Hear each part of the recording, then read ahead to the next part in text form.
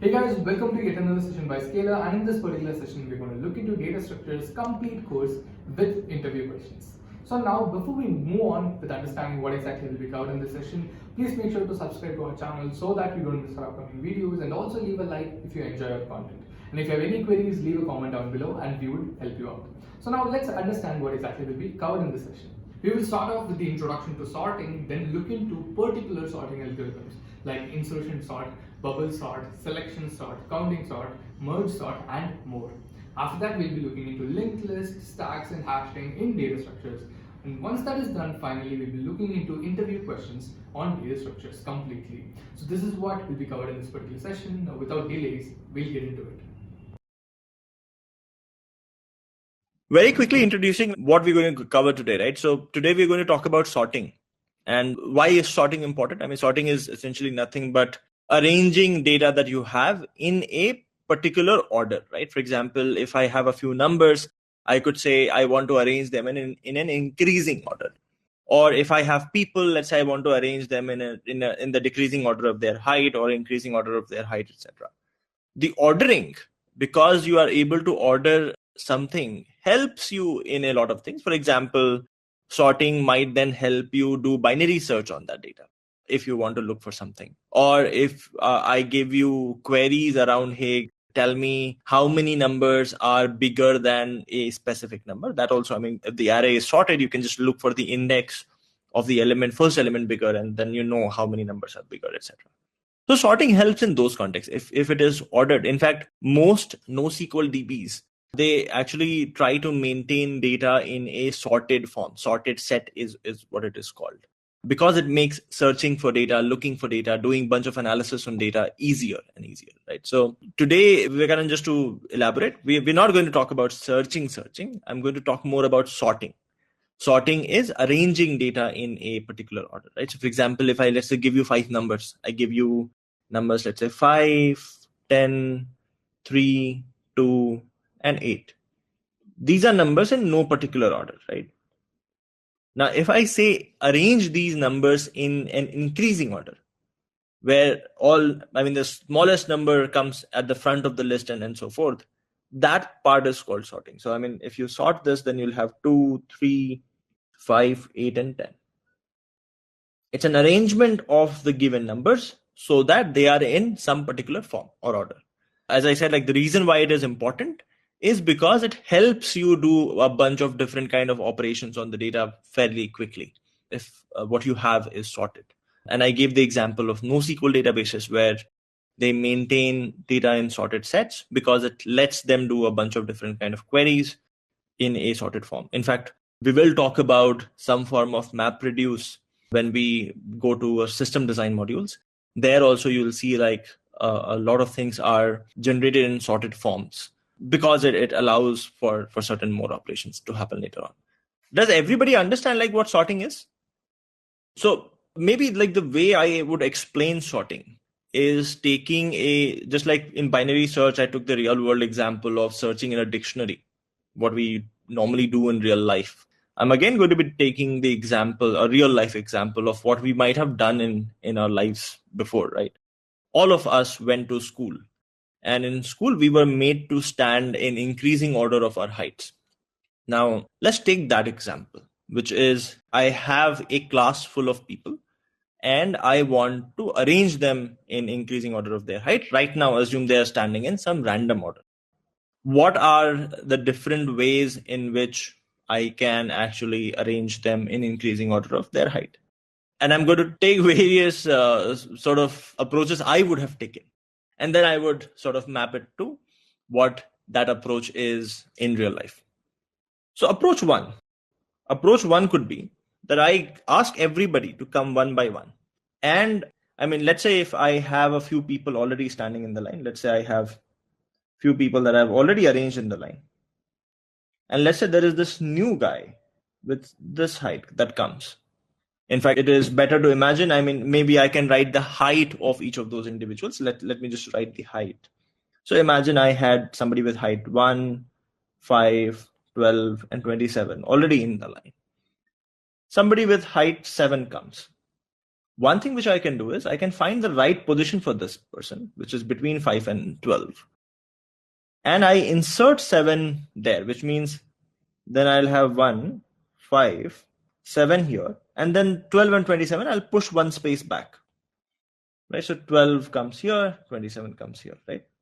And then as people keep coming, let's say there is a person called 32, I'll figure out where 32 should lie here.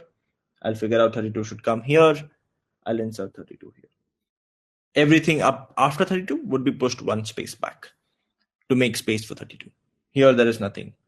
This is called insertion sort. This technique where I get numbers, I figure out what is the right location for them. I can do that through binary search, or I can do that through a linear scan. Either is fine. Once I find out what their location should be, I shift all of the other numbers one space to their right, and then insert this number, new number, at the new location. Now, that is called insertion sort.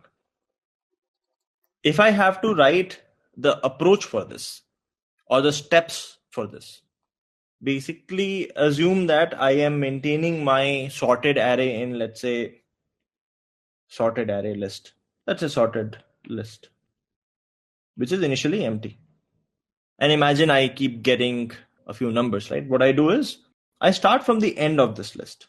For example, here, if I had 1, 5, 12, and 27, and I wanted to insert 7, I'll start from the end. Is 7 already bigger than 27? It is not. So what I would do is I'll shift 27 one space to its right. So imagine this was the array. I have one space left here, so I'll shift 27 to its right. So 27 comes here. Then I go and again check 12. Is 7 bigger than 12? No, it is not. So I'll shift 12 to one space to its right. 12 comes here. Then I check the next number, which is 5. Is 7 bigger than 5? Yes. That means this is the location of 7 and I insert it here. That is, I keep doing this with every new number that I encounter, and that makes for what is known as insertion sort. What is the best case complexity here? Best case time complexity here. And what is worst case time complexity here? Best case for sorting. Order 1 would be the time complexity of inserting a new element, best case, right? Because you start with 7, you'll find that, let's say the new element that we are inserting in this new array, let's say that is 32. Best case is I look at the first element and I find that 32 is bigger than that, and therefore 32 just gets inserted here. It is for the addition of the last, like the new element. Order 1 is the best thing that you can do, but you'll have to add n such elements. So therefore, if you do order 1 for n elements, you will end up with order n best case complexity. So in the best case, insertion sort will take order n time. What is the worst case? When do we get the worst case? What is the worst case, and in what kind of data would we get worst case? If the array was reverse sorted, which means if, let's say, I was giving you numbers, I first give you number 5, you insert 5. Then I give you 4. You insert 4 here, right? Because you'll have to shift 5 1. Then I give you 3. You'll figure out that actually 3 is smaller, so you'll shift 5 here, and you'll shift 4 here, and then 3 comes here. Then I give you 2. You'll again shift 5 here, you'll shift 4 here, you'll shift 3 here, and then 2 will come here. And then again, you'll do one more shift and to get 1 in if 1 is the next number, right? This ends up taking, for the first number, you take 1 step. For the second number, you take 2 steps. For the third number, you take 3. And for the fourth number, 4 and 5 and 6 and so forth. So this becomes almost order of n square. So worst case, this might take order of n square when the numbers are sorted in decreasing order. A very interesting question, which is, does the time complexity affect if we take linked list? There are 2 parts here, right? One is, there are 2 things that we're looking for. One is, what is the right index where this new number should go? And the second is shifting greater numbers to make space. One place right. So your linked list will save you on this time. So this time will become 0. However, finding this 1 in a linked list because you can't really jump to a random location. You'll have to do a linear scan to figure out where the number should occur. Right? So that might still end up taking order of n square, because searching for the right index, the step number 1, that might end up taking order n. You can't apply binary search in linked list because you can't just jump to a random location in the linked list. Right now, the way I explained insertion sort was that you were getting a stream of numbers and then you're sort of sorting it by putting them in the right location. Now, whatever I said, that can also be applied to an existing array as well. Let me explain. Right now, the way I detailed insertion sort is by saying that, like 5, I am getting 5, then I'm getting 4, then I'm getting 3, then 2, then 1. Imagine I was already given an array, right? So imagine I had the array as, let's say 5, 8, 3, 2, 18, hypothetically, right? And I asked you to sort this array in place without using extra memory. I do not want to use any extra memory. Can you sort this array without using extra memory? Insertion sort. So I don't again have the flexibility of creating a new array. I am doing this in place. How do we do that in place? Even when you're doing in place, imagine I start from 5, right? So first I'll start with 5.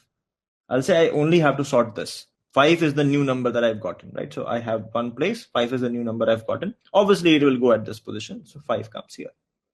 Then I go to the second number. And I say, let's put this in a temporary variable. Temp is equal to 8. Now, 8 is the new number I'm trying to insert in the first 2 locations, right? So first I'll compare with 5. Is 8 already bigger than 5? Yes, it is. So it will come here. Then I look at sorting the first 3 numbers. I pick 3. So I delete 3 from here, imagine. And this 3 is the new number to be inserted. So first I check with 8. Is 3 bigger than 8? No, it is not. So 8 will come here. Is 3 bigger than 5? No, it is not. So 5 will come here. And then 3 gets inserted here.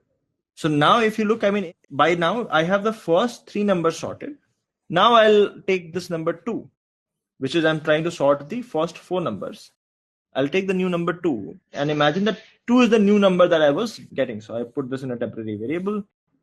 I'll do the same comparison. Is 8? No. So 8 comes here. Is 2 bigger than 5? No. So 5 comes here. Is 2 bigger than 3? No. So 3 comes here. And then 2 comes here. And then finally 18 is bigger than 8. So 18 will directly come here. Does that make sense? So same approach. All I'm doing is I'm saving on the additional space if an array is given to me already. The worst case time complexity is still the same. Nothing has changed in the approach. I'm just using the same space that was there in the array instead of creating a new array. Okay, so if we apply binary search for position, it will contain more computations, right? Finding plus swapping. Yes.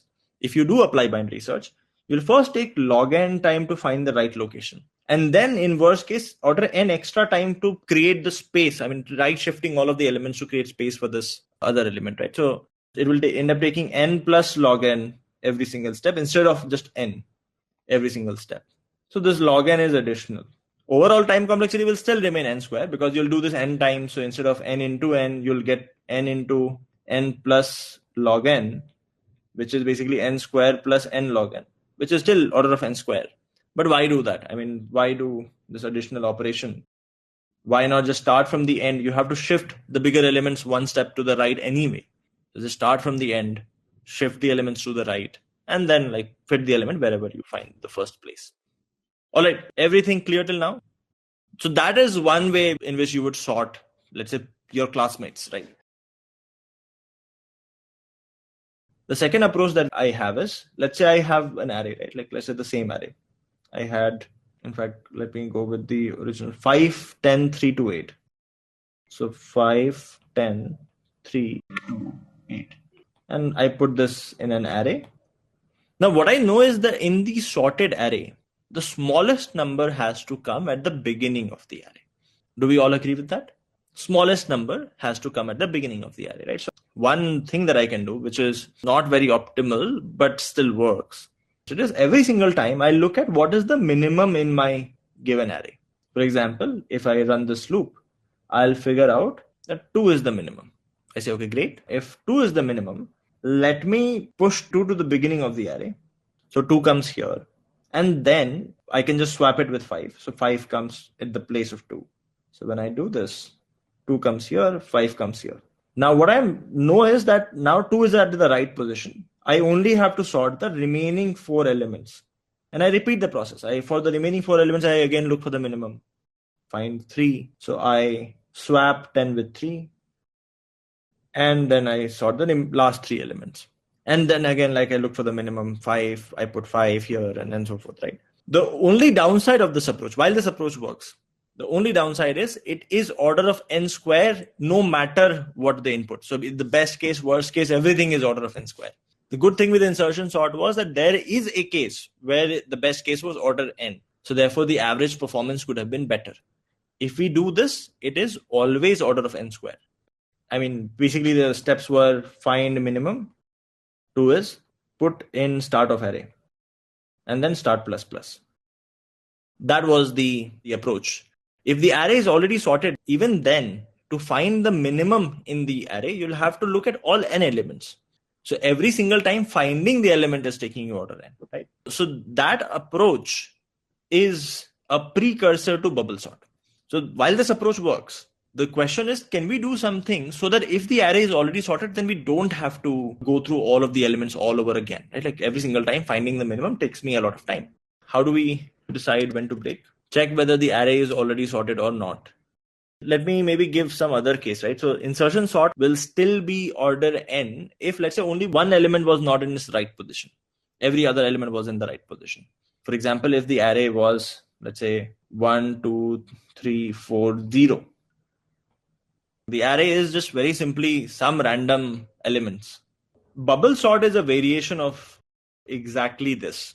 Bubble sort is, as the name suggests, it is like bubbling something to the top, right? So what you do is you compare all adjacent elements one by one. And wherever you have a pair of numbers, so what you do is, for example, let's say people are standing in some random order in the line, right? So for example, I have people standing as 5, 10, 3, 2, 8. Let me just write it like this: 5, 10, 3, 2, 8. My objective is somehow bubble the smallest number 2 to the top. So what I do is I say the last person standing in the line, hey, you compare yourself against the next person to you.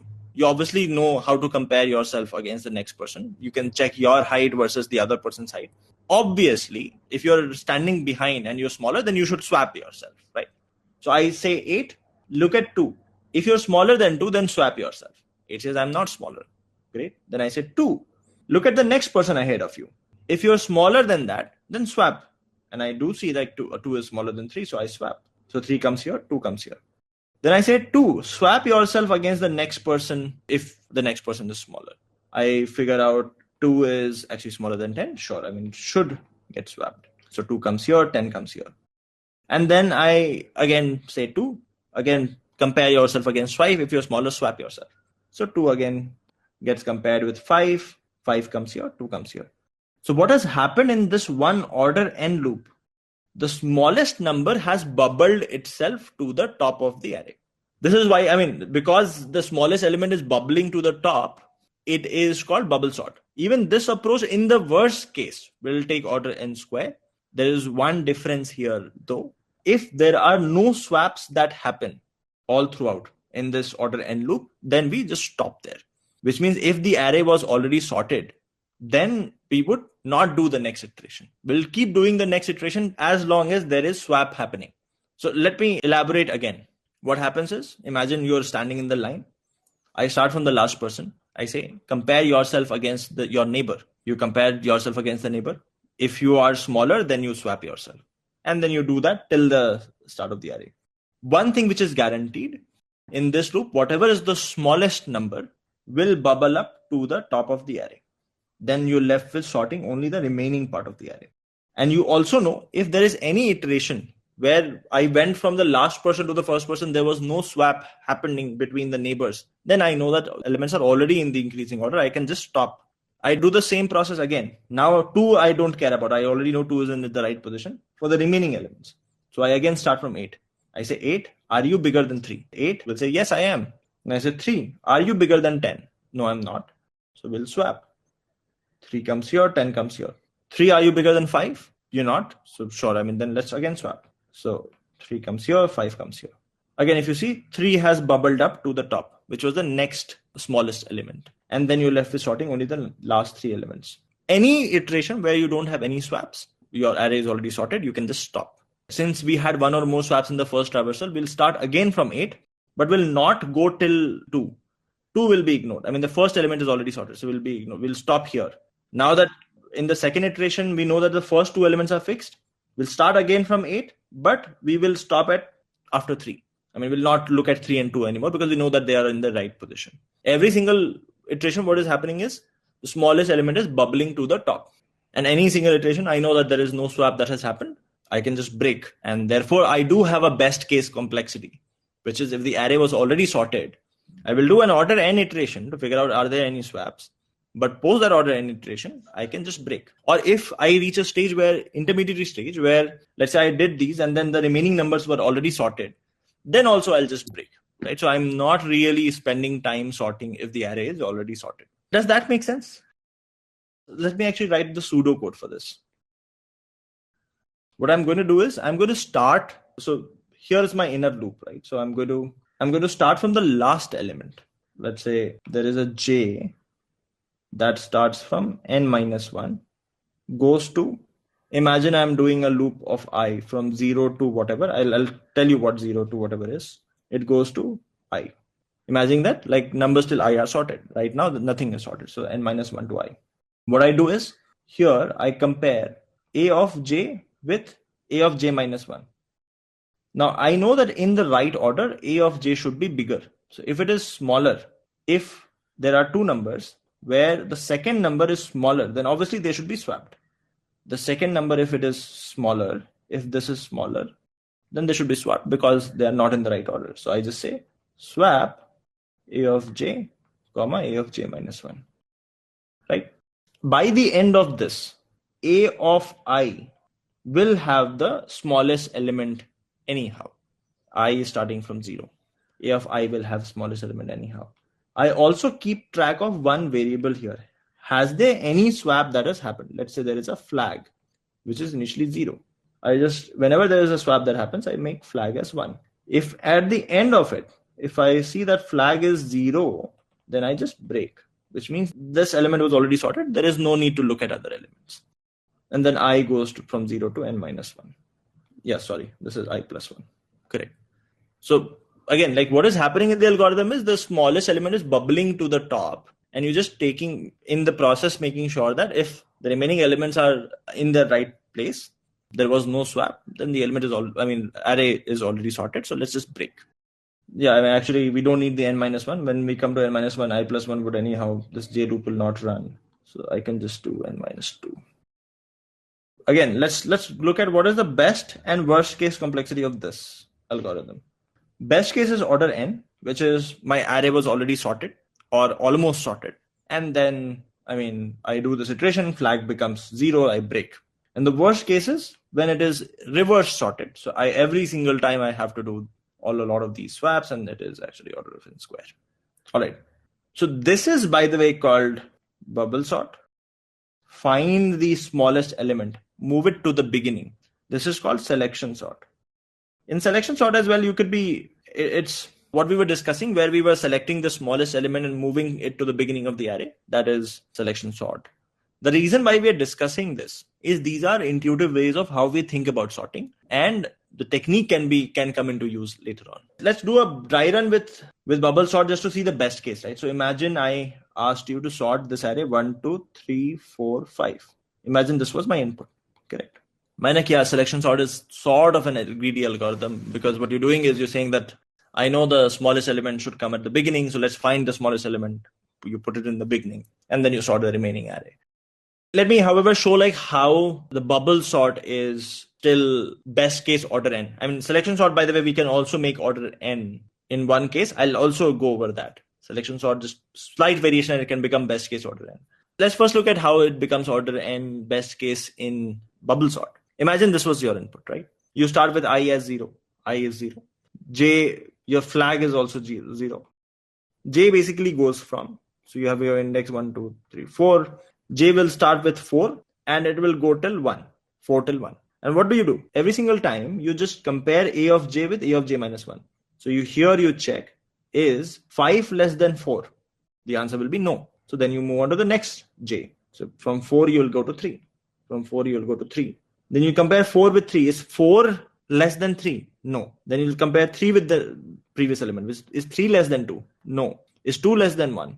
No. So at no point this if condition gets executed. So there is no swap, and therefore flag never becomes equal to 1. So when this loop finishes, when the j loop finishes, you come to the point where flag is still 0, and therefore you break.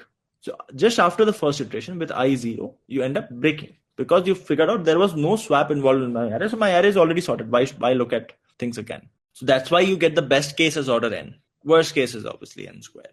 Now let's look at what is the case, or like how do we make sure that even my selection sort, which is like very greedy like, can I modify it somehow so that also becomes or best case order n? Let's see.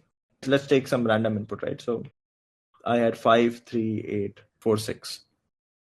Now the way selection sort works is you go from the beginning, you look at this, you try to find the minimum element in the array. This is the approach just before bubble sort that I had talked about.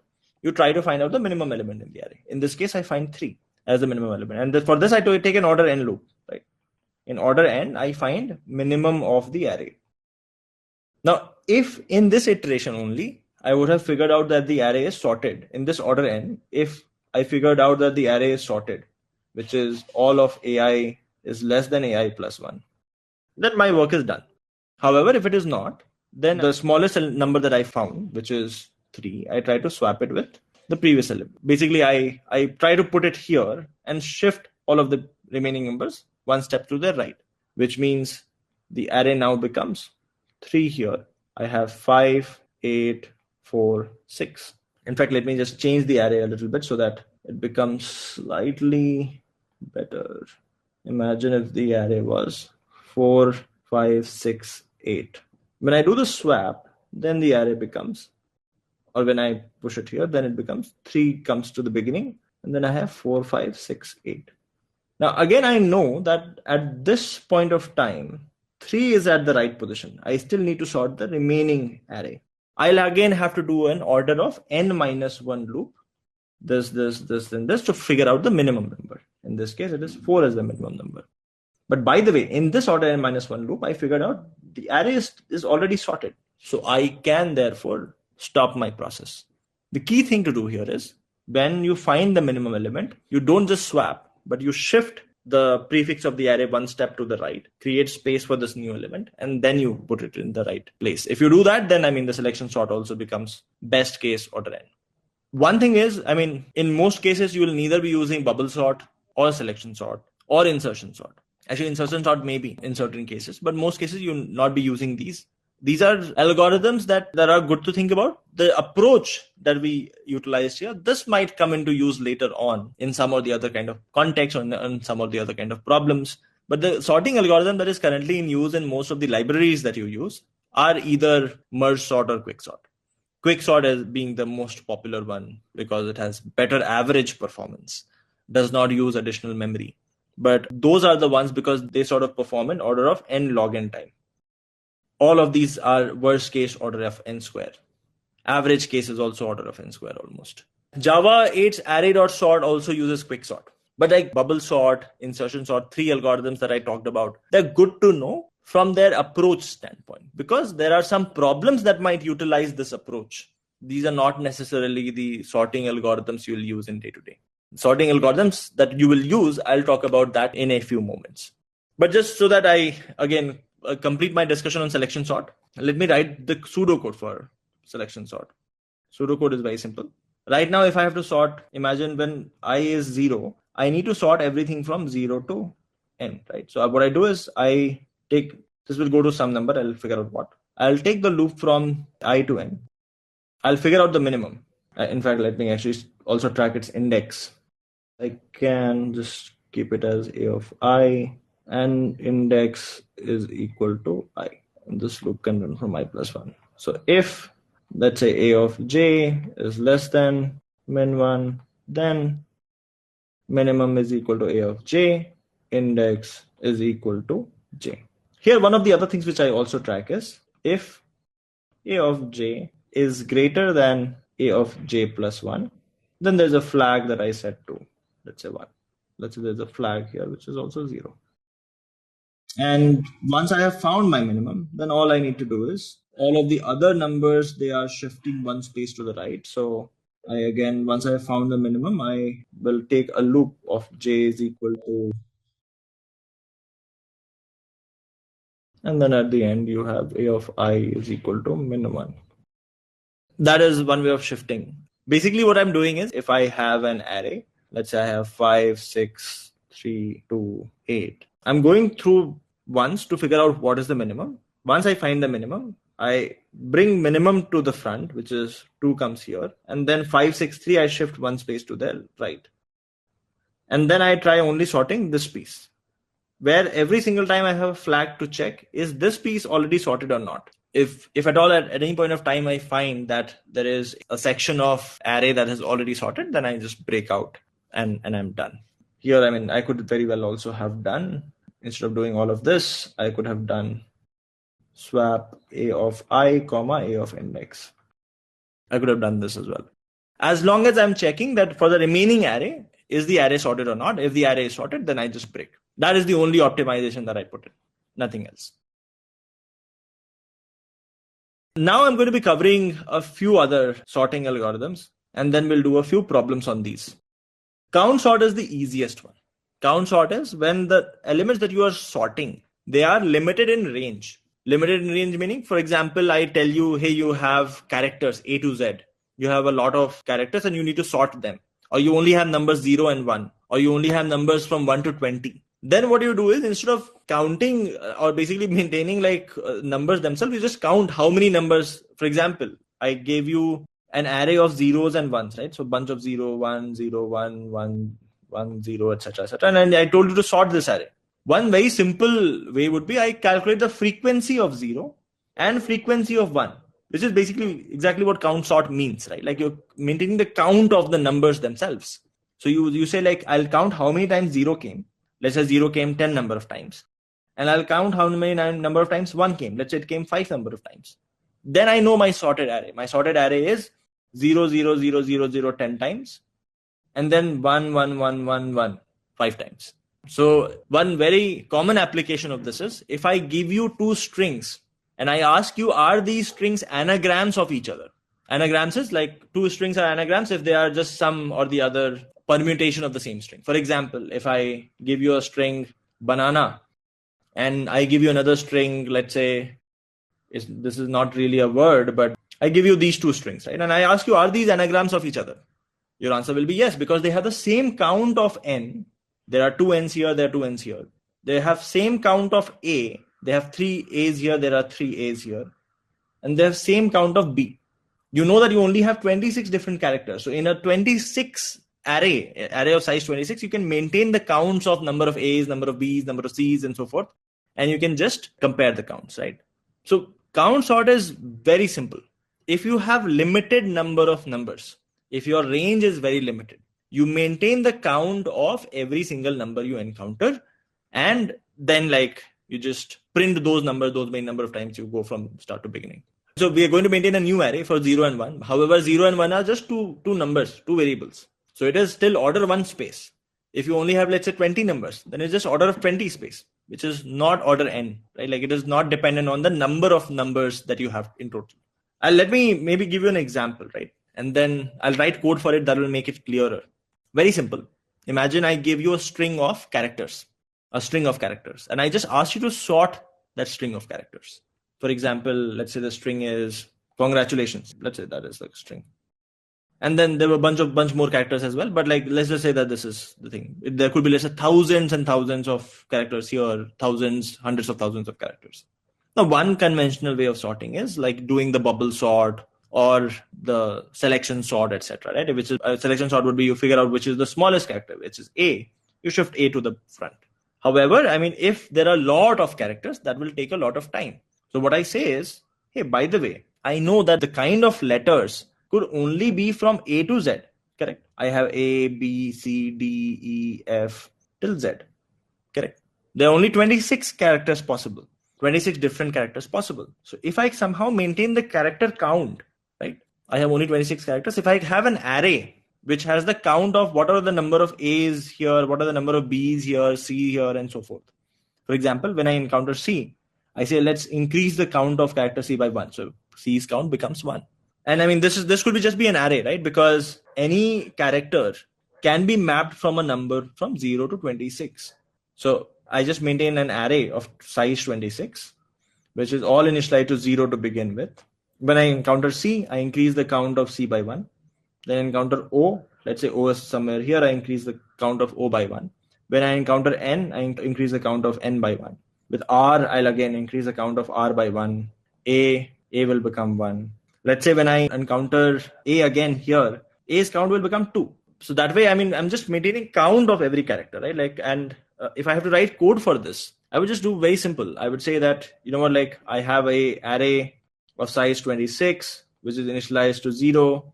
This is C++ format, but like Java, etc., it will be similar. And then I just say, you know what, like, let's assume that the character is CH, and I go over this string str, and I just say that ARR of CH minus A, which will now give me a number from 0 to 26 plus plus.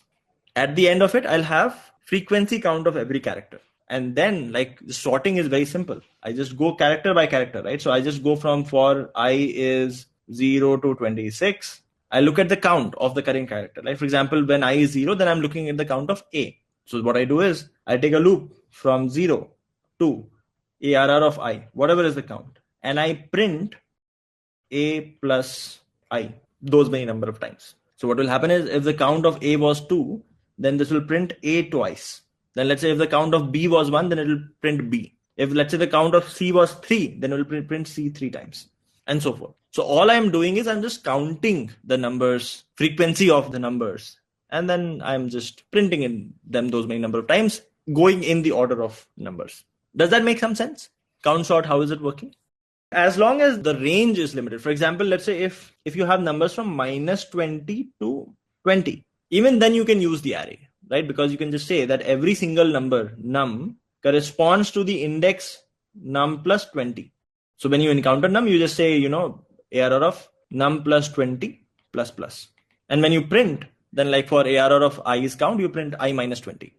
In general, if you see for doing this, if you have a range of numbers, let's say the range is R, count sort takes order of R memory, right? If the range from min to max of the array, if the range max minus min, if this is R, then it takes you order of R memory, right? Because you need those many number of counts variable, right?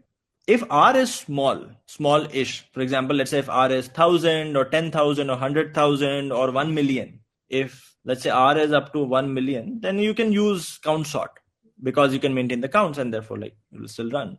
However, let's say if the numbers were not limited, if there could be any integer, then you can't use count sort. Count sort is only applicable when the numbers are limited in the range. As I showed with counting characters in a string, because characters are limited. Characters can only have 26 different values. So it is not done in place in the sense that you're still counting the number of A's, number of B's and C's, and then you can fill it in the same array. For example, if you said, tell me here instead of printing A plus I can just say, you know what? Let's have an index variable, which is 0. And I have, let's say my original string was str. I can just say, you know what? Str of index plus plus is equal to I plus A. I can fill it in the same array instead of printing, but I mean, you'll still have to maintain counts, etc. Merge sort is if imagine you had to sort a deck of cards. One possible way, which is, by the way, also called divide and conquer, could be that I break down this deck of card to half deck of card and half deck of card. So I divide into two parts, right? Like half goes, let's say, to the left, half goes to the right. I sort those individually, right? So half deck of cards, I sort them somehow by some magic. And right side also I sort somehow by some magic. So now I have two sorted deck of cards. I have two sorted deck of cards. Now the problem becomes, if I have two sorted deck of cards, can I merge them so that they still remain sorted? Imagine, let me give you an example, right? So let's say I have an array 2, 3, 5. Let's say I have another array 1, 6, 8. If I was given these two arrays, can I merge them into another array which is completely sorted? Is that possible or not? If that is possible, then this could become another algorithm, which is like whenever I need to sort an array, I can divide it into two parts, recursively sort them, and then I can merge them. So merge becomes the important step. The question is, I have given you a problem. You have two arrays, not necessarily of the same length. Let's say this is of size A, this is of size B. Can you create another array of size A plus B where all of the elements come from A or B and they're all sorted? Is the question clear? Like you have some A number of arrays in array A, you have B number of elements in array B.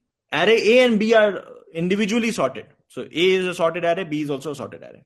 You have to merge them into another sorted array. How would you do that? Basically, if I have been given two numbers, let's say I have an array A, 2, 3, 5, and I have an array B, which is, let's say 1, 4, 8. And I have to create a sorted array, right? Which is of size 3 plus 3, which is 6.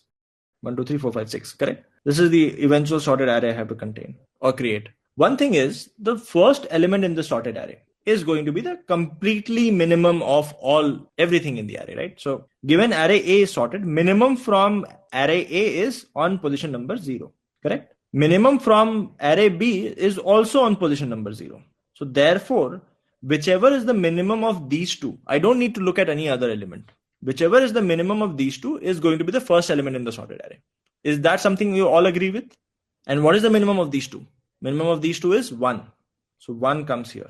Now, if I have inserted 1 here, then it is as good as saying that now I remove 1 from B.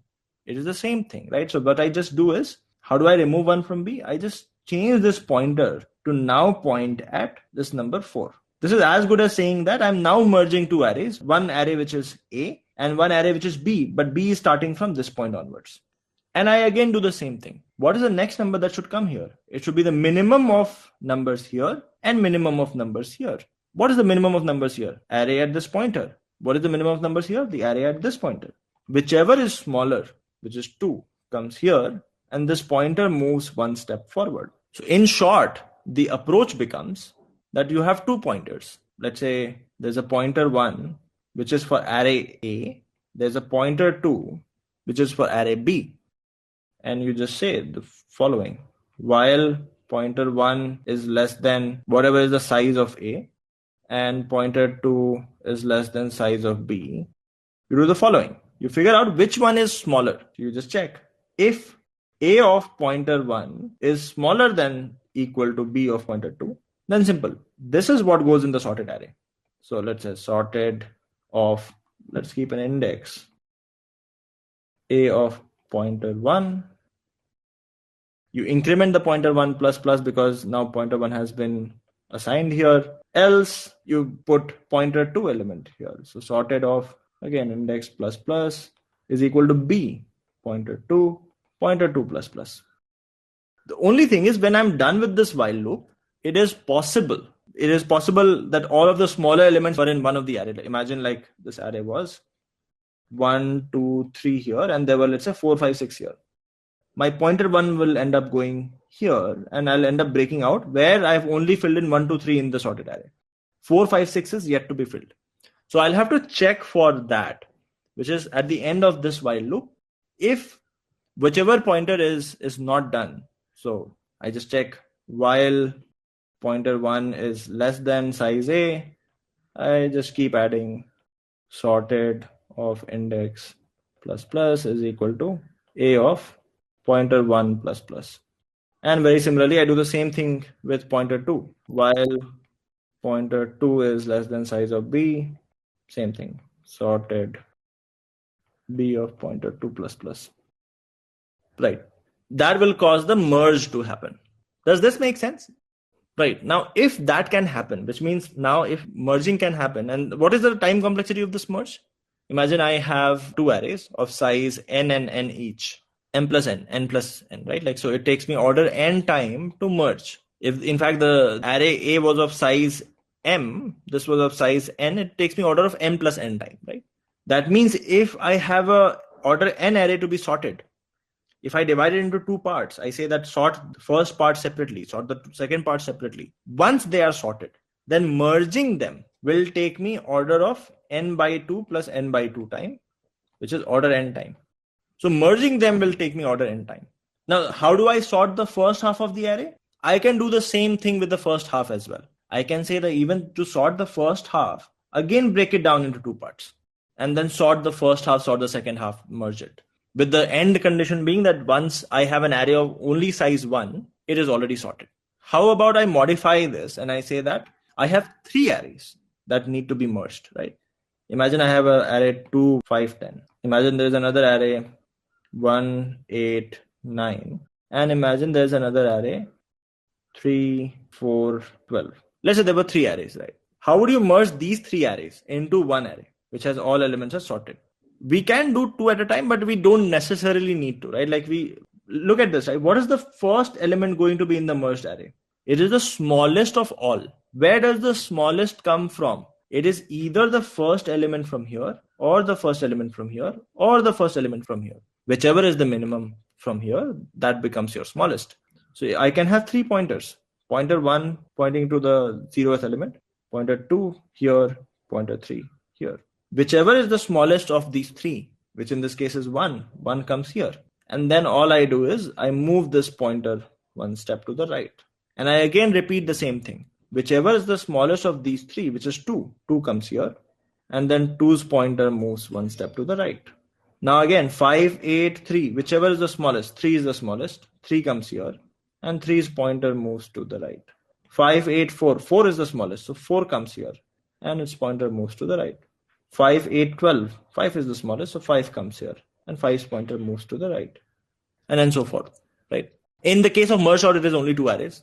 An extension of the previous question. Then instead of 2, if there were 3 arrays, how do you go about merging 3 arrays? I mean, you can merge 2 arrays at a time. You can merge these 2 at a time, and then you end up merging these 2.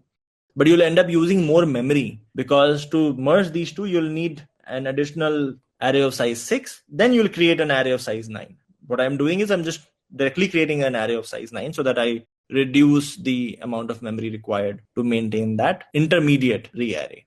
Also, I reduce a step. Okay, all right. Coming back to the merge sort. How does merge sort work? As the name suggests, it's divide and conquer, which is basically, now that I know that I have the superpower of taking 2 sorted arrays and merging them, what I can do is, given an array A, I sort the first half. So sort A to 0 to n by 2, sort A of n by 2 plus 1 to n, and then merge these guys. That can become my approach. And this, how do you sort the first half? This also can happen in the same way, where you again divide into 2 parts, 0 to n by 4, and then n by 4 to n by 2, and again, then you merge, etc., right? And if I have to write code for this, it becomes fairly simple, which is, let's say if the question was, how do you sort array A from index I to index j? If obviously like the size of the array is already 1, which means if j is equal to I, let's just put that, then your array is already sorted, so you can just directly return.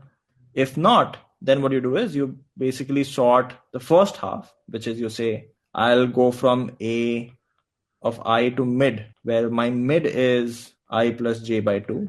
Then I'll sort A from mid plus 1 to j. And once these 2 guys are sorted, then I will need a temp array where I'll merge the array from I to mid and mid plus 1 to j.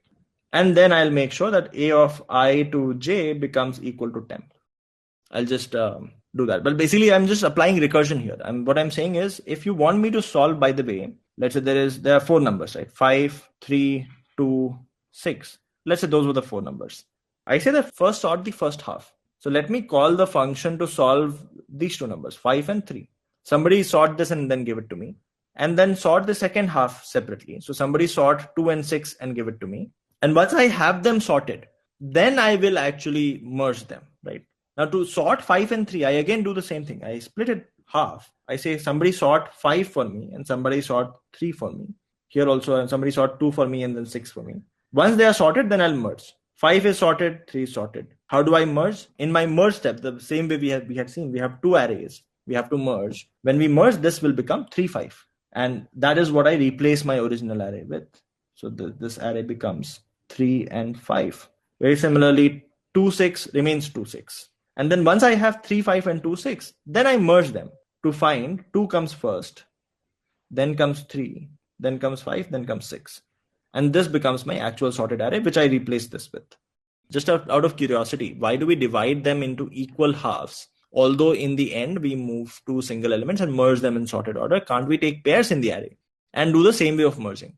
Let's say I have more numbers, right? So imagine I had 5, 6, 8, 1, 2, 13, 15, 12, 3. How many do we have? We have 4. And let's imagine I remove 12 from here.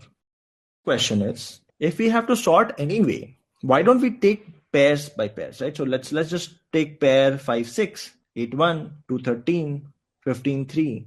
And let's just first sort them. So we end up sorting them. And for example, we end up finding that this is 5, 6. This becomes 1, 8. This is 2, 13. And this becomes 3, 15. Right? Now, the problem is like we've done pairwise sorting, but the array is still not sorted. Then we'll have to do sorting of 4 elements each, right? How do we do that? We say that, you know what, like there are first 4 elements here. The first half is sorted. The second half is also sorted. Let's merge somehow, which again, I'll take another array and then I'll merge, etc. So this will get sorted. Then I'll do again the same thing, which is I take 4 elements, half is sorted, and I'll do the same thing. And then finally, I'll look at all of the 8 elements. So you're going just in the reverse order. What I just said, you're just going in the reverse order, which is also correct. It's just harder to code because the previous approach can be coded using recursion, which I'll just show. In your approach, what you're doing is you're building bottom up, right? Like you're sort of saying that let's first sort all pair of elements. Once they are sorted, then let's look at all 4 size elements. Great. Once they are done, then let's look at all 8 size chunks. Once they are done, then look at all 16 size chunks and then 32 size and then 64 and so forth. Right? And finally, I'll have the entire array sorted, which works. It's just harder to code. What I said was the other way around, that instead of going from 1 to 2 to 4 to 8 and so forth, let's start from n. Let's divide that into n by 2 parts, then n by 4, then n by 8. And I'll finally reach the 1 part anyway. And then my recursion function will keep returning and I'll have the eventual answer. So if you look here, my recursive function, this will do the same thing. My recursive function here will also do the same thing. Let me also just write it as merge step. So what is happening is, if I have an n-sized array, I'm dividing it into 2 arrays of size n by 2 each, n by 2 each. I'm sorting it using the same methodology, which is this n by 2 will create arrays of size n by 4, n by 4. Here also, again, same, n by 4, n by 4. These will create arrays of size n by 8, n by 8, again, n by 8, n by 8, same thing. And this n by 16, n by 16, and so forth. How many levels will you have here? I mean, we go from n to n by 2, n by 2 to n by 4, n by 8, 4 to n by 8, n by 8 to n by 16. How many levels? Log n levels, right? So in every level, n is becoming half of what it was. As we have seen the same pattern in binary search, etc., etc. I mean, as you go, if n is becoming half of what it was, it takes you log n steps to finally come to 1. At every step, what is happening?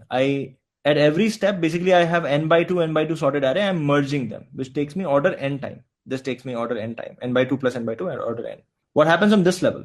These 2 guys merge and it takes them n by 4 plus n by 4, which is n by 2 time. These 2 guys merge and it takes them n by 2 times. If you add them up, it will take you order n time on this level as well. Very similarly, on the other level as well, where you have n by 8, there are 8 instances of n by 8. It will again take you order n time. So the total time taken on every level, it takes you order n time. There are log n levels. The total time taken is n log n. That is an intuitive way to understand. I can also explain the mathematical way of explaining this. But the intuitive way of understanding the time complexity of merge sort is that on every level, you're doing one merge. The merge is order n. Number of levels is log n. And therefore, in fact, if you look at Arvind's approach, if you were to implement it, in every iteration, what you're doing is you're first creating pairs. and you're merging the pairs. Takes you order n time. Then you're looking at all four blocks, right? Like blocks of 4 each. In one order n operation, you will have sorted blocks of 4 each. Then in again one order n operation, you would have sorted blocks of 8 each. And you'll keep doing that till you cover the entire array. So the number of steps to cover the entire array would be log n, and every single iteration is an order n iteration. So it takes you an order of n log n. I can explain the math behind it as well. Is it n log n in every case? Best case is, sure, I mean, you can probably put an optimization there that if the array is already sorted, if a half is already sorted, you don't need to do all of the splitting, etc. So best case, you can still make order n. But yes, worst case is order n log n. Worst case, it takes you order n log n. And you can put a check to make sure that you're not doing the entire splitting, etc. if the array is already sorted. All right. What is the space complexity of merge sort? So if you look at the implementation here, we are allocating this additional memory temp to calculate this merged part, right? Why? Because when we are merging two sorted arrays, we need this temporary space where we put in the result, which is not a part of the original array. This is additional space. If I have to look at this tree, in this n by 2 part, I would have taken a temp array, which was of size n by 2. Here, I would have taken a temp array, which was of size n by 2. In fact, let's look at total space allocation, right? So this n by 2 will make a call to n by 4, 8, etc., etc. So this is a log n stack memory space. Plus, in each of these, so imagine I was sorting this array of size n. This will end up calling for n by 2. This will end up calling for n by 4, n by 8, and so forth. In each of this, I would have a temp array allocated, which will be freed as long as, I fill it back, right? So this temp array here is of size n by 4. As soon as I am done, then this will be freed. Then I come back here. Here it will be of size, additional size of n by 2. As soon as I'm done, it will be freed. And then I'll come back here and I'll have a temp array additional size n. So maximum space that I end up using additional is I have log n stack of recursion, plus I have this additional order n size array that I might have used, which is my temp array. So order n extra space is what we end up using apart from the array space. So space complexity becomes order n. Time complexity becomes order of n log n. There's one more way to, by the way, calculate time complexity.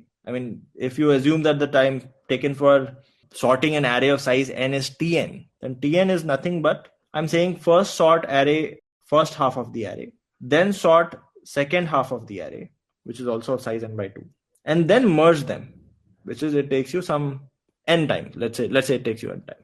This is basically saying 2 times t n by 2 plus n, right? If you break it down further, your n by 2 is 2 times t n by 4 plus n by 2, which is the same as 4 times t n by 4 plus 2n, which you'll see will finally come to 2 to the power I t times n by 2 to the power I plus n into I. This is just a little mathematical. Therefore, I explain the intuitive way first, which if you want this to become equal to 1, I becomes log n. So you have n into t times 1 plus n into log n, which is n log n. This is how Master's theorem actually works. I'm just elaborating that, expanding that equation. Even if you don't know about Master's theorem, that is fine, as long as you understand the intuition of why it is n log n. Because in the recursion tree, there are log n levels. On every level, I'm using order n time. So time complexity becomes order of n log n. Space complexity becomes order of n. Is there any way without using the extra space? So actually merging two sorted arrays without using extra space in order n is not possible. That becomes the blocker, right? So if you can merge the array in place without using extra memory, then your problem would have been sorted. But the problem is merging without extra memory is the issue. All right, does this make sense? Merge, sort, space complexity, time complexity, all of that. All right. Today we'll be talking about quicksort, and today we'll be solving a lot more problems actually. By the way, I just wanted to maybe also share one news with all of you. Today was the first case when one of the fellow students at Scalar has gotten an offer as a CTO at one of the energy companies, which is a fairly big company now, right? And that the reason why I'm sharing this with all of you is to show you that, look, I mean, learning matters. I mean, and like, again, I can't disclose the exact salary of the person, but it is in a few CRs. We're not talking about lakhs, right? So the thing that matters at the end of, I mean, that is basically the North Star for all of us. He's 30 something, but like, we all should focus on the learning aspect. As long as we do that, eventually all of us will succeed. We'll go and build really, really great things in the future. He is part of Scalar Academy and not Scalar Plus. And I can't disclose the name of the company. And I'm sure like that news will come out later on. It will be shared with all of the community as well. Once he joins, it's still sort of confidential. But just letting you guys know, I mean, look, it is important that all of us focus on learning. As long as we do that, I mean, obviously, like, what you find later on is going to be a function of what you know at present, plus like some bit of experience. I mean, so again, just to also elaborate, this person is not somebody who is very young. As I said, like, he's 30 plus, already has more than 7-8 years of experience, actually has more than 10 years of experience. But as long as you keep learning the right things, you'll keep moving forward, right? And that is, all of us should just aspire to become 1% better every day. That being said, back to what is the agenda for today. Today, we're going to actually talk about one sorting algorithm, which is actually used in most libraries that you use, be it in Java or Python or C++. The sort function that you use, they all use a different algorithm, which we will talk about today. But instead of talking about the algorithm, which is, I believe, not the right way to introduce a concept, what I'm going to do is I'm going to give you a problem, a real life problem that you may take an attempt at solving. And then we'll use that to maybe introduce the approach. So imagine this. Imagine you have a bunch of nuts and bolts. You have nuts and bolt, right? So nuts basically look something like this. And then you have bolt that is basically a circle that fits into the nut. The nuts and bolt, and usually like they're created in pairs, right? So you have a nut of a size and then the bolt actually clearly fits. If the nut and bolt are of the same size, then they fit. Now imagine you have a lot of nuts and lots of bolts. And you are given that every single nut is of unique size. It is, every single nut and bolt are of different sizes. So none of them have the same size. And you're also given that every nut has a corresponding bolt. One fact that is given is every nut has corresponding bolt, which means they both fit each other. 2 is no two nuts have same size. So they're all different sizes. However, it is very hard for you to just visually differentiate which one is bigger or which one is smaller. So what do you do? What do you do is, like, if you pick a nut and you pick 2 bolts, if the bolt is loose, then you know that the bolt is bigger. If the bolt is not going in, then you know that the bolt is actually smaller. Now the problem is, given that info, can you sort all of the nuts and bolts in increasing order of their size with the right nut and bolt paired up? Currently, they are all just in disarray. You have a table full of nuts and bolts. You don't know which one is paired up with which one, right? One is, how can you arrange that? And 2 is, how can you do it as fast as possible? Let me explain again, right?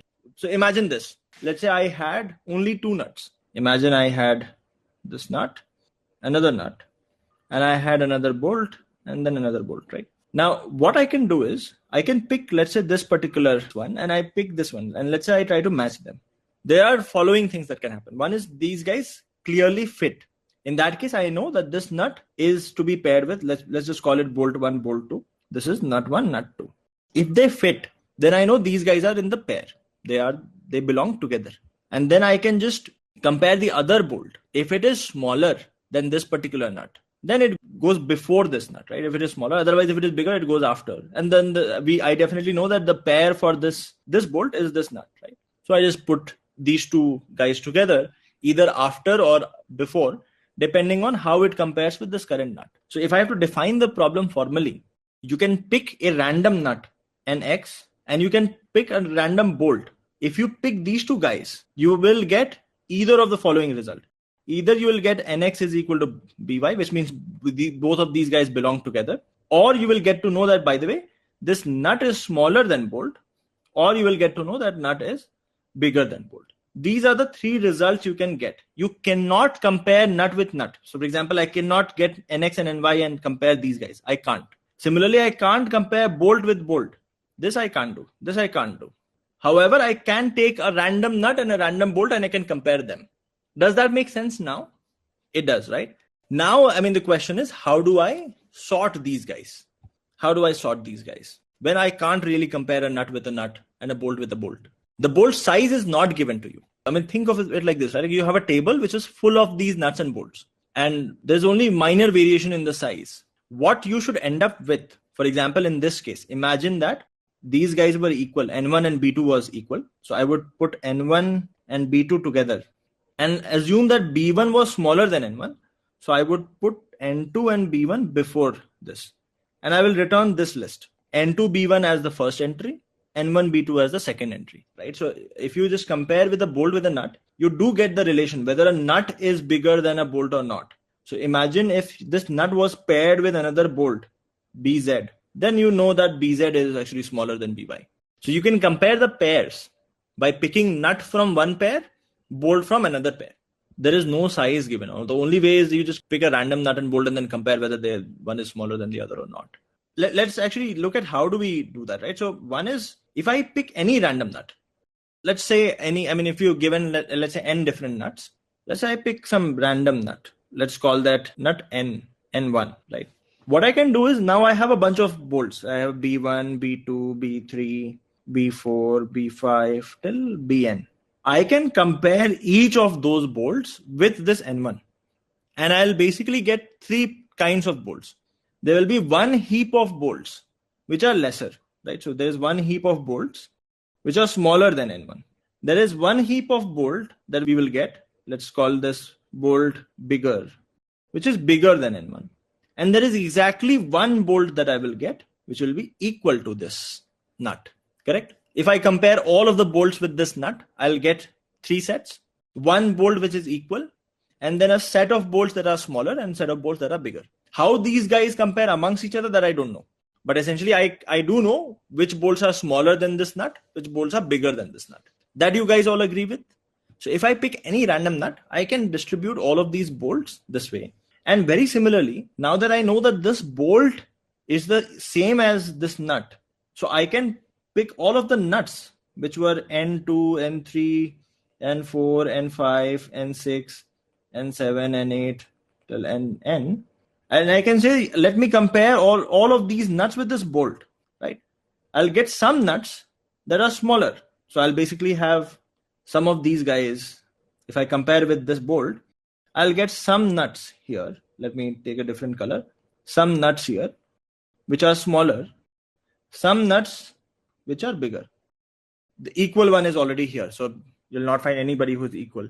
So what we have done is we first started with one nut, right? And then we use that to break all of the bolts in three parts. One bolt which is equal, a lot of bolts that are smaller, a lot of bolts that are bigger. And then once we found the equal bolt, we use that bolt to actually split the remaining nuts into two parts, smaller nuts and bigger nuts. Now what I know is all of the bolts, smaller bolts, will have their corresponding nut somewhere here. I mean, basically now I have three sets, right? I have a set of nuts and bolt which are smaller. And they are guaranteed to be present in pairs here. Same guarantees holds here. Then I have one pair which is N1, B1. And then I have set of nuts and bolt that are bigger. Now I can actually recursively sort this set separately. And I can sort this set separately. But my problem has now reduced to sorting smaller set of nuts and bolts. And if this set only had one element, then I know that they are already sorted. I don't need to touch them. This is exactly how quicksort works. I'll introduce it very, very shortly. But let me take a few examples just to show how is this working. And that will give you a sense of or sort of some intuition behind how quicksort works. So imagine I was given some random, let's say N1, N2, N3, N4, N5 nuts. And let's say I had random 5 bolts as well. What I'm going to do is I'm going to mark, let's say hypothetically, what the process is going to be like. So what I'll do is in step 1, I'll pick this nut and I'll say, let's compare it with all of these 5 bolts. And we'll find some bolts that are bigger, some bolts that are equal. Imagine, hypothetically, let's say N1 was equal to B3. And imagine that B2 and B4 were smaller bolts. And we found out, let's say that B1 and B5 are bigger bolts. Very similarly, then what I did was that I picked B3 and I started comparing B3 with with all of these guys, N2, N3, N4, and N5. And I would come to know whether they are bigger than B3 or smaller than B3. All of the bolts, again, let's say hypothetically N2 and N3 were smaller, and let's say N4 and N5 were bigger. Now the problem becomes that I know that N1, B3, whenever I sort, is going to be the third element in the set. I have two elements before. I don't know their order, but those two elements have basically B2, B4, N2, N4 as two pairs. And I have two elements after, which is B1, B5, N4, N5 that are yet to be sorted. That is after, right? However, this portion is fixed. I don't need to change this portion. It is in the right position. It is where it should be. I do not need to change this position. This is already in its correct position. So then what I do is I recursively sort the first half. And then once this is sorted, then I'll go to the second half. How do I sort the first half? I again do the same thing. I say, let's pick a random nut. Let's say I pick N2 as the random nut. And I compare B2 and B4 with it. Oh, sorry, this should be N3. So B2, B4, N2, N3, B1, B5, N4, N5. Right. Okay. So then let's say pick N2 as the one nut, right? And I compare B2 and B4 with it. I know that I don't need to compare B1 and B5. They're definitely bigger. I'll deal with them separately. I'm only concerned with sorting these two pairs. So I compare B2 and B4. And hypothetically, let's say I find that N2 is the same as B4. So I find these guys are equal. And hypothetically, let's say I find that B2 was bigger. I know that B2 will be paired up with N3. So I put it as it is. These guys are sorted now. Then I have N1, B3. And I do a very similar process here as well. I pick any one of these guys. Let's say I pick N4. And hypothetically, let's say N4 pairs up with B1. And I find that B5 is smaller. So therefore, B5 will come here. The pair of B5 is N5. That will come here. So this becomes your sorted array totally.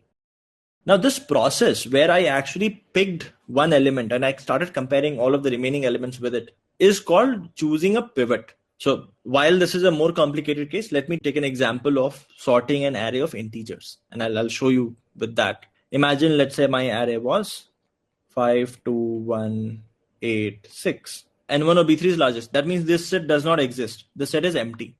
But the remaining set is still smaller set than what you began with. It has now n-1 bolt and n-1 nuts. So you still have a smaller problem to solve. So in every step, you're reducing the size of the problem. So that is actually your worst case where you will end up taking n square time. But still, I mean, that still gets you to your answer. So at each step, one of the pair comes at its right place. Let me just elaborate that with this array as well. So in the quicksort process, what you do is you pick one element, any random element, to be the pivot. For example, I say that I want to pick 5 as the pivot. So what you do is, the first part is you count how many numbers are smaller than 5, right? So you basically, let's say, have 2 is smaller, 1 is smaller, 8 and 6 are not smaller. That means the right position of 5 is the third position because there are 2 numbers smaller. So what you do is you put 5 here. 1 probably comes here. So your array is basically 1, 2, 5, 8, 6. And then once you have put 5 in the right position, then you compare all of the remaining elements. What you want is all of the smaller elements are on the left side, all of the bigger elements are on the right side, which in this case has automatically happened. But in case it wasn't, what you would do is you would start from here and you would start another pointer from here. The first number that you find on the right side, which is actually smaller than 5, you'll stop there. You'll try to find the first number from on the left side, which is actually bigger than 5. You'll stop there and then you swap those two guys. So in order n, you'll be able to get to a place where all smaller numbers are on the left side, all bigger numbers are on the right side. And then the problem becomes that 5 is in the right position. Now, as long as I can sort the left side of the array and right side of the array separately, my entire array will be sorted. And that I can again do recursively.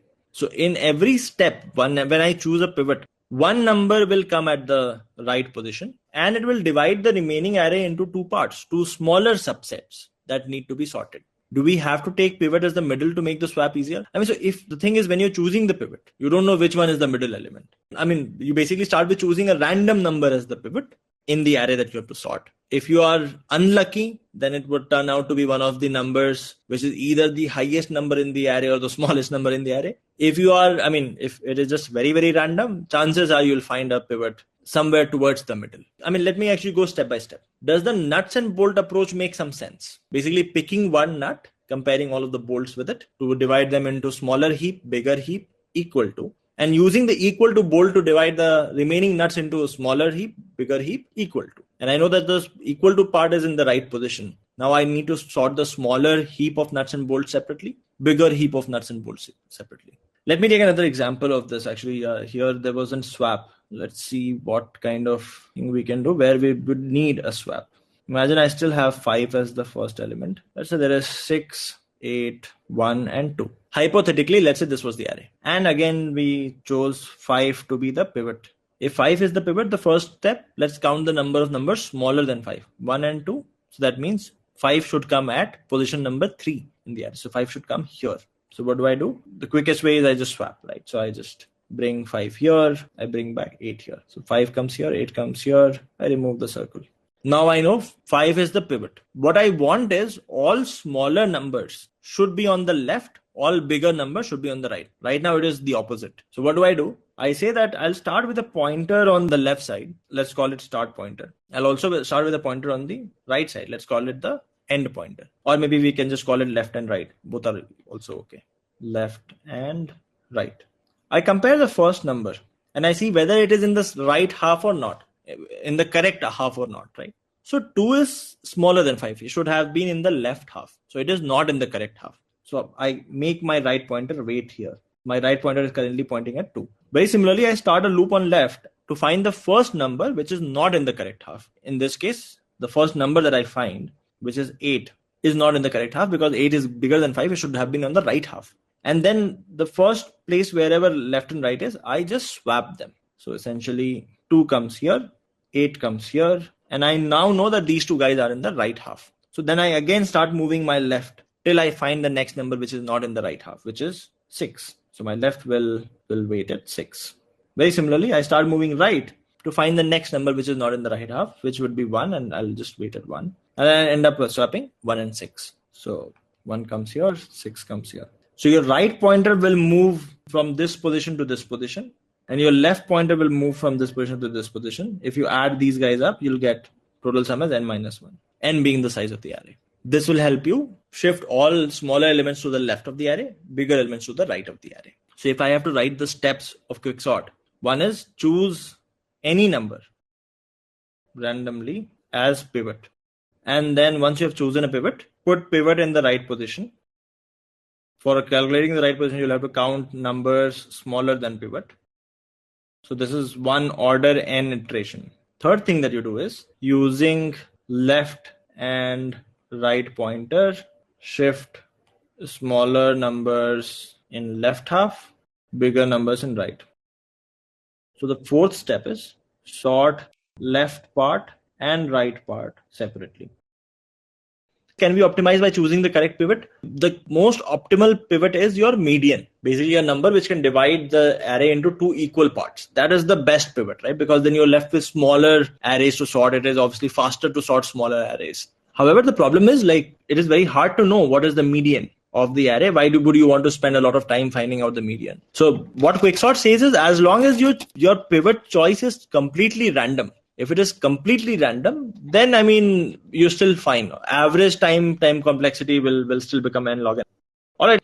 What is the approach behind quicksort? Quicksort is essentially choose a pivot, divide the array into smaller numbers, bigger numbers, sort the smaller number separately, sort the bigger number separately. Your array will automatically be sorted. Divide and conquer. Most of the library functions that you use, they use quicksort and they choose pivot randomly. I'll explain why randomly still works here. The one thing which you will notice is in this entire process, we have not used any additional memory. We did the swapping, etc. in place. So we have not created a duplicate array. All of this is happening inside the same array. That is important because while merge sort also is order of n log n, which we will see with quicksort, merge sort uses additional space, or it requires this separate array where you merge the two arrays, which is additional memory required. So one of the reasons why merge sort is not used extensively, but quicksort is used extensively, is because quicksort does not use additional space. The worst case of quicksort is still really bad. Collections, you also use quicksort. Now, since we don't have random access, how does it work? For example, if you use what you're saying is, let's say if you have implemented the list with a linked list, then how would the quick sort sort of work there? Because here, I mean, if you see in the quick sort, you're not really doing random access. All of your access is still sequential, right? For example, let us go step by step. We say let's choose any number randomly as pivot. I can take a loop till the number because I'll still anyhow have to take an order n loop throughout the entire list to count the number of numbers smaller so that I know what is the right position. I'll have to do that anyway. So I take a linear loop to get to the number. That's fine. I take a linear loop to find out the right position. And again, I do the same thing. I anyhow have to split the numbers into left and right pointer. I can take a linear loop for that. So in all of this case, if you see, I'm not doing any random access. I'm actually going step by step in a linear loop. Let's do what is the time complexity analysis. Let's do what is best case, what is worst case, and what is average case. What is the best case with quicksort? What is the best pivot you can choose? Assuming that the array is not already sorted, what is the best pivot you can choose? Median. Let's say you were very lucky and you were choosing the middle element all of the time. What would happen is if you were given an array of size n, you would put the median in the right place. So median would be in the right place. And then you'll have an n by 2 size array here, n by 2 size array here. You'll need to sort these separately. So what happens is exactly like merge sort. You start with an array of size n. This reduces to sorting array of size n by 2 twice. One on the left side, one on the right side. That becomes, basically time to sort an array of size n is the same as 2 times tn by 2 plus order of n for merging. And this basically comes to order of n log n. So if you are choosing the median as the pivot all of the time, then you end up sorting it in order of n log n. If you are choosing the median as the pivot every time. And by the way, this is probably not the best case. Best case is when the array is already sorted. Best case meaning that if you're given an array and then your median is the best, right? So you end up sorting in order of n log n. What is the worst case? What is the worst kind of pivot you can choose? One end. When your pivot is actually on one of the ends. So what happens is in one step, in order of n, what you would do is you'll end up choosing a pivot that is on one end. So your pivot is here and you'll find all of the other remaining n minus 1 elements are on one side, which means that in one order n loop, you have only fixed the position of one element and you still have n minus 1 numbers to be sorted. And if you keep doing that again and again, if you're extremely unlucky, your time to sort will become n plus n minus 1 plus n minus 2 plus n minus 3 plus n minus 4, which is order of n square. So your worst case becomes order of n square. If you're very, very unlucky that you're choosing the extremes as your median all of the time. Does this make sense? Why is the best case order of n log n? Why is the worst case order of n square? Just in terms of how we choose the pivot. If we are really, really good with choosing the pivot, then we end up choosing the median as the pivot. That means it divides the array into 2 equal halves, which is exactly the kind of thing that we did in merge sort, right? Like you start with an array of size n, you end up with 2 equal halves of size n by 2 each, which you have to sort, which again will split further into n by 4 if you again choose median. This tree will have log n number of levels. On every level, you're doing order n operation. So your becomes the best case. If you're choosing the best pivot, then it becomes n into log n. If you are choosing the median as the pivot, then you'll have order of n log n complexity. That is clear to everybody, right? Okay. What is the worst case? Worst case is when you're choosing one of the pivot. Your time to solve or sort n sized array is in order n, you were able to fix the position of one element. The other n minus 1 still need to be sorted. And if I just expand on what tn minus 1 would look like, it would be n minus 1 plus tn minus 2, which is what? N plus n minus 1 plus what is tn minus 2? N minus 2 plus tn minus 3, which if you keep adding up will become n square. I was not talking about the best case really. I was talking about given an array. If let's say I had flexibility on what I choose as the median. So what kind of pivot? What kind of pivot will give me the best complexity? What kind of pivot will give me the worst complexity? That was what I was looking at. Right. So what is the average case complexity? One algorithm that I wanted to address, which is called bucket sort.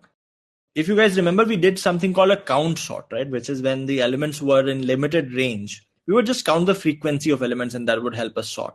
Bucket sort is a slight variant of that. Variant being that if I can categorize numbers into buckets where I know the buckets are sorted in some fashion, then the sorting problem becomes easier for me. Radix sort is exactly bucket sort. For example, hypothetically, let's say you had a lot of numbers. So let's say I had 456, 923, let's say I had 150, let's say I had 268, and let's say I had 12. And maybe I also have 950. Now imagine I was to create 10 buckets. 10 buckets. Bucket 0, 1, 2, 3, 4, 5, 6, 7, 8, 9. Which is for the most significant digit of the number. Let's say the 100th place of the number, assuming that all of the numbers are smaller than 1000. They can be 1 million, 10 million as well. So then we'll choose the most significant bit and we'll keep it the same position for all numbers. If I do that, then I know that 423 will go in the fourth bucket. Most significant digit is 4. Most significant digit here, assuming for all of them, the most significant digit that we're looking at is the third digit from the back. So 923 will go in the 9 bucket. 150 will go in the 1 bucket. 268 will go in the 2 bucket. 012 will go in 0 bucket. 950 will go in the 9 bucket. What I know is, now if I start going bucket by bucket, and I have sorted the numbers within a bucket,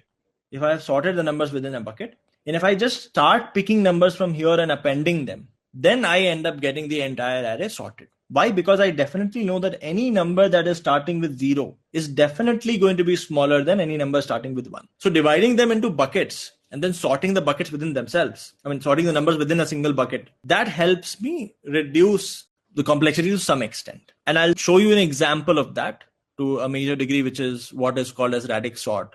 But the idea is, if I can break them into buckets where buckets already have some ordering defined, then my job becomes just simply appending the numbers in the buckets, and that might give me a sorted array. And I'll give you a few examples to sort of talk about what bucket sorting is. And we'll do one problem on bucket sorting as well, which is a hard problem, but we'll do that.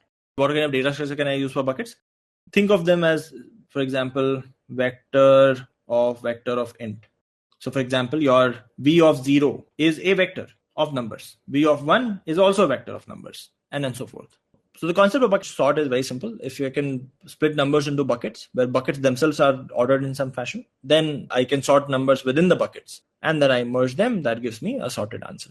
If numbers are not on the same order, how do we put them in bucket? So even here, if you see, like 12 was not of the same order. I just added another 0 to get it to the same order. So imagine I have numbers as 950, 1, 12, 923, 256. I'll just add 0 to make sure they're all of same length. How do we keep the value sorted in one bucket? Within the bucket, just use quick sort or whatever kind of sorting you want to use there. Insertion sort, quick sort, whatever you want to use. Let's take an example. Bucket sort alone isn't enough. Bucket sort paired up with a few observations is actually very powerful. So one observation that leads to sorting algorithm is called radix sort. The way radix sort works, imagine again you have a bunch of numbers to sort, right? Again, I'll pick the same thing, which is, let's say I have 923, 950, let's say I have 12, let's say I have the number 1, let's say I have number 100, let's say I have 150, let's say I have 650 and 688, hypothetically. Let's say I have a bunch of these numbers. So what radix sort says is, look, at the end, if I was at the end, let's make all of these guys equal length. So add zeros wherever applicable. If all of these numbers are of equal length, then at the end, most significant bit, this bit, is the most important bit. Obviously, if the most significant bit of one number is smaller than the other number, then the overall number is definitely smaller. It is only a problem when they both are equal. Then I will look at other digits. So I know that. So what I want to do is, I want to start sorting digit by digit, with most significant digit being the last place where I sort, because I know this is the final step. So what radix sort does is, it says, let's start with the least significant digit. Let's first sort based on this. And what do? I basically create, again, 10 buckets corresponding to 0, 1, 2, 3, 4, 5, 6, 7, 8, 9. I will first look at the last digit. Based on that, 923 goes here, 950 goes to 0, 012 goes to 2, 001 goes here, 100 goes to 0, 150 goes to 0, 650 also goes to 0, 688 goes here. And then I append these guys, right? What will happen once I have done this step? all of the numbers will be sorted by their last digit.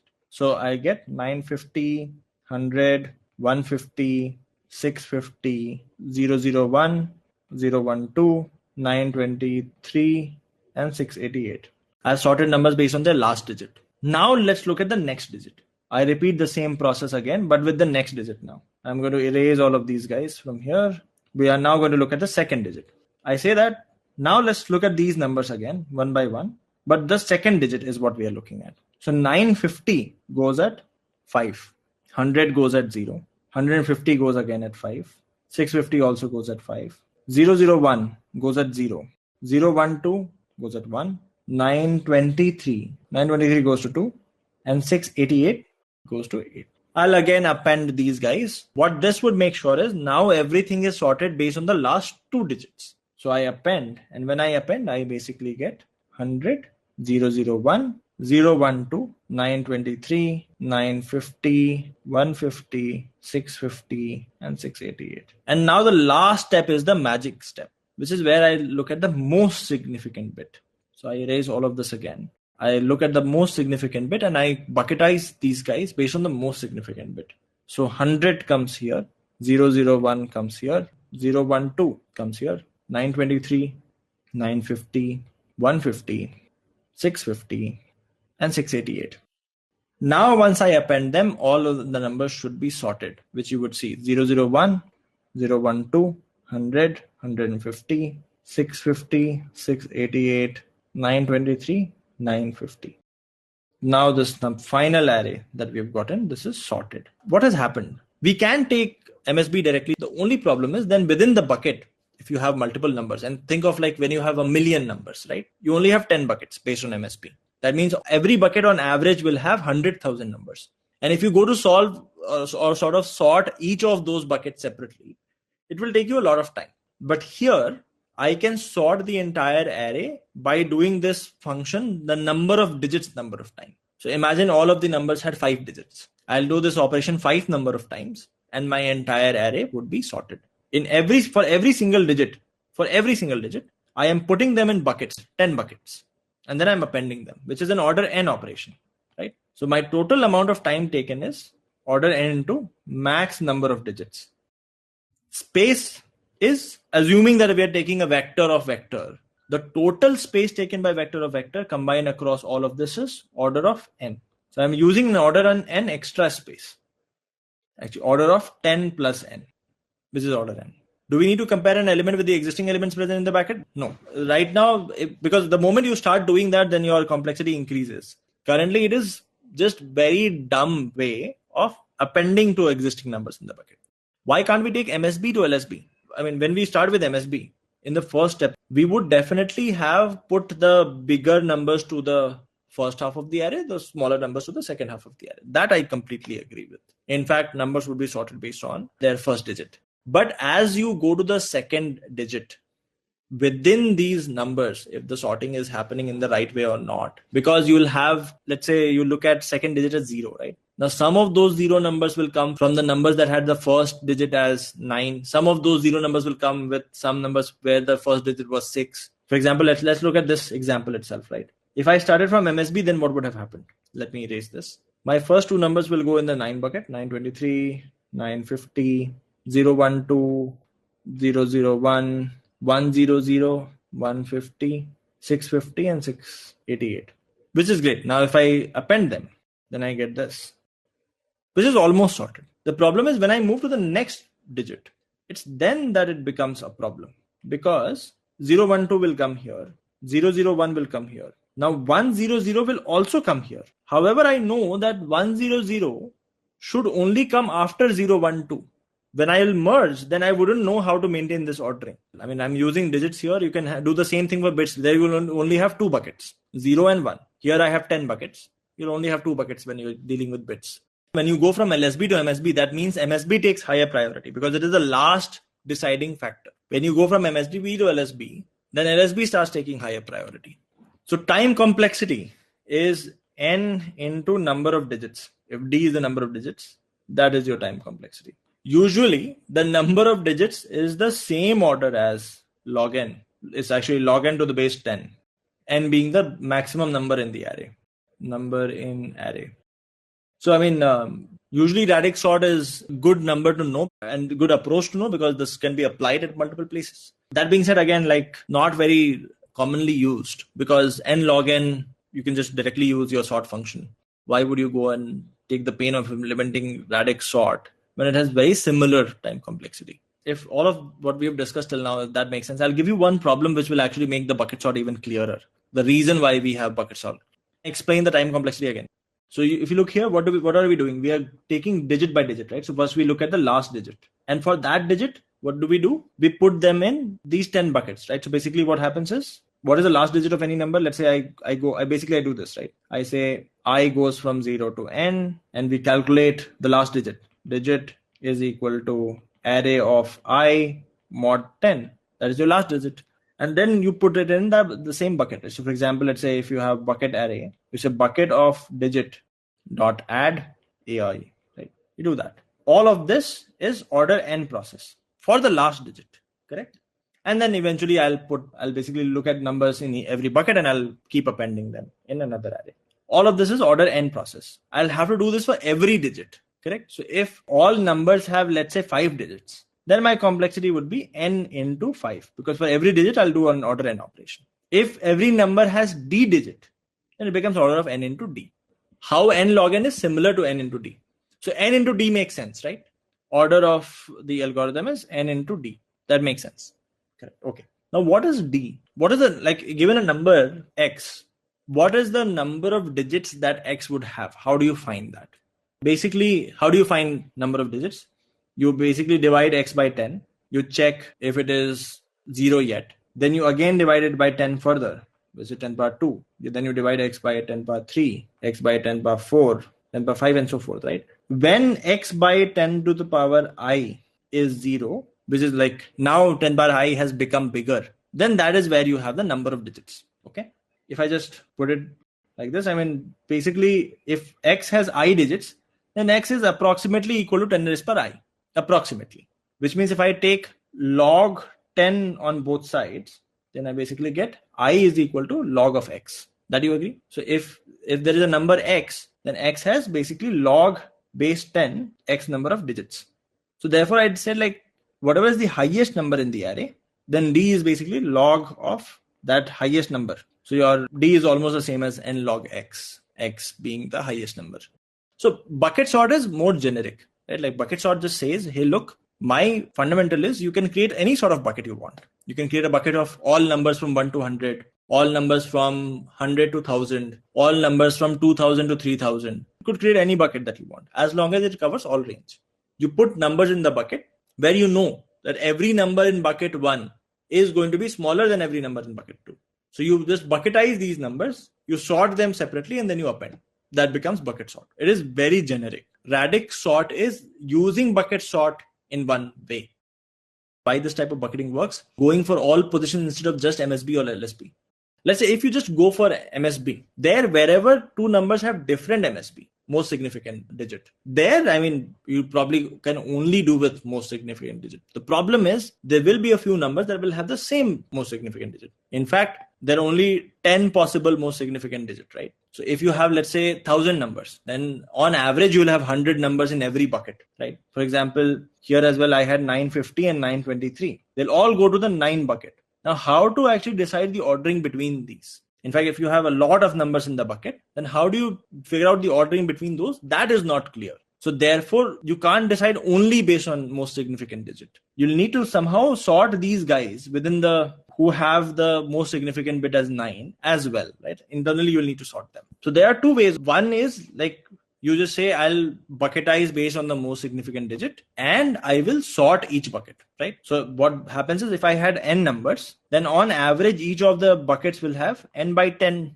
numbers. To sort them, I'll take n by 10 log n by 10 and I'll have 10 such buckets. So I'll finally multiply by 10. This will give me n log n by 10, which is the same as n log n. So I end up reaching the same algorithm, which I have anyhow done before. This does not seem to be an improvement. So therefore I said, like, can I improve further on it? And there we said, maybe if instead of saying that we'll sort the numbers in the same bucket, if we could do bucket sort multiple times, in a way where at the end of it, all of them would have been sorted, then that would be nice. So I say, you know what, like for the sorting based on the most significant bit, one thing is if I can somehow reach a state where numbers with the same most significant bit, they are already sorted in some way, that would be awesome. But to sort the numbers with the same most significant bit, for example, if you remove the most significant bit, you'll need to sort them by the remaining bits. There also, if you just again break it down recursively, you'll reach the same state. Like you'll first have to sort based on the least significant bit, then the least significant and most significant together, and then the last three together, last four together, and so forth. In radix, you have log base 10 of not the number of elements. I mean, so in n log n is number of elements. This is log base 10 x, which is the highest element in the array. This is not the number of elements. This is highest element in array. Two different things. But yeah, I mean, in cases of log n, if you have, let's say, 1 million entries, 10 power 6 entries or 10 power 7 entries, the log n is typically 20, 22, 24. In the case of numbers, the number of digit is probably still 8 or 9. So it can perform twice as faster. If max is less than n, go for radix sort. That I wouldn't say. If your log of 10 max is less than, in fact, significantly less than log n, then go for radix sort. Okay. In case of integer, we could use radix. That's why I said, like, if your log of max is less than log of n, you could use radix. That might run just slightly faster. Even if you go with bits, yes, you will eventually end up sorting. Just that the number of iterations will be more. All right, let's move to the next problem. Imagine you're given a bunch of numbers, which are not sorted, by the way. So let's say you have 5, 8, 3, 1, 6, some numbers, right? And you've been given this array that you cannot modify. So this is a constant array. Cannot be modified. Now what you need is that if this array was sorted, let's say if this array was sorted, the numbers would be 1, 3, 5, 6, 8. Actually, let me change the numbers a little bit. Let's say this number was 7, right? If this number was 7, then the numbers would be 1, 3, 6, 7, 8. And then in the sorted array, if you were to look at adjacent difference, the difference here is 2, difference here is 3, difference here is 1, and difference here is 1. There you have to find out what is the maximum gap between the numbers when the array is sorted. In this case, the maximum gap is 3. So you say the answer is 3. So given an array, how do you find this maximum gap if the given array is constant? And obviously, like, one answer is you make a copy of this array, you sort the array, and you look at the adjacent differences and you take the maximum of that, which becomes time complexity order of n log n, space complexity order of n. Can you do something better than this? I'll repeat the question once more. You're given an unsorted array. The array is not sorted. What you have to find is if the array was sorted, and if you looked at the adjacent numbers differences, what is the maximum difference you can find? What is the max gap you can find?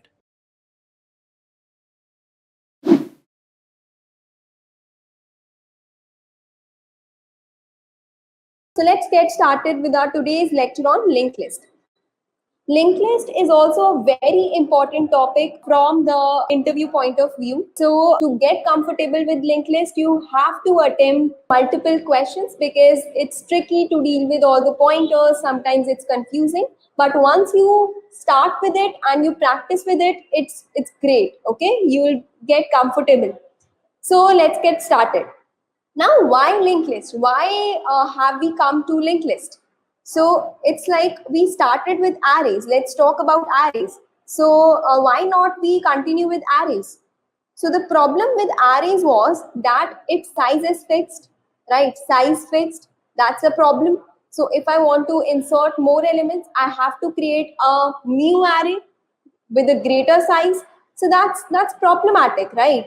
What else can I do? I can basically create a dynamic array instead of that. A dynamic array, right? So in dynamic array, what happens? So if I have an array of size, let's suppose 5, now all of this is filled.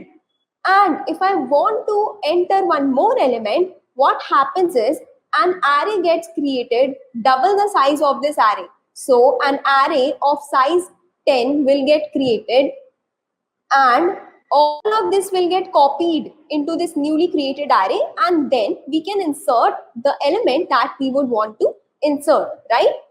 Now, the problem with this is that, let's suppose now I don't want to enter any more elements. So this space will get wasted, right? This space will get wasted, and that's a problem, right? Wastage of space is also one of the major problem. So now we cannot do anything. The dynamic array will anyway get twice the bigger of the previous array. So that's a problem with dynamic array. So here comes the linked list now. Here comes the linked list. Okay. In linked list, what happens is we don't have to reserve any space. Okay. We don't have to reserve any space. Rather, so what happens? Let's see the logical view. So this is I am taking as the memory. These are the memory cells. Okay. So you will agree with me that in array, the elements are stored in contiguous blocks of memory, right? Elements are stored in contiguous blocks of memory. So now in case of a linked list, this is not the case. This is not the case. If let's suppose one element is stored over here, another can be stored over here. The next could have been here. Then the next could have been here. So now if I want to connect one node with the other node, so how to do that? So for that case, the structure of linked list looks like this, that we have a data part and we have an address part.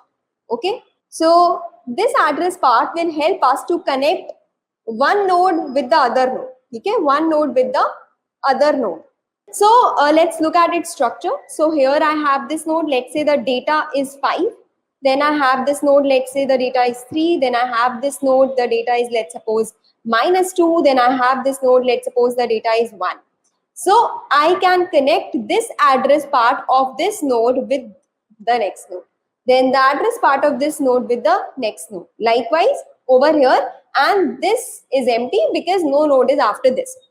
Now in a linked list, so basically I want a point from where I can start. So basically I need something to traverse the linked list, or at least have the linked list. So in that case we should have the pointer to this very first node. Okay, so that's pointed out by head. We can have a head pointer which can store the address of the very first node. Let's suppose its address is 100.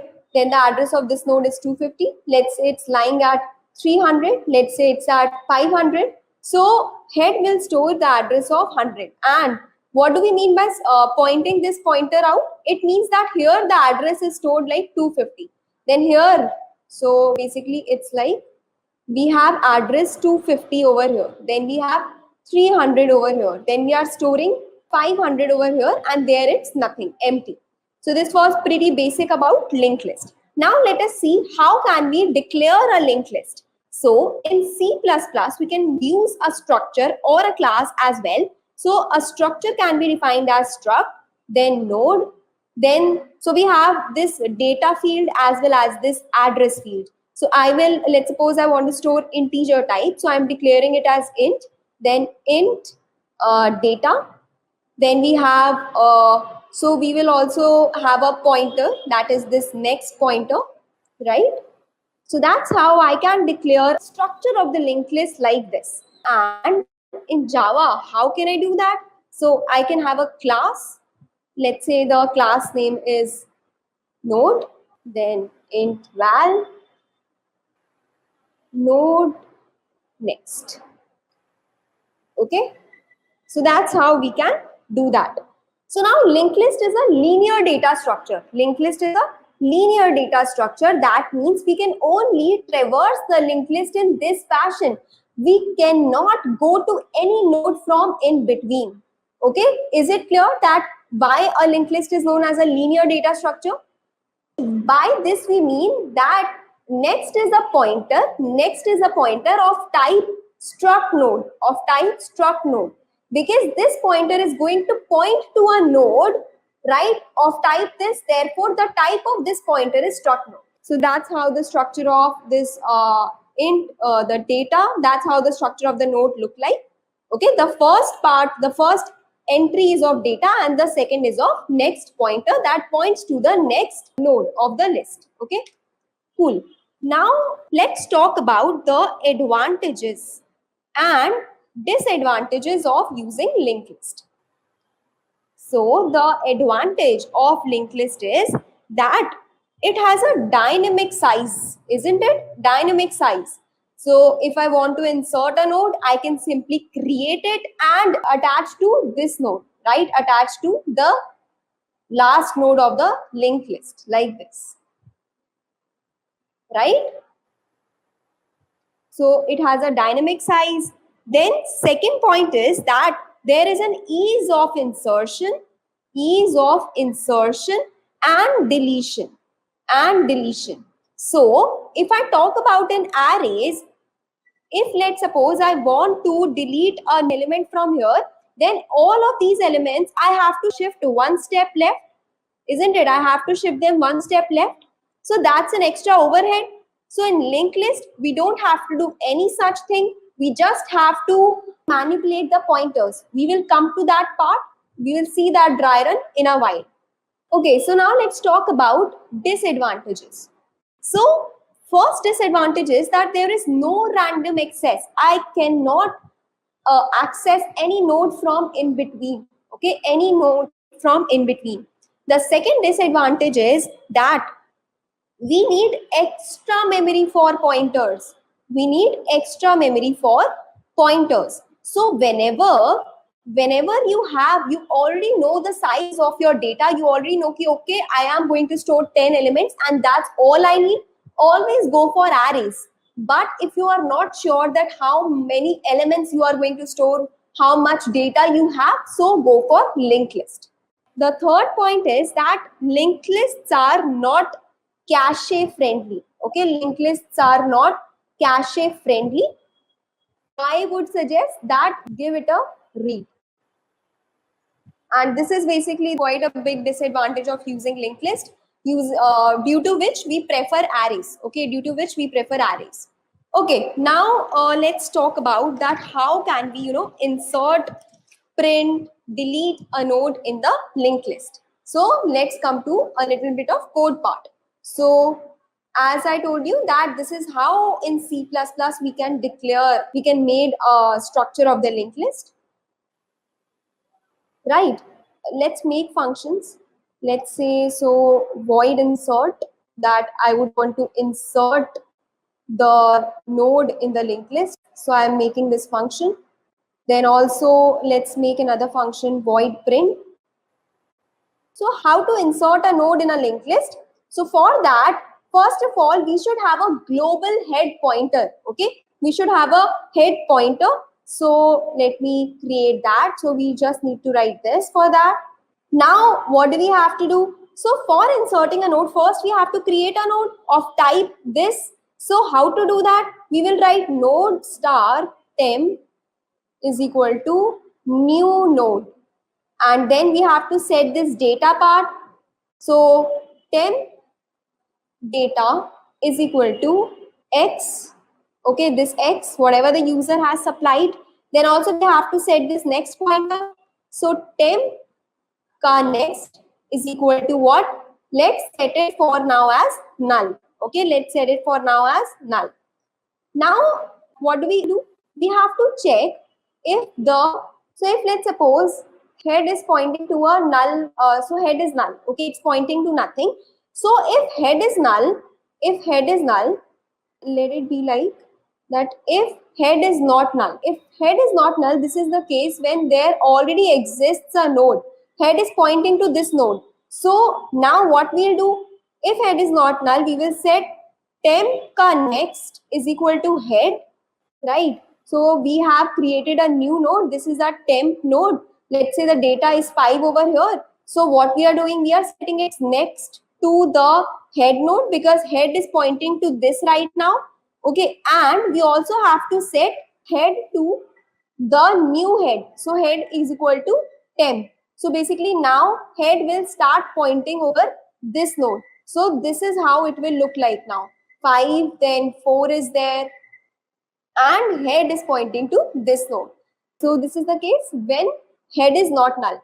But if head is null, so in that case, we will set head is equal to temp directly, right? So now there's this thing that since this is getting repeated in both the cases, so what we can do, we can simply remove this from here, and this is how our final code looks.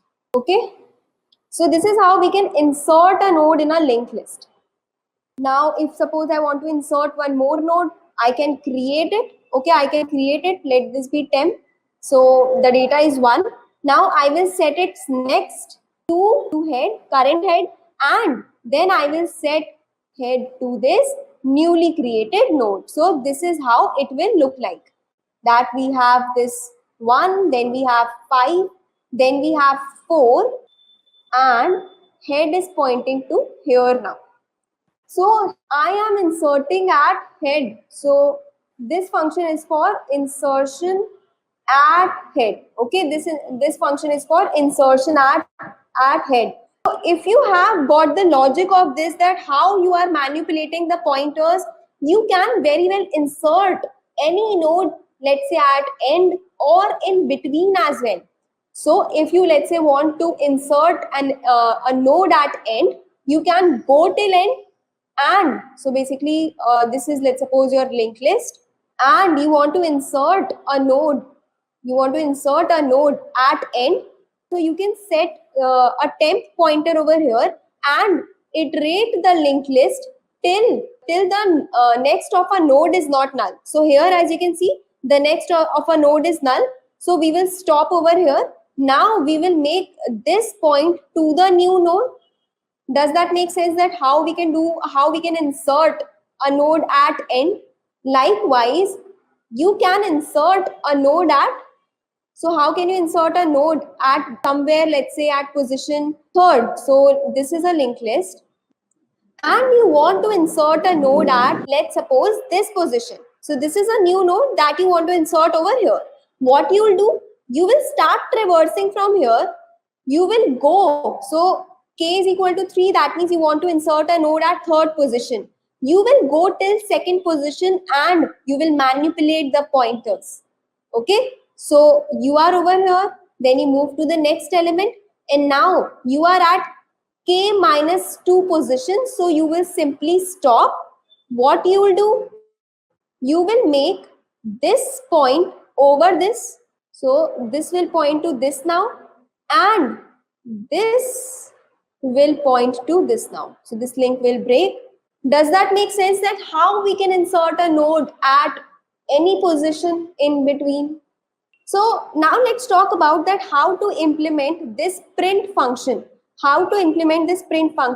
So what we'll do, we will create a temporary node. So as to iterate the entire linked list. We will set this to head. Okay. Now we will simply iterate the linked list like this.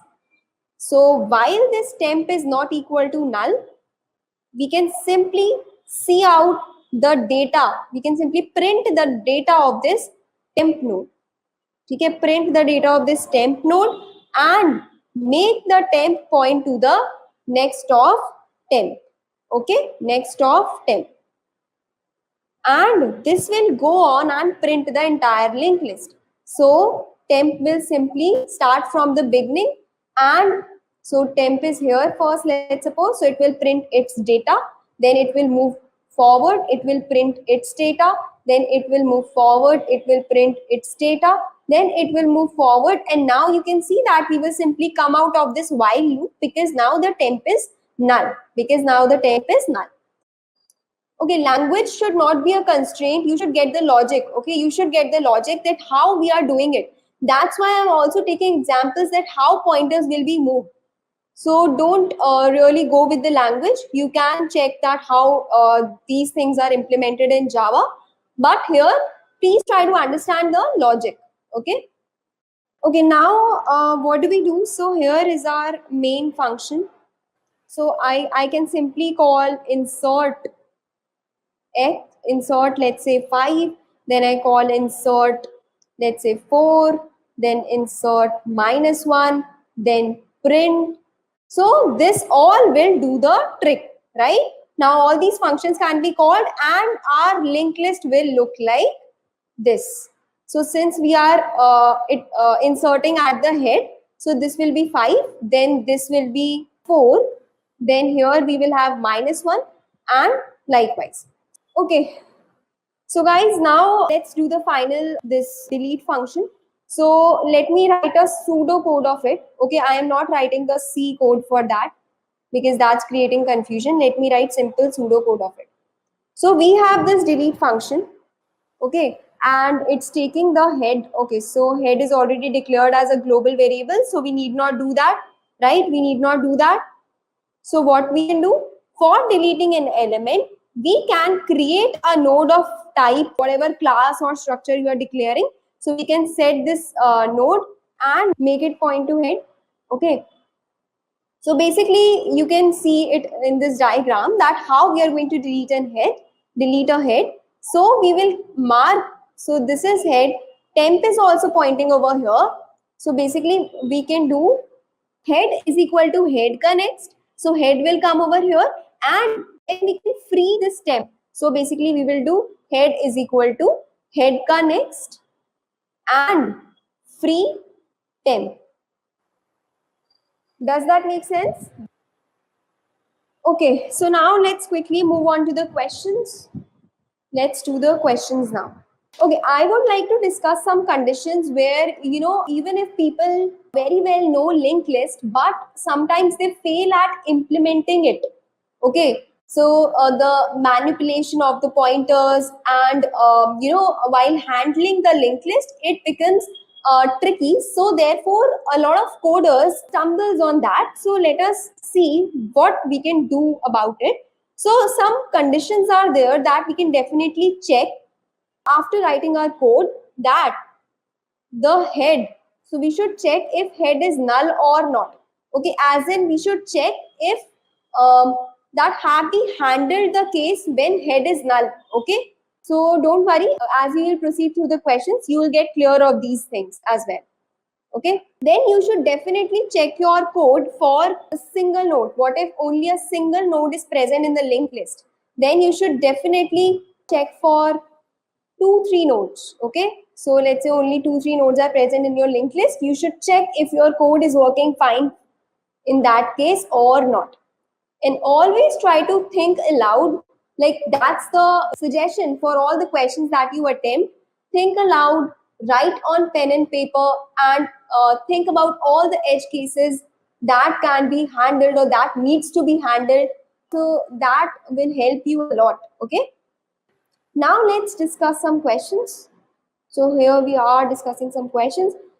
Now we discussed about printing a linked list from the very start till the very end in iterative manner, right? In iterative manner. This is an iterative manner, isn't it?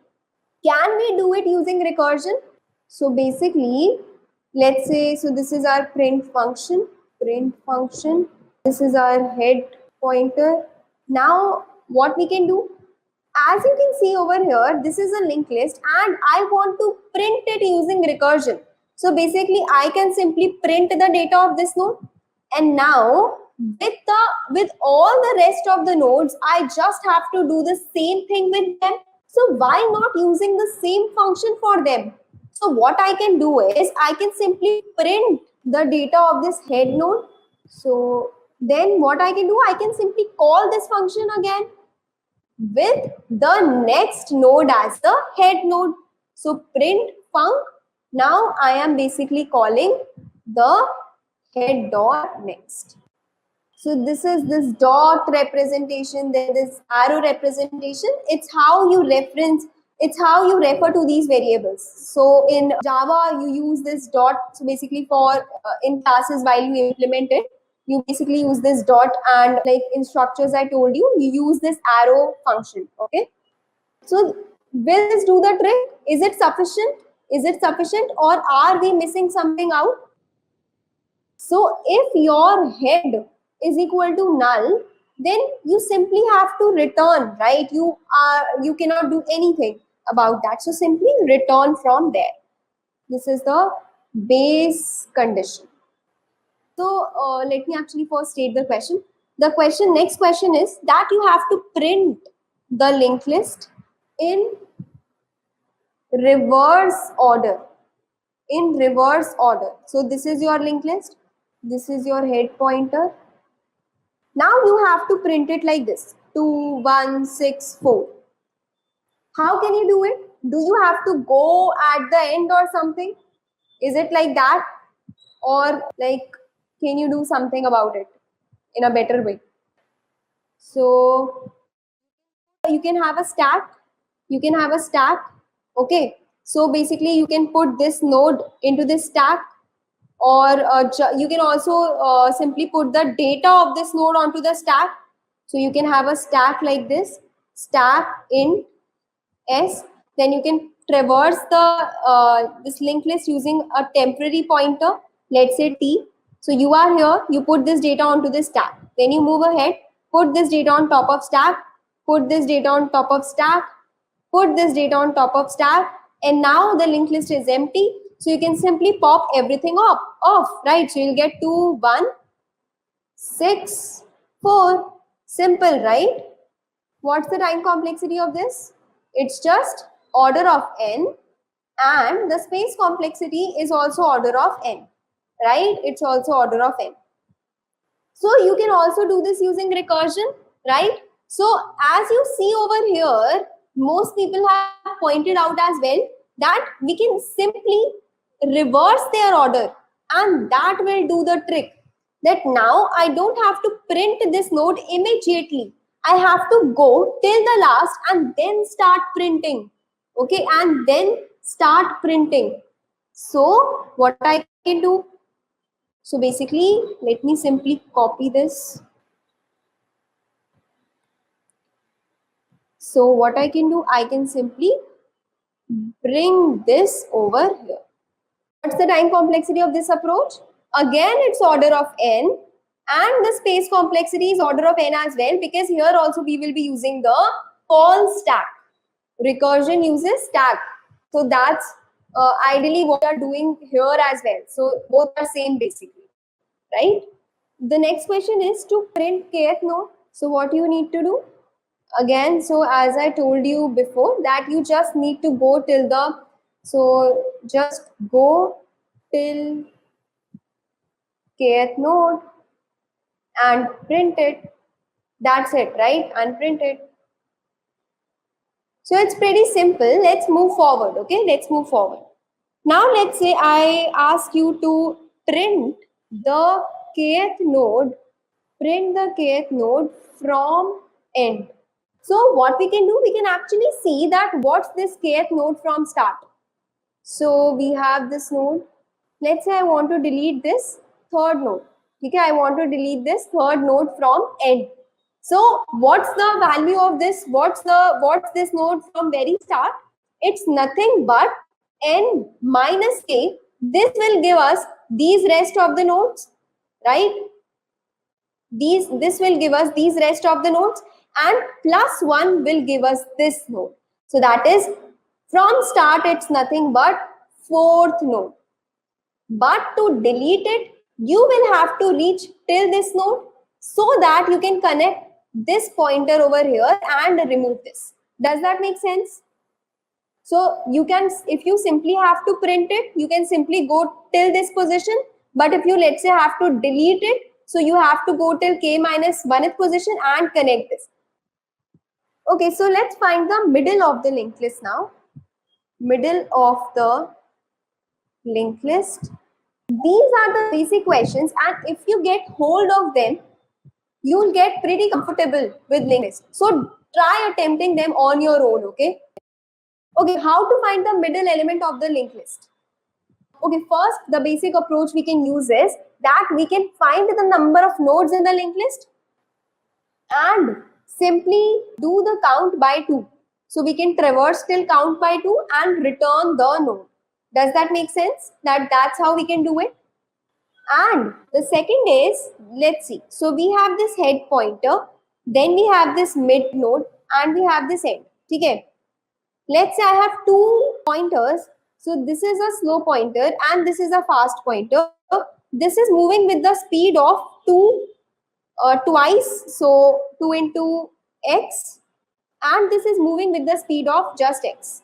So if with this pointer, if with this fast pointer starting from the very head, I reach till end, then this pointer will reach where?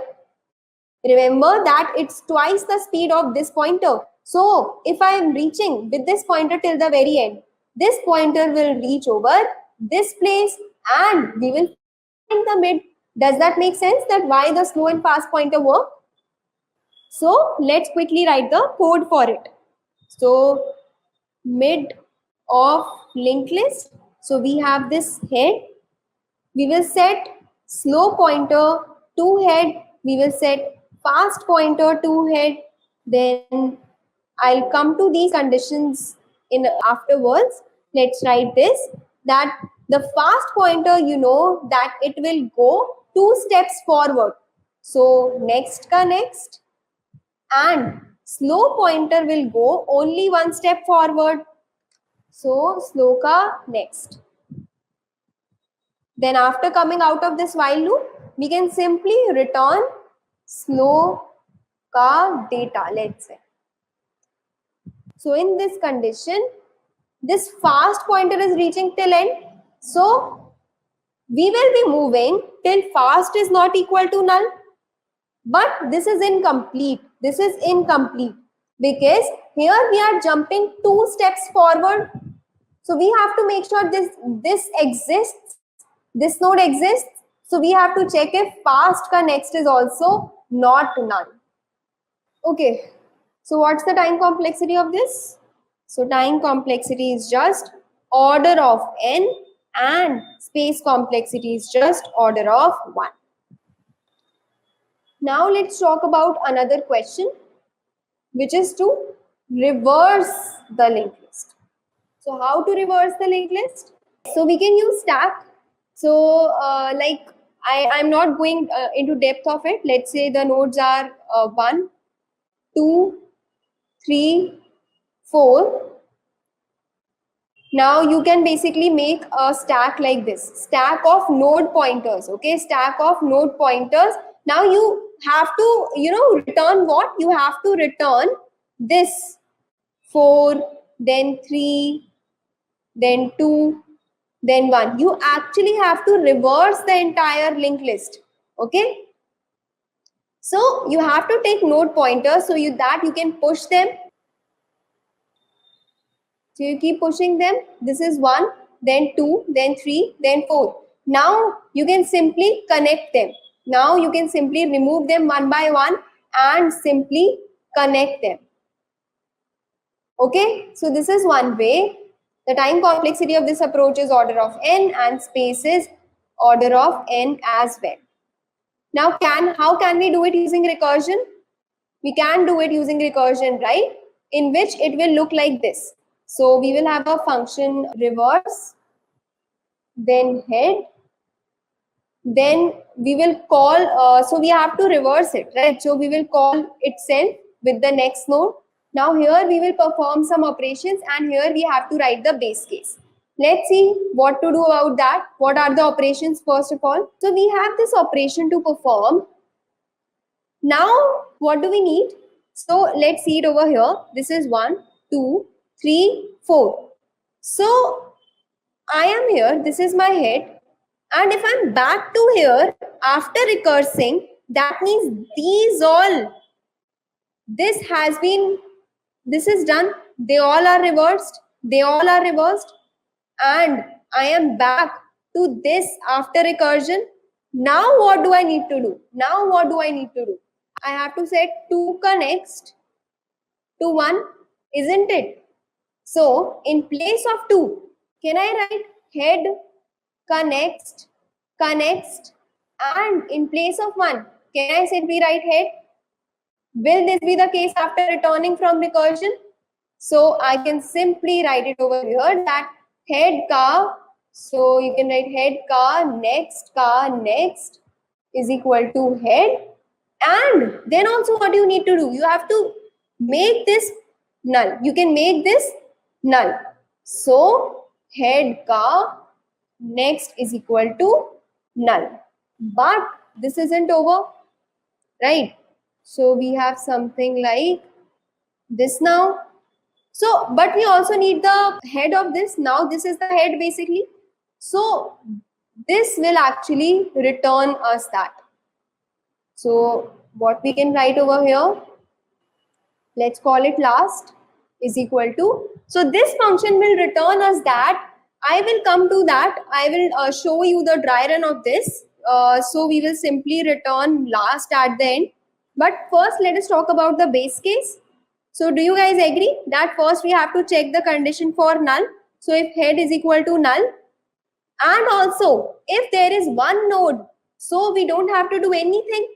So if head ka next is null, in that case we can simply return head, isn't it? Return head. So this is it. That's all the code. Now let us look through the dry run.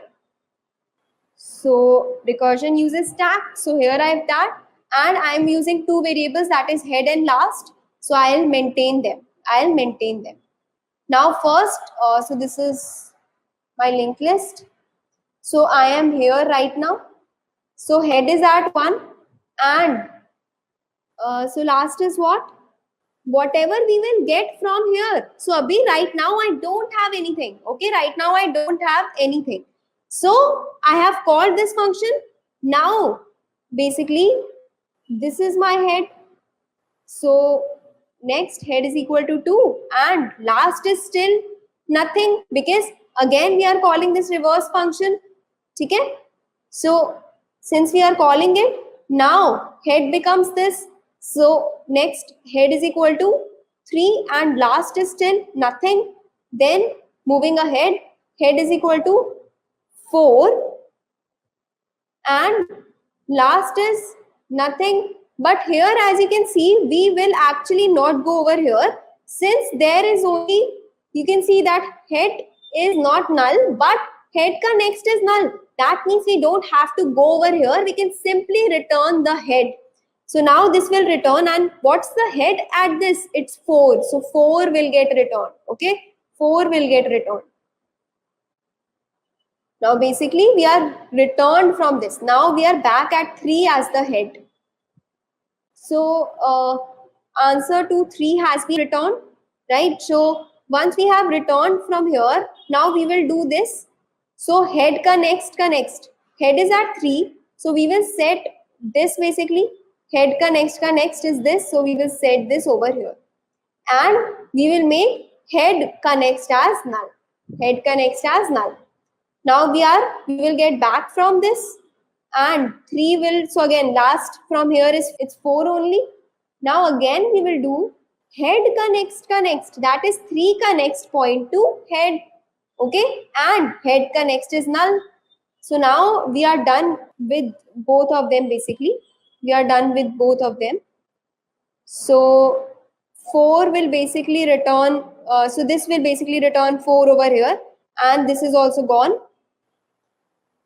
Now we are back at 1, and we will make head ka next point to it, point to head, and we will mark head ka next as null. So what do we have? This is also done. So last has had what? Last had 4, this node as the new head. Does that make sense, guys? Let me again do it quickly, okay? Let me go through it quickly. So this is my linked list. My head is here, okay? Head is here. So I am at this if condition, and my head is not null. Also, the head ka next is also not null. So I will not go into this if block. I am here. So I am calling this reverse head again. This should be head ka next. And now basically I am calling reverse and passing 2 in that. Okay? So I have to store this on stack. So head is equal to 1 and last is equal to whatever this will give me as the answer. Okay? Now as so now basically I am here. Now head is not null, and also head ka next is not null. So we will go to this block. Now here head is equal to 2. Last is I don't know, right? Last I don't know. So basically we are calling reverse head ka next, that is 3. We are calling this, and we are on this now. So head is equal to 3. Last is equal to, we don't know, because now whatever we'll get from reverse of head connects, that is 4, will be coming over here. So we are calling head connects, that is 4. So head connects is 4 now. We are over here. Now as you see that last is not null, but head ka next is null.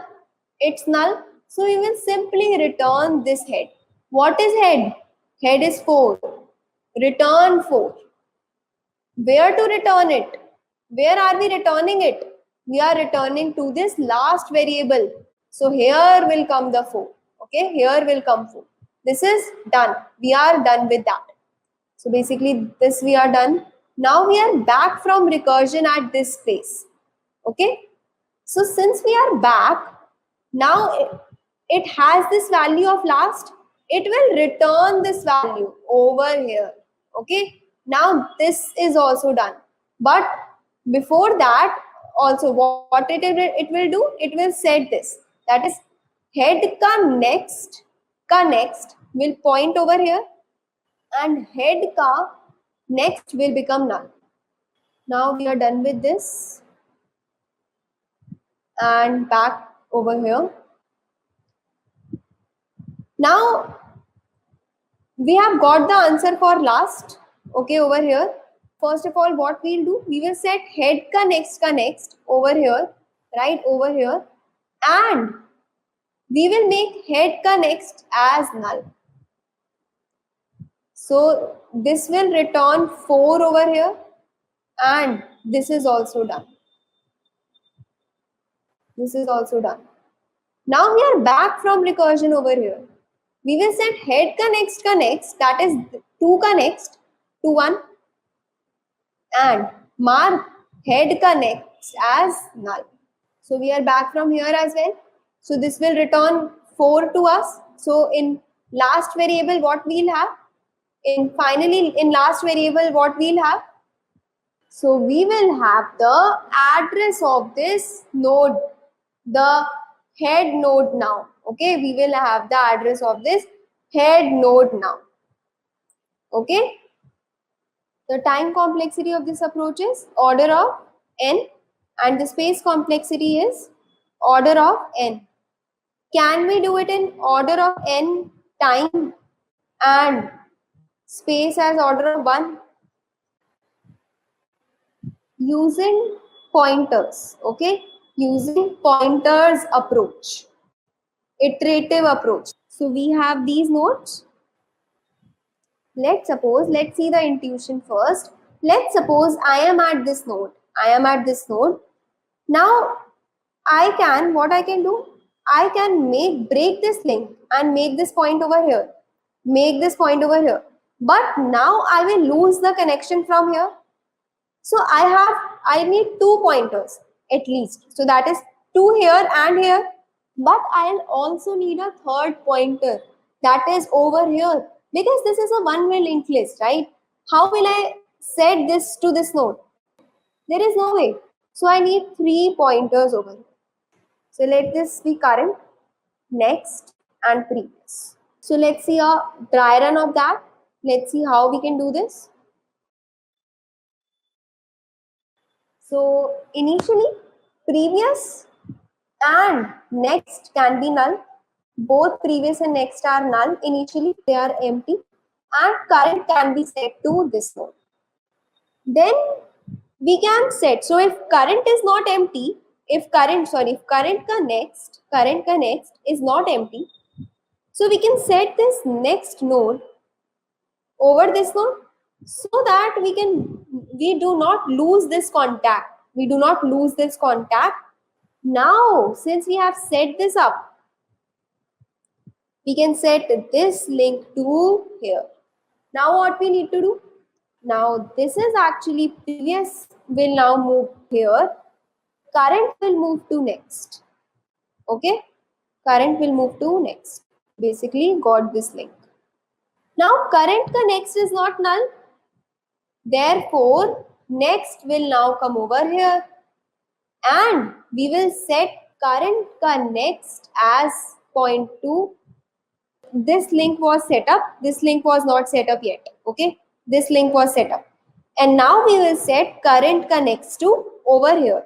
Okay. Now we will set current ka next to over here. Then again, previous will come over here and current will come over here. Now again, current ka next is not null. Current ka next is not null.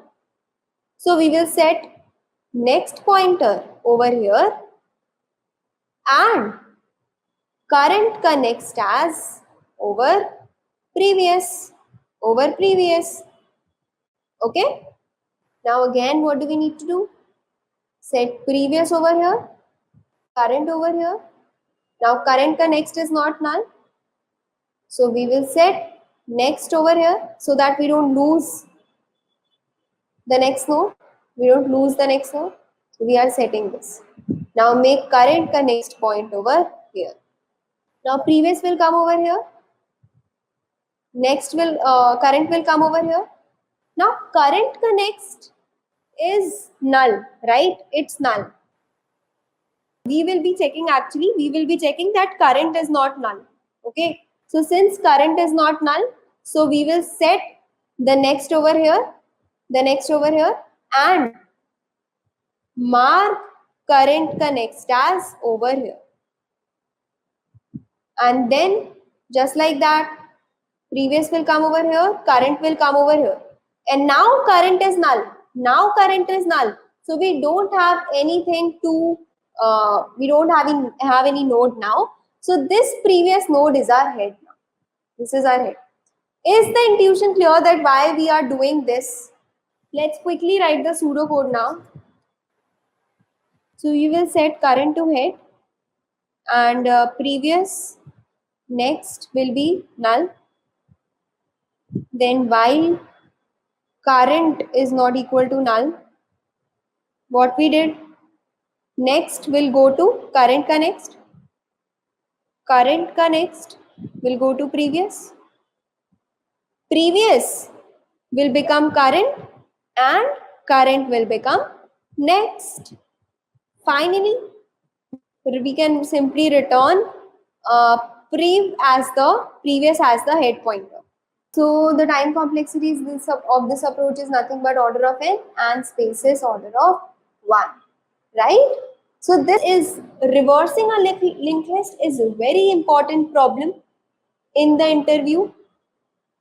With stacks, it's easy, right? With stacks is easy. But with these pointers approach and here we have a recursive approach, it's little tricky to understand, okay? This was it guys from my side for today. I hope you guys attempt the questions provided in today's contest. So thank you very much. So we will start with the very first bucket. So what I have decided that from each bucket, I will be doing one question, okay? Let us do the very first question from each of the buckets, okay? Let us start with the palindrome list.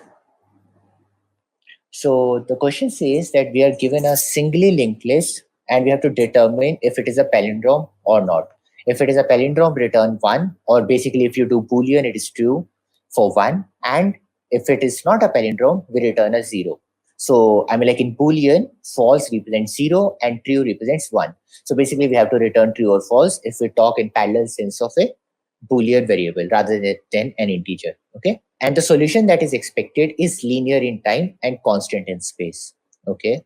Let us assume that, hey, this time we are given a linked list, okay? So suppose you were given an array, 1, 2, 3, 4, 3, 2, 1.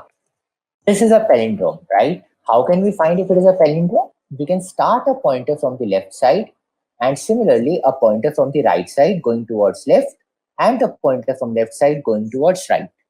At each index, we check. So for example, at the very first stage, left will be this, wait a moment, and right will be this. Is the pointer at left equals to the pointer at right? Yes, it is equal. So now that means it satisfies the property. We increment left and we decrement r. Is the new left and right equal? Yes, they also are equal. So we again increment L and we again decrement R. They are also equal. Then we increment L and we decrement R. This time L will be equal to R. So I mean like L and R both will be together. Okay. So at this stage we can stop because this is a central point. Okay. So if it had been an array, we could have done something like this. Int L equals to 0 and R equals to n minus 1 while L less than R. If AL not equal to AR, return false. Else we do plus plus L minus minus R, and when we are out of the loop, we can just return true. That means that the array was sorted. But this thing doesn't work well for a linked list. Why doesn't this work well for a linked list? Because in a linked list, we don't have random access. We can't directly access this number and this number. Similarly, a singly linked list doesn't allow you to go backward side. It only allows you to go the next side. Okay, so this is why we can't use exact same approach for the linked list. Okay, but now let us see this. Let us say this was a linked list. Okay, also reverse this linked list. What will happen if we reverse this linked list as well? Then the reverse of this linked list will also be 1, 2, 3, 4, 3, 2, 1, right? So we can see that for a palindrome, the linked list and the reverse of the linked list is equal. Okay, so I mean like if we are somehow able to reverse a linked list, we can find if a linked list is palindrome or not. Okay, now the question comes, how will we reverse a linked list? Okay, let us see how we can reverse a linked list. Okay, so linked list is something like this. 1 is pointing to 2, 2 is pointing to 3, 3 is pointing to 4, which is pointing to 3, which is pointing to 2, and finally this is pointing to 1. Okay, now suppose at every iteration we are maintaining 3 pointers. This is the previous pointer. Wait a moment. This is the previous pointer. This is the now pointer, and this is the next pointer. Now, what we see that in the reverse of the linked list, now next will be what was previous element, and next.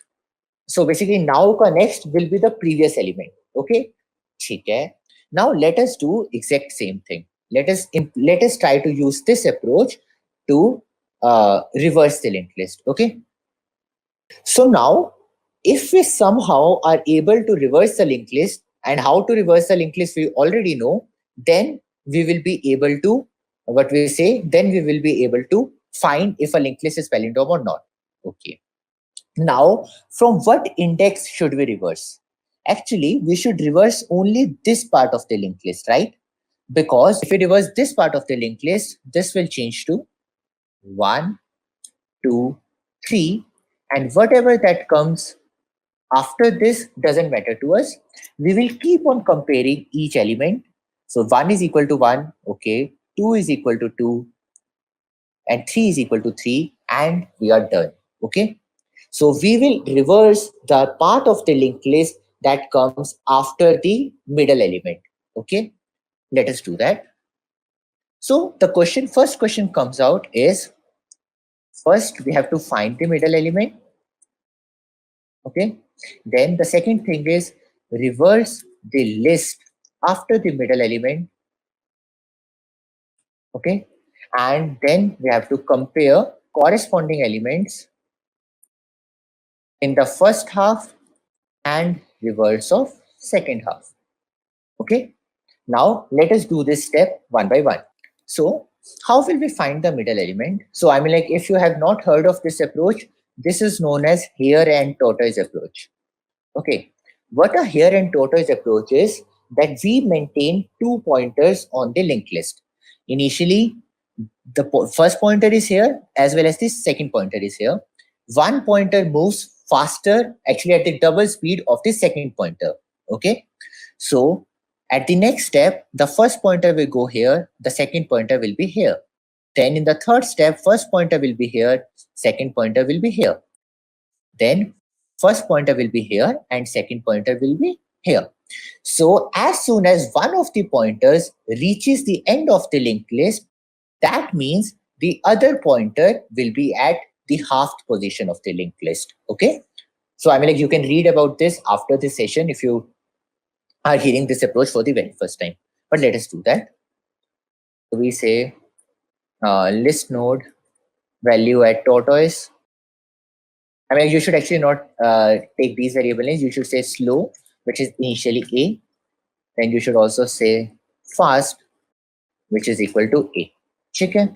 So while fast not equals to null and fast next not equal to null, so we move the slow pointer by one step. Slow is equal to slow next. But we move fast pointer by two steps. Fast is equal to fast next next. Okay. Now, when the fast will be null, so when the fast will be null, that will be a situation like this. Let us say this is a linked list. So in this case, initially slow will be here and fast will be here. Then fast will go here and slow will go here. Then fast will go here and slow will be here. So when the fast is null, at that time, slow is pointing to the first element of the second half of the linked list, right? Okay. But let us take a case when the linked list is of odd size, 1, 2, 3, 4, 5. In this case, initially slow is here, fast is here, then fast goes here, slow goes here, then fast goes here, and slow is here. At this point, slow is pointing to the exactly middle element. Okay. And we have to reverse the second part. I'm like just after the middle element. Okay. So we will say if fast not equal to null, slow is equal to slow next. Now we are sure that the element slow is pointing to the very first element of the what we say linked at the very first element of the second half of the linked list. Okay, awesome. But anyways, we will have to do, wait a second. So if first not equal to null, second is equal to second next. Okay, that's it. And always we have to set this slow next equals to null. Now we reverse the two linked list. Sorry, now we reverse the linked list that starts at second. Okay, how will we do that? We say list not. So this is also a very good technique that you should use whenever you are solving a linked list problem. While solving a linked list problem, you maintain a dummy head. Okay, which is node that contains only 0. So initially, the previous will be dummy. The current will be the very first node, which is A, and next will be nothing. So we will say while now not equal to null, okay, next is equal to now next. Okay, then now next is what? Now next is the node that was the just previous node. Okay, so actually we can actually initially take previous as null. So that will also work for this. Okay. Now next is equal to previous. And now what is the previous? Now previous is equal to now. Clear? Okay. So now we have done this. At the end, the previous node will represent the head of the new list, because at the end, previous will point to the node 4, which is the new start of the list that comes at the second half. Okay, so now we know this. So we will say while your first pointer is at A and the second pointer is at previous, we will say while first pointer not equal to null and second pointer not equal to null, if first pointer की value is not equal to second pointer key value, return false, and we say pointer equals to first pointer ka next and second pointer equals to second pointer ka next. Finally, if we are out, that means we can return true. That means the whole list was a palindrome. Does this seem correct? Let us test it. Okay, so actually we did a time limit exceeded. So basically we entered in some kind of a loop, right? Let us see where we did wrong. Okay, so we should do this here. Otherwise, always something like this, right? Let us see if we can test it.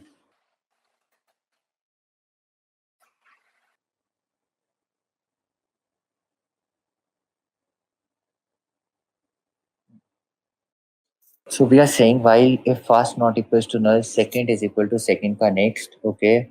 And we are setting the slow ka next to null. Slow is the previous element here. So in this case, in the very first case, we saw that when fast was null, slow was pointed to the first element. So we also need to know actually the previous. So we also need to know the previous slow, which will be initially null. And we will say previous slow is equal to slow. Okay. So, okay, in this case, when the array size is given, initially slow will be here and fast will be here. Okay. Then slow goes here, fast goes here, slow goes here, fast goes here. In this case, previous slow ka next should be null. Okay. Else previous slow ka next should be equal to null and second is nothing but slow. Okay. Great. But in the case of odd, slow will point to the very first element. So second is equal to slow ka next. Okay, second is equal to slow ka next. And we set slow ka next equals to null. Okay, now does this look good?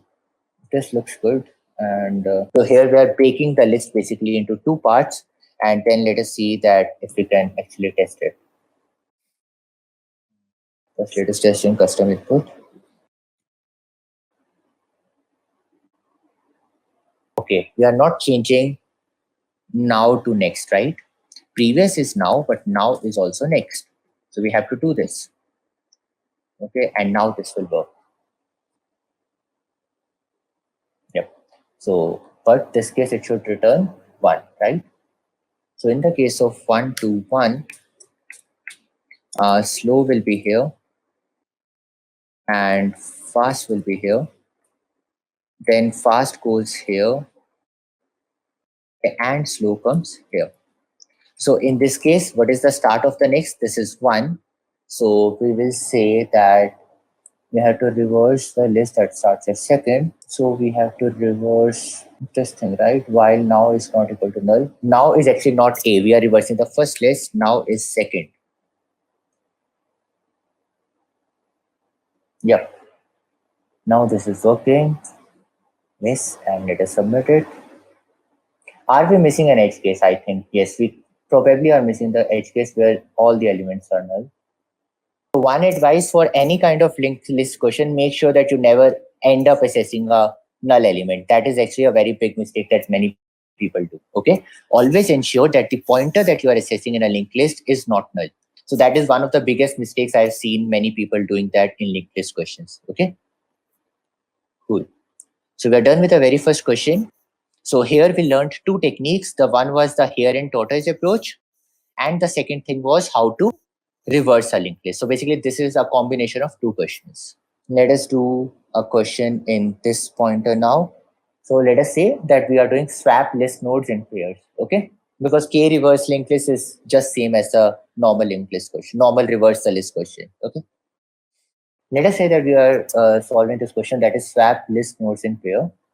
Okay, so we are given a basically linked list and we have to swap 1 and 2. Then we have to swap 3 and 4. So basically 1 and 2 will become 2 and 1. Then we are done with this particular part. Now we are taking the care of the part 3 and 4. We again swap it, which becomes 4 and 3. Okay, and we are asked that, hey, we have to use only constant extra space. So basically, we can't create a new linked list. But what is meant by a constant extra space question is normally that what we mean by a constant extra space in linked list is that you don't have to create a duplicate node. You have to use the nodes that were given in the initial question itself. Okay. Okay. Anyways, let us try to see how we can do this. So basically, linked list is nothing but a game of pointers. How you are able to mingle pointers is how you will win the game. So let us say that we have 1, 2, 3, and 4. Okay. So now suppose I have to reverse this linked list. I told that in the previous question as well that dummy head is a very common and helpful technique in solving any kind of linked list question. Okay. So for example, here what I will say, I will assume that there is a dummy node here, after which it is 1, after which it is 2, and 3, and 4. Okay. So now see, suppose I'm reversing the pair of 4 and 3. I at least need the pointer to 4 and also the pointer to 3. Okay. But I also need the pointer to 2. Why? Because when I have reversed these two, I have to make sure that 2 ka next points to 4. Okay. So we at least need 3 pointers. Okay. So let me first create a dummy node. Let me name this pointer. Let us say that when we were swapping 3 and 4, let me name the variable 2, the variable that stores the node 2 as the previous pair end. Okay. So let me say list node value at previous pair end. Initially, it will be dummy, right? Because this is the end of the first pair. This is our assumption. Okay. So this will be dummy. Okay. This will be equal to the current pair start. Okay. So this is current pair start. Okay. Which is in the case of in the first case, this will be the node A itself. Okay. Awesome. Okay. So while I will say that while the start of current pair is not null, start not equal to null. Okay. So I will say current pair second is equal to, okay, I let me also assume that current pair start ka next is also not equal to null. Is not equal to null. Okay. So current pair start ka next. So basically both the nodes of the current pair exist. Okay. If there is only one node, we don't need to do any swap, right? So I will say current pair second is equal to current pair start ka next.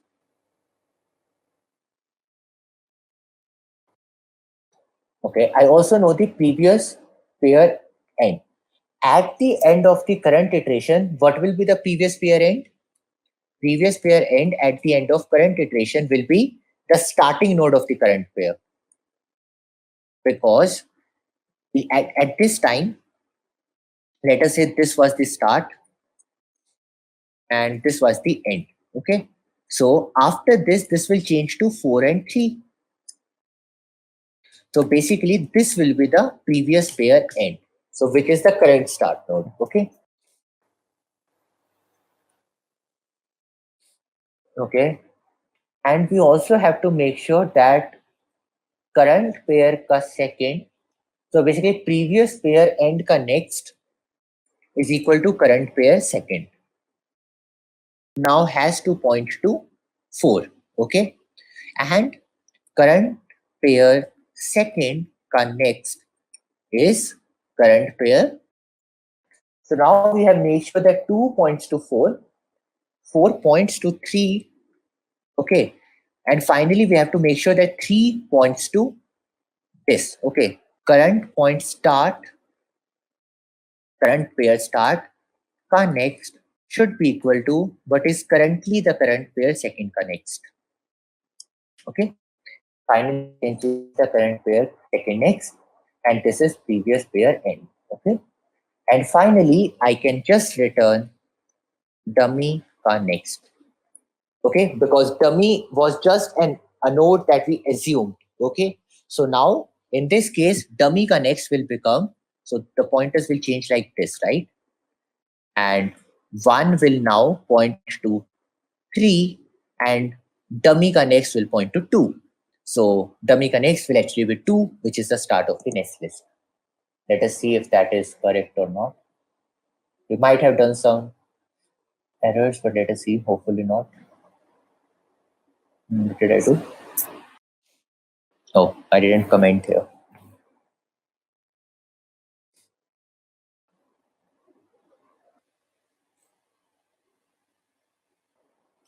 What are we doing here? So we are saying that initially we actually made sure that dummy next should be equal to A. Okay, because dummy is going to point to 1, right? That I told earlier. I will like initially dummy should point to 1 and 1 should point to 2. So I didn't point it dummy to first one. Now let us test this.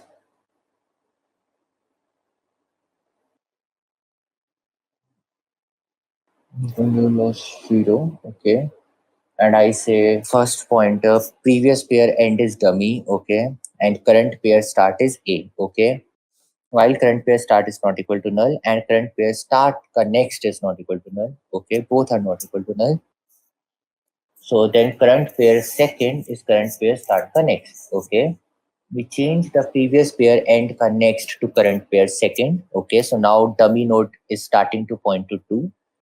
Then we make sure we point 1 connects equals to 3. Okay. So now dummy node is pointing to 2 and 1 is pointing to 3. Okay. Now we should point 2 to 1. So current pair second connects, that is 2, is now going to point to 1. Okay.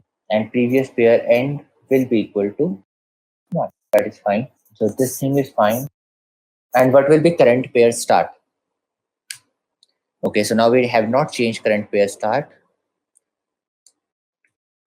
If previous pointer end not equal to null, current pair start is equal to previous pointer x next, else current pair start is equal to null. Similarly, if current pair start is not equal to null, then okay, so we don't have to do that. So we only need current pair start and we are done.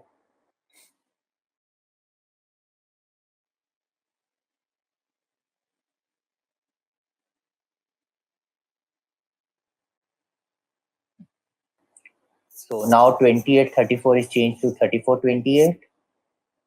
4874 is changed to 7448. Similarly, 4249 is changed to 4942, and we are doing well. Let us see if we have any issues. Seems fine.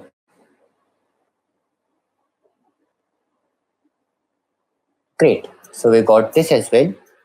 So one thing we learned from this thing, the takeaway should be that, hey, for any linked list question, first try to find what are the pointers that you need to know to reorder the list in any way. Suppose it is swapping pair, what are the elements you need to know so that you can change their pointers to something else? That is the very first thing you need to know. And the second thing is, again, I tell you to know, is this dummy thing. This is very important in a lot of linked list questions. I will do one more question after this that will use this thing. And the third thing is, make sure that you are never assessing null. Okay, so here also I do a check of null. Make sure you are never assessing something that is null. Okay, cool. Let us do one more question. So the question is, we are given a singly linked list L0, L1, Ln minus 1 to Ln. Okay, and we have to reorder this to L0, Ln. Okay, so the very first node from the start and the very first node from the end, then the very second node from the start and the second node from the end, third node from the start, third node from the end, and so on. Okay, and we must do this in place without altering the nodes values. So what in place means is that you don't have to change their values. I mean, like, you can dangle some pointers, but that will work. Okay, you just don't have to change the node values or create a duplicate of those nodes. That is the only requirement. Okay, so one thing that I find from here is that, hey, if we somehow, let us say that this was our list. Okay, our list was 1, 2, 3, 4, 5, and 6. We have to change this to 1, 6, 2, 5, 3, and 4, right?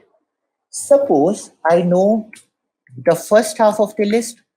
I also know the second half of the list, which is 4, 5, 6. Okay. Now I reverse the second part of the list. This is 6, 5, 4. Now what I do, I keep on merging this. First, this is 1. So I will put this 1. Then I put this 6. Then I put this 2.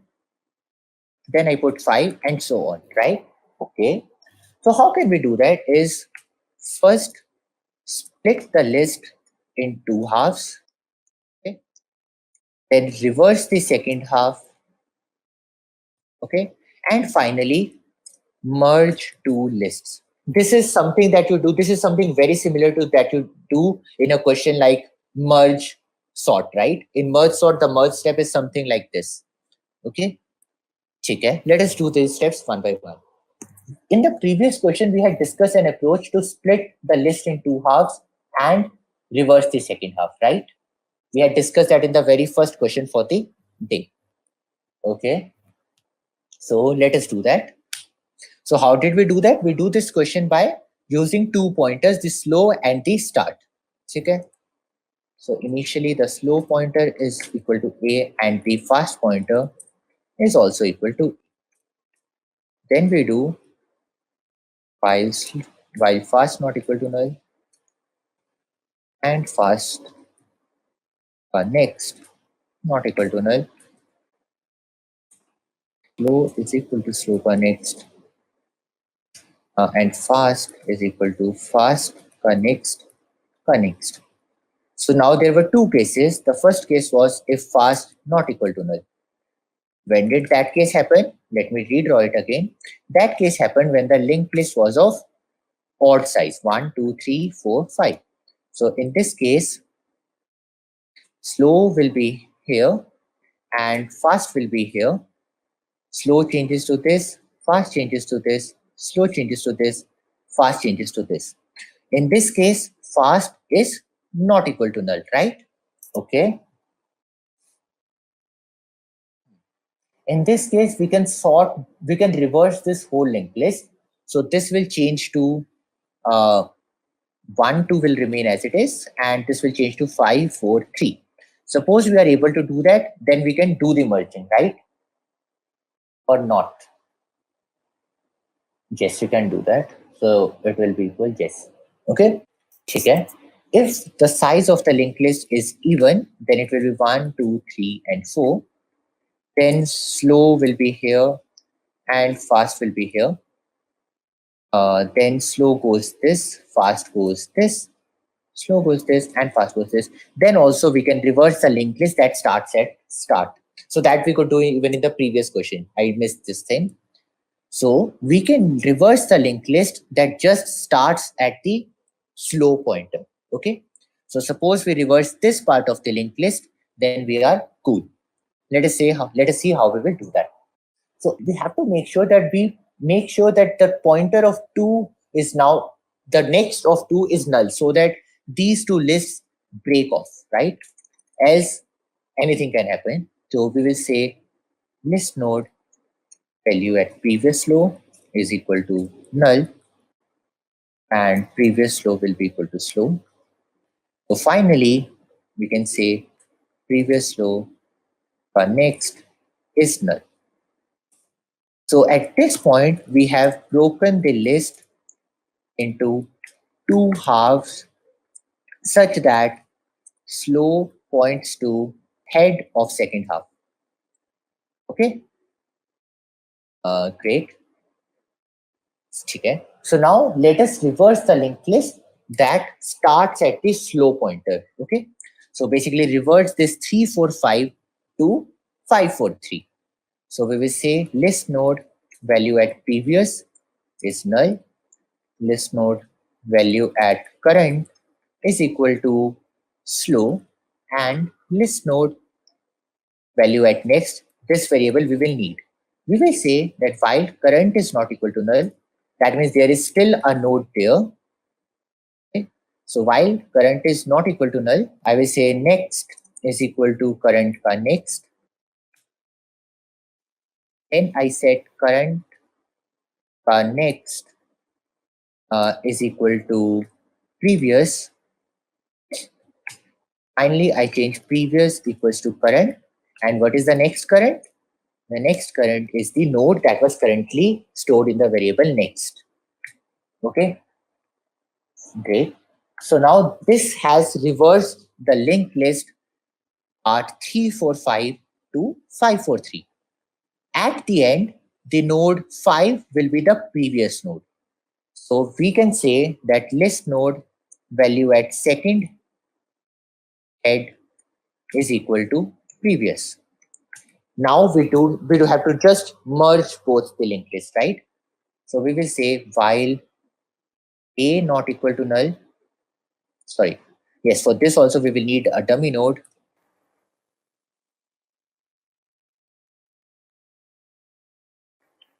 Then we will need a pointer to the current index in the answer. So list node value at dummy pointer. Initially, it will be equal to dummy. Okay. We also need a pointer, which will be initially a. And we also need the pointer to the second half, right? So this will be second head. So we say that while a pointer not equal to null and second pointer not equal to null, okay. So while both of these are not null, we first append the second thing to this. I mean, like then we append, but we say we have to first append the node at a pointer, right? So we say dummy pointer ka next is equal to a pointer, okay. Then dummy pointer equals to dummy pointer ka next. Finally, dummy pointer ka next, okay, and a pointer is also equal to a pointer ka next. Then dummy pointer also moves to one step ahead. We change dummy pointer ka next is equal to b pointer, or the node that b pointer points to, okay. And then we say b pointer is equal to b pointer ka next. Okay, great. So now what will we be having is, suppose for a linked list of odd size, we will be having something like this: 1, 5, 2, 4. Okay, but at this time, the pointer to the second pointer will not be null, but the first pointer will be null. So we say if pointer is not equal to null, that meant that the total number of nodes were odd. So we will say dp, again we have to make sure, okay, dp next is equal to what we say, the second pointer. Okay, so dp next is the second pointer, and finally we have reached the end, so we don't need to do anything. We can so yep, we are done. Now where is the answer? The answer is the dummy head ka next, right? Because dummy head ka next is storing the very first node in the answer. So we can just do return dummy pointer ka next. Sorry, dummy head ka next. Like this. Dummy ka next. Let us see if this works.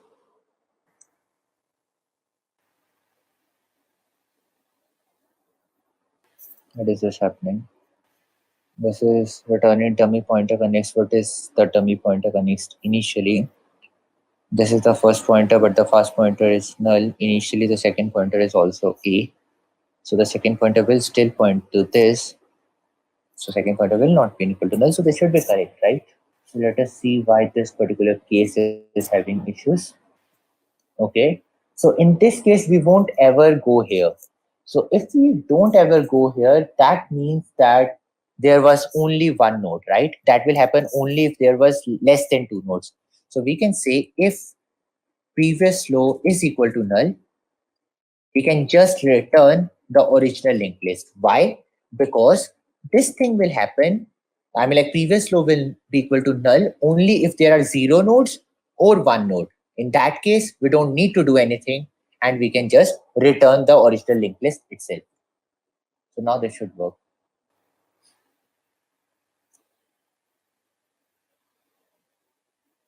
Yep. Are there any other cases that you are missing? No. Yes, and let us submit it. Great. So yes, in this thing we missed checking for null one time and we again ended up with an issue. So that is why I was saying that never get to a situation where you are not checking for nulls. Okay. And also again, you saw that what is the use of dummy pointer. Dummy pointer allows us to improve the code quality by not checking for nulls in the initial previous. Okay. So use this technique as well. Let us do one more question and then we will end. Let us do this list cycle question because this also requires knowing a technique that many people might not know. So let us do this. Okay. So we are saying is told that we are given a linked list. We have to return the node where the cycle begins.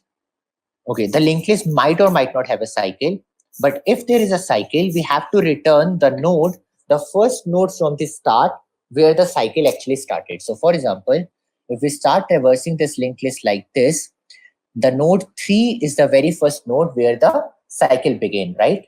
So we have to return the node 3. Okay, great. So let us see how we will do that. So see, we once found a middle of the linked list, right? We were once able to find the middle of a linked list using the previous approach, right? If you see the hash approach has a space complexity of order of n, right? So we have to do something that has space complexity of order of 1, but time complexity of order of n. Let us do that. So we remember that, hey, we were able to find the middle of a linked list using the hare and tortoise approach. But if the linked list has a cycle, will we ever be able to find the middle? No, right? Because fast will never be equal to null. So if we start growing from 1, 2, 3, 4, then we will keep on coming back to 3, 4, 3, 4. So if we were suppose finding this thing, value at slow is A, fast is also A.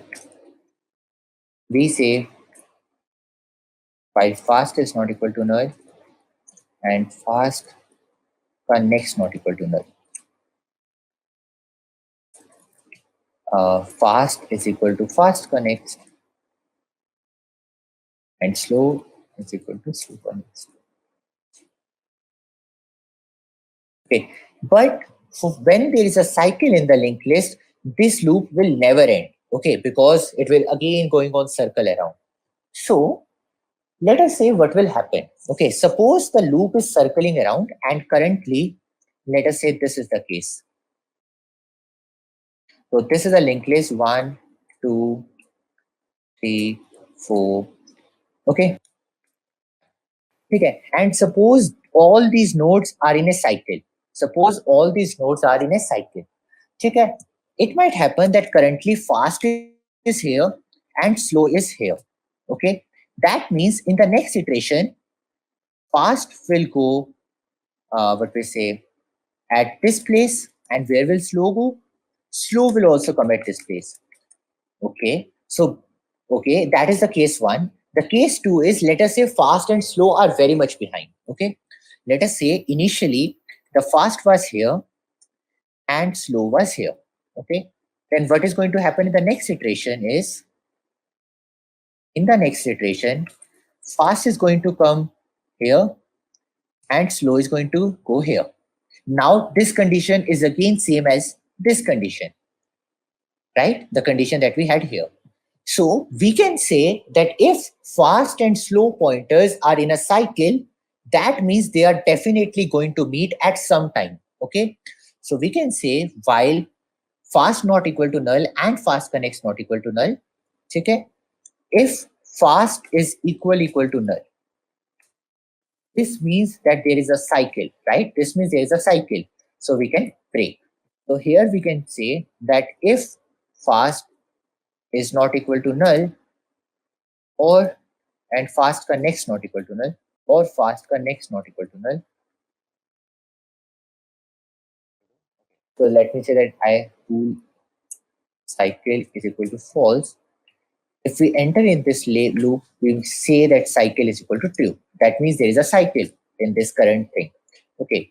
So if there is a cycle, now the question comes, how will we find the start of the cycle? But let us solve the case if there is no cycle. If there is a no cycle, we can just return null, right? Now let us see how we will find the start of the cycle. Okay. So let us say our cycle is like this. So there are nodes 1, 2, 3, 4, 5, 6, 7, and this 7 is pointing to, let us say, 4. Okay. So 7 is pointing to 4. Something like this. So suppose 7 is pointing to 4. Okay. That means this is a cycle. Okay, great. So now how will we find that 4 is the start of the cycle? How will we be able to do that? Let us see. Suppose, assume that this size, the size of the linked list before the start of cycle was A. Okay. And currently, both the slow and fast pointers will be traversing 4, 5, 6, 7, again 4, 5, 6, 7, and so on, right? Is that clear? Okay.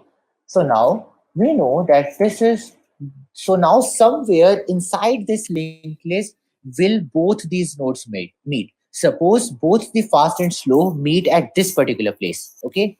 And let us assume that from the node start, this distance was B.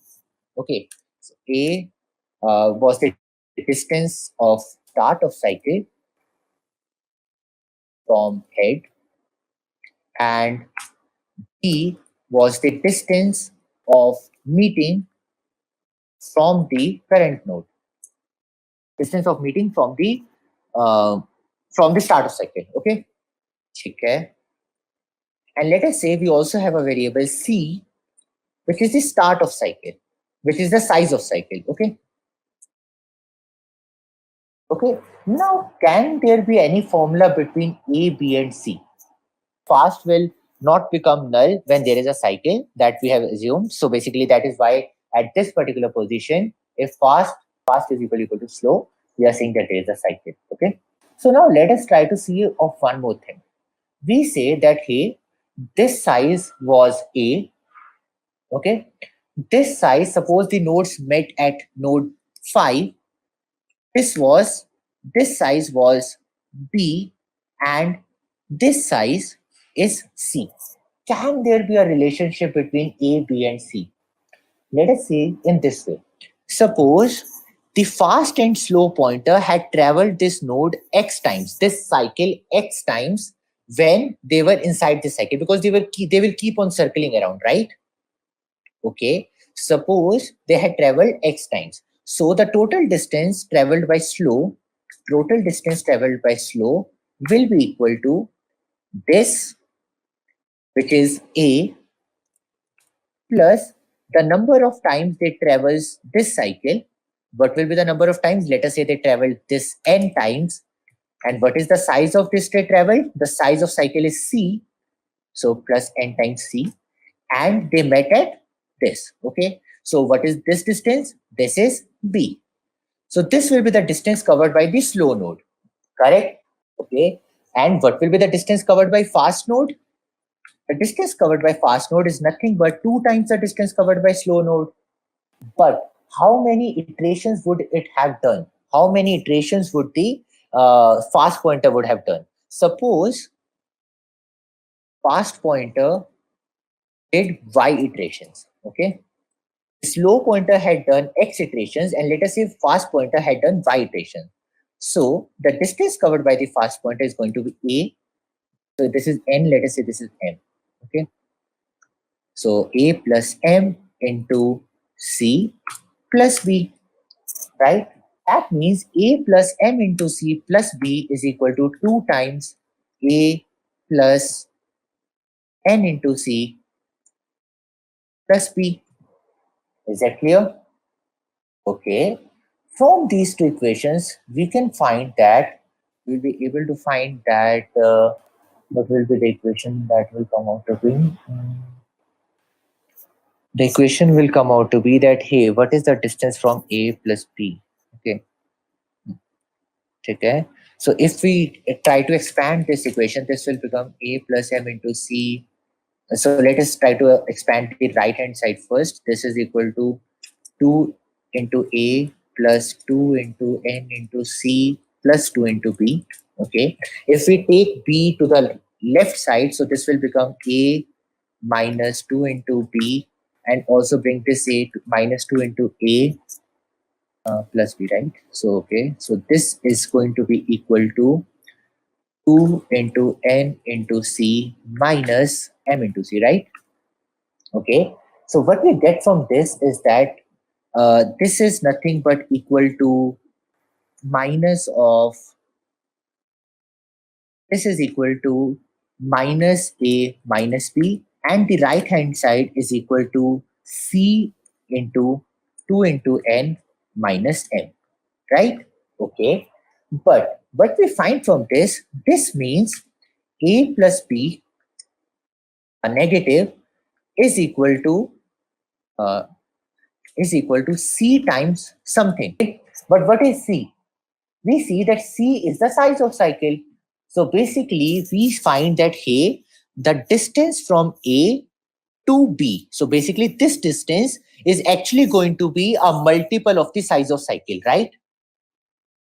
So if we again start a pointer from this particular position, and we again, so basically till this time, this goes till here, the pointer that will be at this place will actually come to 4 again. Why? Because it will go from 5 to 6 to 7 to again 4. And by the time the another pointer, if we start from 1, will also reach to 4. And 4 is going to be the start of cycle. Okay? So what we can do is, we can again put slow is equal to what we say A, and we say while slow is not equal to fast, this time we will move both the pointers by only one movement. Okay. So we will say slow is equal to slow next, and fast is equal to fast next. Okay. Now that means, okay, that means now where they have met, that is nothing but the start of the linked list, start of the cycle. So we can just return slow. So in this thing should work.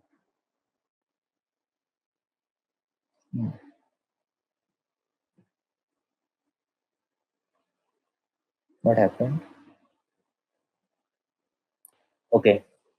So we will actually have to start with, okay, so this thing will be actually initially true,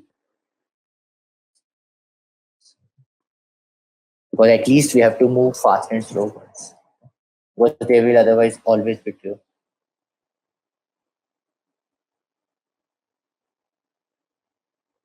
Right? Yes. And let us submit.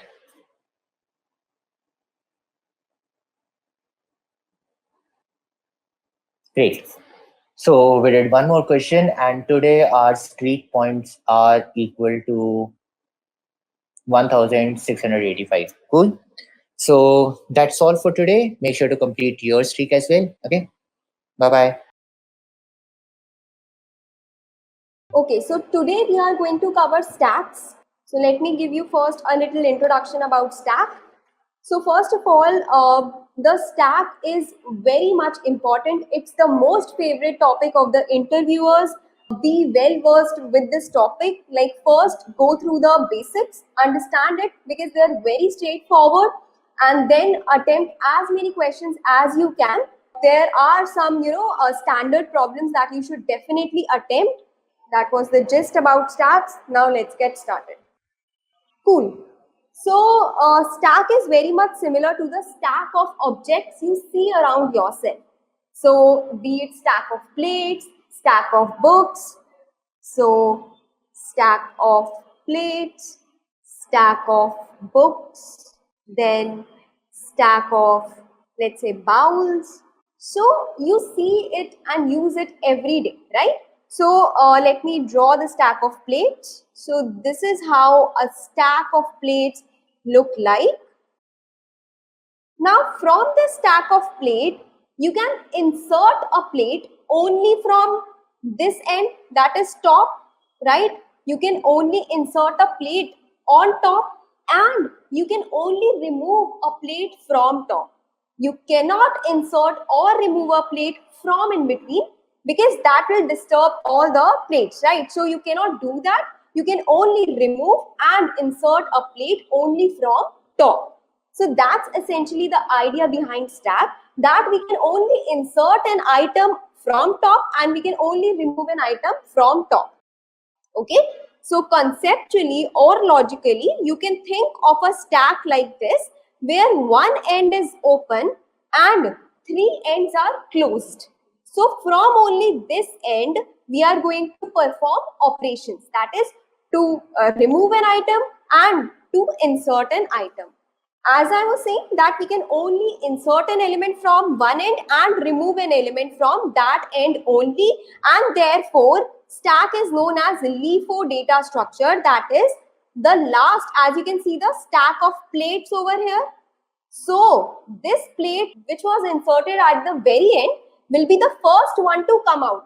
That is last in, first out. Okay, cool. So first what we are going to do, we are going to understand stack as an abstract data structure, that is ADT, abstract data structure. What do we mean by abstract data structure? In which the implementation details are hidden, but the operations are given to us. Okay, so let me write it over here, that implementation hidden. Okay, it's not there, it's not given, but only the operations are there. Only the operations are there with which, using which we can use the stack. Okay, so for example, you can see the fan on top of you, right? So you don't know how it's working internally. All you care about its operation, as in you put down the switch and it turns on, and you put off the switch and it turns off. That's what you care about. So that's an abstract. Cool. So we are given, let us understand the basic operations that are available with stack. Okay, so there are four basic operations. The first one, I am sure you guys, if you know about stack, you must know about all these operations. So that is push function, and then second is pop, the third is top, and the fourth is empty. Okay, so the push operation actually helps us to push an element on the top of stack. So this pushes an element on top of stack. Then here we have pop. So pop removes an element from top of stack. Then we have top, so it returns the element present on top of stack. So whatever element is present on top of stack, it just simply returns it. Okay, so don't worry, we are going to see an example over here. Is empty is the function that tells us if the stack is empty. So if the stack is empty, it returns true, else it returns false. Okay, so these are the four operations, that is push, pop, top, and is empty. Push pushes an element on top of stack. Pop removes an element from top of stack. Top tells what is on top of stack, and is empty returns true if stack is empty, else it returns false. Remember that pop simply removes an element and top does not remove an element. It simply tells what is present on top of stack. Is it clear now? Okay, so basically while performing a question, you will have to use in C++, let's say you can use STL, right? In STL you have stack. So in C++, you declare a stack like this. You can use a stack like this, and on this object basically you can call all these functions. So push x, then s.pop, and so on. Likewise in Java, you have collections using which you can use stack. So while attempting a question, you don't have to implement a stack of your own until and unless told. Okay, so but in a while we are also going to see how to implement a stack. We are going to actually implement these operations. Okay, cool. Okay, so let's actually see a dry run of these functions. So here, this is a stack, and these are the operations that I would want to perform: push 2, push 1, push -1, push 5, then pop. Pop is empty, top. So let's perform these functions, okay? So it's push 2. So what we'll do, from where we'll put it? We'll put it from here. So basically 2 will come over here. Then it's push 1. So 1 will come over here. Then -1. -1 will come over here. Then there is 5. 5 will come over here. Then we are popping. So 5 will be gone, right? 5 will be gone. So we have removed 5. Now again pop is there. So -1 will be gone. So we have removed -1. Okay. Then we are checking, is the stack empty? What will it return? What will this return? It will return false because the stack is not empty, right? The stack is not empty. Okay, so now there is top. So what will be the top function return? It will return whatever is present on top of stack. So basically top is pointing over here. So whatever is on top of stack, it will return that. So it will return 1, right? It will return 1. So that was a simple dry run of how can we use these operations. Okay, how these operations work. Now let us come to the applications of stack, which are very important. Applications of stack. So some of the applications are undo, redo. Then we have arithmetic expression, evaluation, right? Then we have recursion. So these are some of the, then we have string reversal and so on. So these are some of the applications of stack which are very important and you must know. So try to figure out that how a stack can be used in these operations. You know, that's an activity for you, that do try to search that how we can perform an undo, redo. So this is actually present in your browser, right?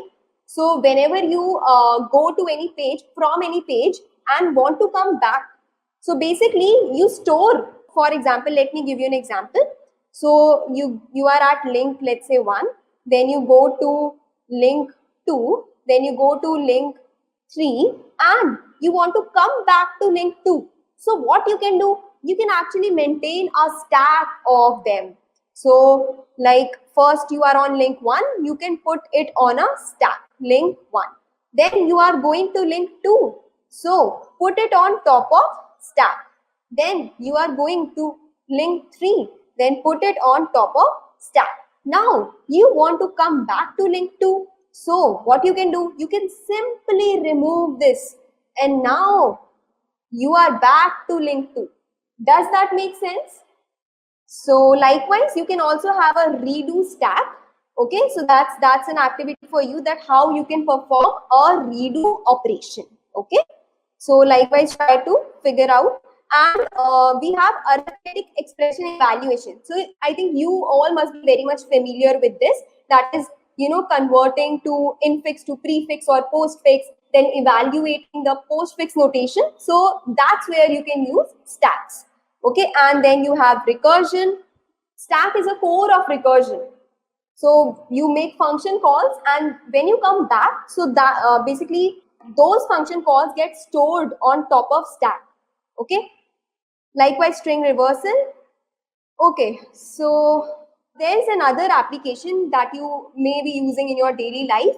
You must have seen this InShots app, right? So what happens in this, you are on this screen, okay, and so here I am actually at my feed. I am at my feed, okay, and I am watching this news. So I can only see another news if I remove it, if I remove this. So can you see that how this is an implementation of stack, right guys? Now let's talk about the implementation of stack. So could you guys tell me how can we implement a stack? So using arrays, second is using linked list. Okay, so how can we implement a stack using arrays? So basically, let's see. So we can have an array. So size of the array is, so array is A, and size of the array is 7. Okay, so what we can do, so let's say I want to push 2, push 3, push -1, pop, push 7, pop. Let's see how can we implement these operations using stack. Okay, so what we can do, basically we can actually enforce that one end of the stack will be there to perform all the operation. So you can imagine it like we are pushing the elements from here and removing the elements from here. So let's say I want to push 2, so 2 comes over here. Now you can also maintain a top variable which is right now pointing over here. That means what is on top of stack? 2 is on top of stack. Then we have push 3. So what we can do? We can simply increment this top variable and push 3 in here. Then push -1. So we can simply increment this top variable and push -1. Now how to pop it? How can we pop it? Top minus minus. So basically we are now at index 1 and we have, so basically -1 is gone. Okay, then we are at, so this was done, then we are at 7. So again we can increment the value of top and 7 comes over here. Now again pop's coming, so we can come over here and this is gone. So basically that's how we can operate a stack using arrays. Okay, and now can someone tell me the problem of stacks? So problems of stack are, which are very important if let's say an interviewer asks you to implement a stack using arrays or linked list. So if I talk about arrays, then we have problems, overflow and underflow. Let's say I want to push 1, 4, 0, 5, 6. These are the items that I would want to push. So 1 comes over here, then 4 comes over here, then 0 comes, then 5 comes, then 6 comes, and now I would also want to insert, let's say, -1. So as you can see, as I move my pointer forward, there is no space because array has a fixed space, right? So I cannot insert any more element and that leads to the condition of overflow. Okay, and it's very important. So if interviewer has asked you, he's basically maybe judging you that will you cover these cases or not. Okay, so this is the thing. So how can you handle it? So basically here you have mentioned a size, right? You can keep a check that if size, so if top is equal to the size -1, so in that case that's an overflow. You cannot insert any more elements. So that's a drawback of arrays, and to overcome that, basically you can use something known as dynamic arrays. Okay, you can use something known as dynamic arrays. Okay, now let's say I want to pop, I am calling pop 7 times. Okay, so basically this is gone, third time, fourth time, fifth time, sixth time and seventh time, and now I am again calling. So now what will happen? Will I be able to pop any more element? No, I will not be able to pop any more element because the stack is empty. So if I attempt to do so, that will lead to underflow condition. So how can you make it all right? Basically, you can put a check that if top, so if top is equal to, let's say, -1, then print underflow. Okay, and simply return. So that's how you can manage underflow and overflow condition. Does that make sense, guys? Underflow is when you are trying to pop an element when there doesn't exist. When you are popping an element when there is no element. So how will you be able to pop? Will you be able to pop? No, right? So that's the case of underflow. So you can manage the case of underflow by checking that if top is equal to -1, that means you have no element, so you simply print underflow and return. Cool. So let's talk about linked list. So in linked list, what you can do is, So you have nodes in linked list where this is the data part and this is the address part. So basically the nodes of the linked list can be present anywhere in the memory, right? Like array, you don't have everything in a contiguous manner. Everything is scattered. Every node is scattered in linked list. Basically, if you have this as a memory, so if let's say one node is present over here, another node can be present over here. Okay, third node can be present over here. So basically, this address field actually links node. So basically, this will be linked to, let's say, this, then this is getting linked to this, and so on. That's how we store data in linked list. So basically, let's say you have 2 and 1 right now. Then you want to insert, you want to push, let's say 7. So how you can do? Right now, top is here. So at what position, if you, so you are actually, remember, you are actually implementing stack using linked list. Where would you want to insert this node? This is your linked list. This is what you are building. This is the temp node, current node, that you new node that you want to insert into your linked list. So where will you insert it? That we can actually put it on top of head. So now we can actually make this its next pointer point over here. So this is how our stack would look like. Now top will be over here. Okay? So you can, in case of a linked list, you can imagine a stack like this. Like this, it's growing, right? Like this is it's growing. And when you want to pop an element, so basically you can actually shift this top to the next position, and this will be, so basically you can free up this space. Okay, so that's how you can implement a stack using linked list. Now with linked list, the concept of space, a lot of space is used in linked list. Okay, so basically you are storing pointers as well, that will take a lot of space. And pros of both stack and cons is that you will be able to perform push and pop operation in just order of one time complexity. Okay, in just order of one time complexity. Okay, cool. Let's get to the question. Okay, so the first question that we have is of very much famous question and very much asked question. It's of valid parenthesis. Okay, valid parenthesis.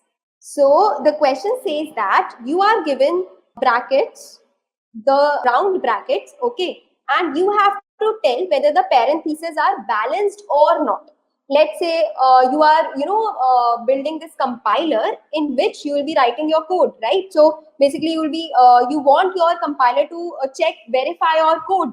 So in that case, you will definitely want how can we check if the bracket are valid or not. So how can we do that? Let's see. First of all, let me give you some examples. Let me write down the examples.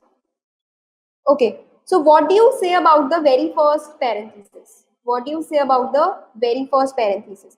Are these set balanced? Is it balanced?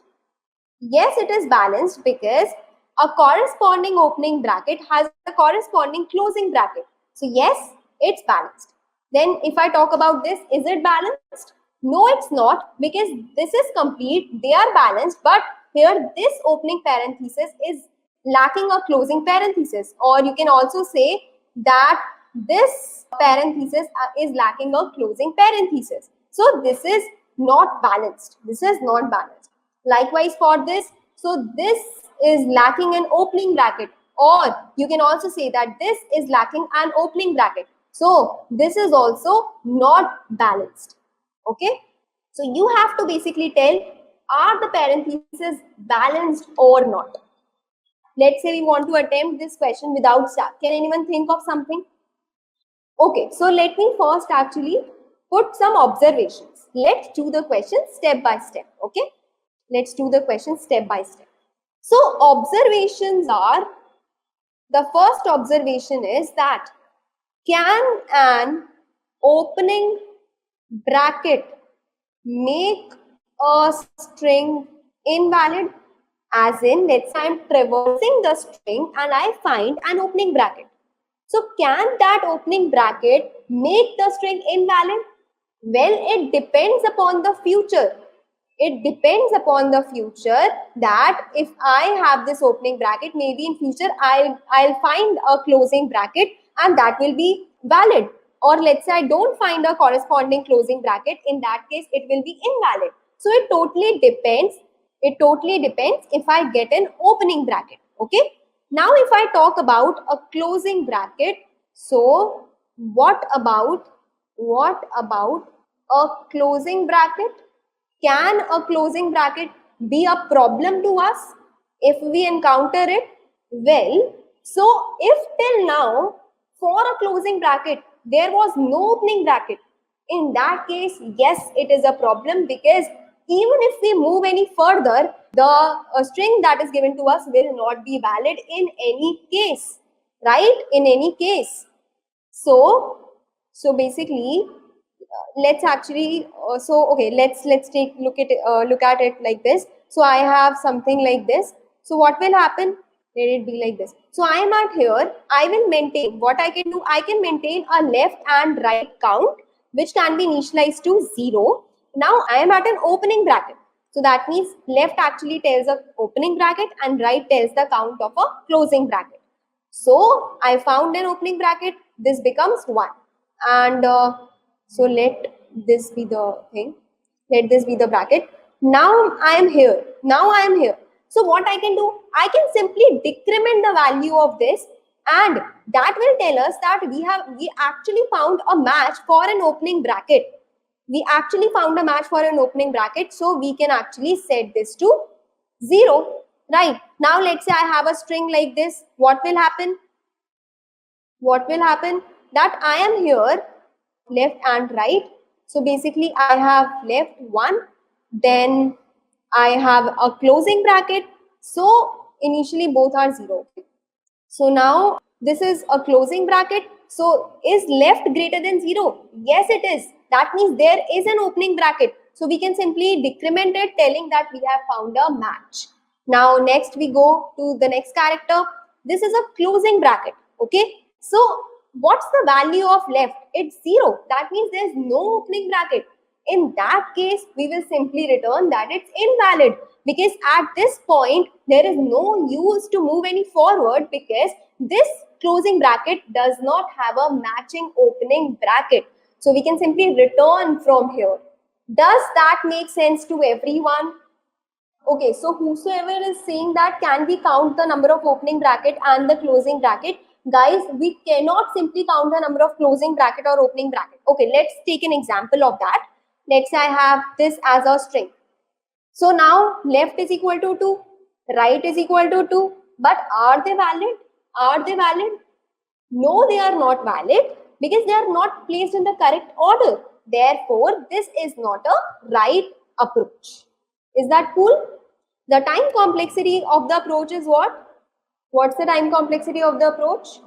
So if we have this case, here the number of closing brackets are 2, number of opening brackets are 2. So are they valid? No, they are not valid. So this is wrong. This way is wrong. So what's the time complexity, guys? Time complexity is just order of length of the string, because we are iterating the string just once. And what's the space complexity?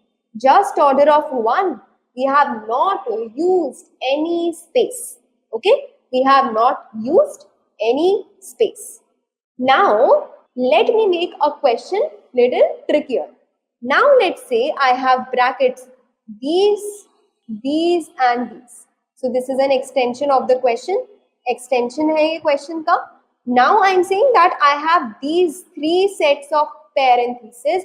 Now I have to tell, basically my string can contain these set. So I have to tell if those are valid or not. Let's take an example. Examples can be this, then we have this. So this will be given to you. Now you have to tell, are they valid or not? Now how can you do it? So whenever in the interview you're telling the interviewer that okay, we can use stack for this, but she or he already knows, right? You have to get to it, like how, what's the intuition? So that's is very important. Okay, Some of you are saying that we can use 3 variables. So that will be wrong, because then you won't be able to actually find the order. You cannot judge the order by taking that many variables. So first of all, I am sure that you guys understand that it cannot happen by taking just the left count and the right count, because okay, so first of all, let's take the example of this. Now here left is 1, okay, and now I find a closing bracket, but here they are not same, right? So this will not work. Having left and right is a bad idea. Now taking 3 variables. So here I have this string. So if I take 3 variables, let's say round, or let me write first bracket, second bracket, third bracket. Now here the first type. So this is type 1, type 2, type 3. First bracket का left right, इसका left right, then इसका left right. First का left is 1, okay. Third का left is 1, okay. First का right, so we have found a right bracket and this manages to be 0. Then we have third ka right, so this becomes 0. But is this valid? No, it's not valid, because the order is different. Order doesn't match. So therefore, that's a bad choice. Does that make sense? You should have a clear idea that why your approach is wrong. You should take as many, like if you are stuck, you are not able to think, take examples and try to generalize it. You guys are clear with it? Cool. So let's move forward. Now let's actually build some intuition of this. So one thing is that, let's consider these brackets. One thing is that okay, so this is invalid, right? This is invalid. This is also invalid, right? This is also invalid. This is valid. This is valid. They have right set of pairs. Now this is also, this is what? This is what? This is also valid. Okay. This is also, as you can see, that this is also valid. So if I talk about this string, then it's a property of the valid parenthesis that if the complete parentheses are balanced, then their sub parentheses will also be balanced. As you can see that this is balanced, this is also balanced, this is also balanced. So we are not considering all the substrings, right? We cannot consider anything like this or something. We have to choose the right set. But what it means is that whatever the parentheses are inside it, they will be balanced anyhow. So this is its corresponding pair. Then we have this, it's correct, then it's correct, then this is there. So does that make sense? That inside of it parentheses are balanced? Now, so an opening bracket does not bother us, right? An opening bracket does not bother us because in future we may find a closing bracket for it, right? But let's suppose I am at this closing bracket. Let's suppose I am done with everything and I am at this closing bracket. Now for this closing bracket, this is an opening bracket, this is an opening bracket. Does these brackets are of any use to me? No, they are not. Can I get rid of them? Then that would be great, right? So if I can get rid of them, because they are valid in itself, right? As I told you by this property. So since they are valid, if I can get rid of them, then I can actually find out if this bracket has a matching opening bracket, okay? So let's actually see a dry run of this using stack, because stack is the data structure that helps us find. Just look at just the past, okay? Just the past. So how and what we can do? We are at this bracket. This is an opening bracket. We'll see about it in future. So push it onto the stack. Then this is an opening bracket. We'll see about it in future. Put it on top of stack. Again an opening bracket. Put it on top of stack. This is a closing bracket. Was there an opening bracket for this? Yes. Where can I see? I can see it on top of stack. If there is a corresponding match for this closing bracket, then I can simply pop it off. Next time here. This is a closing bracket. Does this have a match? And see how nicely we have removed between whatever was presented. That is here. We have removed it. We have removed it. And now we are actually comparing this. Where can we find it? On top of stack. So yes, it has a match. Remove it. So now we are here. Now we are here. put it. So this is our closing bracket. Yes, match found. So remove it from top of stack. Then we have an opening bracket, push it on top of stack. Okay. Then we have a closing bracket. Is the corresponding opening bracket present? Yes, it is present. Remove it from top of stack.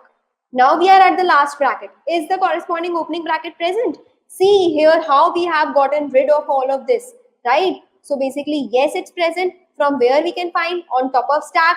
Just remove it. What's the condition we have to check for validity? That if the stack is empty, then return true, right? If the stack is empty, return true.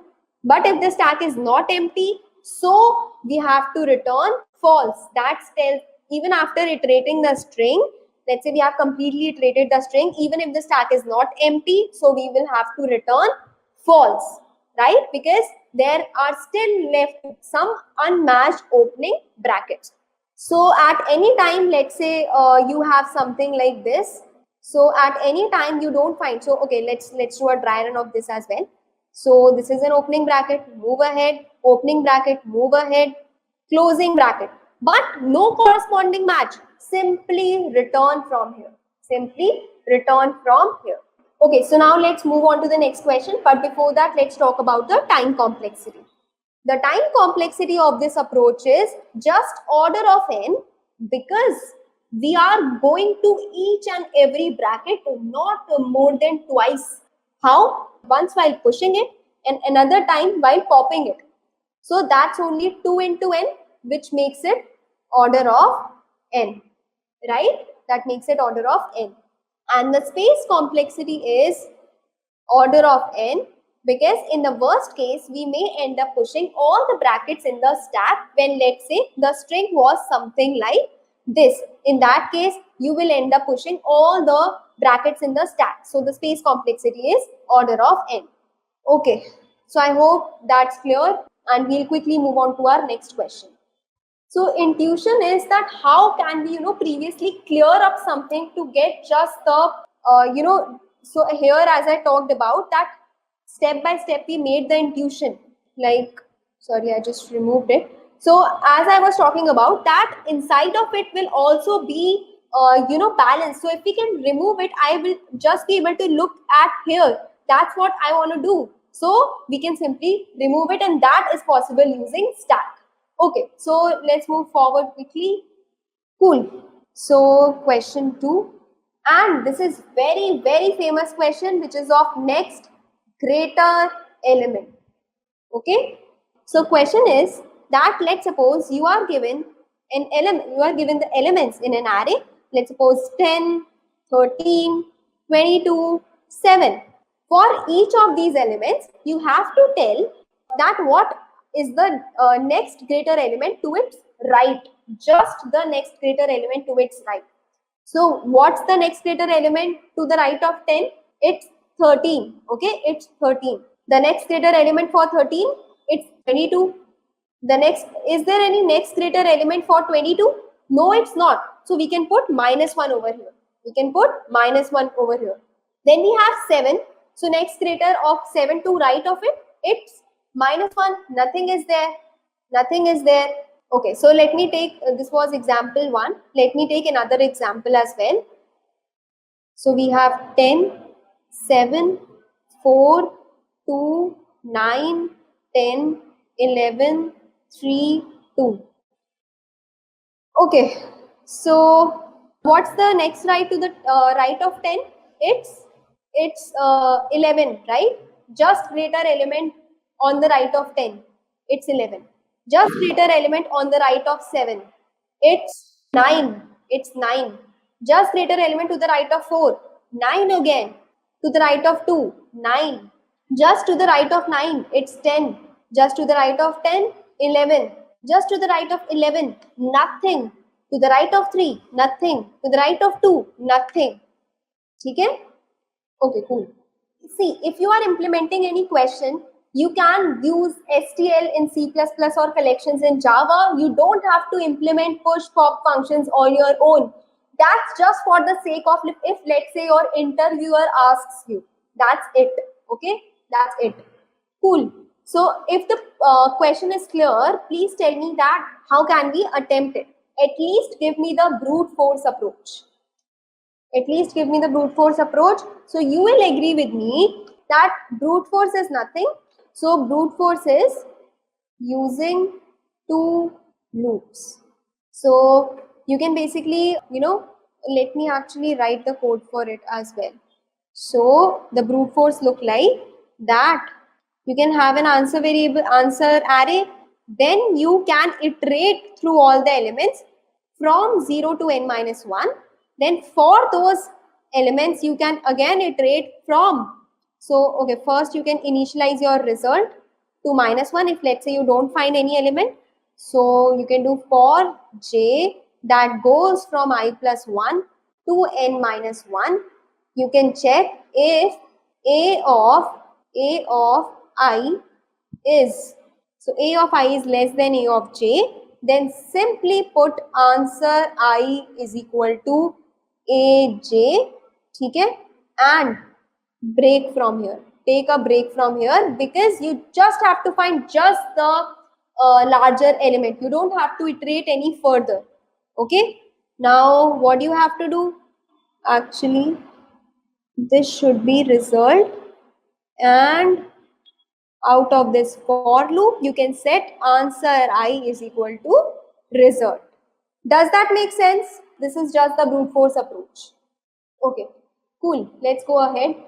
So the time complexity of this approach is order of n square, since there are two nested for loops, and the space complexity would be order of n, which we can ignore because that will be just to store the.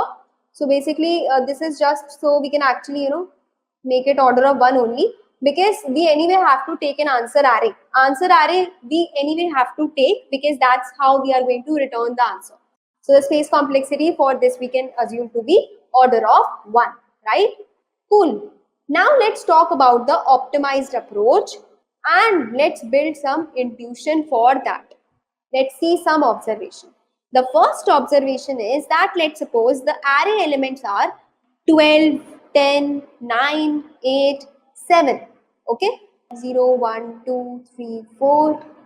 If let's suppose these were the elements, what is going to be the answer for them? What's going to be the answer for 12? -1. Nothing is on right. For this, -1. For this, -1, -1, -1. Does that make sense? The answer for all of them will be -1. Now let's talk about another example. Let's say we have 5, 4, 3, 2 and 10. Now can someone tell me what is going to be the answer for 5 now? For 5 it's going to be 10. For 4 it's going to be 10. 3, 10, 2, 10, 10 minus 1. Does that make sense, guys? Cool. So the thing is that as you can see, when the sequence was in decreasing order, we got -1 for them. And here we also had a sequence in decreasing order. But once we got an element which was greater than them, so this element was greater than these elements, so the answer for them became 10. The answer for them became 10. Look at it like this. So let's suppose I have a 5, 4, 3, 2, 10. So I start from here. This is 5, then this is 4, this is 3, this is 2. Now 10 came. So once the number came which was out of order and greater than them, so answer for them became 10. Okay, answer for them became 10.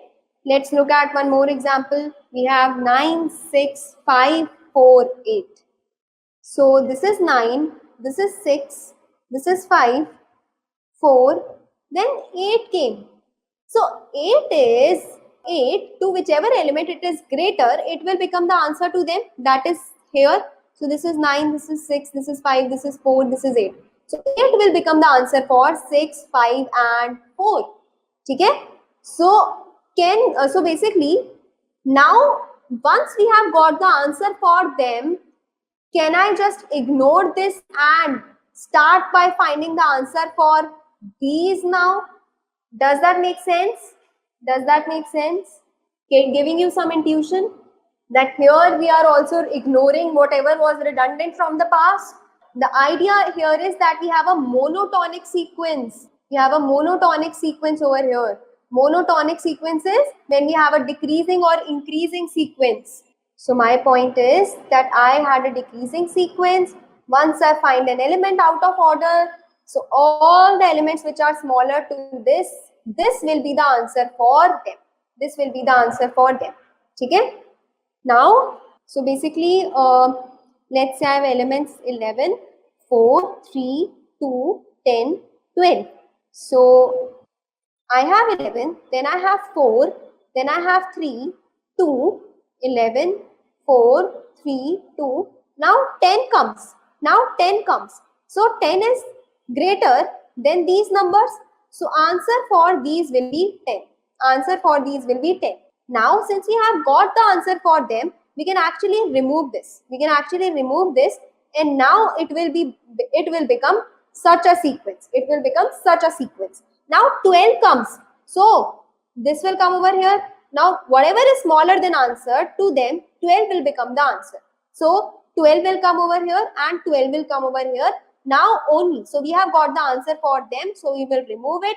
And now we are just left with 12.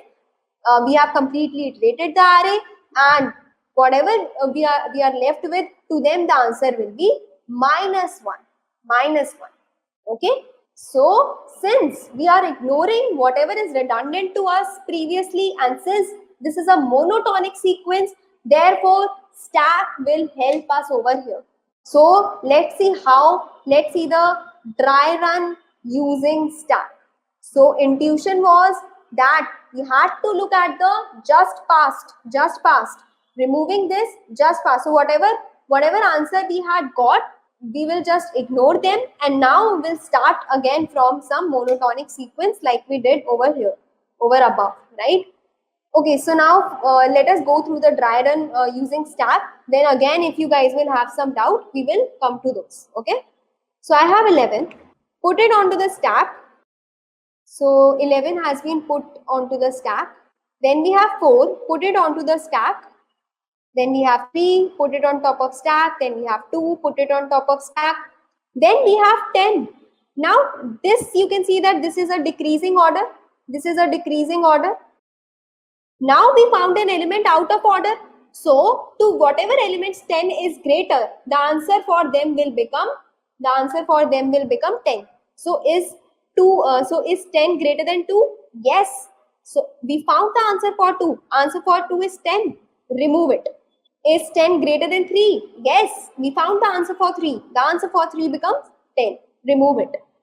Now is 10 greater than 4? Yes. So we found the answer for 4.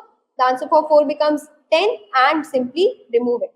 Now is 10 greater than 11? No. So simply push 10 onto the top of stack and move ahead. Now we are at 12. So on top of stack there is 10. 10 is lesser than 12. So answer for 10 will become 12, right? Answer for 10 will become 12. Now, so we are at 12. Is 12 greater than 11? Yes. So answer for 11 becomes 12. Okay? So now nothing is there. Simply insert 12 on top of stack. Now move ahead. So we are done. We are left with no more elements. So whatever is present on top of stack, the answer for them will become minus 1. So in this case, answer for 12 is minus 1. Guys, does that make sense? So Anshul says that then in this solution, we need to also store index and stack. Anshul, that's what we are going to do.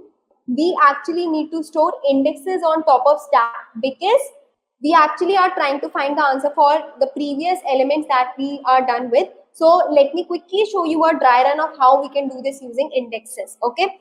So we are having the stack. We will place 0 over here. Then we will place 1, right? Then we will place 2. Then we will place 3. So basically still the array is in decreasing order. Now we found 10. So this 10 is greater than what is present on top of stack.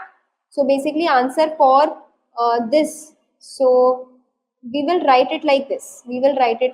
S dot top. Okay? Because this is the index. So a of 3 is nothing but 2. So 10 is greater than 2. Answer for this has become 10. Then likewise, answer for this will become 10. Element at index 1 is 4, which is lesser than 10. Answer for this becomes 10. Now 11 is not smaller than 10, so we will simply push the index of 10, which is 4. Then we are here. Now this is 12. 12 is greater than a of s dot top. So we will simply mark the answer of a of 4 as 12. So this is 12. Again, so as we remove it, then a of 0 is lesser than 12. Answer for a of 0, that is 11, will be 12. And now whatever is present on stack, whatever is present in stack, you will simply mark their answer as -1. So you will put -1 here. And the time complexity of this approach is order of n. Since we are putting an element and removing an element just twice, so again order of 2 into n, which is nothing but n. And space complexity in the worst case can be, when let's say the complete array is in decreasing order, it will be order of n. So does that make sense to everyone? Okay guys, so we have actually placed the link to the questions for the next questions. Okay, so hope you guys try it, and guys, this was it. I hope you enjoyed it, and if you enjoyed it, please like and subscribe and share this with your friends as well. Okay, cool. Please try them. See ya. Bye bye. Okay, so today we are going to study a very important data structure. This is going to be very handy, which can reduce the time complexities of many problems significantly just by adding a little bit on the space side. Okay, and this is called a hash map or a hash table. Okay, and the whole process is called hashing. In today's class, we are going to study some basics of hashing. How a hash table functions, and we'll also discuss some problems which have been asked in the interviews, and we'll see how you can solve these problems optimally using a hash map or hash table. Okay, I have a question for you guys. Have you ever encountered hashing in your real life?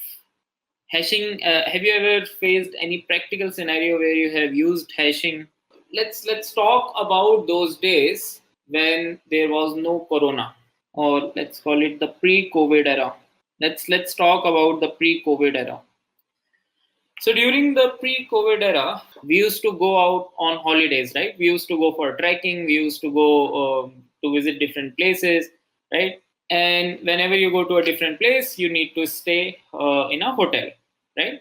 So let's say that if you go to a hotel and if you want to look for a room, right? You go to the receptionist and ask whether a room is free or not. Now the job of the receptionist is that he will take all your preferences. He will ask you what type of room you want, and then based on your preferences, he will just check whether a room of those preferences is free or not, right? So you go to a hotel, and in this hotel you have a receptionist, right? And you go to the receptionist and you ask for a room. Give me a room which, let's say, is a single bedded room, has a AC, has a balcony and all, right? And this guy will just check whether a room is free or not. Now this guy has got two ways to check the room. First is that he can actually go and he can visit all the rooms of the hotel and check whether such a room is present or not, right? He will go, he will knock each and every door, he will check whether the door is closed or whether the door is open, whether the key is with him or whether the key is with the person who has taken the room, right? So this is one way. Now, as all of you can see, that this is a very unoptimized way of finding a room, right? Because if there are, let's say, 200 rooms in this hotel, if this is a very big hotel, then he is going to check each and every room for each and every customer, right? So if there are n customers and if there are m rooms, then how many checks is he going to make? This unoptimized receptionist is going to make n into m checks. This is not going to be profitable for the hotel business. Whoever is the owner of the hotel, he will fire him the next day, right? The other way that this guy can use is he can maintain a map, right? He can just against each and every room, right? Let's say room number 101, 102. He can maintain whether this room is occupied or whether this room is empty, right? or he can also have the keys in the key holder itself. He can also have the room number written, right? So now whether he has the key or not, that is also visible here. Whether the room is empty or not, that is also visible here. He can also have the type of the room written here. So he can have that 101 is a single bedroom which is empty, 102 is a single bedroom which is non-empty, let's say 202 is a double bedroom which is empty, right? So he can have each and every information regarding the room stored against the room number. Okay, is this going to be a better choice? Yes, right? That is why each and every receptionist actually does this. You must not have seen any receptionist who actually go and check all the rooms, right? But this is something which you all must have seen, correct? Let's talk about another example. Okay, so let's say that in those days we also used to go to shopping malls, right? So this was an example when we want to stay on a hotel. Another example would be that if I want to go to a shopping mall. Okay, now if I want to go to a specific shop in the shopping mall, again there are two ways, that either I go and check each and every shop in that mall, right? So there are going to be multiple floors in that mall, right? Each floor will have different shops, right? And let's say I'm looking for a specific shop. Okay, let's say I want to buy the magical drug Coronil. Okay, I have a perception, I have read on WhatsApp that if I take Coronil, then Corona is not going to catch me, right? So what I would want is, I would want to search this shop which is selling this drug Coronil, right? Now again, I have got two ways to do this. First is that I go to each and every floor and I check each and every shop one by one, right? Or some of the malls who have a logical owner or who have a logical management, what they do is they put a board or a map of the mall, right? So what they do is they put shop number, they give the complete address of the shop, floor wise. They will say that in the first floor these are the shops which are there in this order, right? And in the second floor these are the shops. So what I can do is I can use this map and I can find the exact location of that shop, and then I can go to that shop, buy this drug, and then I can make sure that Corona is not affecting me. But since this was a knowledge that I gained from WhatsApp, this might not be true, right? But this way of searching the shop, this definitely is a better approach, right? Instead of visiting each and every shop, what I'm going to do is I'm going to check this map and then find the exact location of the shop. Okay, does this make sense to everyone? These are two examples which all of you must have used, like these or something like this in your real life, right?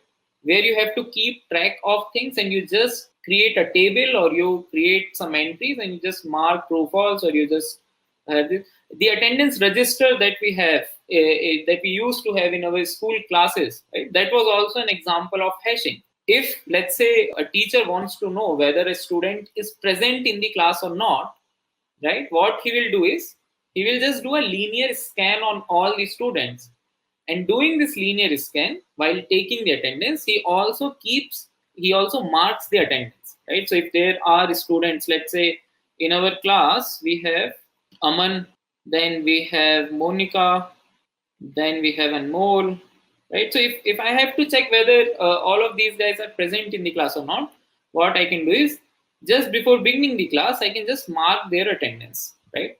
Now, if let's say after some time I want to know who all were present in the class, I will not do another scan. I will just check whether Monica is present, whether Aman was present or not, right? So this again is another example of hashing which we have been seeing from the school days, right?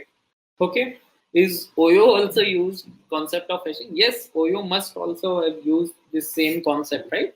Okay, so this is the general idea of hashing. Now let us see how it actually functions in the world of computer science. Okay, so let's try to understand this whole process using an example. So let's say that we are given an array, and this is just to understand how hashing is going to function. Okay, this is going to be a very easy example to understand the working of hash maps and hash tables. Okay. So let's say that you are given an array, and in this array, you have all the numbers from range 1 to 1000. So you know that any number in this array is going to be from, or let's say from 0 to 1000. Okay. So you're given an array of size n, and each and every number of this array ranges from 0 to 1000. Okay. You have to return the frequency of every number. Let's say you have got queries about the numbers. Okay, so you have this array, and now you are getting multiple queries. You have to answer these queries, and each query asks you the frequency of a number. Okay, so for example, if the array is something like this, okay, if this is the array, after getting this array, you will get different multiple queries, and you have to answer what is the frequency of the given number in that query. So for example, if your query has 58, you will return 1 because 58 occurs only single time. Then if let's say you get 3 in the query, then you will be returning 2 because 3 is occurring twice in this array. If you get 2, you will again be returning 2 because 2 again occurs twice in the array. Okay, is this scenario, is the problem clear? How can we solve each and every query in the most optimal time? Okay, let us start from the brute force. Okay, what is the brute force way to solve each and every query? The brute force way to solve each and every query is that whenever you get a number in the query, you iterate over this complete array and you count the occurrences of that number, right? So if I get 58, I will do an iteration over the complete array, which is going to be an order n operation, and then I will return 1. If I get 3, I will again do another order n operation over the complete array, and I will return 2. Okay. So what is the total time complexity of, if I go by this approach? Let's say there are q queries. Solving each query takes order n time. So the total time complexity is going to be q into n. Right? Now this q can be very, very large. Okay. So this is something which is not optimal, right? Any other approach that we can use in this case that you might have studied in the previous classes? Can we optimize this order n factor here? Let us say if I do some pre-processing, okay? If I sort the array, what happens to the order? Now the order is, the array sorted in ascending order, right? Now can I find the frequency in a more optimal time? Can I reduce this factor of n? Yes. Now how can we count the frequencies? Now we can use binary search. You must have studied this, you must have learned it in the previous sessions, that given a sorted array, you can count the number of occurrences of any element using binary search, right? You can just find what is the first occurrence of that number using the binary search. Then you can also find what is the last occurrence of the number, and then you can get the length of this subarray, right? So if you use binary search after sorting, then each and every query is going to take how much time? Only log n time, right? So now what is the total time complexity of finding all the frequencies? So if you have q queries, then solving all the queries is going to take you q into log base 2 n time. This much is the time that you will invest in resolving each and every query. But before this, you have also sorted the array, right? So that amount will also be counted. Now, whichever is the greater of these two will be the overall time complexity, right? This still is a lot because again, n can be very large, q can also be very large, right? So can we further optimize this? Right, so as many of you have already suggested, what if I have another array, right? So I can see here, if I focus on the constraint of the problem says that any array value is going to be in this range strictly, right? Any array value cannot be more than 1000 and it cannot be less than 0, right? What if I just have another array where each and every index of the array represent the numbers and the value in the array represents the frequency of a number in this original array? So what if I have another array, just call it a frequency array, right? And store and count the frequency of each and every original array element in this array. right? So I can have another, let's say, frequency array of size. What should be the size of this array? What should be the optimal size of my frequency array? If I know that all the numbers are going to be in the range from 0 to 1000, I know that the maximum number that I can have is 1000.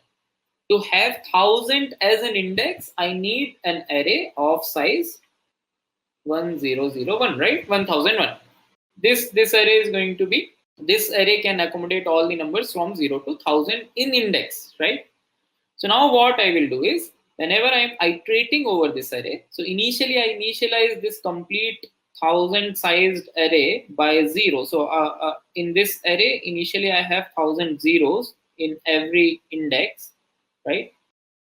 And then whenever I visit a number, I will just loop over this array. And whenever I visit a number, I will increase the value here, right? Because this denotes the frequency. So initially I am assuming that frequency of each and every number is 0. Whenever I encounter a number, I will increase the frequency, right? So I will just loop over this array. I will say for I equals to 0, I less than n, which is the size of the given array, I plus plus. And I will say frequency of a of I plus plus, right? If I just do this, what will I get? In this array, frequency of 1 will be increased to 1, right? And then frequency of 2 will also be increased, and it will be 2. Frequency of 3 will also be 2, and so on, right? So now, after I have built this array, if I have to return what is the frequency of any given number, right? What is the operation that I have to do? After I have built this array, for any number I, for any given number I, if I have to return what is the frequency is nothing but frequency of I. So if I have to return what is the frequency of 58, I will quickly do frequency 58. If I have to return what is the frequency of 2, that is going to be frequency of 2. And that's it, right? So what is the time complexity of this operation? Time complexity of this operation is constant, right? This is a constant time operation. I'm just retrieving a value from the array, right? So this is going to take order 1 time, correct? Now I have q queries, and each query is being solved in order 1 time, correct? So what is the overall time complexity of solving all these queries? Overall time complexity becomes order q, because each and every query is taking how much time? Only order 1 time, right? So this is the time to resolve each and every query. And then we have also built this array, right? So we have iterated over the given original array, and then we have also built that array. So this takes order n time, order n plus q, whichever is greater will be the final time complexity. Okay, does this make sense to everyone? How we have solved this, like optimize the time complexity from n square to n log n plus q log n to order n plus q. Okay, now one of you just asked what happens when array elements range from 1 to 1 raised to power 10 raised to power 18. Okay, what if, so in this problem it was given to us that the numbers are going to range from 0 to 1000. That is the reason why we are able to create an array, right? I can create an array because I know that indexes can be in this range, correct? Now, what if the numbers are going to be very large? Okay, a of I, as asked by Lucky Movies, what if the range is this? Can I use the exact same approach? So now I cannot use the exact same technique, because I cannot have an array, I cannot create a frequency array which has a size 10 raised to power 18, right? Because this is going to cost me a lot of memory, right? How much memory is it going to cost? If this is an array of integers, one integer takes how much memory? 4 bytes, right? So if you want to create an array of size 10 raised to power 18, this is going to cost how much time? How much memory? 4 into 10 raised to power 18 bytes. Can anyone quickly tell me how much is this in GBs? 4 into 10 raised to power 18 bytes. How much is it in GBs? So if you want to create an array of that size, you need to have this much of memory, you need to have this much of memory in the RAM, right? So this much of memory in the RAM is definitely not going to be possible for an ordinary computer, right?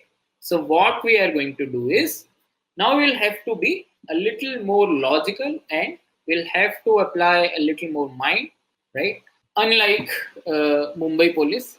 So let us be a little more logical and let us try to see if we have an upper limit on the memory, right? If let us take a smaller example, and let's say that the numbers are ranging from, just to understand, let's take the smaller example that the numbers are again ranging from 1 to 1000, but the largest array that I can have a size of 100. This is the upper limit on the size of array.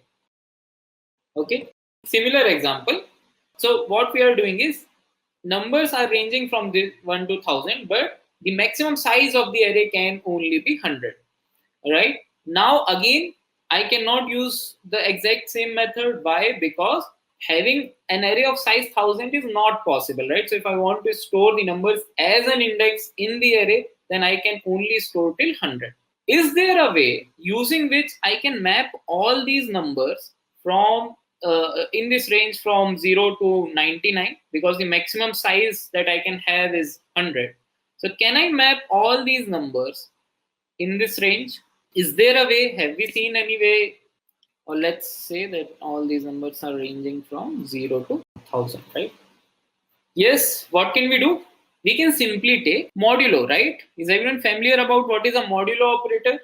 This gives you the remainder, right? So if I take modulo of any number ai with 100, which is the maximum size of the array that I can have, can I say that this number, which is ai modulo 100, will always lie in the range from 0 to 99?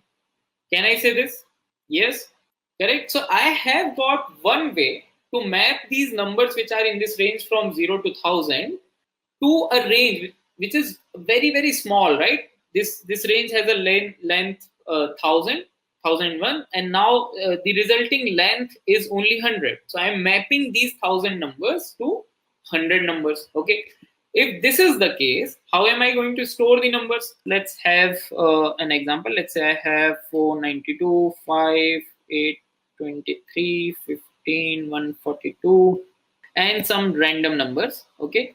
And now if I can only afford an array of size 100, right? How can I map these numbers? I will first take the modulo of these numbers with 100. And then whatever number I get by doing this operation, I will store these numbers in that index. So I get the index by taking modulo of these numbers by 100. So first number will be stored against index 92. This will be stored against index 5. This will be against 23, 15, 42, 54, and 64, right? So if I have these as the array index, 54 and so on till 99, then at 0 is going to be empty, 1 is empty, 2 is empty. At 5 I am going to have 5. At 23 I will be having 823. At 42 I will be having 142, and then 654, 764, and so on, right? So now, is this going to work? Is this going to work correctly if these are the indices and I keep the values in array element mod 100 index? Okay, now some of you are saying that this is going to work, but there can be collisions, right? What are collisions?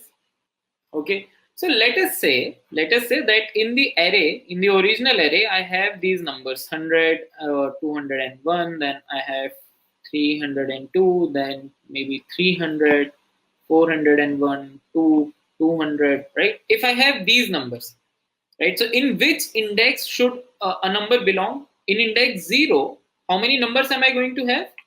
In index 0, I am going to have 100. Then I am also going to have 300, and I am also going to have 200, right? All these numbers will try to get inserted against a single index, right? These are called collisions when there are multiple prospects candidates for a single index, right? So index 1 will try to accommodate 201, then 401. Index 2 is going to have 302, and then 2 also, right? So there is no one-to-one mapping, right? A one-to-one mapping does not exist, correct? If a one-to-one mapping does not exist, is this even possible to use this technique? Are we going in the wrong direction? Is this a correct way? Is this the correct path that we are taking? Maybe, right? We have also studied a data structure called linked list, right? If you know about a linked list, what if we have an array of linked lists? If I keep an array of the linked list nodes, right? Can I say that this can work in that case, right? So currently, if you are only storing a single element, if you are only trying to store a single element against one index, then since there is no 1:1 mapping, this will definitely fail. We are going to lose some data, right? Because every time you have a collision, the previous number will be overwritten. But what if I use a linked list? So instead of having these integers, right? If at index 0, I have this complete linked list to store. So if I have to create an array of linked list, what do I need? I only need the pointer to the head stored in that correct index, right? Only if I have an array like this where I have this head pointer, then using this head pointer, we can have the complete linked list, right? So we don't need to actually store this complete linked list in the array. We only need to store the head pointer, right? Similarly, at index 1, we can have the head pointer of 201. At index 2, we can have the head pointer to 302. Does this make sense to everyone? So we can still manage doing hashing in this case.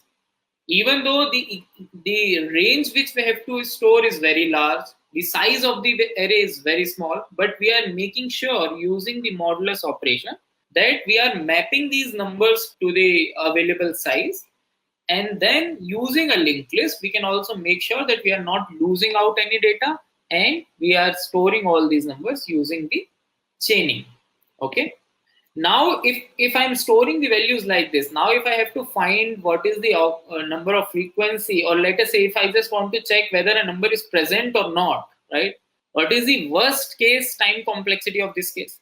If I'm going by this approach, if I'm storing linked list, if I'm having an array of linked list nodes, what is the worst case time complexity of finding whether a number is present in the array or not? Worst case is going to be if all the numbers are mapping to a single index, right? So if let us say that the numbers are these 1, then you have 401, then you have 101, then you have 601, right? 701 and 501, correct? If I take mod of all these numbers with 100, all of them are going to take the exact same key. So all of them are going to map against 1. So what will happen now? If I have to search whether a specific number is present in this array or not, I will be traversing this complete linked list, right? So first, let us say I get a query. I get a query of, let's say, 801. I have to check whether this number is present or not. So first of all, I will try to see in which index is this number is stored. So I will just do 801 mod 100, which is going to be 1. So I go to index 1 of my array. And now I have a linked list of size n. I will iterate over this linked list, and since this is also not in sorted order, right? I will have to check each and every element, and I will then figure out whether I have 801 or not, right? So this is going to be a order n time complexity operation. Does this make sense to everyone? This is the worst case time complexity of checking whether the number is present in this list or not, right? Okay, so this is the worst case. What could have been an ideal case? When can I say that this is the best thing that I want? What is the ideal case in this scenario? The ideal case would be that if all the numbers are mapping to different index, if all the numbers, if I have a data, and like if I have the data in such a way that all the numbers are distributed evenly amongst all the index, right? So if I, let's say, have 401 against 1, then I have 2. So let's say I have 702, and then I have 23, so I have 823, and I have exactly one element for each and every index. This is going to be the ideal case. And what is going to be the time complexity in this case of just finding whether a number is present or not? Since the list size in each and every case is exactly 1, the time complexity is going to be constant, right? So this is the best case time complexity, and this is the worst case time complexity. Is everyone clear about these two? Okay, great. So the aim is that the mapping function that we are using, right? Currently the mapping function is mod by the size of the array, right? So the aim should be that whichever mapping function we are using should try to evenly distribute the load amongst all the possible indices, right? So this function, the mapping function that we are using, this is called, what is it called? Anyone knows what is the name of this function? This is called the hash function. Okay, and hash function is a very, very big topic in itself. There is a lot of research going on. There has been a lot of research already done on what could be a better hash function or for what case, right? So you can just go and Google up and read about hash functions. There are multiple publications on these. You can read, you can go through some of the publications if you are interested, right? But taking a mod, this is the most simple hash function that you can have, but not the most optimal. Right? This was just for the example. You have very complex, very optimally written hash functions which try to distribute the load evenly. Okay, so you can just go back and read about what are hash functions, and you can also read about some of the common hash functions. Okay, cool. Now, if I write one of the best hash function, even which is the best possible hash function currently present in this world, can I say that hash function will guarantee zero collision? Can there be any hash function which can guarantee zero collisions? No. Why? Why no? You have got a very big range of numbers, right? You have to map numbers from, let's say, 0 to 1000. You have got only 100 slots. Do you guys, are you aware about the pigeonhole principle? You have 100 slots and you have to put 1000 things. When you put the first 100 things, and if your hash function is guaranteeing zero collision, 100 slots are filled, right? Now when you pick the 101 index number, this is definitely going to collide with at least one of the pre-existing slots, right? So since you are mapping a bigger list of numbers to a smaller list, you will always have collision. So there cannot be any hash function which can guarantee zero collisions. Okay. However, there are hash functions which try to distribute the load evenly. That is possible. There has been a lot of research done on that. You can Google and read. Okay. Cool. So this is the basics of hashing, right? You can read about hash functions. You can also read about hash tables. Hash table is nothing but key and value, right? So you must have seen what is a dictionary. If you use Python, you must have used hash maps. So hash maps or hash tables, they are nothing but a key value pair. This key is the result that you get from the hash function. This is a hash code of any value, and in the value you can store anything, right? So the key, as you all now should understand, these keys in this case are the index from 0 to 100, right? So keys are always and always going to be unique. Values can repeat. You can store the values in list or maybe in some other data structure, but keys are always going to be unique. Okay.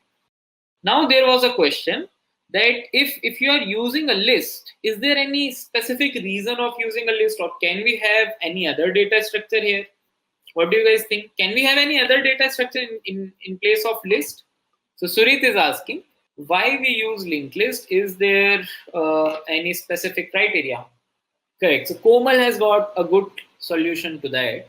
If I'm using a list, what is the worst case time complexity of searching a list in if you have a list which is not sorted and which is a linear linked list, what is the worst case time complexity of searching in this list? Worst case time complexity of searching in list is order n. Okay. Now, do we know any data structure which provides a better searching time complexity. Is there any data structure which can store the numbers maybe in some order and then can give us a better time complexity? Do you guys know about binary search trees? In a binary search tree, all the values on the left subtree are going to be less than or equal to the value of the root. All the values of the right subtree are going to be greater than the value of the root, right? So just by using a technique like binary search, it can always discard, while searching for a number, it can always discard half of the search space, right? So what is going to be the time complexity to search a number? It's going to be log base 2n. If you are using Java 8, if any one of you who is using Java 8 must know this, that in Java 8, they optimize this worst case time complexity of retrieving from a hash map using a balanced binary search tree. In a normal binary search tree, in worst case, you can also have a time complexity of n if the tree is skewed. But if the tree is always balanced, then you are always going to have a searching time complexity of log base 2n. So in Java 8, what the hash map does it, if the size of the list is till a threshold number, which I don't remember correctly, I guess it's 5 or 6, till then it maintains a list. If the size exceeds the threshold value, then it converts the list to a balanced binary search tree. So the worst case time complexity that we have seen to be order n will reduce to order log n. Okay, cool. So guys, this is in brief about hash maps and how they work. Okay, let us quickly solve a problem also. Okay, in which type of questions can we blindly use hash functions? Okay, in any question where it talks about the frequency or counting the numbers or maybe checking whether a number is present or not, or checking the presence of anything, then you can use hash function, or then you can use hashing. Okay, let's quickly solve a problem and then you will get a better idea of when to use hashing. Okay, so the problem says that you are given an array and you have to check whether there exists a subarray which has sum equals to 0. Okay, so for example, if your array is this, in this case, does there exist such a subarray? Yes, right? If you see the sum of this subarray, what is the sum of this subarray? It is exactly 0. So you can return true. If there exists a subarray which has a sum equal to 0, the subarray can start from any index, it can end at any index, it can have any length which is possible. But if there exists any type of subarray which has sum equals to 0, then you can return true, else false. Okay. Modify cadence algorithm. Okay. How will you do that? Remember that the subarray can start from any point. This subarray is starting from this point. There might be an input where your subarray, which is causing a 0 sum, can be present, let's say here, or the subarray can be present here, or maybe the complete array can also be the subarray. What is the brute force way? If you are not getting any solution, can you quickly write down what is the brute force way? Okay, the brute force way is going to be that you actually try to calculate the sum of each and every possible subarray, right? So you first check all the subarrays of size 1, then you can check all the subarrays of size 2, then you can check all the subarrays of size 3, and so on, right? How many subarrays are possible? N square subarrays are possible. To calculate the sum, what is going to be the time complexity? For every subarray, you will also run another loop to calculate the sum. So it's going to be an n cube solution, right? Which is highly unoptimized. How can we come up with an optimized approach? And we have also studied hashing. Hashing doesn't seem to contribute in this question, right? Okay, let us assume that there exists a subarray. Okay, there exists a subarray which has got sum equals to 0. Okay, so let us say this is the initial array that we have, and there is a subarray, let's say this part, which has a sum equals to 0. How do we define a subarray? We always define a subarray using a range of indices, right? Because as I said, the subarray can start at any point, it can end at any point, right?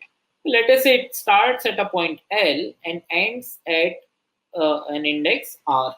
And I'm saying that we are just assuming that the sum of this subarray starting from L to R is 0. Okay.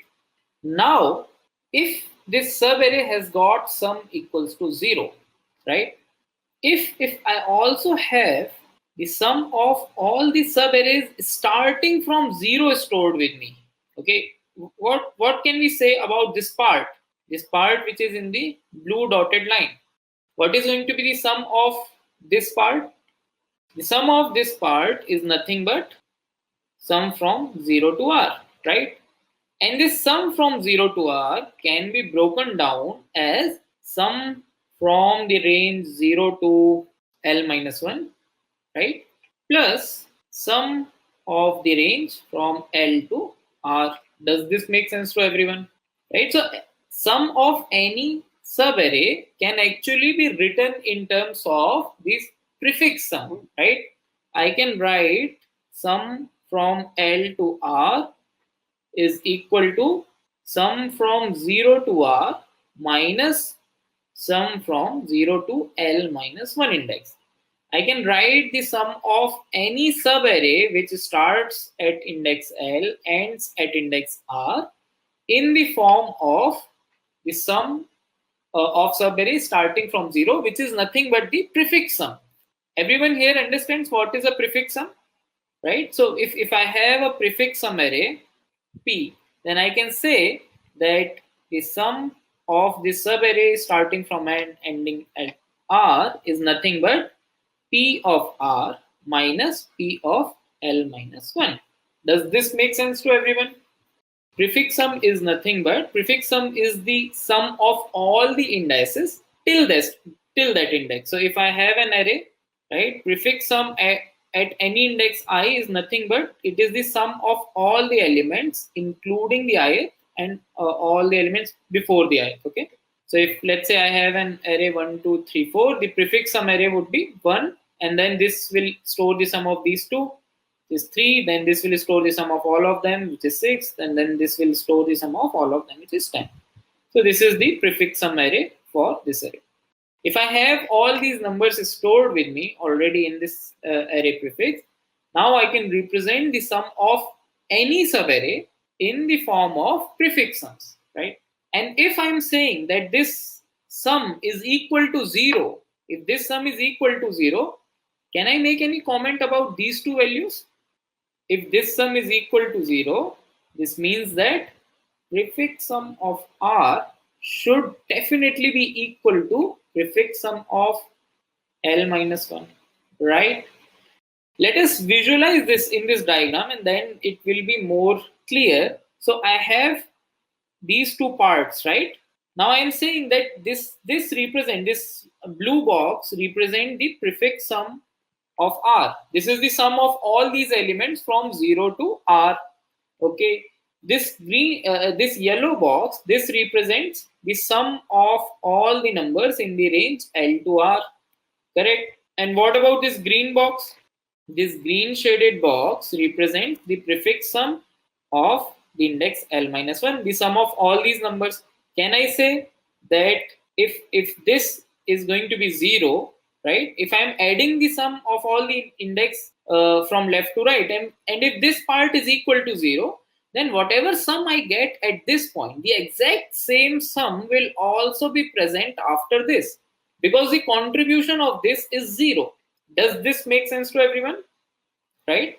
So if I have an array, right, and if I'm just calculating the sum of all the array elements till that index, and then there is a part which is contributing exactly 0 amount, right? So this will give some sum, right? Let's say S, this gives S dash, and then if I add this as well, this gives S double dash, this gives S triple dash, and then this gives something.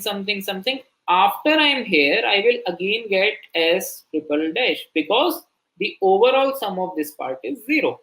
Does this make sense to everyone? Let us take the example as well, and then this will be crystal clear. So I will just copy this thing. So if I just calculate the prefix sum of this array, I will be getting 4, right? 6. 6 minus 3 again is 3, then 4, and then 10. Okay. Now what I was explaining is, since the sum of this part is exactly 0, this part, the contribution of this part in the sum of all these numbers is going to remain 0, right? That is why whatever number I am getting here will also be repeated here, right? So whatever sum I am getting at this point, which is, this point is L minus 1, right? Because I am assuming that this subarray starts from L. So the previous is L minus 1 and this is the R. These two have to be equal. If these two are equal, this means that this subarray, the contribution of this subarray was exactly 0. All the values cancelled out each other and we are remaining with whatever we had before starting this subarray, right? So how can we now solve this problem? If we calculate the prefix sum of the array, and then if we observe that there is a number repeating in the prefix sum, can I say that the contribution of all the elements between these two numbers is going to be 0, which means that this subarray is adding to 0. Okay, is the idea clear to everyone? Guys, is the idea clear? Right, let's take another example. Let's say I have 4, 2, 0, 1, 6. Okay, now if I take the prefix sums, I will be getting 4, 6, then again 6, and then 7 and 12. So again I can see that a number is repeating in the prefix sum, which means that whatever comes in between these two, this is, if I said that first number should be L minus 1, this is L minus 1, right? And this number is R.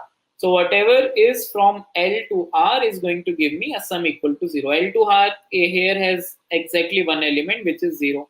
Now one of you asked, what if same number is repeating twice, right? That can also be possible. You will have to understand what is the physical significance of this thing, right?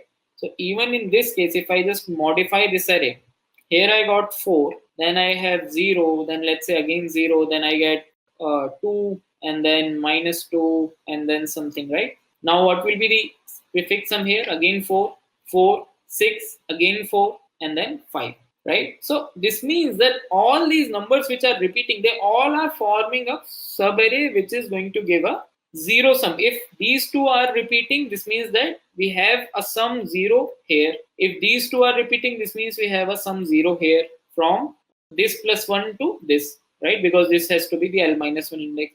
So even if you have multiple repetition, that points to only one thing, that the subarray between them is giving a 0 sum. Okay. Now how do we solve this problem? So one thing should be clear to everyone, that the first step is that you create the prefix sum array. How can we create the prefix sum array? This is very easy task. You can have P0 equals to A of 0, because the first number is going to be exactly the same. And then for building the rest of the array, you can just keep calculating. You can just keep adding the current value to the previous prefix sum, right? Prefix sum of I is nothing but the previous prefix sum, whatever is the sum till now, plus whatever is the sum of the current element. So now we can run a loop from I equals to 1, I less than n, I plus plus, and then you can say P of I is equals to P of I minus 1 plus A of I. This gives you your complete prefix sum. Now in this prefix sum, you just have to check whether there are two numbers which are repeating or not. Is there any data structure that we know which can solve this problem very optimally? You just have to check whether there are two numbers which are repeating or not. How do you check for a repetition of a number? You can have a hash map, right? Maybe you can have an integer here and a boolean, right?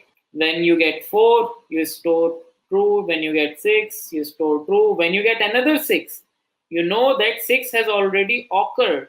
If 6 has already occurred, this means that there is a subarray which is giving a 0 sum. If you also want to find what is the length of the subarray, instead of having the boolean, you can try to store the index here.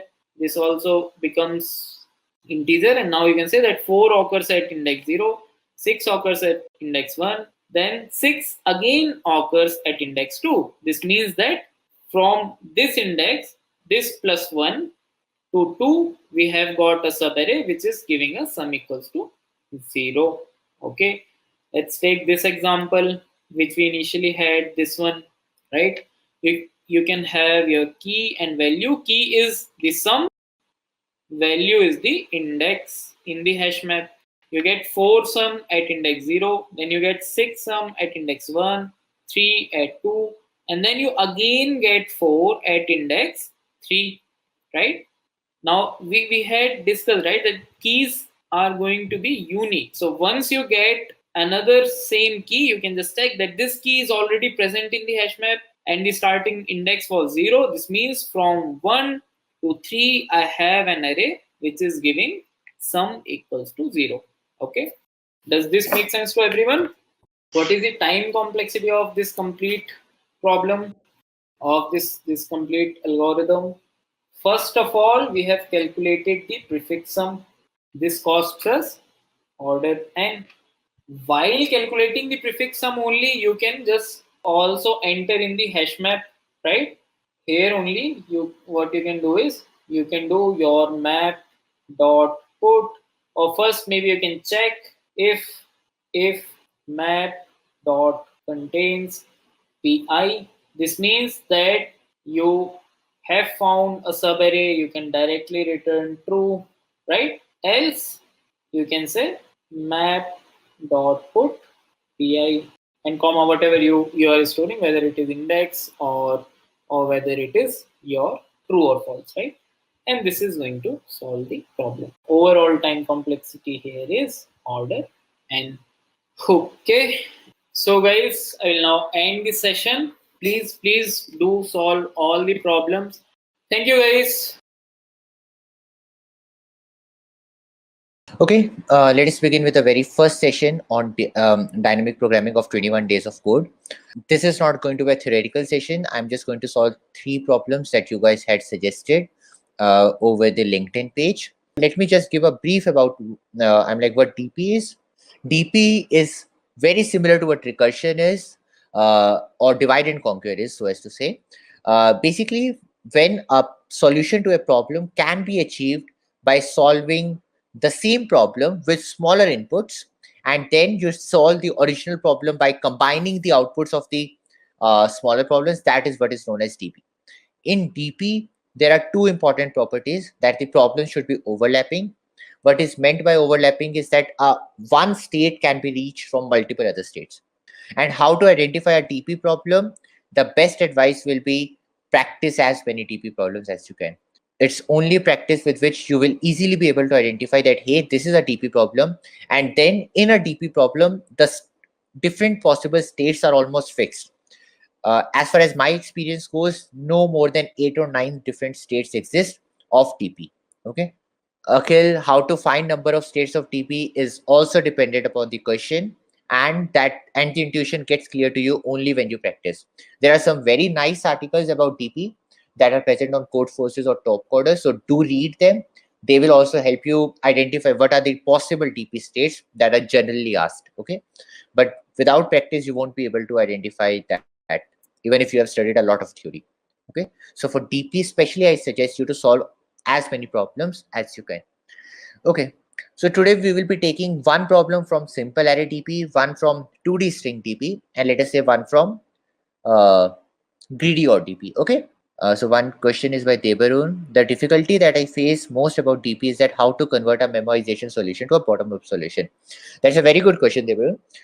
What I personally do, since the time I have started solving DP problems, I always solve them from beginning in a bottom-up fashion. I don't do it this way that, hey, first I code a recursive solution, a top-down solution, and then memorize it and then convert it to bottom-up code.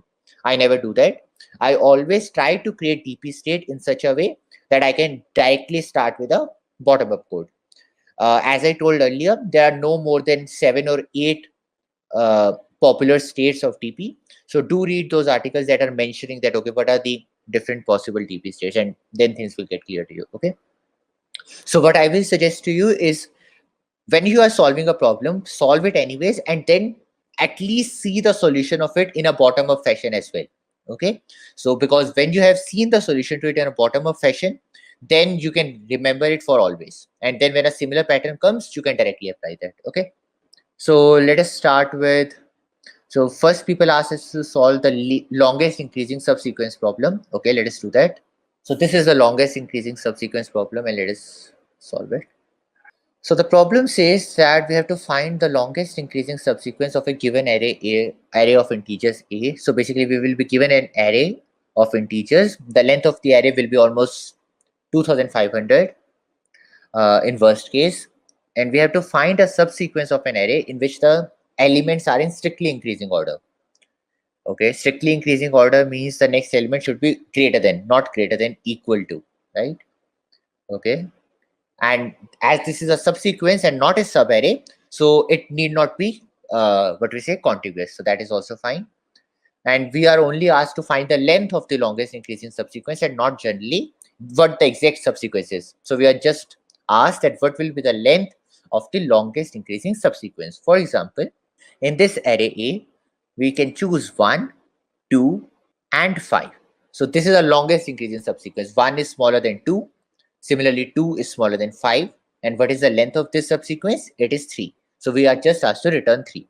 By the way, this is a very popular problem. This is a very well-known problem. And there are two different kinds of solutions possible to it.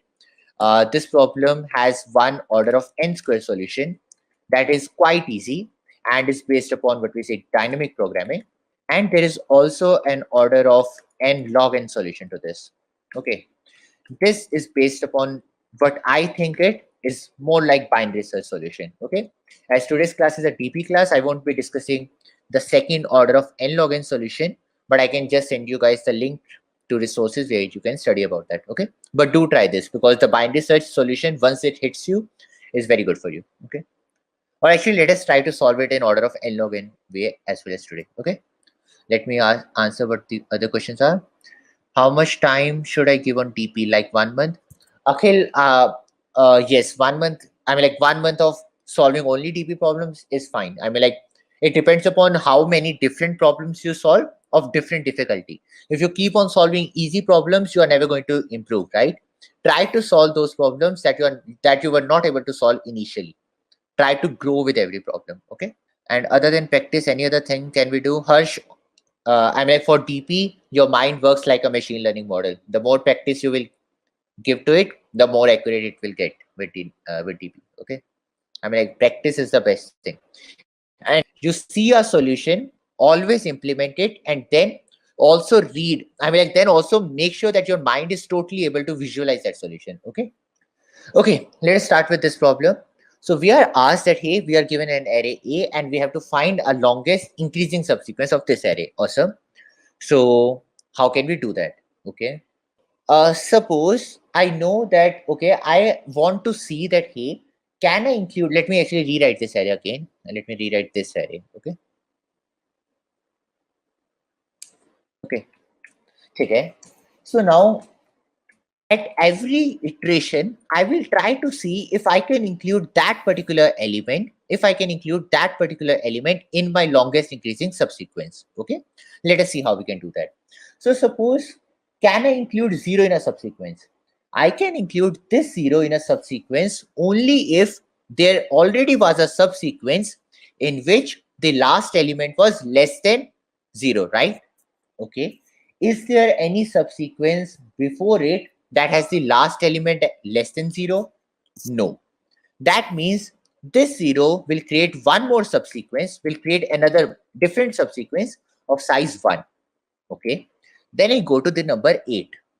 Now I try to see if I can have a subsequence that can have 8 as the last element. When is that possible? That is possible only if before this I had a subsequence that had a number less than 8 as the last number. Okay. What are the subsequences before it that have a number less than 8 as the last number? This is a subsequence that has what we say 0 as the last number. So I can put 8 ahead of it. So what will be the length of subsequence that will be at 8? It will be 1 plus 1, which will be equal to 2. Great. Now I go to 4. Now I will try to include it. When can I include? I can include it only if there was a subsequence before it that had a number less than 4 as the last number. There is only one subsequence that was ending with 0. So the answer will be 1 plus 1, so which will be 2. Okay. Then you go to 12. Now, how many subsequences are there before this number 12 that end with a number less than 12? There are 3, right? This subsequence ends with a 4. This subsequence ends with a 8. This subsequence ends with a 0. So, either I can add 12 after the subsequence that ends with a 0, or I can add 12 at the end of a subsequence that ends with 8 or that ends with a 4. As we see that this is the largest length of a subsequence that ends with a number smaller than 12. So I will add 12 after this. So my answer will become 2 plus 1, which is 3. Now I go to 2. This is the only subsequence. So my answer will become 1 plus 1, which is 2. Now I go to 10. What are the subsequences? This is a subsequence. This is a subsequence. This and this. Out of these, the largest is 2. I mean, like the largest one has a length of 2. So my answer will become 2 plus 1, which is 3. Great. Now I go to 6. What are the subsequences that have a number less than 6 as the last number? This, and this. Out of these, the length of the largest one is 2. So this one will also become 3. Great. Then I go to 14. Then I will see here all these subsequences have the last number as less than 14. Then out of all these, which one has the smallest length? Which one has the largest length? This has the largest length of 3, right? So my answer here will become 3 plus 1, which is 4. Okay, I hope now the intuition is clear. So what we can do is, we can create a DP table. Let me just write the size of A. Then I will create a DP table of the same size. What is the value of the first index going to be? The value of the first index is always going to be 1, right? So I can say DP0 is 1. That is the base case. Now my answer is, initially it is 1.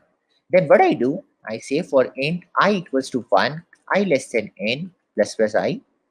Now I try to find all those DP states in which the last number was less than the current number. So what I will do, I will say for int j equals to 0, j less than I plus plus j.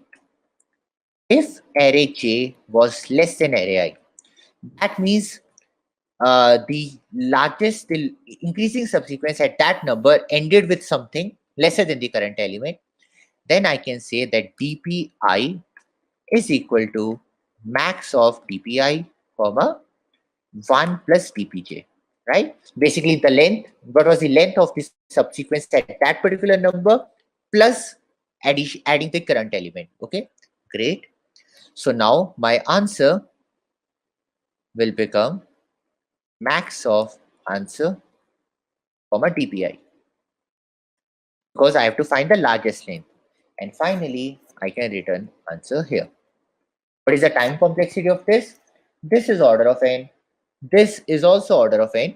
So the time complexity will become order of n square. I think the answer should be correct. Let us test it. What is the issue? Is it less than or is it less than equal to 0, 4, 6, 9, 13, 15, 0, 4, 6, 9, 11, 15? Return an integer longest increasing subsequence originally, and in which the subsequence is as long as possible. Okay. Here I am returning 14, but the expected output is 15. For int j equals to 0, j less than I. Max of dpi. Initially it will be 0, comma 1 plus dpj. That is also fine. Is it less than or is it less than equal to? Because it says find the longest increasing, find a subsequence of array in which the subsequence elements are in strictly increasing order. So that means the elements are always increasing. I mean, like equal to is not allowed. But in this particular question, the answer is coming out to be 15. Why will that be the case? That will be the case when int I equals to 1, I less than n plus plus I say if ej is less than, let us say What if AJ is less than equal to 1? What will be the output then? Then also my question returns 14. Okay, so that is not the issue. There is some other issue then. I created a TP of size n. Initially my answer is 1. Then I say for int I equals to 1, I less than n plus plus I. Okay. Then I iterate over each the element of array I. And then I run a loop from j equals to 0 to j less than I. Okay. That is also perfect. Then I say if array j is less than array I. Okay. Then I update my TPI, so which is this TPI, to max of TPI comma, I mean like what was the value presently there, and 1 plus TPJ. So that is also fine. But the answer here is 15. Let me try to debug this code as to why this is happening. Let me say that I output my TPI at each stage. This is coming 14 and 14. This is correct. So this should be 14 and 14. That is perfectly correct. And I'm not getting 14 anywhere else. So that is also fine. But I am getting this as 0. Okay, now I got the issue. Initially, the stage of TPI will be 1, right? So initially, each of the element will be dpn comma 1. That I have set the default value should be 1, right?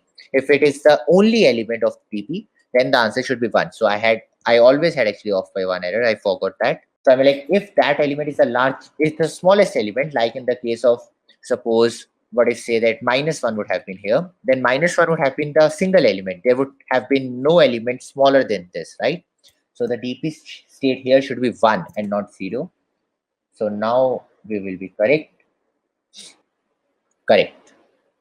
So we got this as well, and let's move to the next question. That was wildcard pattern matching. Actually, there are 2 questions like that as far as I remember in interview bit. That is the regular expression match and regular expression match 2. Which one do we want to solve? Let us try to solve the regular expression match 2. Okay, let's try to solve this.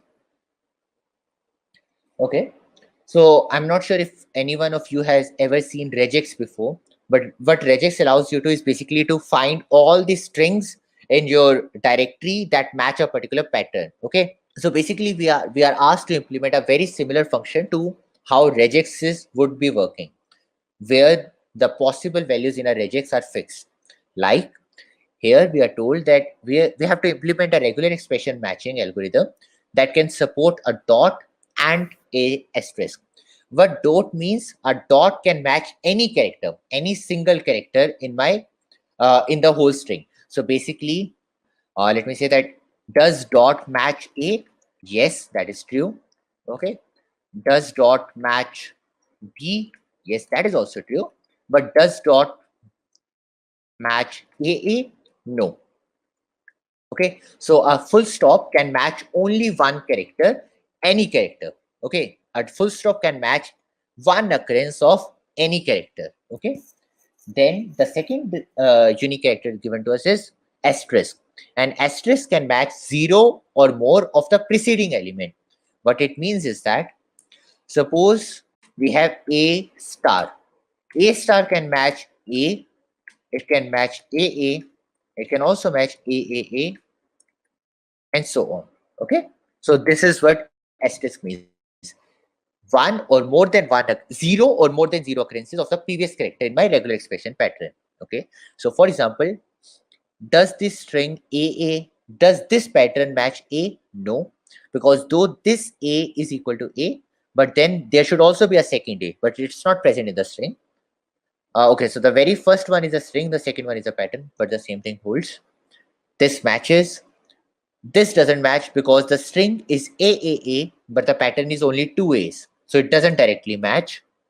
Now, double A, does it match A star? Yes, it does. Why? Because A star is equal to single A. It is also equal to double A. It is also equal to triple A, and so on.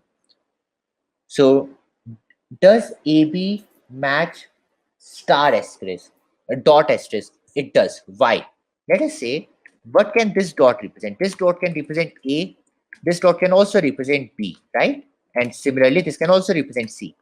That means, what can dot asterisk represent? Dot asterisk can represent AA. It can also represent BB. It can also represent CC, right? So that is why dot asterisk is true, right? Matches 0 or more of the preceding element. The preceding element is a full stop, so it can match precede 0 or more than 0 occurrences of previous character, which is anything. So it can match 0 or more occurrences of anything. So basically anything can be A, so it will match A. It can also match AB, it can also match AC, and so on. Okay, cool. Now let us try to solve this using dynamic programming. So we are given a string. Let us say that this is the string and this is the pattern. Okay. Now let us try to, I mean, like whenever a string problem is given to you, there are multiple string problems like longest, I mean, like even any 2D array DP problem, you have to, I mean, like normally what happens is that, or even longest common subsequence problem as such in strings. So what you always do, like let us say that we have a string like A, B, C, D, A, and also another string like B, C, E, F, G. Suppose you are given two strings and you try to apply a 2D DP problem. You always try to apply 2D DP in the form of prefixes. That what is common between the prefix of the string A up to index 4 and string B up to index suppose 2. Okay, you always try to compute this. What is common between the first string for up to index X and the second string up to index Y? That is the common pattern in all the 2D DP problems. Adil, yes, a star can match an empty string also, right? I think it should be. I'm not really sure. Let me see. Can star match an empty string? But I think star is, I mean, like if there is only a star, then that means there is no preceding element. Okay, so Adil, if there is only a star, that means there is no preceding element. Then the pattern is invalid actually. Okay, because a star is valid only if there is a preceding character. Okay, so I think then the string, then your pattern will actually be invalid. That is what I hope, but let us see. Okay, now, so I will like following this pattern, we will try to create a DP state of two things. That means string till I satisfies the pattern till j. Okay, so I will try to create a DP state where I will say dpij represents true if the string till index I satisfies the pattern till index j. Okay, okay. Always, I mean, like this is one suggestion. I mean, like whenever you are trying to solve a problem using DP, try to represent your DP state in some English sentence. Okay, after you have represented an English a DP state in English sentence, then you can easily find what we say. I mean, like DP. I mean, like the state relations. Which states will it depend upon? Does A match C star A star B? Yes, it actually does. Why? Why? Because there can be zero occurrences of C. Okay, because I'm like B is nothing but zero occurrences of C. Then then two occurrences of A and one occurrence of B. So then it will match. Because a star can also represent zero occurrences of the previous character. So C star will basically just change to an empty string. So that is why it will satisfy. Okay. So now I will try to create a Boolean DP state. How can my DP state be? Let me say that the length of my string is n, and my length of the pattern is p dot size. Okay. Now I will try to create a 2D DP matrix. So I will try to create a DP matrix of vector of bool, I can say, because I only have to represent true or false DP, which will be having number of rows equal to n plus 1. Why n plus 1? While doing DP problems, I personally like indexing by 1 to avoid I mean like out of bound array checks. Okay, that is why I always create a DP array of size n plus 1, and this will be a vector of bool of size m plus 1. For those who are not familiar with what we say the C++ syntax, this is creating nothing but a DP matrix of n plus 1 cross m plus 1 dimension. Okay, this is doing nothing but this. Right. So will okay, let us say that let us talk about two strings. And let us say that we have a string like this, and this is my pattern. Okay. Does nothing match nothing? I mean, like when there is nothing in the character and nothing in the string. Does nothing match nothing? It does, right? So what I can say is BP0 0 is true. I mean, like nothing matches nothing. So if I talk about indexing, I am starting 1 base indexing. So 0 will be here, 1, 2, and 3. So basically 0 0 is representing does nothing match nothing. Okay, great.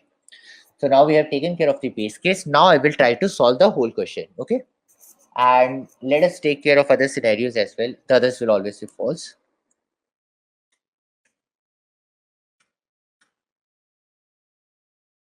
Now I will try to see if the string till index I matches the pattern till index j.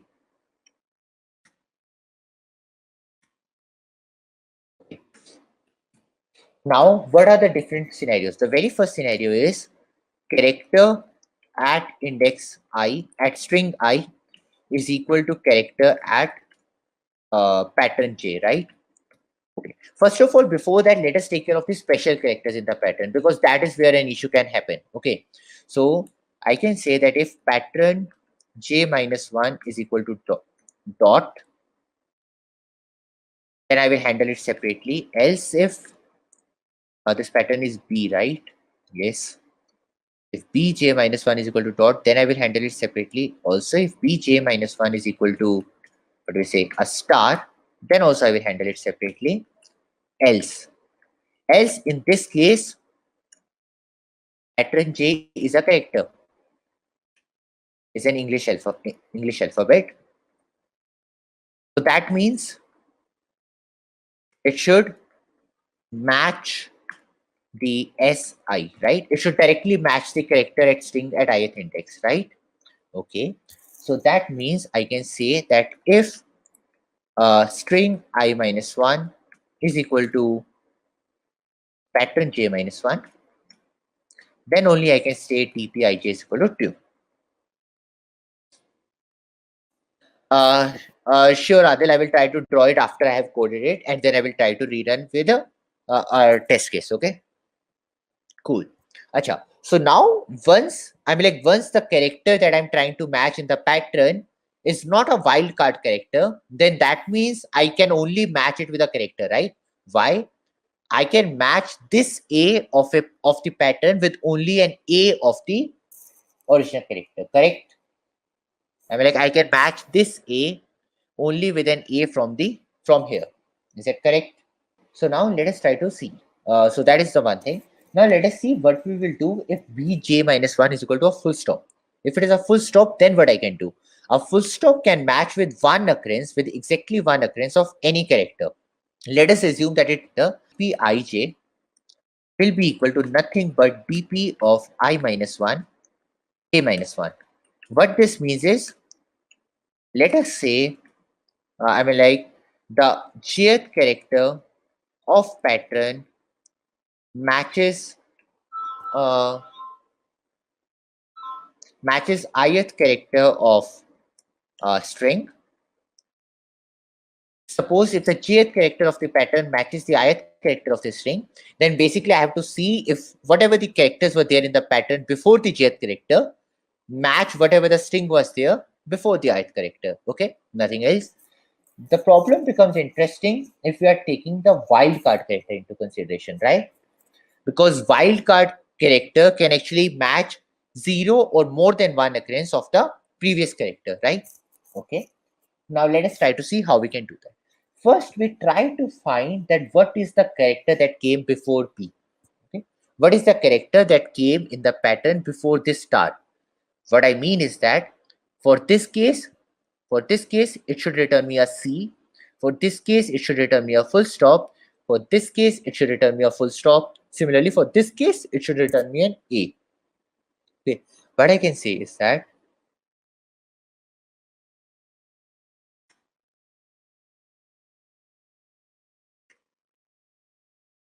I think actually the previous element with the first character, right? Yeah, it will always be the previous character. I'm like, we assume that the patterns are defined. So I can say that previous character is equal to what we say the b j minus 2. Okay. Okay. So what are the cases now? The first case is that if the string at ith minus 1 is equal to the previous character. What does this mean?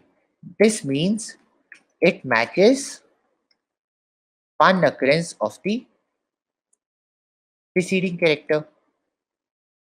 Okay, so what the problem reduces to, the dpij will be equal to nothing but dpi minus 1 j minus 1, because it has matched one occurrence of the previous character.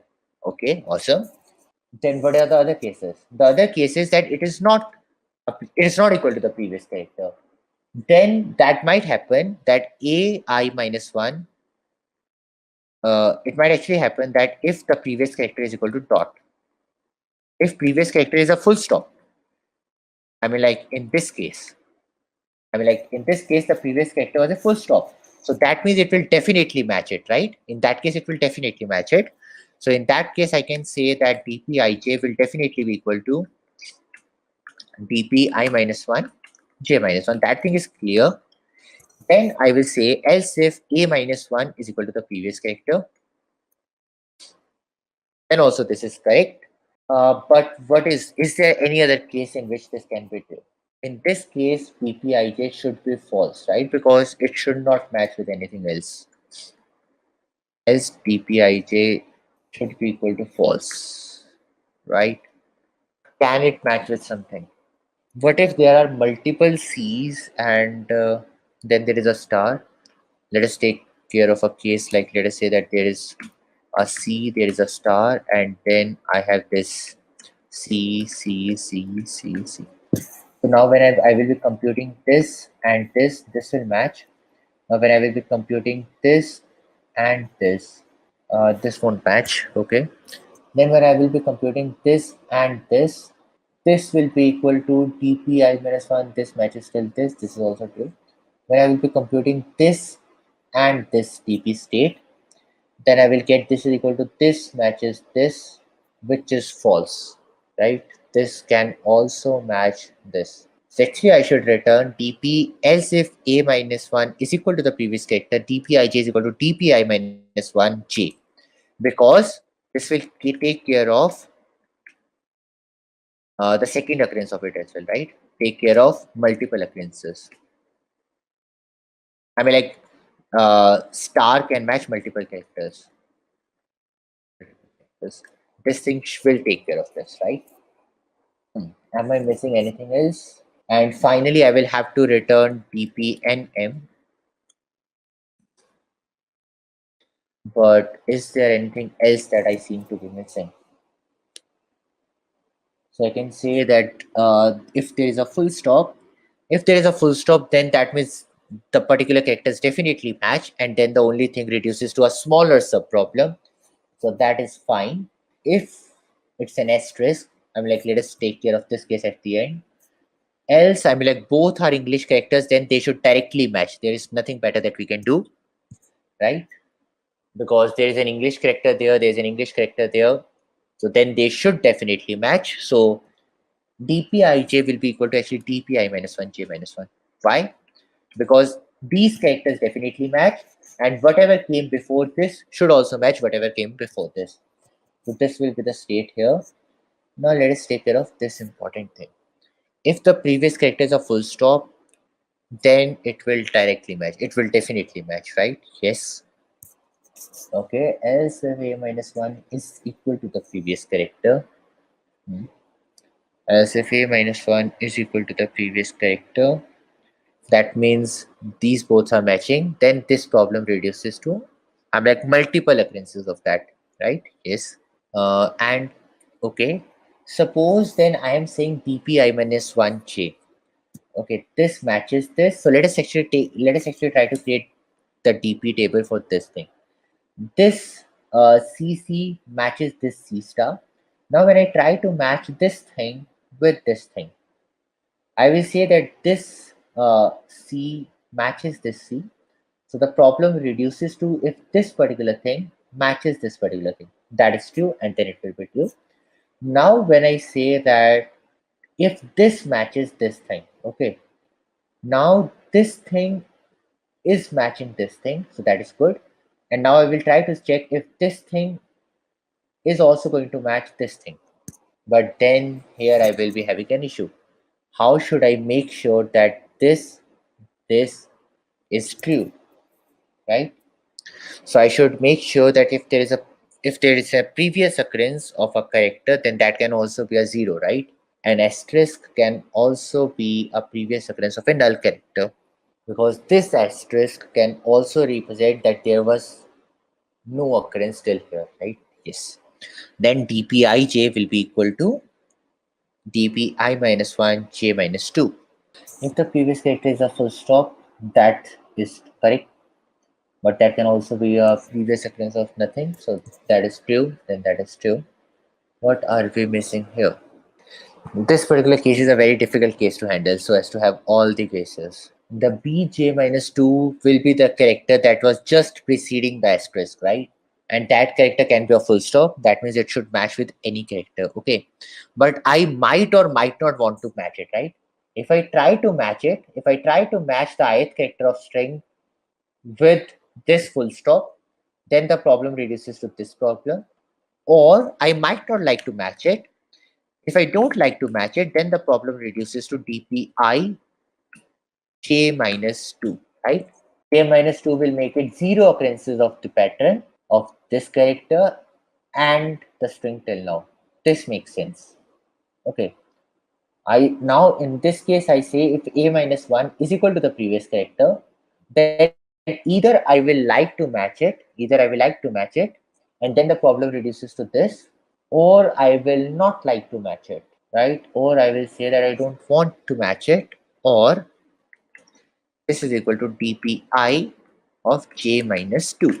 In that case, if we take care of this string, this problem will be equal to either I match this C with this C, then the problem reduces to dpi minus 1j, which will be equal to matching this C with this C star, okay? Or if I match this C, or this reduces to dpi of j minus 2, which will be false.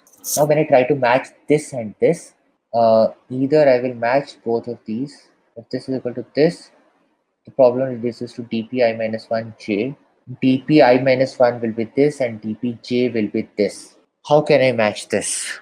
I should somehow make sure that this is true, right? I think that is the only case that is left. I mean, like, if we match this, how should a C star match a C? Because this can mean a 1 occurrence of C. So as this matches this, the problem can also reduce to matching dpi minus 1 j minus 2, right? Or dpi minus 1 j minus 2. That will be one thing. dpi minus 1 j minus 2. Why this? This will mean this is non-occurrence of this. This is the second occurrence of this, or more than second. This will means this was the only occurrence of it. Okay, and this thing will mean what? This thing will mean 0 occurrence. Correct. Now this should be correct. Now the only question comes, can our pattern be something like this? C star star star star star star star. Then I can also say that while, first let us say that can that case happen? Wait a moment. And previous index is equal to what we say j minus 1, while previous index is greater than equal to 0 and pattern previous index is equal to star. I will try to minus previous index. So now my previous character will be nothing but b of previous index. Now if the previous character is a full stop, the problem reduces to either I will match it. Now this j will be nothing but, I think let us actually first try to see if what all cases does it pass. Let us then try to see. So we are failing at this case, and why? Because this is a 0 occurrence of this and this should match, right? And a b star c means 0 occurrence of this, so this should return true. Let's actually try take this case and then see how we are going to create a string. So our 2D table will look like A, and this will be C, and then this will be A. Just let me declare a 0, 0 as well. This will be a A, this will be a B, this will be a star, and this will be a C. Does an empty string match an empty string? Yes, it does match. Now I try to see if all rest are 0. If I try to see does A match A, this will go into this particular scenario, right? Does A match A? This will be the scenario when AI minus 1 is equal to BJ minus 1. So this will be nothing but equal to this. So this thing will become 1. So that is fine. Right? Now the problem is, does A match A comma B? No, it doesn't, because B is also a character and B is not equal to A. So this will not match. Then the question is, does A match A B star? Right? So here we will try to see that we have a star, we have an asterisk here. So the previous character is a B, Yes. We go into this case, else case. Correct. We found where the issue is. dpij is either equal to dp of I minus 1. Okay. So I can match none occurrence of that. I mean, like, then it will be equal to dpi comma j minus 2. What it means is that it will only match 0 occurrences of previous character, right? And it should match the 0 occurrences of the previous character. So now this particular case should be correct. Let me take it as a custom input. Yep. So that case we have handled now. That thing is perfectly correct. This can only match 0 occurrences of the previous character. This means this will match dpi minus 1j, which will match more than 1. I mean, like, first or second to greater than 2, greater than equal to 2 occurrence of the previous character. This will match 0 occurrences of the previous character, and this will match the first occurrence of the previous character, only 1 occurrence of the previous character. Now this makes sense, but if there is multiple stars, then it might fail. But first we have to see if there can be multiple stars, right? Rest all should be fine. Yes. And now the question is, will it pass submit case? Can there be multiple stars together? There should not be, but can there be? I mean, like, it's not specified in the input. Let's try to submit it. A, B, C, D is not matching A dot star, C dot star, and this. Interesting. What I was talking. Here we have told dpi minus 1. Okay, we have taken care of this case. We have also taken care of this case. We didn't actually improve this, right? This was the dpi minus 1, j minus 1 means 1 occurrence of the previous character. Okay. dpij minus 2 means more than 1 occurrence of the previous character. This can also be 0 occurrences of the previous character, right? Or not. If previous character is equal to this, then the problem reduces to either I will match the previous character with this, then that is fine, or I will reduce the problem to matching this with something else. Let us try to take this case and then see where we are failing. A, B, C, B, C, D, and A dot star, C dot star D. In this case, this dot star is representing this B, and this dot star is representing this B and C. Okay. B, if it is a dot, if the previous character is a dot, then it can match any number of previous characters, right? Yes, then it can actually match any number of the previous characters. So then we just have to find one of the previous indexes where it can match. So that means this is equal to another order of n loop, right? This will be another order of n loop where I try to see if anything matches till here. I mean, like, if there is any part of this substring till here that matches this particular index, because baki sabko, because other things I will just satisfy with this stuff, with this full stop. That makes sense. So the only question reduces to this, that if there was any star here, right? So then the answer will be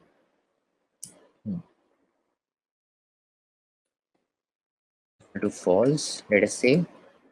And I can say that for int I equals to 1, I less than, let us say I is equal to 0, I less than what is my current character, I less than for int L is equal to 0, L less than I plus plus L.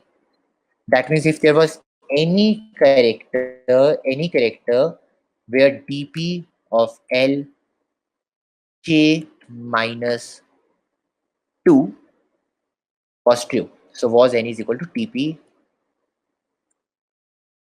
or equals to tp L comma j minus 2. What I mean by this is, was there any pair like this that hey, I mean like when I'm trying to match this ABCBC with this thing, okay, I will try to see if there was any pair that matched till here in this particular string. After that, everything I will match with a full stop. Okay. So TPIJ will be nothing but was any. This has increased my time complexity, but hopefully should satisfy this case, right? This should satisfy this case. Correct, it does. So now, is there anything I'm missing? Because then I haven't still found that if there can be multiple characters. Interesting. Can there be? First, let us try to submit it and then we will know. Let's first try to test and then we will submit. Am I missing any other case? I don't know. Cool. I got it correct. There is not a case of any character, any star, any multiple stars together. But I mean, like, I hope you guys were able to find, I mean, like, how we actually found the approach. What were the different test cases that we had to see? Okay. And still we missed out on some of the edge cases. Okay. I will take up the doubts on this question as well as at the end. But let us solve one more question for the day that people had requested, and then we will take on doubts. Okay. What is the next question? The next question is the max sum path in binary tree. Let us do that question and then we will take the doubts. So in the max sum path in binary tree, we are given a binary tree that is rooted, right? I think we are given a, yeah, we are given a tree node. So I mean, like if you are given a tree node and then it's a DP problem, that is still an easier problem. Why? Because you know the root of the tree and that helps you in some things. So we are given a binary tree T and we have to find a path in the tree of the maximum sum. Okay.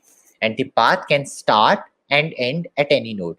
So by the way, I mean, like, what is the definition of a path? A path is a sequence of nodes such that no node is repeated more than once. So there is no cycle. It's a simple path. Okay. So now let us try to take care of, I mean, like, let us see the examples first. In this example, the largest path starts from this 2, goes up to 1, and then comes down to 3. So the weight of the path is 2 plus 1, which is 3, plus 3, which is 6. So 6 is the answer. In this case, what is the maximum sum path?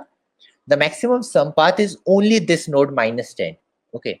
The maximum sum path is nothing but only this node, which is minus 10. Okay. Acha. Now let us try to see that, hey, let us try to see, can we include a particular node in the path? How can we know? I mean, like, what will be the weight of the path if we include that node in the path? Okay.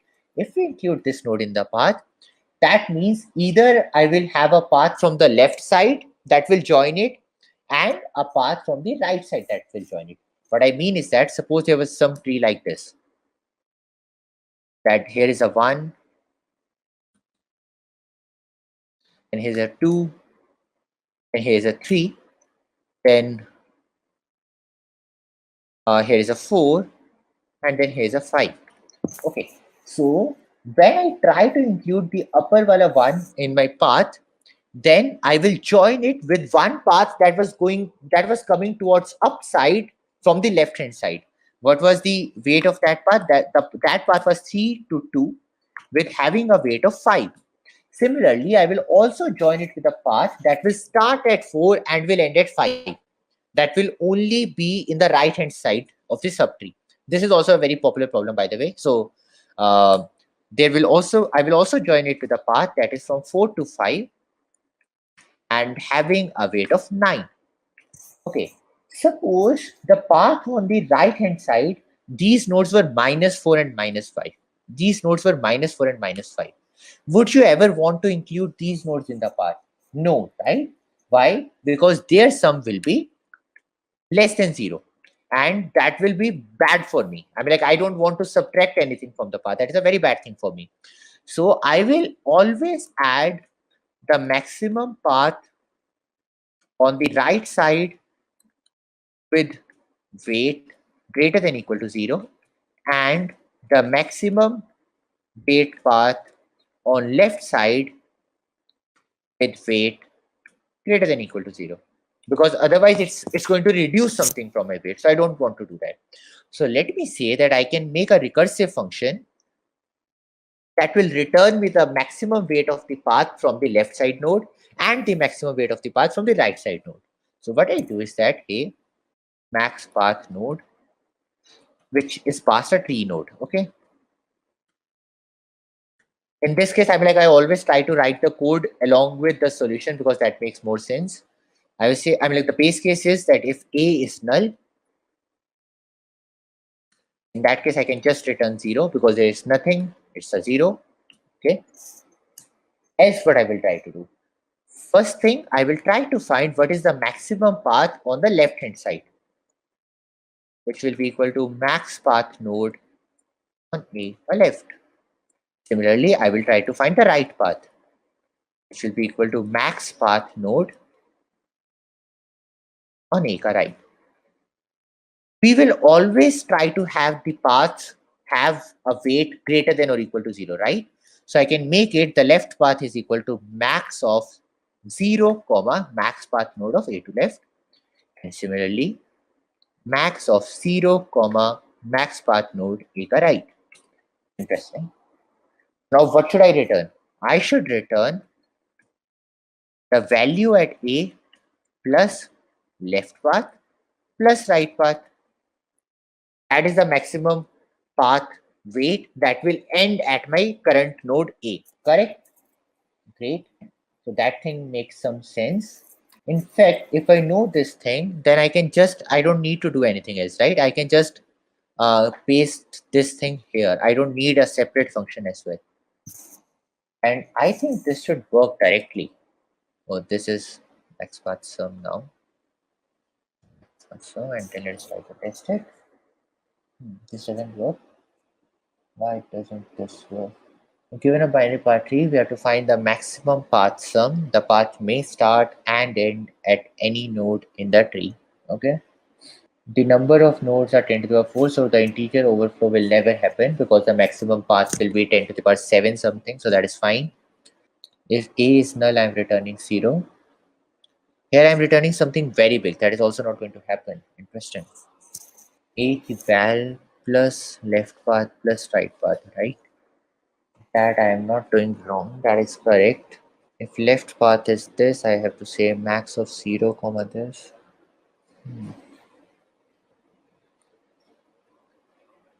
I think I did return correct, right? I think yes, this was an addition issue. What happened? The expected return value is 7347. Okay, and I'm returning something 93,096. Okay. If A is null, I return a 0. Else I try to find what is the max path sum on the left side. Okay. And I also try to find what is the max path sum on the right side. Okay. And then I return the value at that plus left path length plus right path length. That also seems to be fine. But why my answer is coming as wrong? Can I have a path from up to down? Yes, I can have that. And what I will return? Yes, I got the issue. What we are, I mean, like, what is the issue with this is, suppose your tree is like this, then what we are doing wrong is this thing. I'm like, we can't have it in this function. We should have another function which says int max path ending here. Okay, int max path ending here is this, given a tree node value at a. So now I try to find what is the maximum path in both of those subtrees. So this, okay, I try to do the exact same thing. Now if A is equal to null, I do this, and this is the same thing. Okay, now I will have a global answer variable which will be initially, let us say, int min, and I will say that answer is equal to max of answer, comma, what I got from here. I mean, like, that is a triangular path, right? That is a triangular path. But now I can't return this path. For example, suppose there was a 2 here. There was a, let us say, a 7 here. Okay, this 7 needs to know a very straight path that will be ending at 7. So it can't include a path that will be 3 to 1 minus 4 minus 5. It should be one straight direction path, right? So I will return the A plus max of these two, max of left path, comma, right path. Okay, because now I need only a one direction path. I don't need a cross and a straight line path, right? That is wrong. So answer is equal to int min. So I will always have to set it in when I start the function. So answer will be int min. That makes some sense. Then I will compute the left path, I will compute the right path, and I return this. Great. So I will just do a what we say, max path ending here of A, and then I can finally do return answer. That should be correct. That should be correct. Earlier I was passing this thing completely there, which is totally wrong. Answer is equal to max of answer A well plus what is the issue here? Okay, I missed a semicolon. Did I miss anything else? No, seems fine. Return A well plus this. This is correct. I think this was the answer that was supposed to be written. I'm not really sure, but this seems to be what. Yes. Yep. So I hope you guys were able to understand that what my function was returning was a path that could be like this and then something here. So this was a triangular path, which is not correct. So then it will cause an issue up on the upper side. Okay. So then I try to let me submit it and it should be working. Okay. We got 389 out of 400 points. Interesting. Let's briefly watch the n log n solution of the longest increasing subsequence, and then we will end the lecture. Okay. Acha. Now suppose you are creating a subsequence. Okay. Now let us say my subsequence is like this. I mean, like, I'm not going to explain that solution in a lot of depth because we can discuss it in the section that we will be discussing. I mean, like, we can have a separate video on discussing this as well. In fact, that will be a very good thing. We can upload a video there to the channel. But I mean, like, I will still try to give a kind of an intuition to this. Okay. Suppose we get, I mean, like, we are trying to create a longest increasing subsequence. Okay. When we get a 0, our initial subsequence will be only 0, right? This will be the initial subsequence. Okay. Now, when we get a 8, where would you like to put this 8? You would, I mean, like, it makes total sense to put this 8 here. Correct? Okay. Then we get a 4. Now, we try to see where can we put this 4. This 4 should, I mean, like, replace a particular number, right? This 4 should replace a previous number. This 4, I mean, like, by the way, do you guys, I mean, like, guys, try to see that this particular array that we are creating is sorted, is always sorted. Okay. Now we try to see which 4, I mean, like, which 4 can go where. Out of these two, 0, 8, 0, 4, which is a better thing to take? 0, 4 is always a better thing to take, right? Because 0, 4 can later be expanded to 0, 4, 7 of size 3, but 0, 8 won't be able to. So 0, 4 allows us more scope to expand it, right? So what we do is we try to find the first number in the current increasing subsequence that is greater than 4. Okay, so we find this 8, we replace this 8 by 4. And what is the length of the current subsequence? It is still 2, right? What is the length of the current largest subsequence? It is still 2. Great. Then we go to 12. We've tried to find the first index that is greater than 12. There is no index. So that means we put 12 here. Now what is the length of the largest subsequence? It is 3. So basically try to see that the array that we are maintaining is storing the length of the largest subsequence. That will be our answer. Now we go to 2. We try to find the first index that is larger than 2. We find this is 4. We replace this 4 with 2. What is the length of the largest increasing subsequence till now? It is still 3. And by the way, if you would have seen till here, the length of the largest subsequence is 3, right? Great. Now we try to put 10. We put 10. We find this is the best place. We replace this by 10. And what is the length of the largest subsequence till now? It is still 10. And also, if you would have seen, the length of the largest subsequence till this place is also 3, right?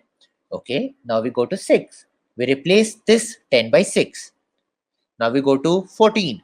There is no number that is greater than 14, so we put 14 here. And what will be the length of the largest subsequence now? It is 4. And you also see that the length of the largest subsequence is 4 here. Okay. Now let me try to write the code, and then the other things will start becoming more clear to you. Okay. So let me comment out this code. This was the DP code. And let me write the binary search code now.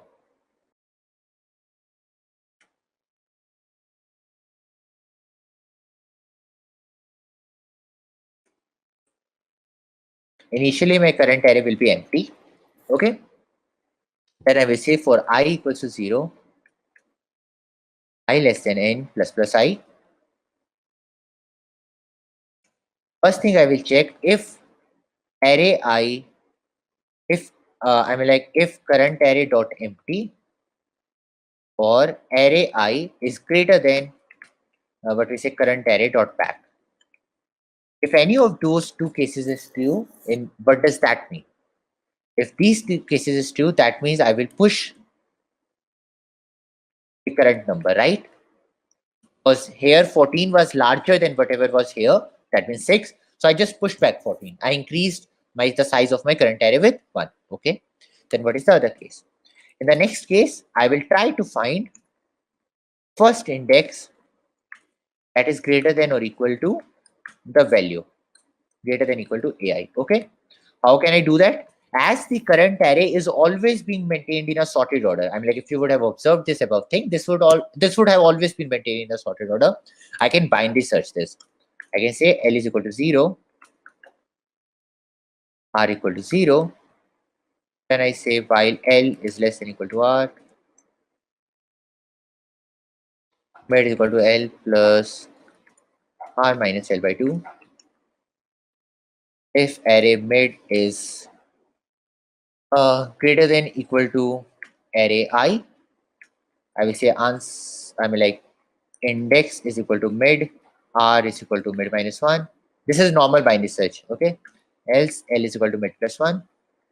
I'm basically trying to find the first index that has the value greater than or equal to mid. Okay.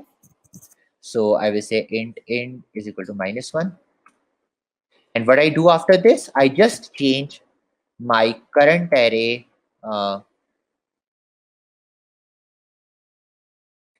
int to array I. Okay. What should R be? R should actually be equal to current array dot size minus 1. Awesome. And finally, I can just return my current array dot size, because that was always storing the length of the largest increasing subsequence till now. Let us try to test it. Yep, and this is correct, and this is submit. Now what did I do? Shit. Okay. Again, I am failing at this case. Oh, I have a runtime error. Why do I have a runtime error? I say current array dot empty or array I is greater than current array dot back. That is fine. Am I anytime in? Yes. Okay, I have to find the very first index that is greater than or equal to the current number. Okay. can the index be -1? Can it happen that all the numbers are greater than or equal to the current number? In that case, I will just return 0, right? In that case, I will just return. Okay, when can index be -1? This can be -1 if all the numbers in the array are smaller than. So yes, if all the numbers are smaller than that. So I can say if index is equal to -1, that means all the numbers in the array are smaller than that number. Then this will be happening, right? If index is equal to -1, when can that happen? That can happen only if all the numbers are smaller than that. All the numbers are smaller than that, because if there was any one index that was greater than or equal to AI, then I would have changed my index to that mid, right? And I'm saying that all the numbers, all the indexes are smaller than that. Else if array mid is greater than equal to array, sorry, we have to actually check else if current array mid. Okay, so this is the issue. It should be current array mid. Let us test this. So we just had a naming issue. And if we were checking array mid, we should have checked current array mid. This, I mean, this is running wrong. That is another issue. I say that okay, and I can then set the current array mid is greater than equal to AI index is equal to mid. If current array mid is greater than equal to AI, then that might or might not be the first index. Then I try to reduce it. Okay, current array dot pushback is correct. My current array is the array L is equal to 0, R is equal to current array dot size -1. That is perfectly fine. I say while L is less than equal to R, I try to find mid. I try to see what is the number at that mid index. Is it greater than or equal to the current number that I'm going to add? If it is greater than, for example, suppose I was going to add 15 here, I go to 6. Is 6 greater than or equal to 15? No, it is not. So I will have to search here. Is 14 greater than equal to? Yes. 14 is also not, so I will go here. So let us say that we were trying to add a number 3. Let us say we were trying to add a number 3. I try to see here. I'm like, is 6 greater than equal to 3? Yes, it is. So it can be the answer, or the answer can be somewhere here. Correct. So, and I'm returning the current array dot size. That makes some sense. That makes the sense. But why is the answer 14? Why is the answer 4 in this case? The answer should be something like 14. So I try to find the first index, then index is equal to mid. If index is equal to, this should not be happening. Oh, this is correct. Yep, you're correct. Because I had added that if condition while debugging, I forgot to remove that. That was the issue. Correct. We got all the points correct. I think many people don't know that this problem can also be solved in n log n in this small code only. Okay, so in this small code, so that was a new thing. So today's session is on the dynamic programming day 2. So here I have the questions, and the questions demand that has been made is of buy and sell stock too. So let's dive into that question. Okay, let's get started. Say you have an array A for which the ith element is the price of a given stock on day I. Okay, you have to design an algorithm to find the maximum profit.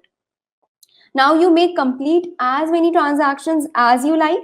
That is, buy one and sell one share of a stock multiple times. However, you may not engage in multiple transactions at the same time. That is, you must sell the stock before you buy again. Okay. So let's actually see the example and let's see what it means. So we have an integer array which represents the day wise stocks that are available. Now the output is 2. That means, so here it says that we have bought the stock on day 0, that means 1, and we have sold it on day 1. Okay, first of all, let me name them. So let's utilize this space. Let's say we have so this is index 0, 1, 2, and index 0 we have 1, 2, 3. So we bought the stock on day 1, on day 0, and we sell it on day 1. So we get the profit of 1, right? And if we buy it on day 1 and sell it on day 2, so that will be again be a profit of 1. So that means total profit is equal to 2.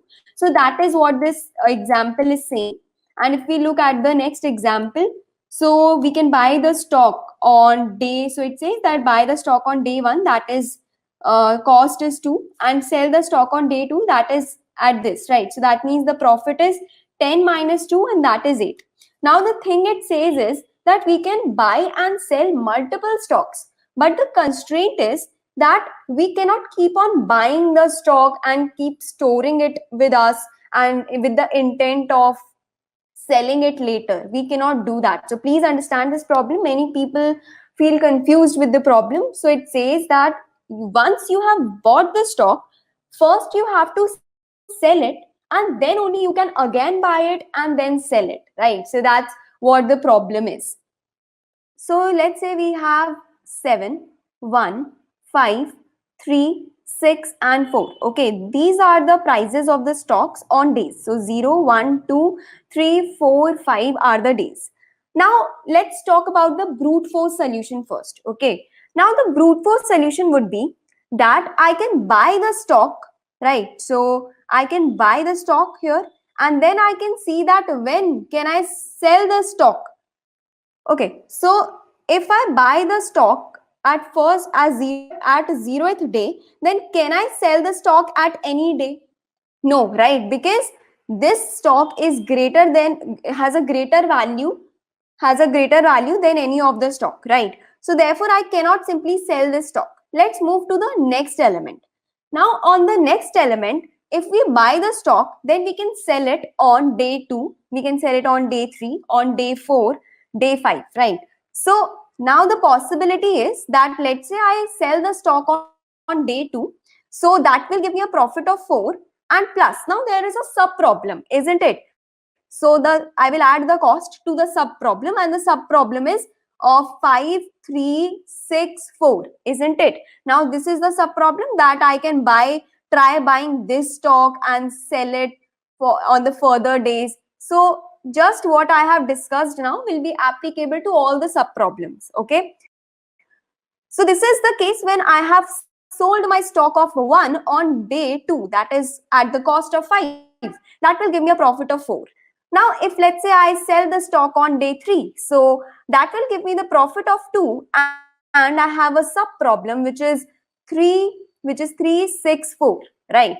Likewise, if I sell the stock on day 6, so that will be a profit of 5, and that will be giving me the sub problem of 6 and 4, right? And if I sell the stock on day 5, so the profit is of 3, and I will get the sub problem of 4, right? So this is it. Now this will happen with every element. Okay, so as I move to 5, this will happen with 5 as well, that I can, so first of all, when can I sell this stock of 5? So I can sell it on day 4, right? So that will give me a profit of 1, and the sub problem is of 6 and 4. So for 5, that's it, right? Then we will move on to the next element, and 3 can be sold on day 4, so that means give me a profit of 3 plus 6 comma 4, and I can sell it on day 5, so profit is of 1, and the sub problem is this, right? So likewise I can keep on going on, and that will give me these sub problems for every element.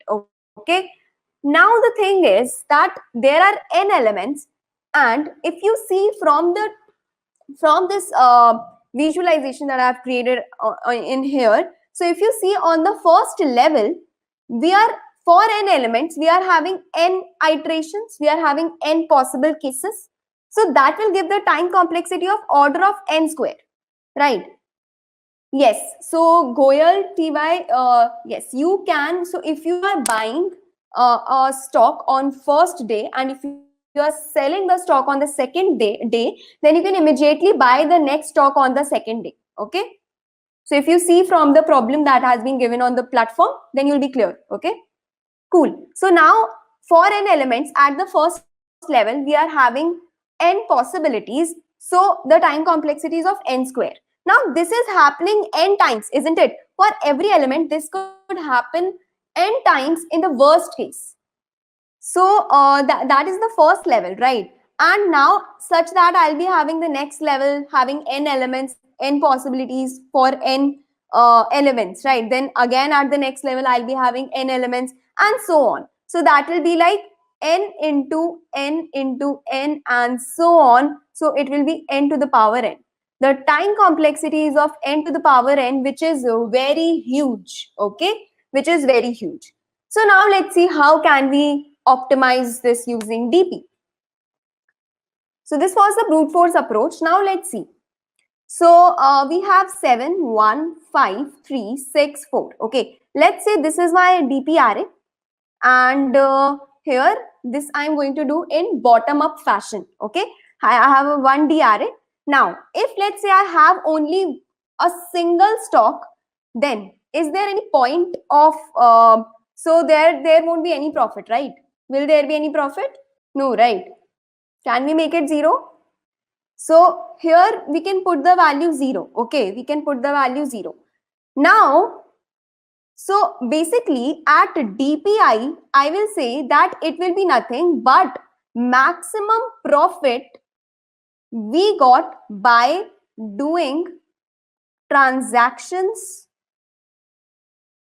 only till that ith position. Okay, so if let's say I am here, then this is the, let's say, the last point where I will be calculating the profit for, and that I'll be doing for every element.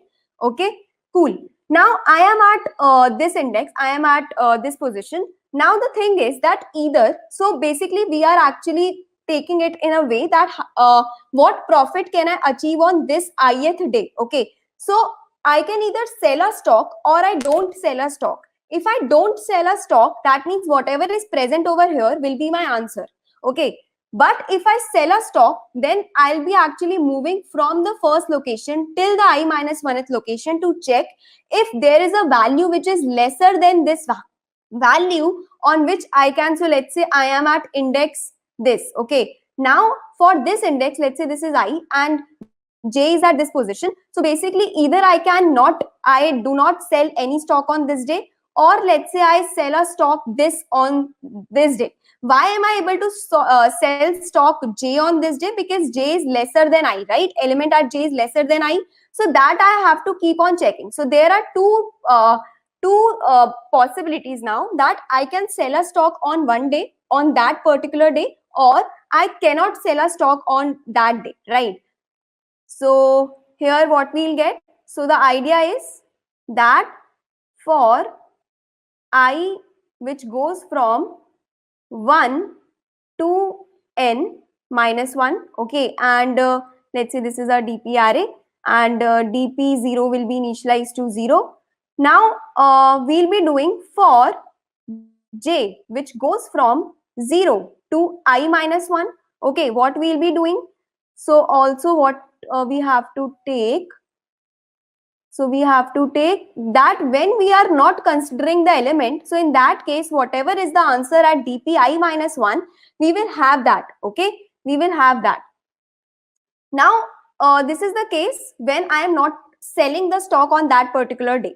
Now when I have to sell, so I'll be moving through this loop. What I'll be doing is DP of I will be equal to maximum of DP of I, okay, comma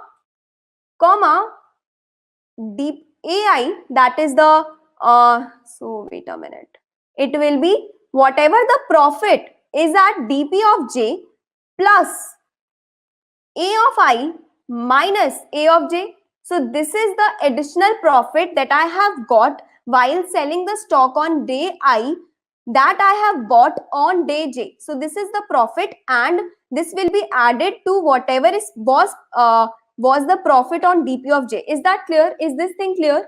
That whatever was the profit on jth day, that will be added to the profit that I have achieved now. Okay. So this is what the idea is, and this we'll do for all the elements.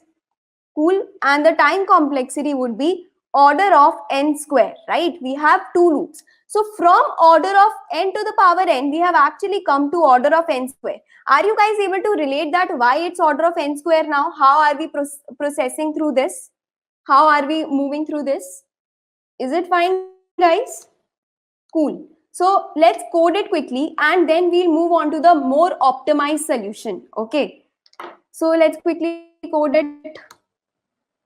So we are taking an array, right? So int dp. First of all, let's consider the size as well. Okay. So here I have int 10 where I'll take the size. Then if n is equal to 0, or if n equal to 1, then we'll return 0. Okay, cool. Now let's move ahead. Let's create our dp array and let's initialize all the elements to 0. So dp of I is equal to 0. Now moving forward, so we are going to all the elements starting from index 1. Okay, so starting from index 1, we go to all the elements, and what we'll do, we'll put the dp of I is equal to dp of I minus 1. That is when we are not selling the stock on day I. Okay, but when we are selling, so we have to check that when that stock was bought. Okay, we will go from 0 all the way when j is less than I and j plus plus. Now, so it will be nothing but dp of I is equal to maximum of dp of I comma dp of j plus a of I minus a of j.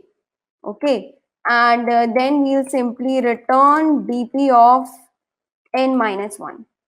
Let's see if this works. Cool, it worked. Okay, so we have actually got the partial points. Now this can be further optimized. Okay, let's see the optimized case now. So here, let's move forward. Now this can be further optimized if we make some observation. Okay, so what I'm doing over here, I am actually, whatever was the profit on day j, I am adding it to my current profit, right? Okay, so here we have this solution. Cool. Now dp of j plus dp of I minus ai minus aj we have. Now if I tweak this a little, so what will I get? I will get ai plus dp of j minus aj. Can I write it like this? Can I write it like this? Okay. So now so basically we have to increase our profit. Okay, to increase the profit, I want this to be increased, and for that I want this to be increased, right?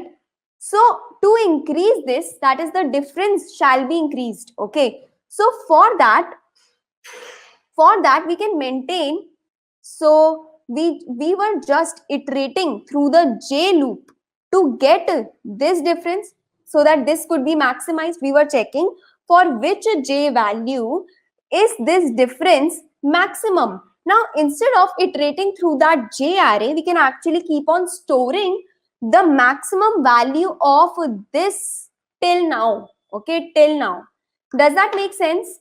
We were only moving our j loop for checking that for which value of j are we getting this, are we getting this as the maximum, so that our complete the complete value is maximum, right? So instead of going to each jth position, we can actually store this particular value in a variable, and then we can keep on updating that variable. Yes, the greedy method is of order of n time complexity, and we'll also see that how this can be changed to order of n time complexity. Okay, Ankit, does that make sense? So let me just code this thing now, or let me just code it. If you guys still have any issue, we can discuss it. Okay, so let's just proceed now.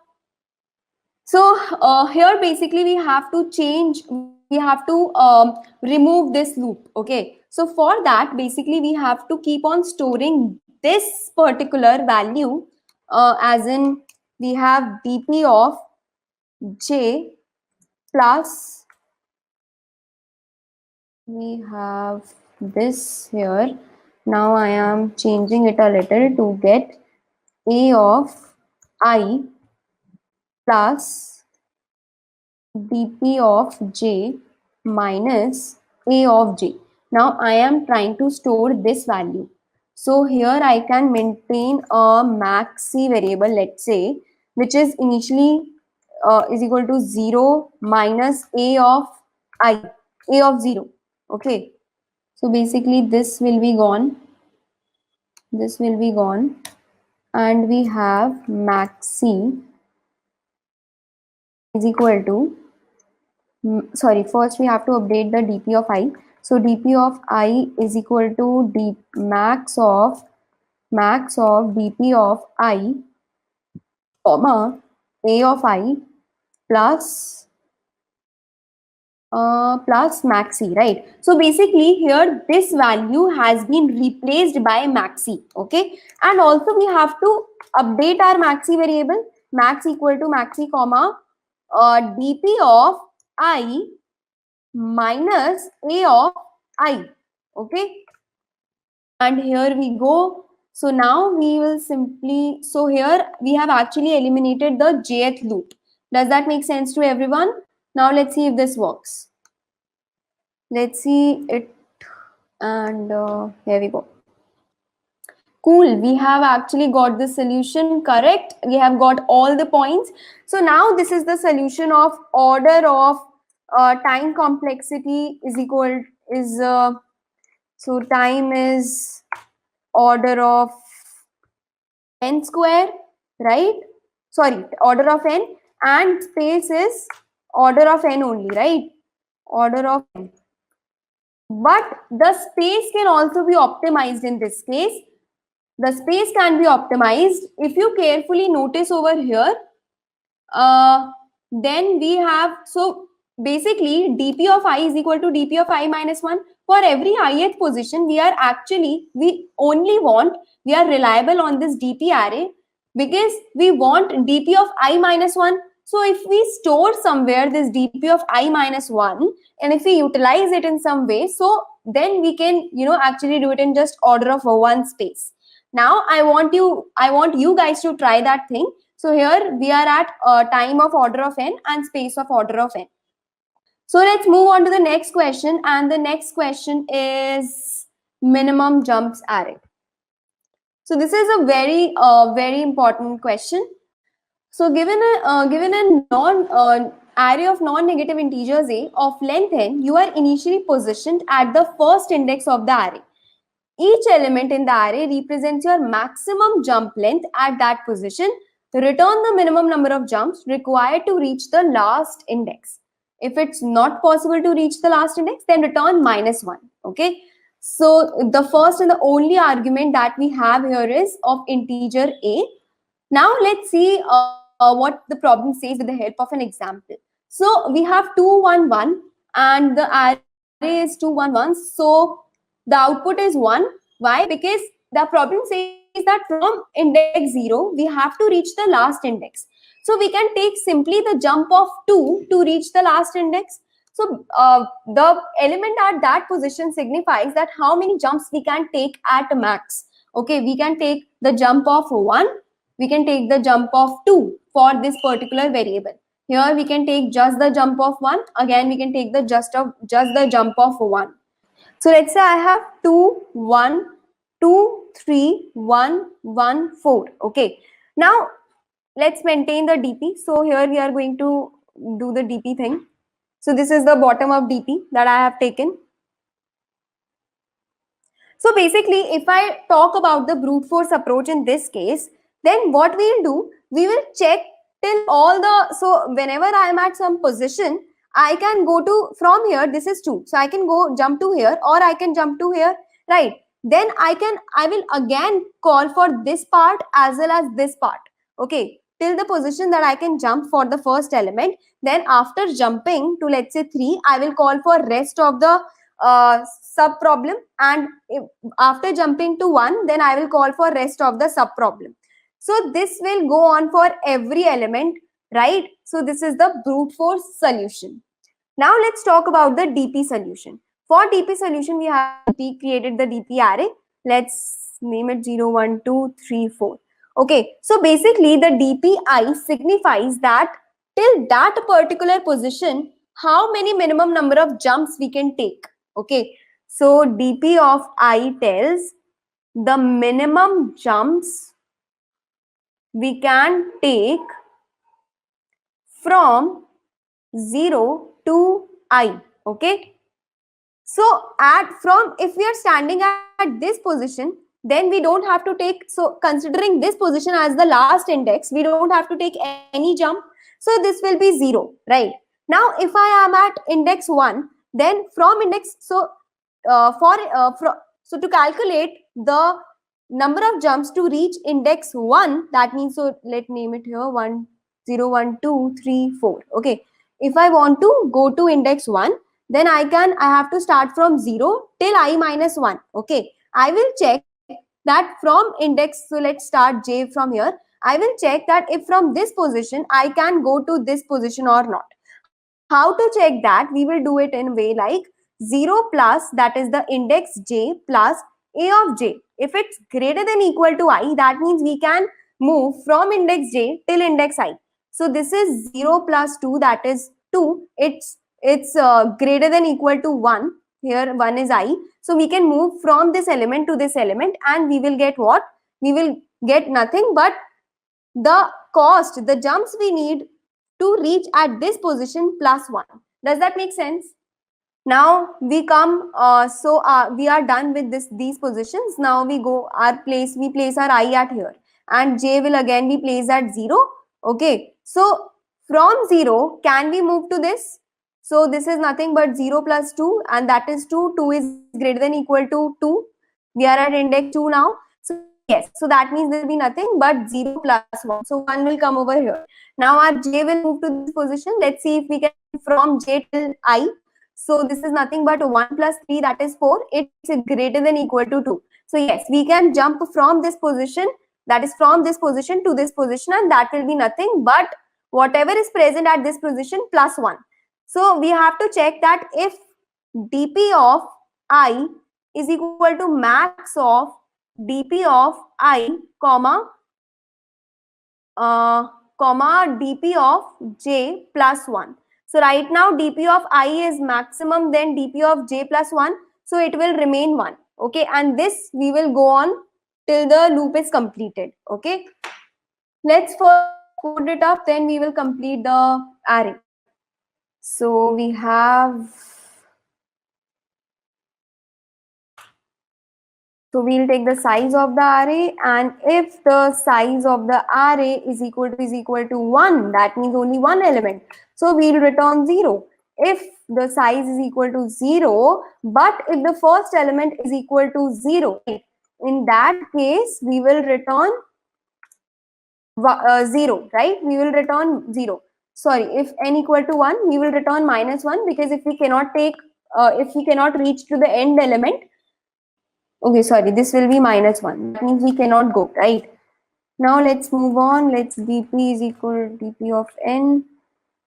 Now dp of 0 be 0. So for int I equal to 0, so sorry, we will start with 1. I less than n I plus plus, and dp of I shall be initialized to int max. Cool. Now what we have to do, we have to run our second for loop, that is int j is equal to 0 till j is less than I and j plus plus. Then if, okay, so dp of I is equal to maximum of dp of I, comma,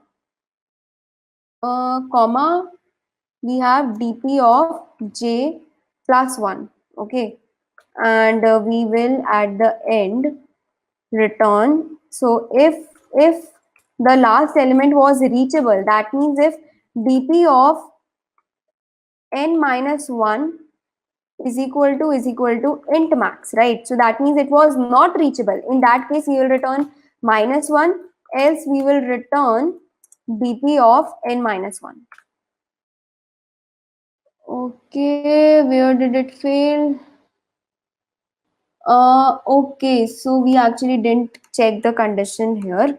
The condition needs to be checked that if a of I, if j plus a of j is greater than equal to I, and also we have to check that if dp of j is not equal to int max.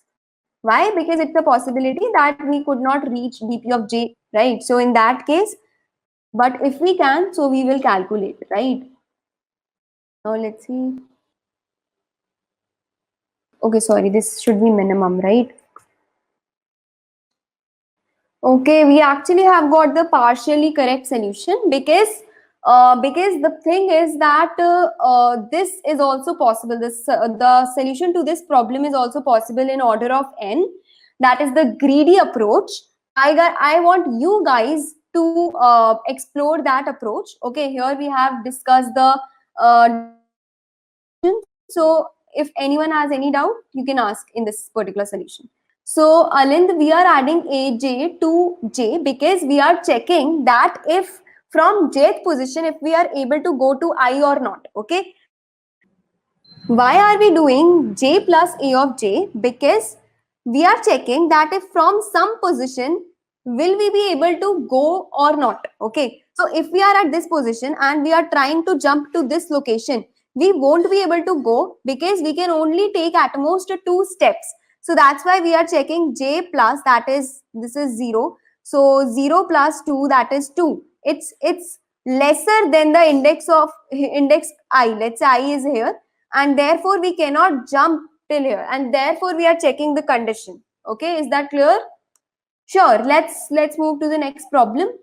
And next problem we are taking is of edit distance. Okay, the problem is, first of all, it's very important. So the problem is important because it is asked in many interviews. Okay, it's very common, and you should definitely understand it, like how it works. So let's dive in the problem. So it says that given two strings a and b, find the minimum number of steps required to convert a to b. Okay, each operation is counted as one step. Now you have the following 3 operations per word permitted on a word. The first is, it says that insert a character, okay, delete a character, and replace a character. So to convert a string A to B, I can do these 3 things, okay, and I have to find the minimum steps that I can take to convert one string to another string. For example, in the input, let's say we have ABAD, and we want to convert it to ABAC. So here we can simply replace D by C, right? And that will give the cost of what? 1, right? Now here in this case, it says that the cost is 2. Why? Because here we are replacing S with T, that adds to the cost of 1. Then here we are actually inserting, so after converting this S to T, we will be inserting I. Okay, so that will add up another 1, and the cost will be 2. Okay, so is the problem clear to everyone? So basically we have to convert a given 2 strings are there, right? So we have to convert string A to string B. We can make 3 possible conversions with each character, that we can replace a character, we can insert a character, and we can delete a character. Okay, so we have to do it in minimum possible time, minimum possible steps. So let's see. So let's say I have Sunday over here and I want to convert it to Saturday. Cool. So what can we do here? Day at the end are same. So now we can actually convert this sun to Saturday. And what we can do? We can, so this is also same, right? So that means we are left with UN and ATUR. So we can insert what? So guys, here we are going to do it using 2D DP, the bottom up approach. Okay. Here I have actually, so we are trying to convert this string to this string. Okay. Let's see how we'll proceed. Here we are going to convert this string to this string. we have to consider the empty cases as well. When let's say this string is empty, so this is that case, and let's say this string is empty, so this is that case. Now if we want, so this is what we have to convert in. So let's say if we want to convert this to this, what we'll have to do, what should be the output here? It shall be 0, right? I don't have to do any operation. Now if I want to convert this empty string to S, in that case I have to add one character. If I want to convert this empty string to S and A, for that I have to add 2 characters, then 3 characters, 4 characters, 5 characters, 6 characters, 7 characters, and 8 characters, right? So that's what I have to do. Now what if we have to convert this string to just an empty string? In that case we have to delete one character, then we have to delete 2 characters, right? To convert Sunday to empty string, we have to delete 3 characters. To convert sun, we have to delete 3 characters. To convert SUND to empty string, we have to delete 4 characters, then 5 characters, and finally 6 characters. Okay, so this is the base case. This is the base case. Now, the point is that whenever, so at some, if we are standing at some position, right? Let's say we are standing at some position, then we are actually trying to do what? We are trying to see if I want to get the answer till that particular position. That means I want to get the answer for this and this, right? Answer for this and this part. Then what should I do? So please note that this is, let's say, the box, and we are standing at here. Okay, now this is the case. So this is the case when I'll be ignoring the current characters. Okay, when can I ignore the current characters? When the character at this place and this place are same, then we can ignore them and we can take whatever the value was previous, right? Whatever the value we had, so we can take this value. We can take this value. Okay, we can ignore and we can, so let's say I have, so this and this are same, right? This and this are same, and the corresponding block is this. So we can ignore this, and whatever is the result from till here and here, we can consider that. Okay, we can consider that. So I hope it makes sense that why are we taking this position if there is a match?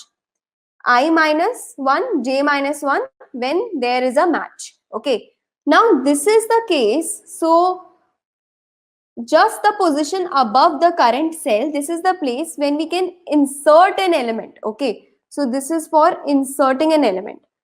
So when we have not found a match and we want to insert an element, so we will pick up the, so that means let's say here we are, okay, and we want to insert an element, so we will be checking this particular location. Okay, we will be checking I minus 1 jth position. So here we have I minus 1 and j, and then for deletion we will be checking I comma j minus 1. Okay, why? Because if let's say, so let's say we are at this block only, and or let's say when there is not a match, let's say this block. Now this is deletion. Why? This signifies deletion, that when we are not considering this, so when we are just considering, so we are ignoring this character, and that means we are just checking what was the result for this and this string. Okay, so then at that point we can take this value. Okay, makes sense that we are ignoring this character, we are deleting this character, and we are checking that what was the maximum when we have ignored this character. Okay, because if we are ignoring, that means we don't have to check for this particular position. Whatever will be the value ignoring this character, we will take it from its left cell. Okay, now let's proceed with this. Let's see what we'll get. Let's try run the approach. Cool. So here S and S match, therefore we can ignore them and take whatever is present over here, that is 0. That means we have to make no changes, and therefore the steps are 0. Now we go to this S and so we go to this S and U, they don't match.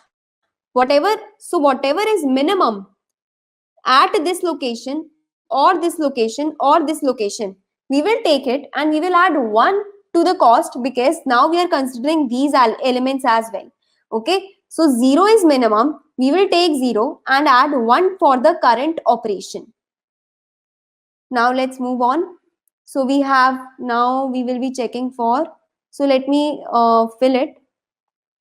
So S and U, so we are at S and N, they don't match. We will take the minimum of this, this and this. So 1 is minimum, this becomes 2. Now S and D, so S and D also don't match. The minimum is 2, this becomes 3. Now S and A don't match, minimum is 3, this becomes 4. S and Y don't match, minimum is 4 and this becomes 5.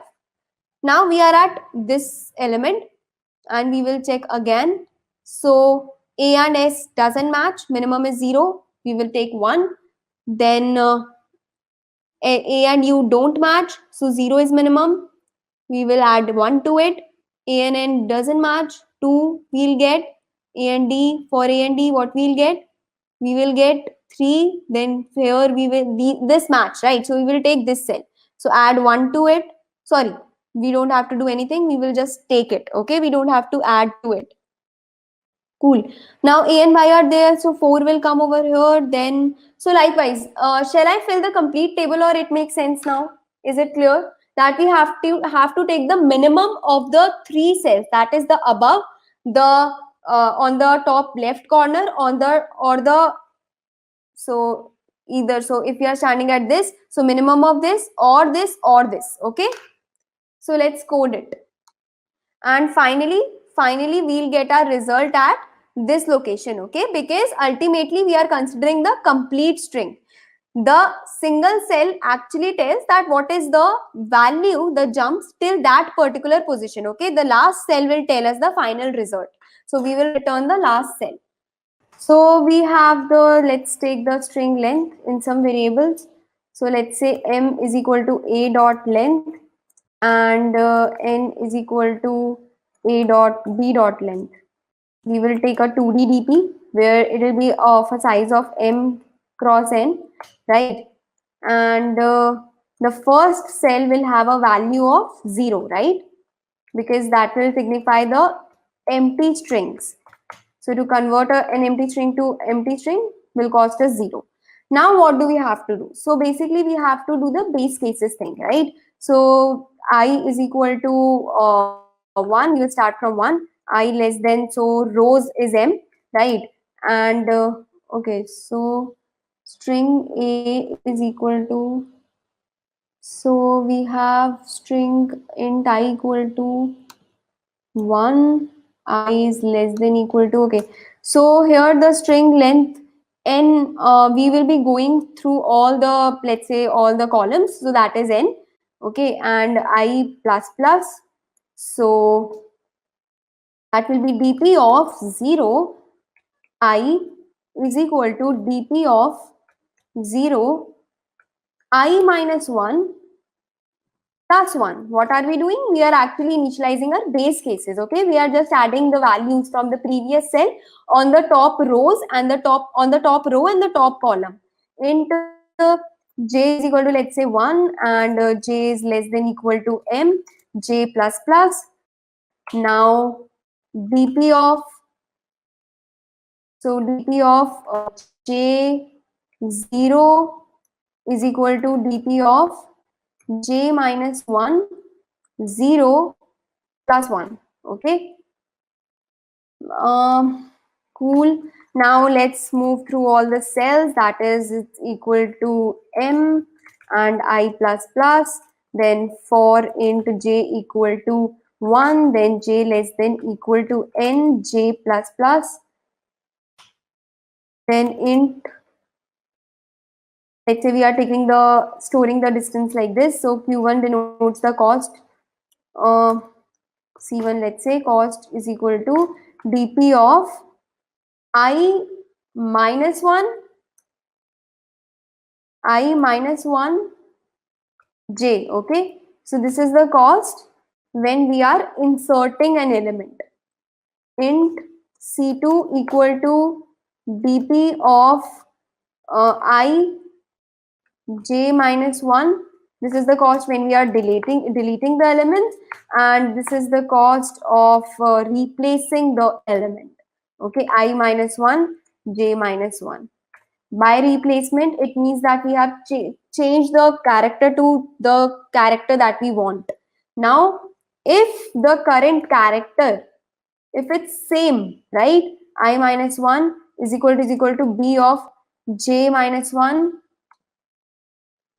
So at this point, dp of ij is equal to dp of I minus 1, j minus 1, right? We don't have to add any cost because the characters are same.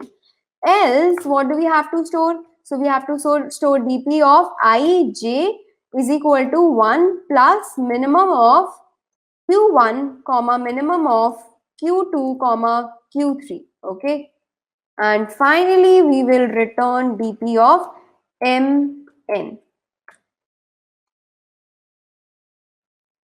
Oh, these are not q1 q2, these are c1 c2 c3. Cool.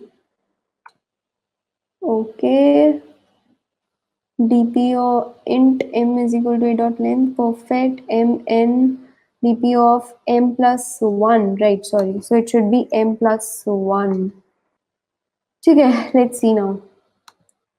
Cool, we have got the solution. Cool. So let me actually make you go through the question that we discussed previously. I think few of you had doubt in that. See, we are doing DP and we were doing it in bottom up manner. Okay. Notice that what DP, so you should know that what the state of the DP is, right? What these cells represent, and that actually tells what's the state of the DP. So this is the DP array and this is the given array.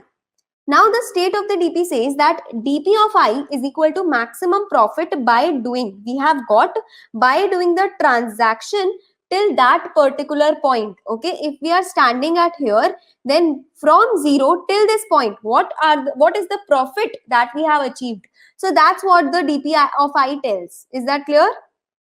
Now moving ahead, at position 0, we cannot sell this stock even if we buy. So therefore the profit is 0. Now, if we go to the next position, so here we have to check for, we have two options. Either we can take this up, we can sell the stock on this particular day to get the profit. So that is one, sell the stock. Second is don't sell, right? So these are the only two options.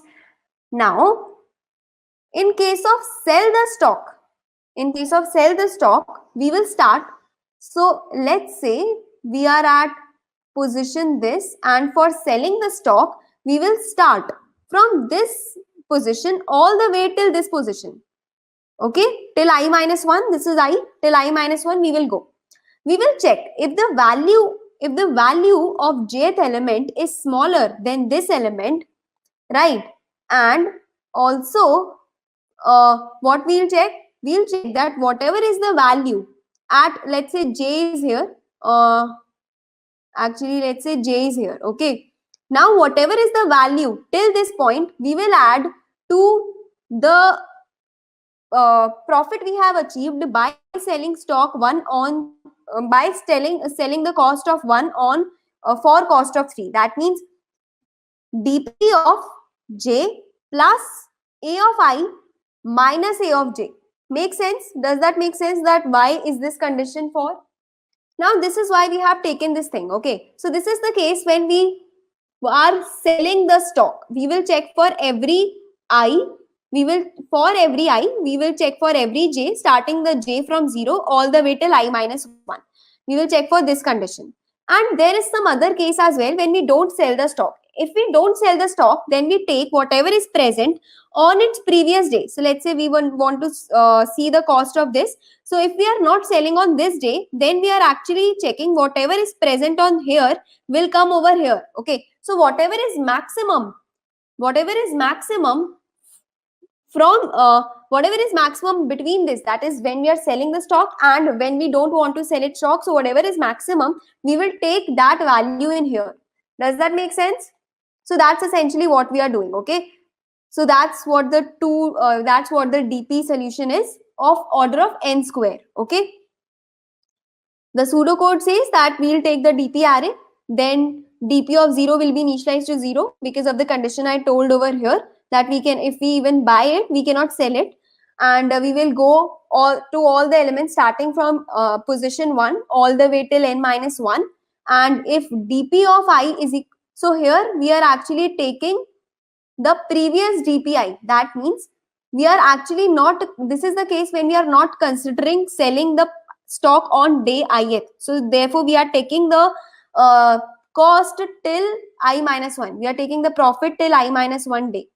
I hope that makes sense. Now moving ahead, if we want to sell it, so we are going from J, we are going J equal to I minus 1, right? And we will be taking whatever is maximum between DP of I minus 1 and this condition that I told you. Okay, so this is the condition when we are taking stock, when we are selling stock, and this is the condition when we are not selling. Okay, now this will do for all the elements, and that will take the time complexity of order of n square. Now I said that we can optimize it. So if we see this particular condition, this condition, right? In this condition, we want to maximize this condition. I have actually changed it to this. Okay, I have changed it, and this I have got now. So to maximize this should be maximum, right? Now we are actually iterating in this J loop to find that for which value of J this is maximum. For which value of J this is maximum. Okay. So instead of going through every element and checking for which value of J this thing is maximum, we can actually keep on storing it from the start. Okay. So that's what we are doing over here, that we are storing it from the start. We can actually maintain a max variable. Let's call it max var. Okay, and this can, so initially it will be initialized to DP of J, which will be nothing but 0. Initially the DP of J is 0, right? And we will be doing 0 minus A of J, okay? Minus A of J. So we will get DP of 0 minus A of, let's call it variable only, okay? Let's call it variable. Equal to A of 0, okay? This will be initialized. Now, whenever we'll be moving in a loop, right? So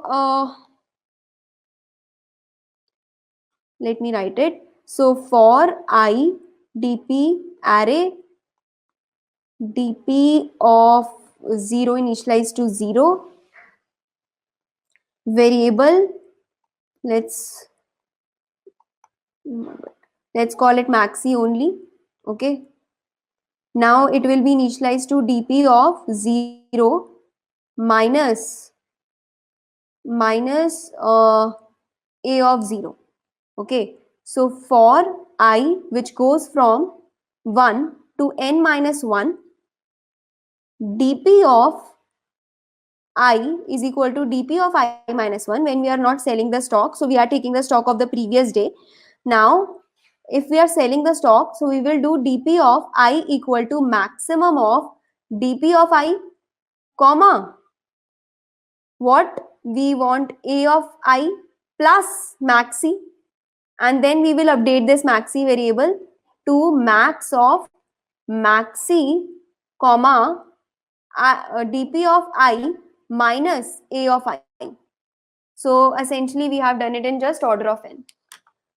So today is the third and the final day where we will be solving particularly DP problems. So we will start with the road cutting problem, and if there is any other request for a problem that you want us to solve, please do mention in the comments, or I will pick up any two randomly. Okay, great. Let us begin.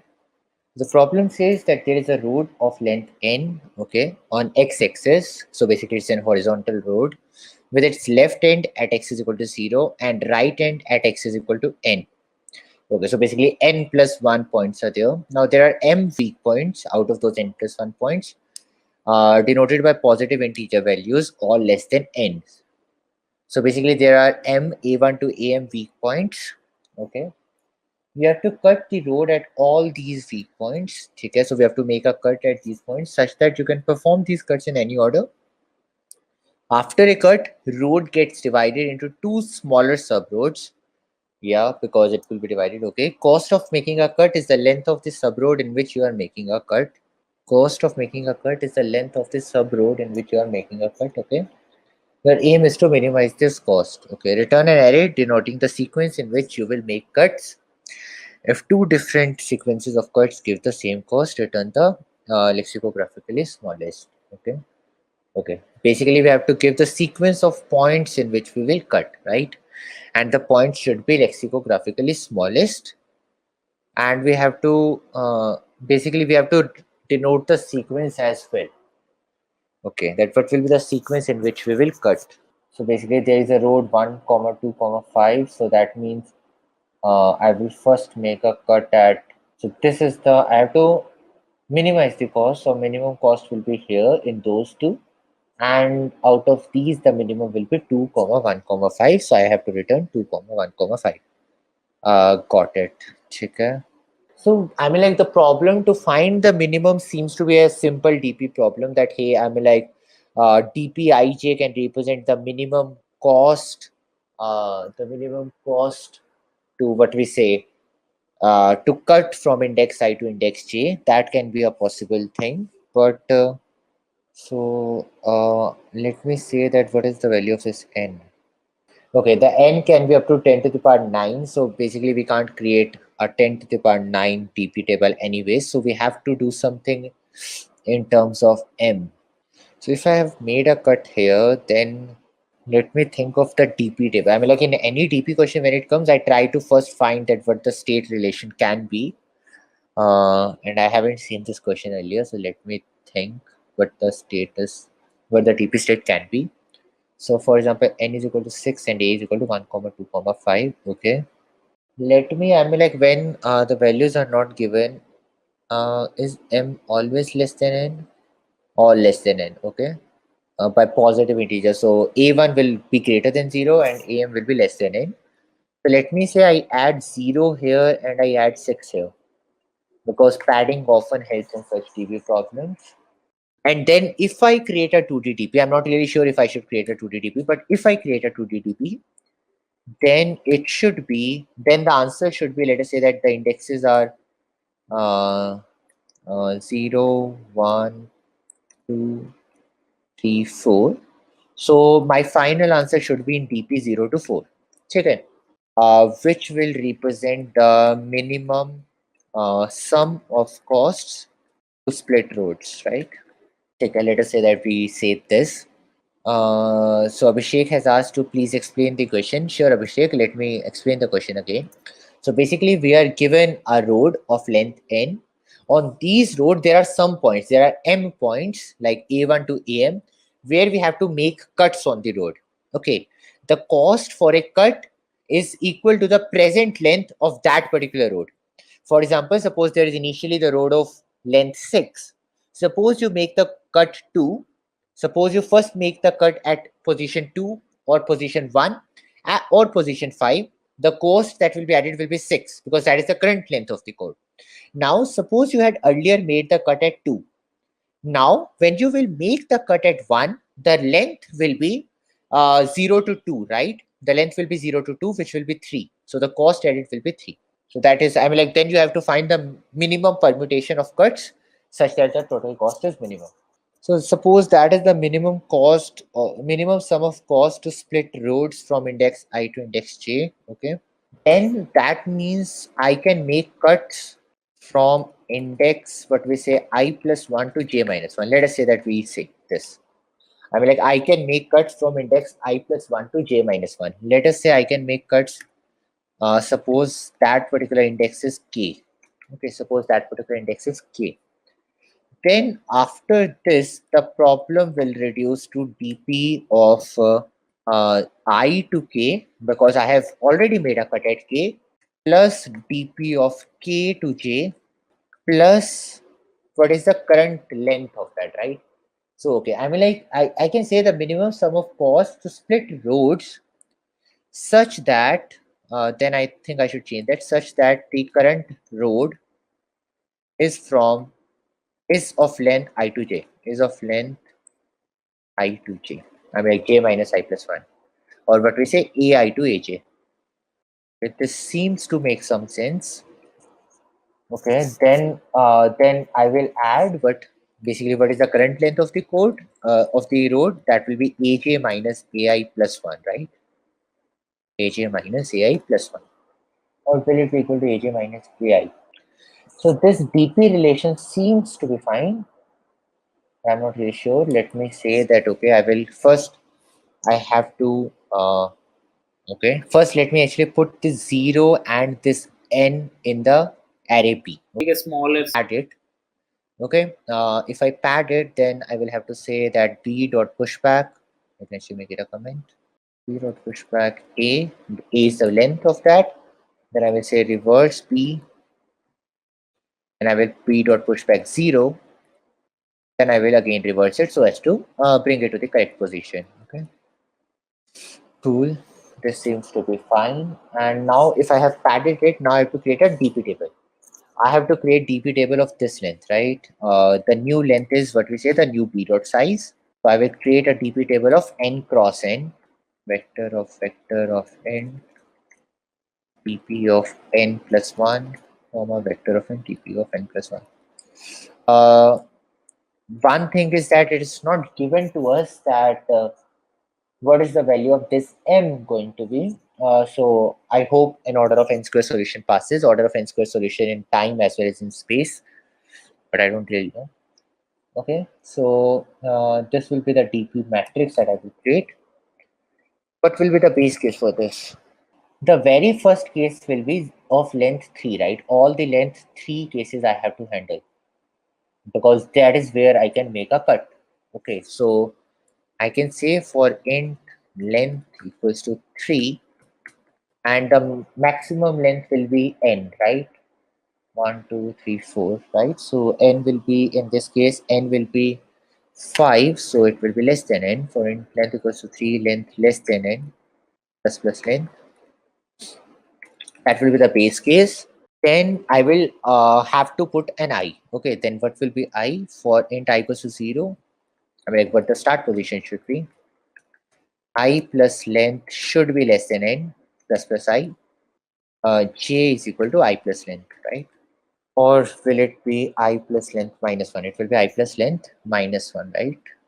I plus length minus 1 should be less than n, because for index 0, length 3 ends at 2. Index 2, okay. So some people want the problem link. This is the problem link. Okay, now I know j. Then I have to have another loop. So it will be an order of n cube time complexity then. For int k equals to I plus 1, k less than j. I mean, like that is where I will split at plus k. Initially, I will set the value of dpij to be int max.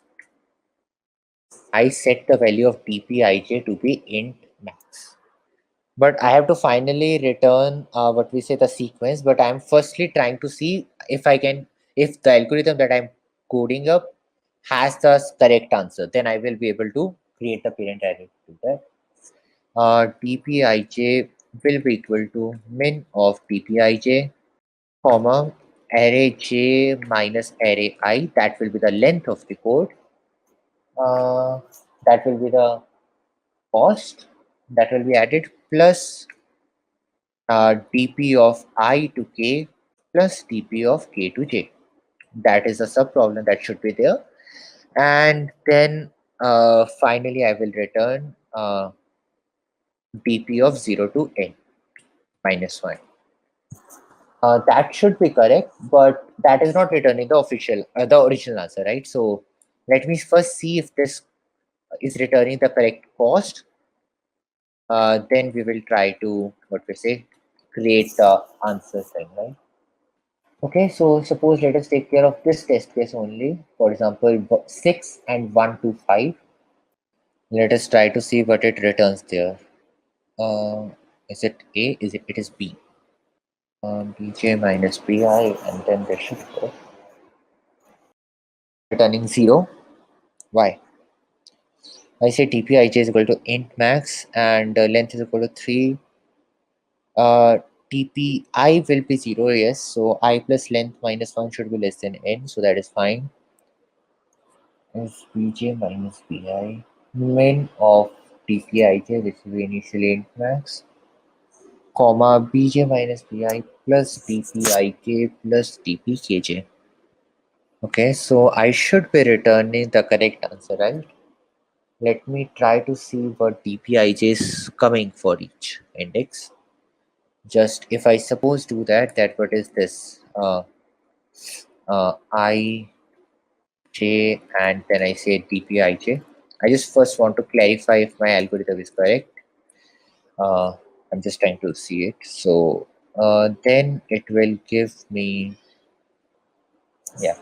So from 0 to 2, the cost is coming to be 2, which is correct, because that is the only thing. I never do 0, 1, 2, 3, 4, right? I never do 0. So this array will change to, what we say, this array will change to 0, 1, 2, 5, 6, right? So the answer will be at 0 to 4, but I'm never computing 0 to 4 here as such. Okay. I'm computing 1 to 4, but I'm not computing 0 to 4. I plus length minus 1 should be less than equal to n, right? N is 4. N is 5 here, so this thing is coming out to be correct. My length should be less than or equal to n. My length starts from 3 and my length should be equal to n, right? Length is less than equal to n, then it will be computed, I think. So that is the thing that, yes. So the answer is 12 and the 12 was minimum. That thing we also knew, right? So at least we are getting the correct TP answer. I mean, like correct numerical value. The issue now comes, how will we, how will we create the lexicographically smallest permutation? Okay. One thing that is not probably given is that is the array of B1 to BM sorted? It is not given, right? It is not given that B1 to BM is sorted. So we have to sort that. Sort of B dot begin to B dot end. Okay, great. So that thing we already know. And now we also know that we are able to come to the correct answer. Okay, so now the problem remains as to how we will create the lexicographically smallest permutation. Okay, so to that, suppose I'm also storing that what was the index that gave me the minimum value. Suppose what was the what was the index that gave me the minimum value? Suppose that I also had this. Rather than doing this, I would have told that if command x is less than dpij, okay, that means dpij is first equal to this, this, and then I can also say that this will be min index. Then I can say that min index of I to j will be nothing but k. Okay. So once I have this, I know that dpij is going to return to the correct solution. So now I have to just probably process that array, process this matrix backward. That in which order will I make the cut? So I can say that vector of int answer initially will be empty. Okay. Currently my endpoint is 0. Int start 0 and end is equal to my end will be n minus 1, right? So till when should I find the sequence of cuts? I should keep cutting on. Okay, then I know that there are two problems in which that I have to find. Okay, the dpij and dpkj. Right. So first, the very first cut will be actually what we say answer dot pushback min int start comma end. But then there will be sub cuts, right? Then there will be multiple other cuts that will also be there.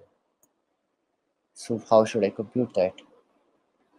Because otherwise I will have to do that recursively, right? I first compute that, then I compute that, or can I do a recursive function to do that? Probably if I do a recursive function, then it will automatically handle it, right? So let me say that suppose my void recurs to what we say start comma end, and this is the vector of end at answer. Okay, when do I know that this is done? I know this when if start minus end is less than 3, right? If end minus start is less than 3, less than 2. If end minus start plus 1, that is the length, is less than or equal to 2. That means I don't have any answer. That means I don't have to put anything. So in that case, I can return. Else, I will say answer dot pushback min end of ij, min end of start end, and then I will recurse for start to min end of this with this answer, and I will also need to pass my min end, right? And min end, okay.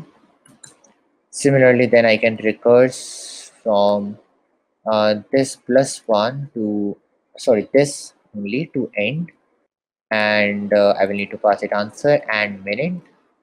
Okay, and here I will have to have this min end. Okay. I will actually need to have the B of that particular base, not min end, but okay, let us say that I have this. Then I will say recurse of 0 to n minus 1 to answer to min end. But now I will have to change everything in the answer to reverse of that. So then I will have to change everything in the answer to reverse of to basically what was the value in this B. So I will have to say for auto and iterative index in answer, index will be equal to P of index, and I can return answer. This should probably work. Because I'm calculating it in the correct sequence, it should be correct probably. What am I missing? I don't have a semicolon here. Anything else? Probably no. So I'm returning 2, 1, 5, which is absolutely correct. I hope I'm not missing any other test case, but let us test it. Yes, and let us try to submit it. I hope the time complexity passes because we are not given the constraints. Yeah, so we are told that we are failing for the partially correct. Okay, so we have some wrong answer for larger test cases. Why? Okay, so probably the time limit is exceeding, right? Because there is no other reason why it should fail. The time limit can be exceeded because this is order of n cube. Can we bring this to order of n square? When I am computing this dpij, I need to know this thing is always going to be fixed. So I need to know the minimum value of dpik plus dpkj, right? So if somehow I know from I to k, which is the minimum k that stores that, but that I can't do.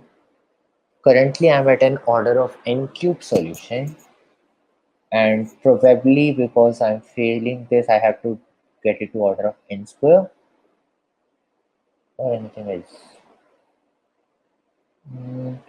No, probably the answer is there some modular arithmetic issue? Yes, there can be modular arithmetic issue, right? Because n can be up to 10 to the power 9. Then if n is up to 10 to the power 9, and all these numbers are 10 to the power 9, 10 to the power 9 minus 1, 10 to the power 9 minus 2, in that case, I will overflow, right? Yes. In that case, I will overflow. So then I think I will need to have this vector as a vector of long end, uh, long end, and then probably this should work. Because there doesn't seem to be any other issue then. If I'm failing for the large test cases and I know that there is overflow possible, then probably that is the thing. And then this dpij will also have to be something larger than integer max, right? Or not? Eventually it should not, but it can be. So I have to let me make it.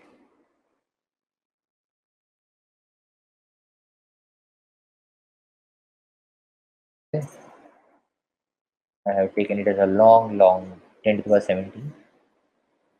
Then let me first test for the normal cases if I am doing some compilation issues. I think I will be doing this matrix.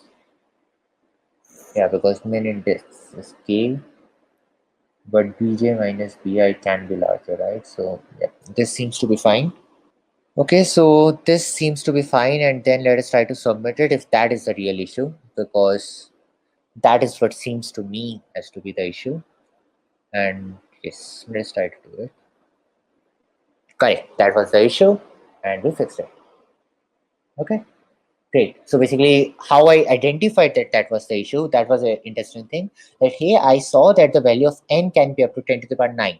So when we were calculating the cost of the last three indexes, they can be 10 to the power 9, 10 to the power 9 minus 1, 10 to the power 9 minus 2, which will be equal to 3 into 10 to the power 9 minus 3, which is greater than integer max. So there was a chance of an overflow, and we fixed it up. Okay.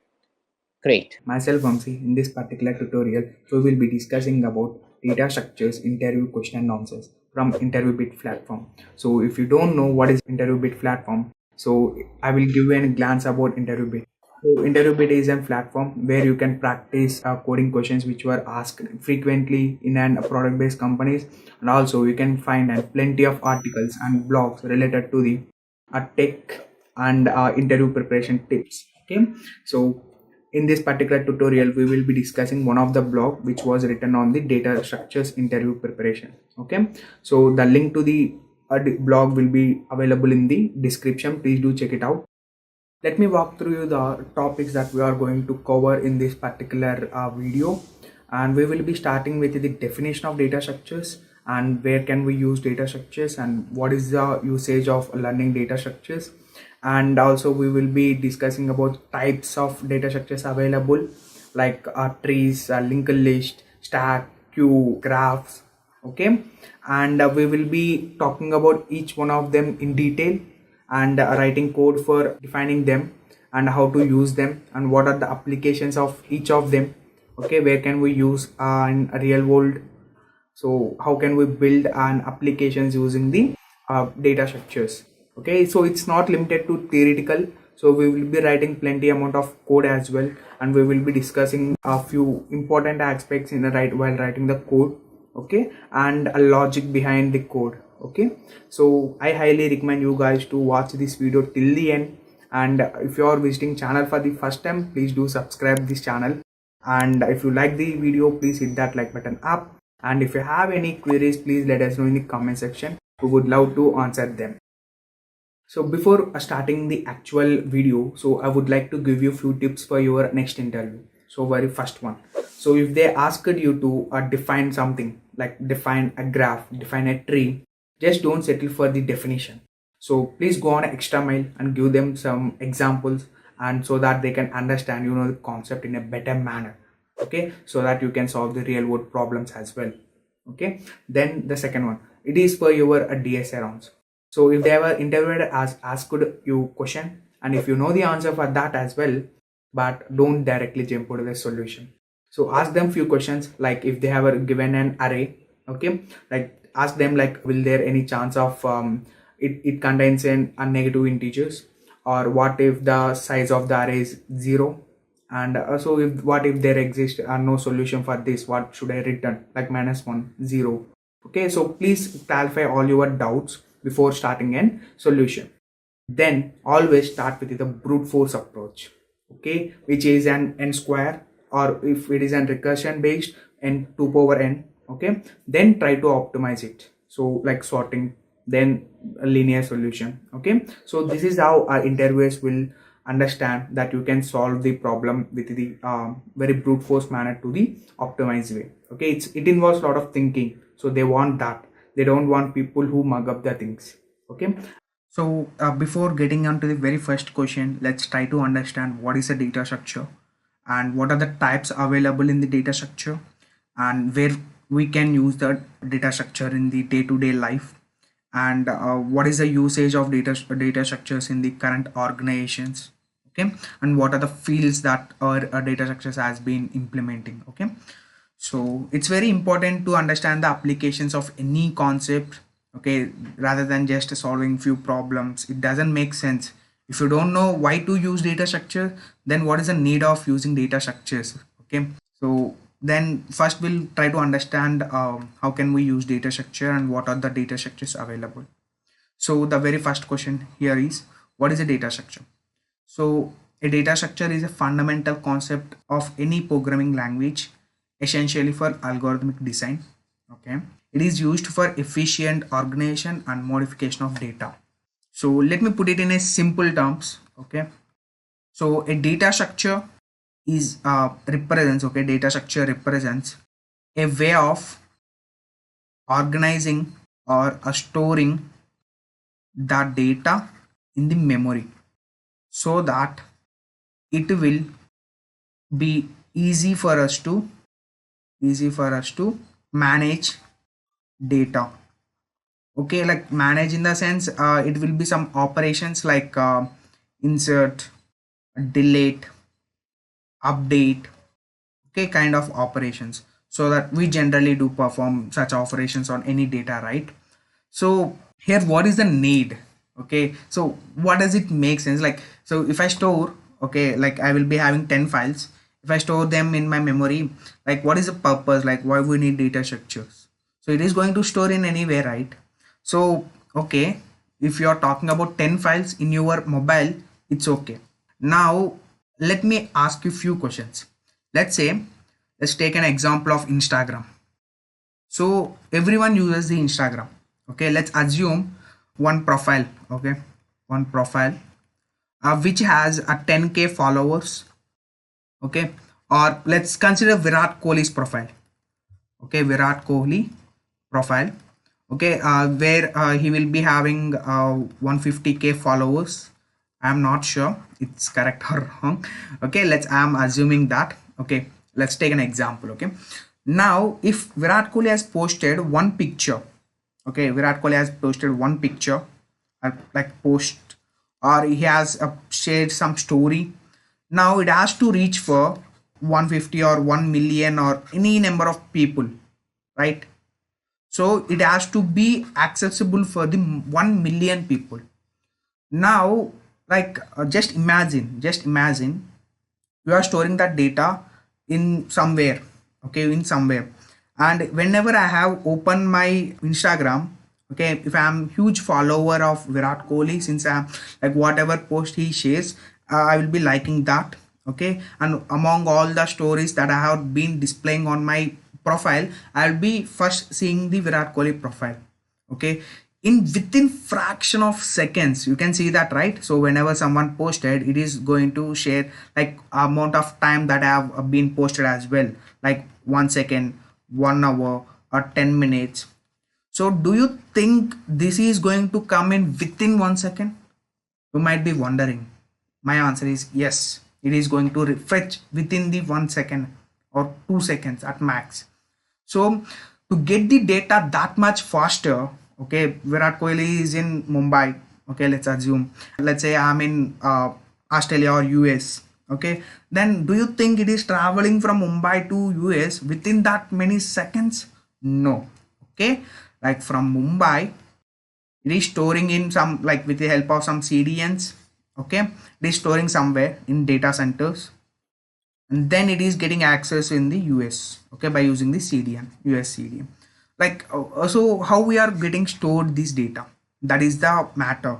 So we need to store the data in such a way that we can access that very easily, very fast. Okay, so if you you can easily assume that, like say you will be storing all your books okay, like randomly in your room.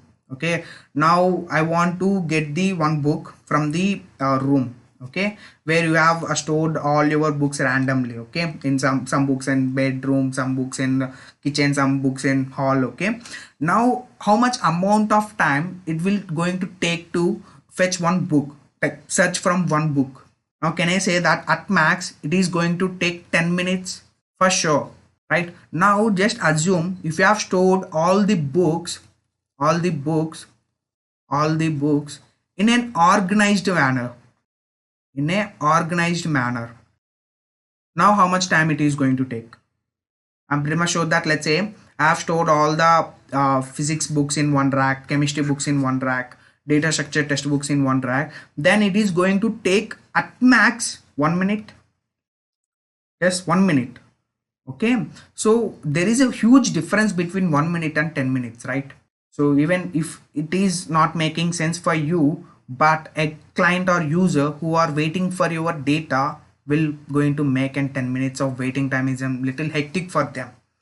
Okay, that is the usage, that is the necessary of organizing the data so that we can easily access the things. Okay, so this is the use case that we need to learn data structure. Okay, now we have talked about what is data structure and why we need data structure. Now how many types are there in data structure? So I can say that all the data structures has been classified into two types: linear and non-linear. What is this linear and non-linear? So linear and non-linear, what is this linear and non-linear? Okay, so I can say that, like, if the elements of a data structure results in a sequence or linear, then it is called as a linear data structure. And when the elements in a data structure results in a way that traversal of nodes is not done in the sequential manner, like you can easily remember this as a, whenever we are talking about this linear, we can say that storing the data in the linear manner or a sequential manner means I'll write one after one. Okay, let's say if I have stored something here, then right after that I will be storing another, then right after that, then right after that. So if I want the third one, I can easily go there. Okay, I can easily go here and pick up that, because everything is in sequential order, they are following the order, whatever, like, so first you came, then you go first. Okay, so like that. Okay, now when we are talking about non-linear types, it is not like sequential, it is storing in non-sequential order. So what is this non-sequential? Let's say we will be storing the data structure, like we can assume our file structure. Okay, file structure, let's say I have a desktop folder. In that desktop folder I will be having let's say scalar folder, and again in scalar folder I will be having another folder called data structure, and again in data structure I will be having another folder called arrays.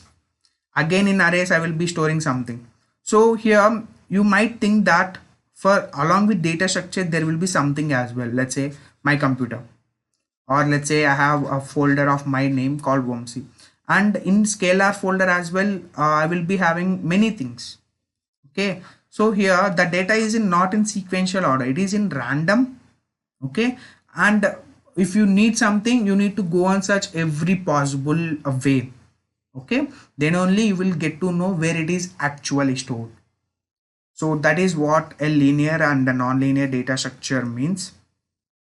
Now we'll talk about what are the data structures that comes under linear and non-linear. So if you observe the things here, for under the linear data structures we will be having arrays, linked list, stacks and queues. Okay, we'll talk about them, each of them in detail in the further. Okay, but as of now let's remember the names. Okay, coming to non-linear data structures, we will be having trees, graphs, tables and sets. Okay, we'll talk about them, each of them for sure. Okay, please bear with me till the end. Now let's try to understand the where we use these data structures.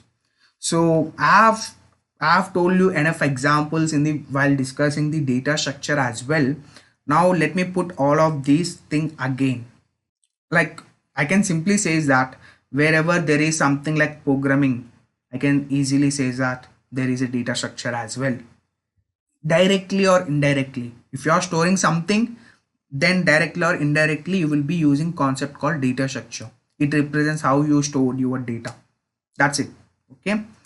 And like you can see these things. Okay, so artificial intelligence, compiler design, machine learning, database design and management, blockchain, numerical and statistical analysis, operating system development, image and space recognition, cryptography. Not limited to these things. Okay, there are few more other, like even Android applications, web applications. So everything is being backed by some databases, right? So indirectly we will be using the concept of data structures in storing the data.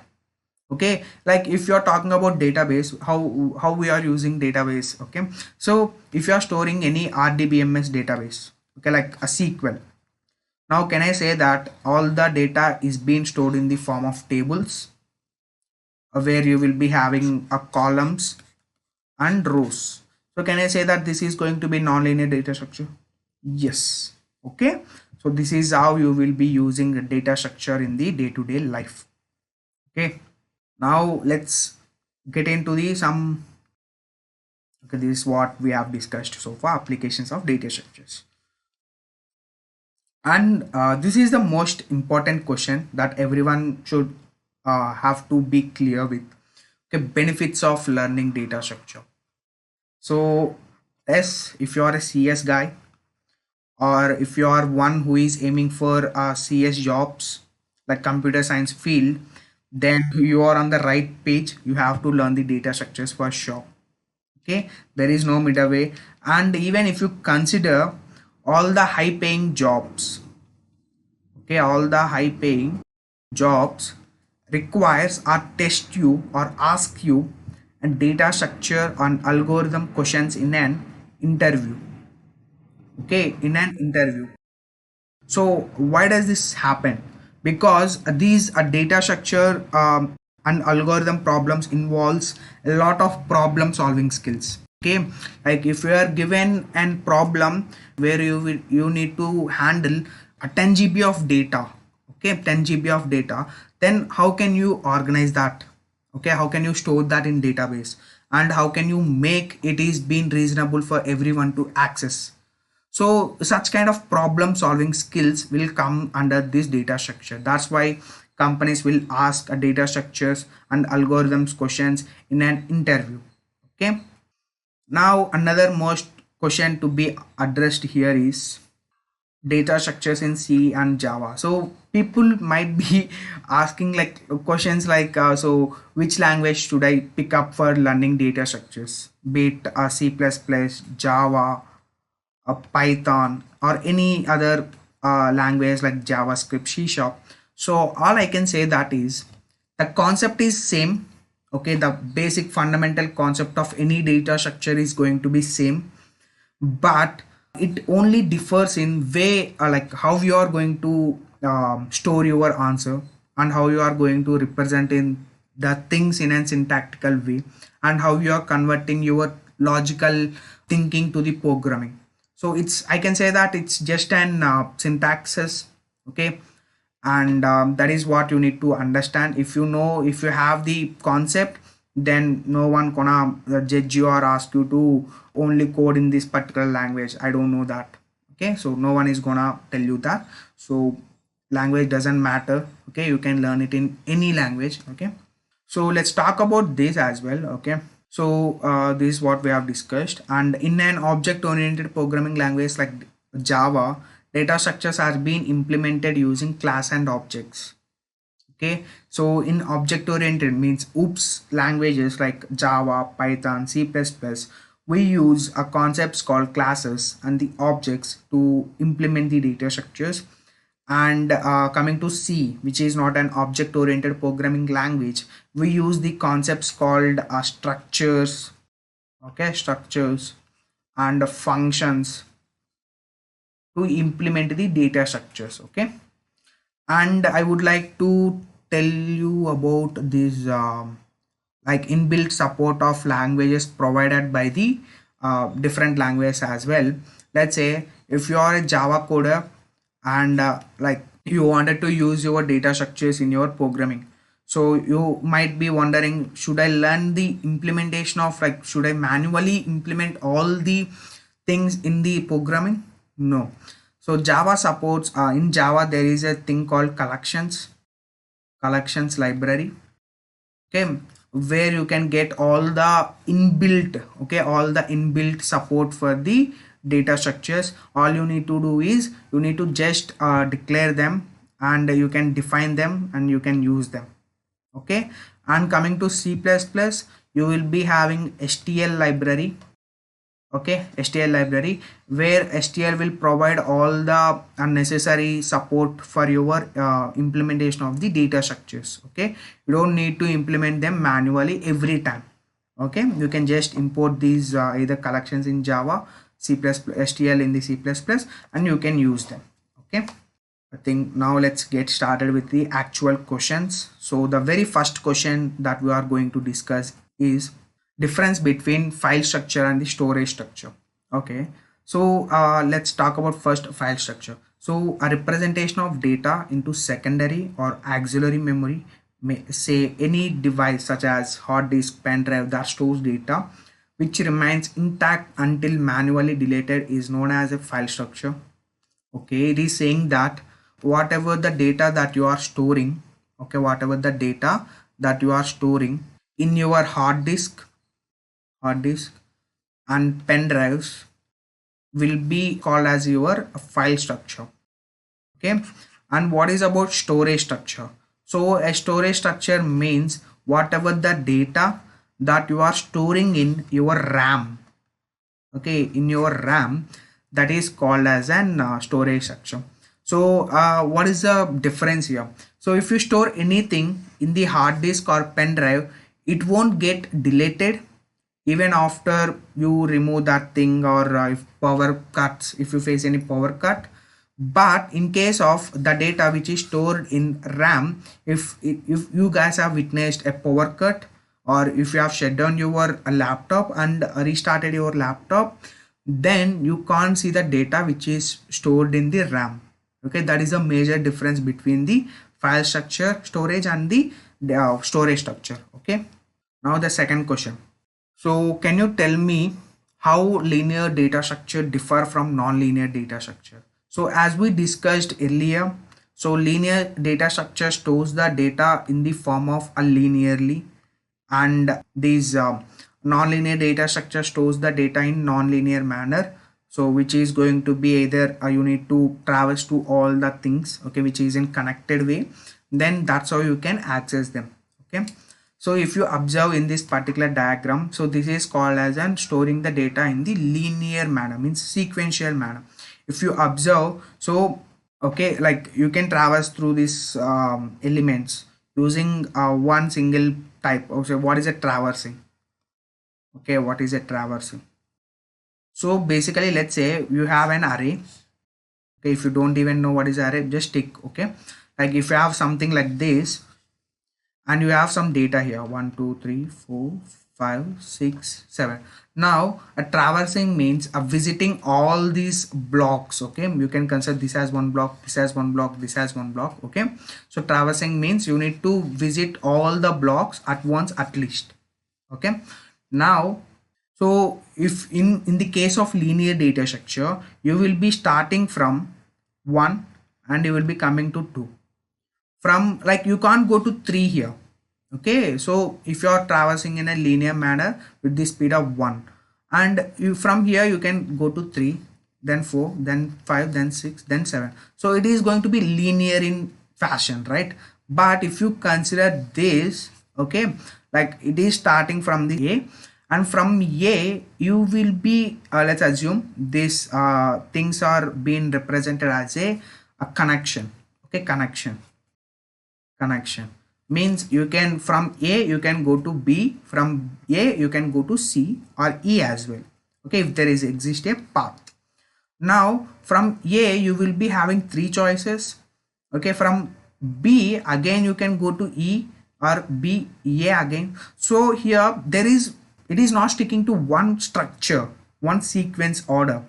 So you can go to any order that you want.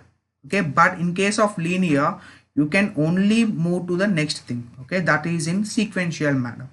Okay, so that is what a difference between sequential and non-sequential is. Now, what is an array?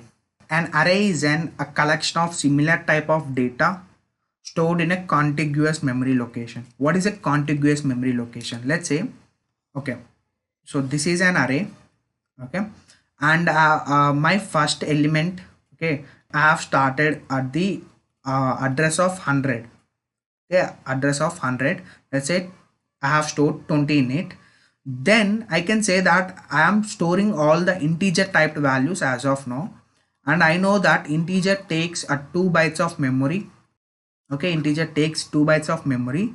It means that, so it will assume like it will take 2 bytes. Okay, if it has started at 200, if it is taken 2 bytes, then the next bit will start from 1 or 2.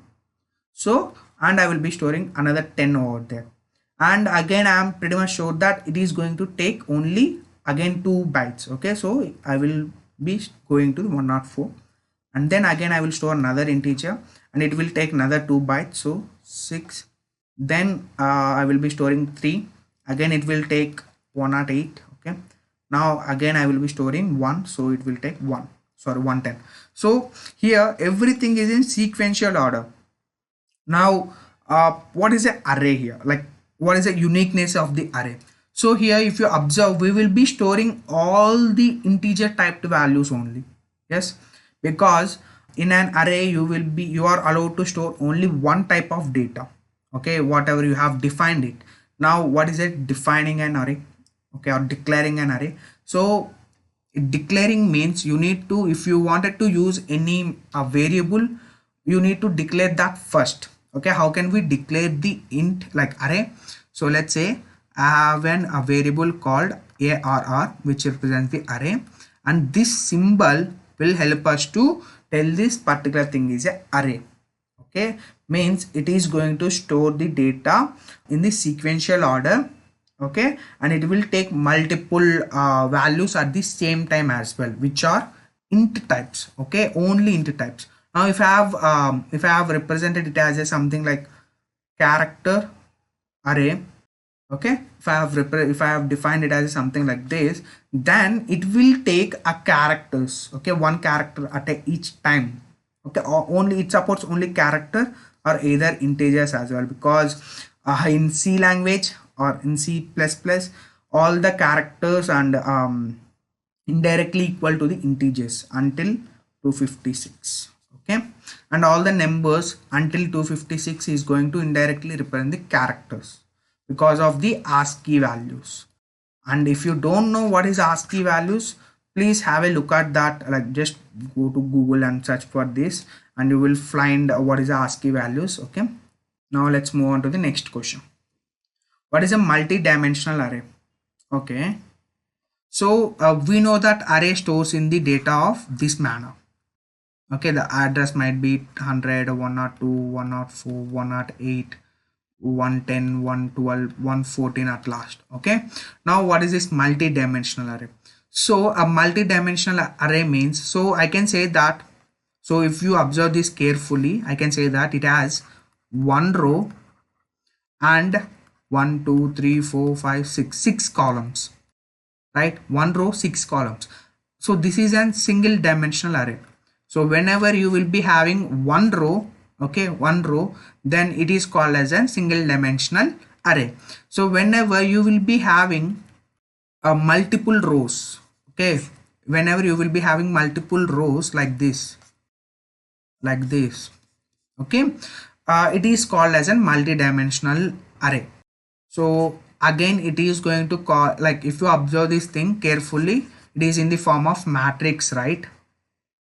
So if I represent this in the matrix, so it will be having 3 rows and 6 columns. So 3 into 6 matrix. Okay, so I can say that 3 rows, 6 columns. Yep. Now here at max, how many elements that you can store here? I can say that you can store 6 elements.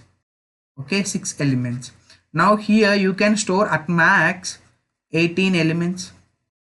Okay, 18 elements. So you might be wondering like how to access these elements.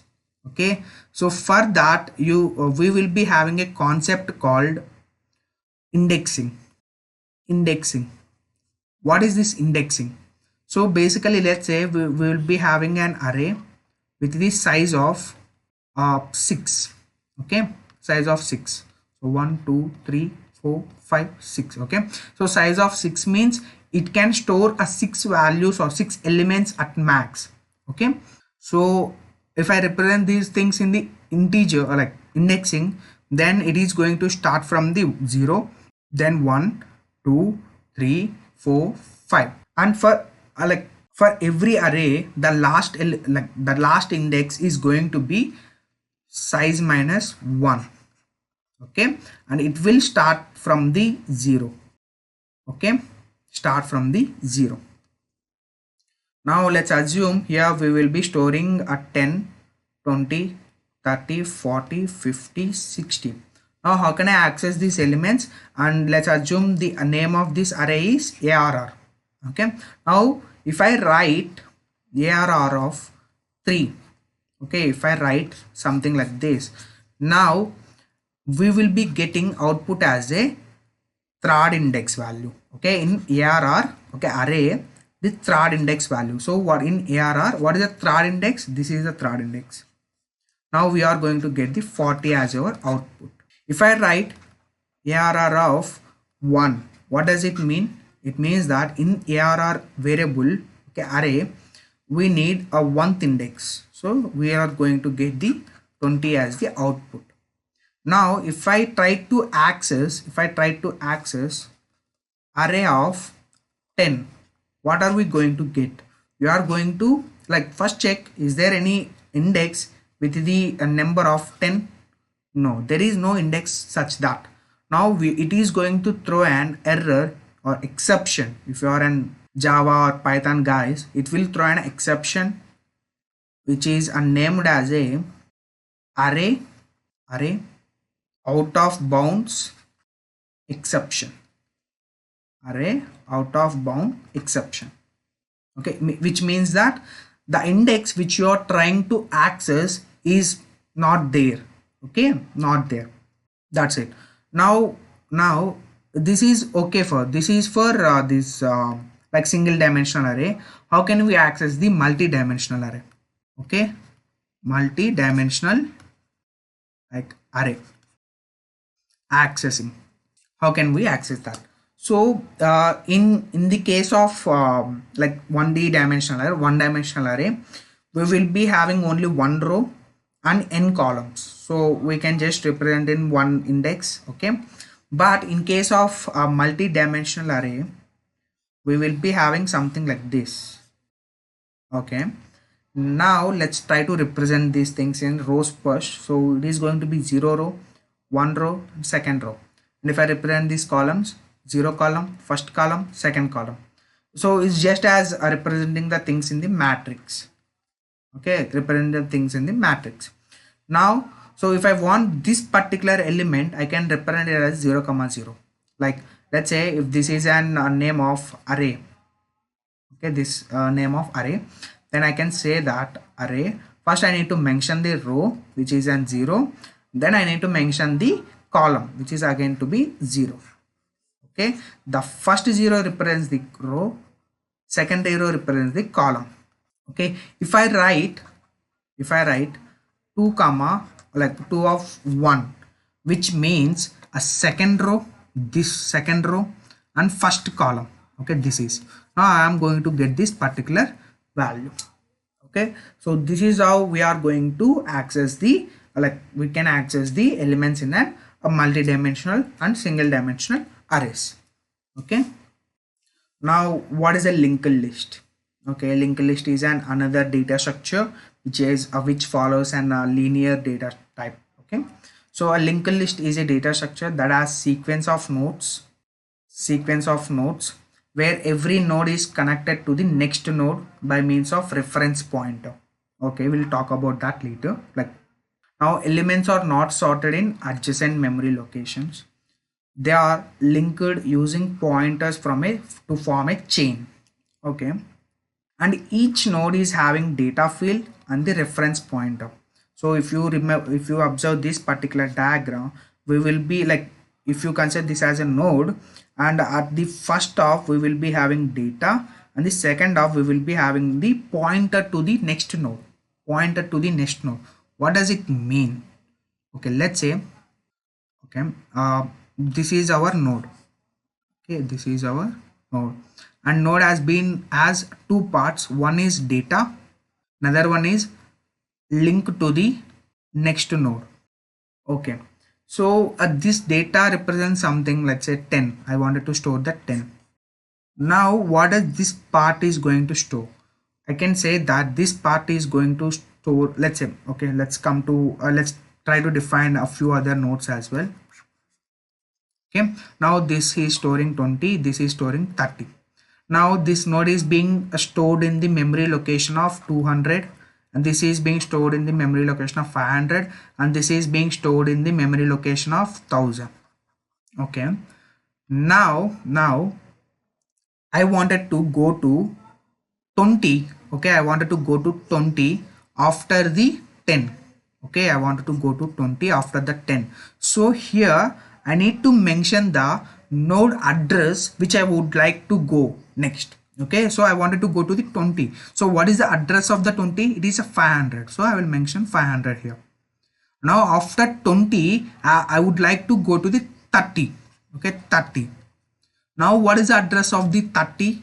It is going to be 1000. Right? So after 30, I don't want to go anywhere. Okay, I don't want to go anywhere. So now it is going to store the null. Okay, which means that if you would like to not to go anywhere, okay, after visiting some node, okay, then you need to point that as a null pointer. Okay, which represents this is the ending point. Okay, which is the ending point. And every starting node will be having a head node. Okay, which represents the starting point of a node. Okay, done. Okay, this is how a linked list is being represented, and if you observe the data, everything has been stored in the form of sequential. Okay, after 1 we will be storing, like, going to the 20. So here we will be just directly representing the things in the form of memory location. Okay, we are not going anywhere, we are directly going to the 500 after 200. So that's what it is in sequential way. Done. Now let's go. Are linked list of linear or non-linear type? Okay, good question. We have seen the answer just now, right? Linked list can be considered both linear and non-linear data structure. This depends upon the application that they are using. Okay, so this can be treated as a both linear and non-linear, but moreover it depends upon the where we are using the context where we are using that term called linked list. Okay, so when linked list is used for accessing strategies, it is considered as a linear data structure. When they are storing data storage, it can be considered as a non-linear data structure. Okay, so it totally depends upon the application that we are using this linked list. Okay, now let's move on to the next question. So how are linked lists are more efficient than arrays? Good question. Okay, so here I would like to mention the term called time complexity and space complexity. Okay, so whenever you are writing an program, or whenever you are writing an algorithm, okay, so these are the two aspects which talks about whether your code which you have written is an efficient or not. Okay, so if it is taking minimal amount of space and time, minimum amount of space and time, it can be called as an efficient algorithm for a problem.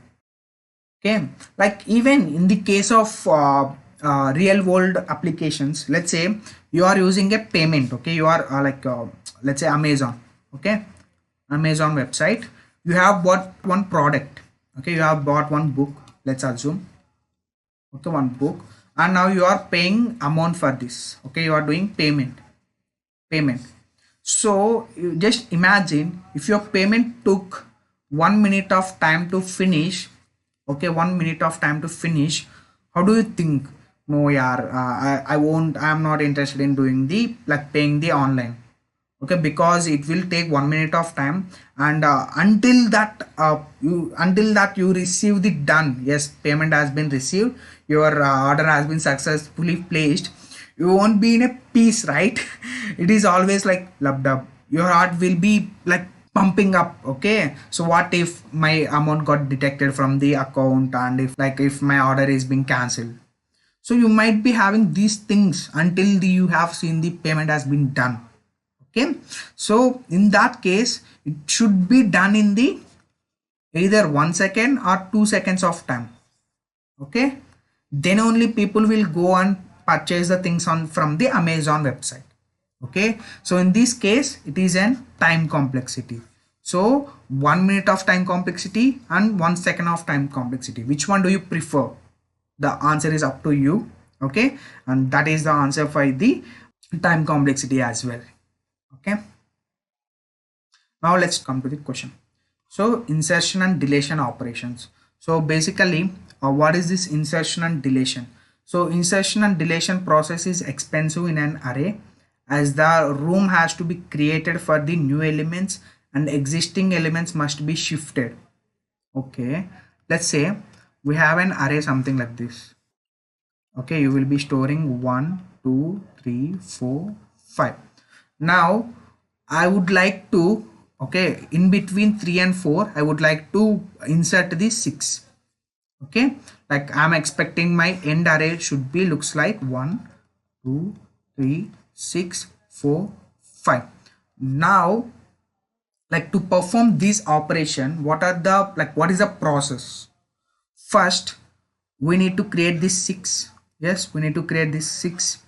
Then we need to replace this, okay, we need to put this here, okay. To put that here, is that as simple as that? No. So at first we need to create a space here, okay. Then we need to move the 4 to the 5th position and 5 to the 6th position, right? So we have created the room here, and then we have shared, like we have shifted 4 to the next guy and 5 to the next guy, then we have replaced 6 over there, like so. Here to insert one element we are doing 3 operations. Even for delete, if I wanted to delete that, okay, if I wanted to delete that, first what I need to do, I need to delete this 6, okay. I need to delete the 6, okay. Then I need to move my 4 to here and 5 to here. Again it's taking 3 operations, right? So which is an like complex thing to understand. But in case of linked list, let's see, I have a linked list something like this, okay, 8. So I have linked list something like this. Now I would like to insert 9 here, okay, 9 here. Now how can I insert? So it's just simple, right? So I will break this point, okay, connect a 2 9 after 7, and I will connect 8 after the 9. That's it. It's as simple as that. We don't need to perform any replace operations or move operations here. We are just deleting the, like we are just breaking the bond over there and connecting the bond to the 9. That's it, okay. It is as simple as that, okay. And it is going to take the big O of one complex. And if you don't know what is time complexity and space complexity, I highly recommend you guys to watch the tutorials which are being already created on the time complexity and space complexity in this particular channel itself, okay. So there is a playlist called DSA, okay. You can go there and you will find a plenty amount of videos over there. Cool. So this is about even if I take a deletion operation, let's say if I wanted to delete this 9 itself, now what I can do, so I will simply break this out and I will connect to 8, and I will break this out and I will delete that. That's it, as simple as that, okay. We are not doing any complex operations like move and all, okay. It's very simple. But I would like to talk about something like accessing as well, okay, accessing as well. So to access an array elements, it is going to be as simple as that. Okay, you will put your index value and you will get the value. So it is going to take constant like time. But if I wanted to access the linked list elements, it is not as simple as that. Okay, if I want to access this particular element, first I need to start from the head. Okay, I need to start from the head. I need to go to every node. Okay, every node until I found a node which I want. Then only I can access that element. So I can't go in the middle and I get that. Okay, I need to start from the starting position. I need to go to the every node and I need to check. Okay, yeah. So the second thing is dynamic in nature. Yep, dynamic in nature. So point to be discussed. So here, what is a dynamic in nature? So basically there were two things, static and dynamic. So static means, let's say if you are defining an array, you will be mentioning how many number of columns that you need here itself. Okay, here you can't modify this in later part. Okay, you can store only 5 elements. It is defined, it is fixed. Okay, but in case of dynamic, you will be giving only like the number of elements, okay, that you required. Okay, let's say, so you have, in the case of static, you have defined 5, but later you observe that you will be requiring 10 elements to be stored. That in that case it won't support. Yes. Now let's say, this is first point, and second point is, let's say you would like to store the 2 elements. Okay, you have defined 5, but I found that I only require 2 elements. In that case, 3 space is waste. Okay, the space for 3 elements is waste. Okay, you are not using that, right? But in case of dynamic, let's say you will be defining the amount of memory or the amount of elements that you would like to share. Okay, then only you can create the things. Okay, let's say if I want a requirement of 2 elements store, then I will create a 2 elements. If I requirement of 100, I will create 100. That's how it works, right? So this is about a static and dynamic. Okay, and in case of linked list, it's always a dynamic. It always dynamic in nature. Okay, it is always in dynamic in nature. There is no boundaries for that. But in case of arrays, while defining the array itself, you need to mention whether, like, how many elements that you are going to store. Okay, so it is one of the drawback for array. But how can we make this as a dynamic? So there are few concepts, okay, known as malloc, so which helps us to define the memory or allocate the memory in the dynamic space. Okay, while runtime. Okay, you can call this as a runtime. So basically we will be having two things, compile time and a runtime. What is this compile time? So compile time means after writing the code. Okay, after writing the code, you will be putting the things. Okay, like let's say while writing the code itself, you will be mentioning the things. But runtime means after compiling the program, okay, based upon the user's requirement, the coding has been changing. Okay, that is called runtime, during the runtime. So as we discussed, it's a memory wastage as well. So if I have defined 5, if I have used only 2, then it's a memory wastage, right? So that is what it is discussing about. Now let's move on to the next question. So explain the scenarios where you can use a linked list and arrays. Okay, so I will like leave this particular question to up to your imagination. Okay, in total. Okay, we have seen a hell about these things. Okay, where what are the different types of linked list are available, and different types of arrays available. What are the drawbacks here, and what are the cons and pros of arrays and linked list.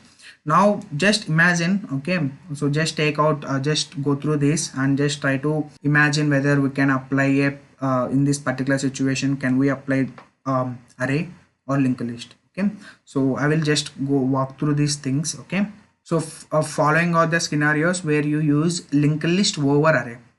Okay, so when we do not know the exact number of elements beforehand, so as we said, there is no boundaries for linked list.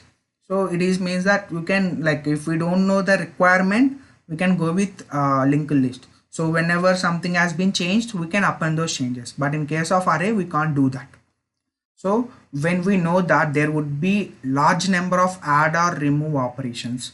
So as we discussed, linked list is very easy to perform insert and deletion operations when compared to the arrays. So in that cases, we can prefer linked list. So less number of random access operations. So random access operations means a searching. Let's say we have different nodes and I wanted to access this particular node. Okay, so I can't easily go to this particular node directly, right? So I have to start from the starting, then I can go to each one manually, then only I can access that element. So in that case, let's say if I have 1000 nodes, I wanted to access the 999 node, then how many nodes I need to check? I need to check 999 nodes, right? So it is going to be little complex operation. So in case of array, I can easily say array of 999, then I will get the answer. Okay, in such cases, so like if it has a very less number of random access operations, then you can prefer linked list.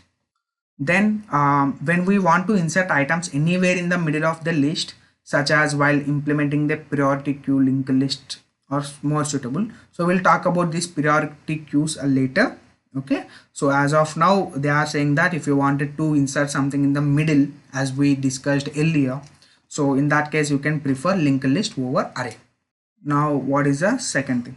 So below are the cases where we use array over the linked list. So as of now, we discussed about using linked list over array. Now let's discuss about using arrays over linked list. So when we need to create index or randomly access element from the frequent, like more frequently. So as I said, if we wanted to access 999th index, we can simply say ARR of array of 999. So you can access the thing very easily.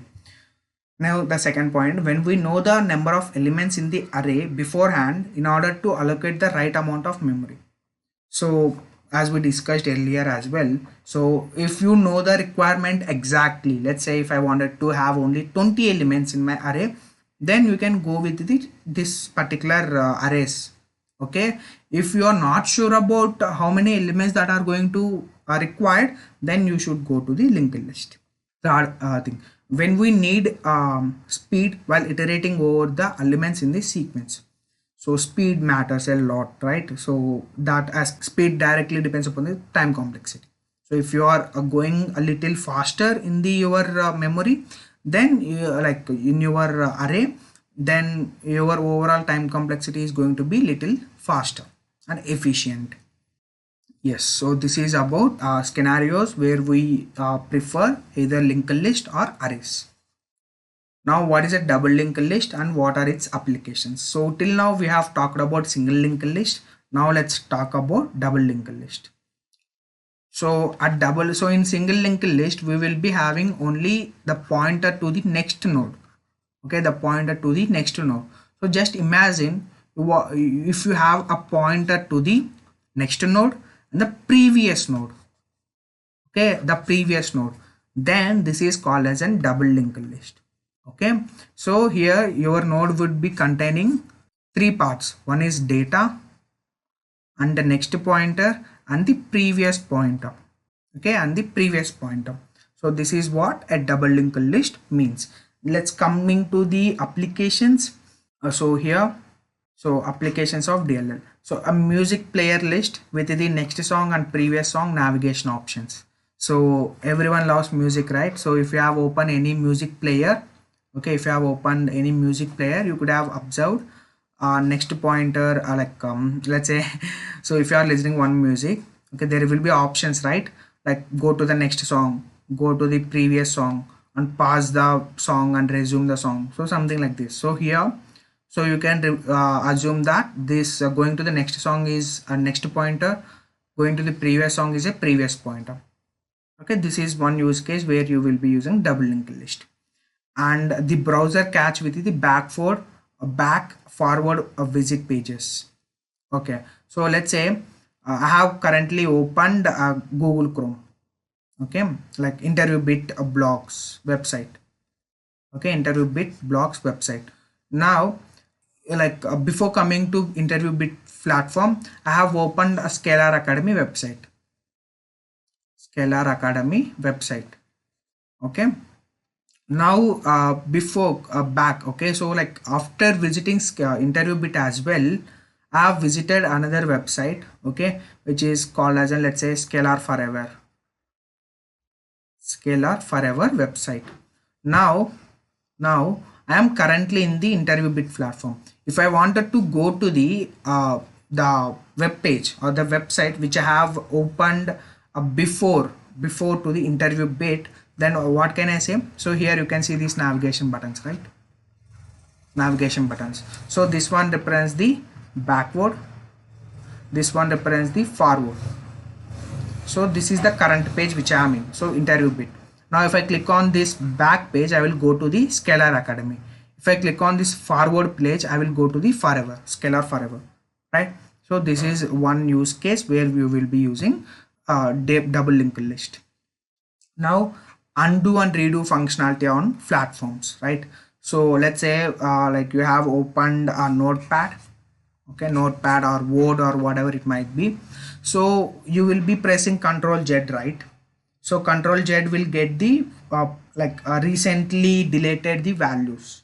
So and something so there is something like a redo as well. So redo means you have like entered something and you have given a backspace, like deleted them and you wanted to get back down. So undo and redo. So these operations will also take a double linked list. Okay, so this is about double linked list and applications of a double linked list. Now, what is a stack? What are the applications of a stack? So here this particular diagram represents the enough explanation. I don't need to explain it manually. Let's say, so let's consider this particular bookshelf. Okay, now what do you think about this particular book? So can I say if I have 10 books, okay, I wanted to put them in a one rack. So all I can do is first I will put the one book, okay, this book, then I will put this book, then this, then this, then this, then this, then this, right? So I will put all of them. And if I wanted to take the, okay, if I wanted to take the one book which is on top, what it would be? It is this particular book. When I inserted that the last. When I'm taking that out, the first, okay, last inserted, first taken. So this is called an LIFO.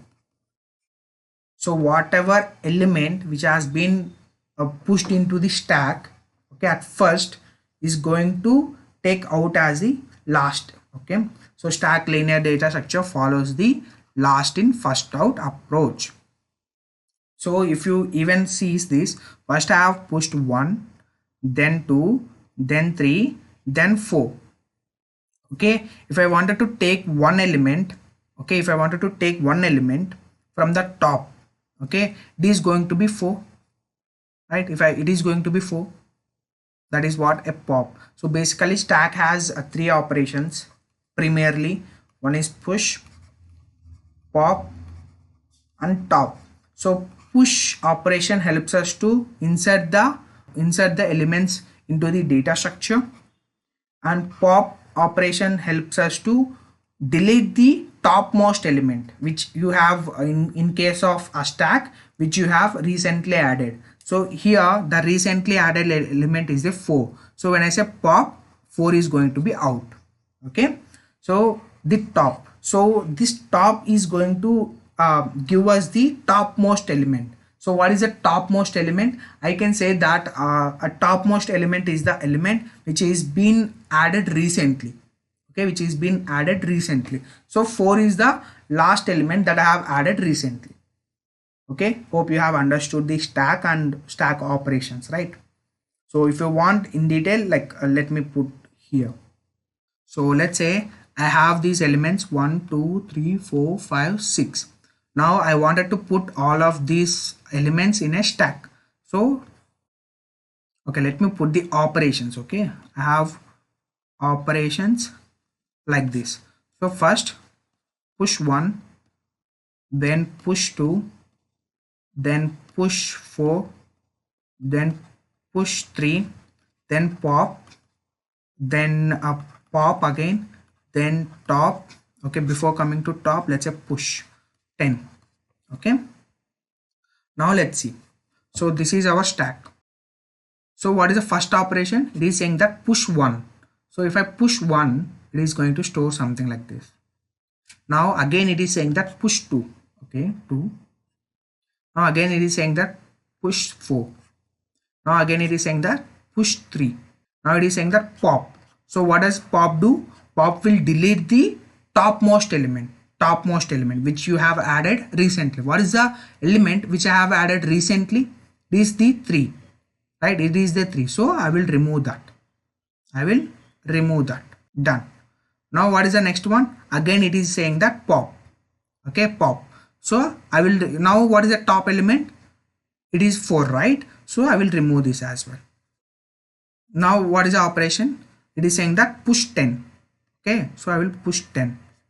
Now it is saying that top. Okay, so what is the top? So top will give you the topmost element which you have added recently. So it will give the 10. Done. So if you like top, don't delete the element. Okay, it will give you the only topmost element. Only pop will delete the element. Okay. So here these are the applications of the stack. So we'll talk about them as well now. So first is check for balanced parentheses in an expression. It's going to be one of the interesting problem in DSA. So like where you will be given parentheses like this. Okay, you need to check whether for every opened parenthesis there exists a closed parenthesis. That is the problem statement. So you can solve this problem using stack. So give it a shot. Okay, give it a try.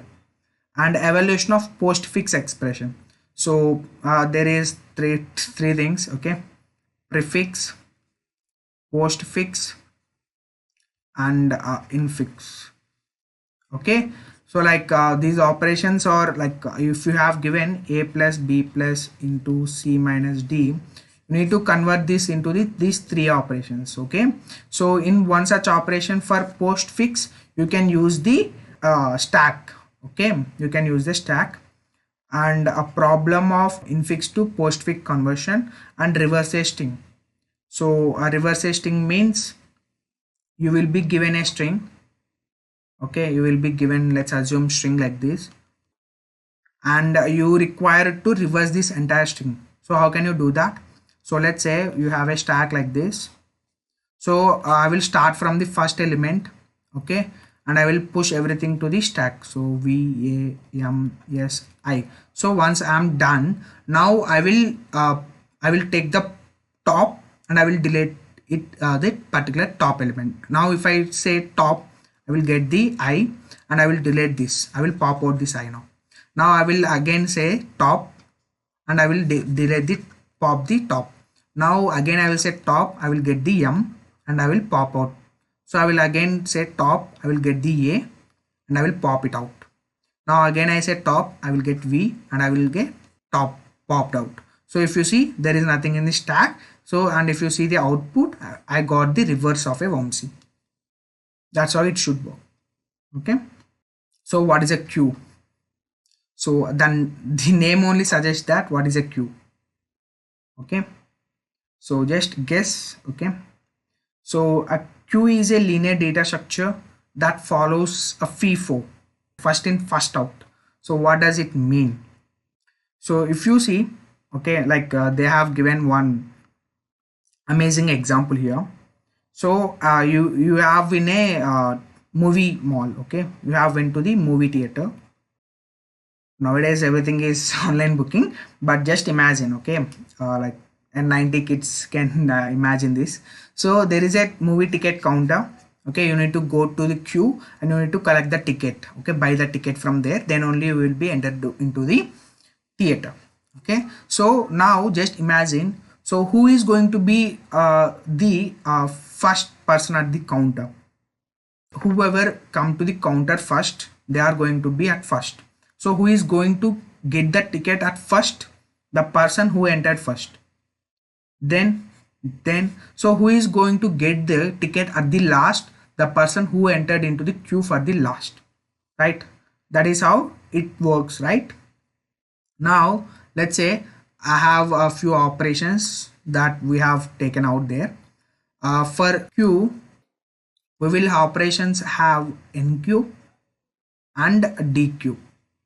Okay, we call this. So NQ will do like something like insert, what we did for push, and DQ will do deletion of top element, and a front will give you the topmost element. Okay, like the one which is very close to the counter here.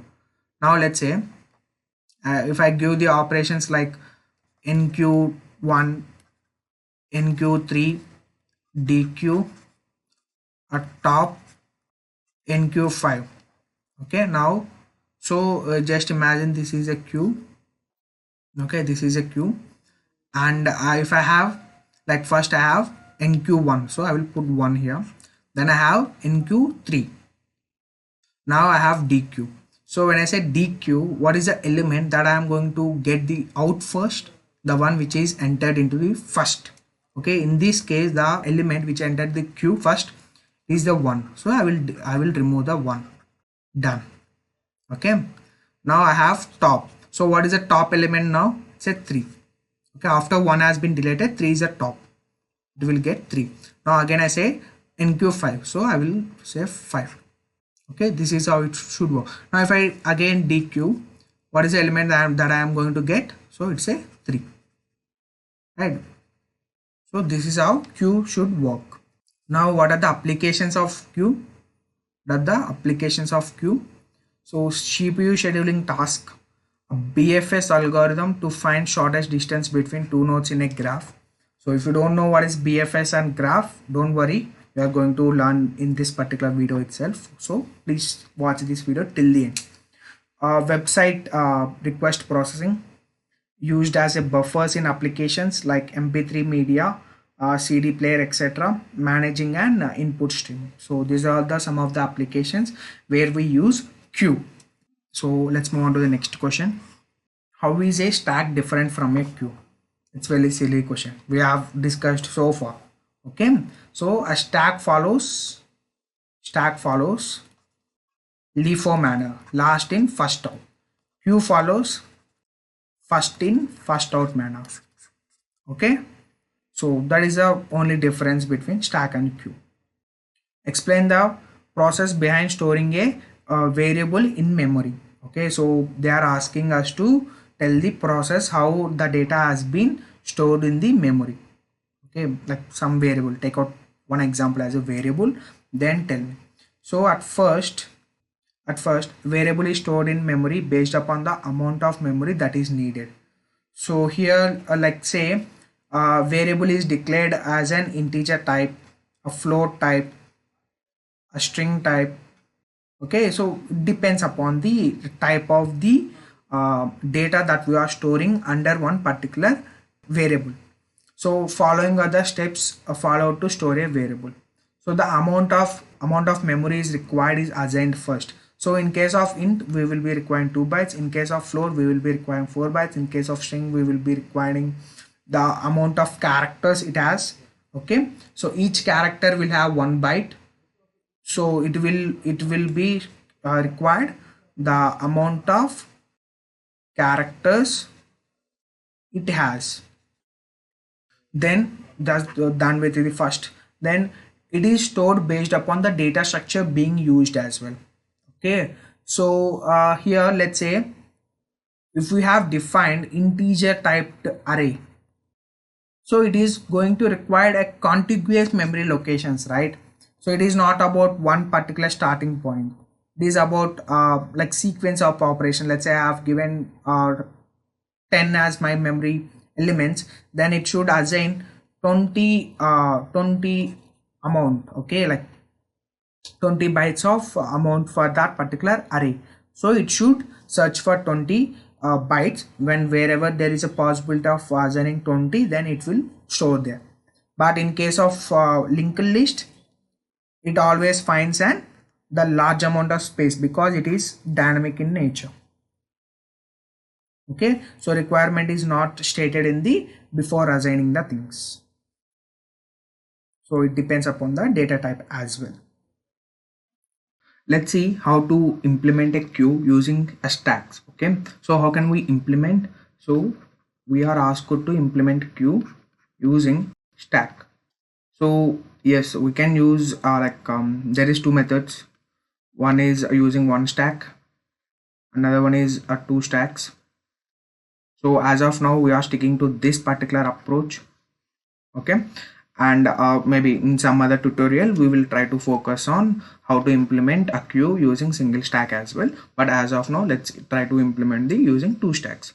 So first, so we know that stack operations are push, pop and top, and queue operations are enqueue, dequeue and let's say friend. Okay, so now using these operations and two queues we need to implement these operations, okay, which is for queue. Okay, so first let's try to understand what are the operations and how it is gonna work. So let's say stack works in this particular manner. Okay, when I say push, okay, push 1, okay, and push 3 and pop. So pop means whatever the element which has been inserted into a stack at the last, that is going to come out at the first. Okay, so this is going to eliminate it. Done. Now again I can say top. Now if I say what is the topmost element now, currently it is 1, so I will get a 1. If I perform the same operations like enqueue 1, enqueue 3, dequeue and friend. Okay, now how it should looks like, let's say, so enqueue 1, yes 1, and enqueue 3, and it is saying that dequeue. So what is going to happen? So first in first out. So what is the element which has been entered into queue for the first 1? So it is going to be eliminated. Now if I say friend, what will be my output? It would be 3. Right, so now you got what is the operations of stack and what is the operations of queue. Now let's try to implement the queue using a stack. Okay, so for that we will be taking two stacks. Okay, like this, stack 1, stack 2, stack 1 and stack 2, and we are going to perform this series of operations like this: enqueue of 1, like enqueue of 2, enqueue of 5, dequeue of dequeue, that's it. Okay, so dequeue and a friend. Okay, these are queue operations. Okay, whenever I do enqueue it is going to push, whenever I queue dequeue it is going to be pop, whenever I do friend it is going to give me the top. Now let's try to perform these operations by putting this as a reference. Okay, at first it is saying that while a stack not is empty, so here stack is empty. So what we are going to do, so like first we are going to perform enqueue operation, which is a push. Okay, so we'll take this and we'll call this enqueue, and we say that while stack 1 is not empty, so here stack 1 is empty, so simply we are going to insert this, push this 1 to the here. Done. Now again we have seen the enqueue of 2, so here this time our stack 1 is not empty. Okay, stack 1 is not empty, so what we are going to do, so push everything from stack 1 to the stack 2. So whatever we have in stack 1 we are going to pop out them one by one and push it into the stack 2. Now here we'll pop out this 1 and we'll push it into the 2. Now push data to the stack 1. So what is the data here? 2. So we'll push it here. Now push everything back to the stack 1. Okay, so we'll pop this here and then we'll push whatever we have popped to the stack 1. Done.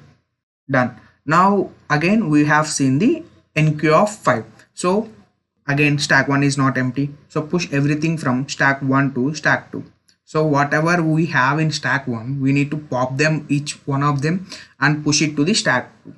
So if we pop everything, so first I will pop a 1 and I will push it to the stack 2, then I will pop the 2 and push it to the stack 1. So first 1, then 2.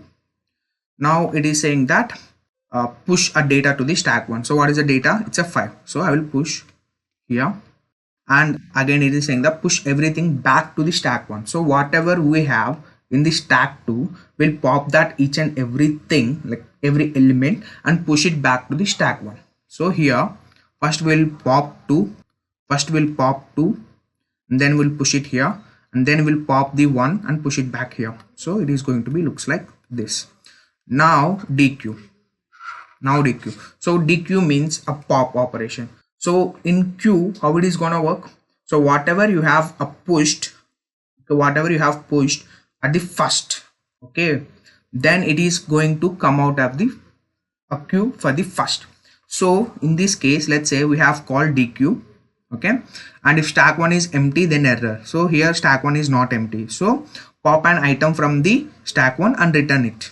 Okay, so they are saying that pop the item from the stack 1. So if I pop, what is the element? So we usually stack eliminates the last in first out. So here last has been entered this.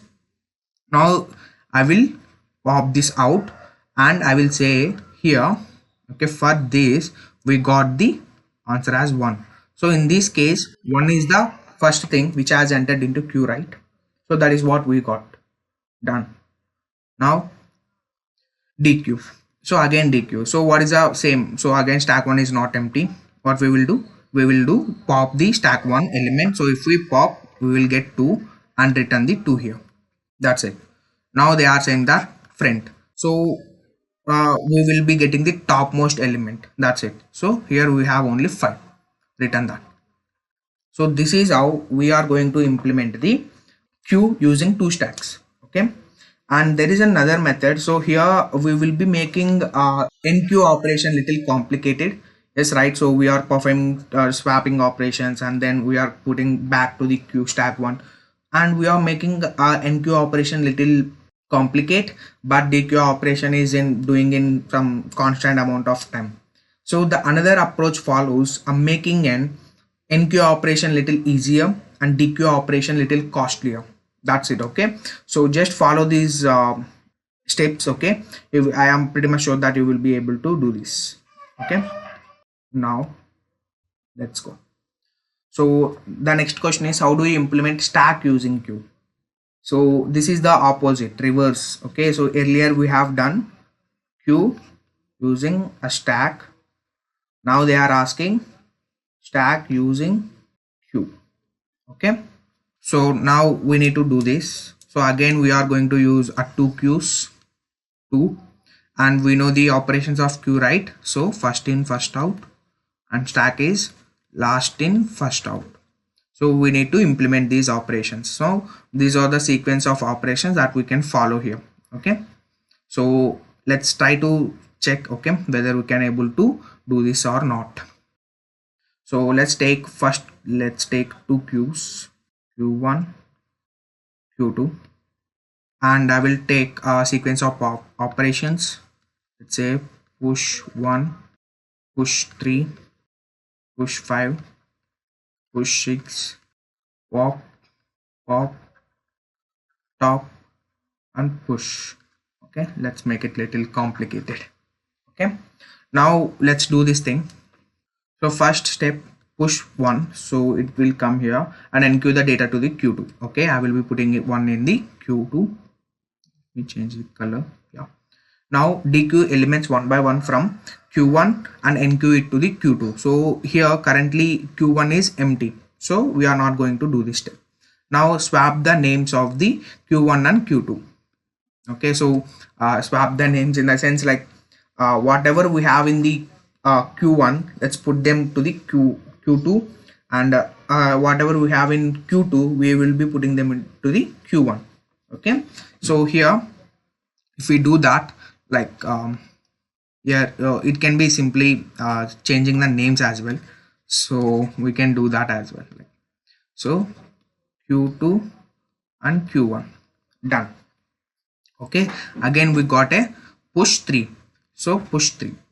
So first thing, enqueue to the data to the q2. So here we have q2 as here now.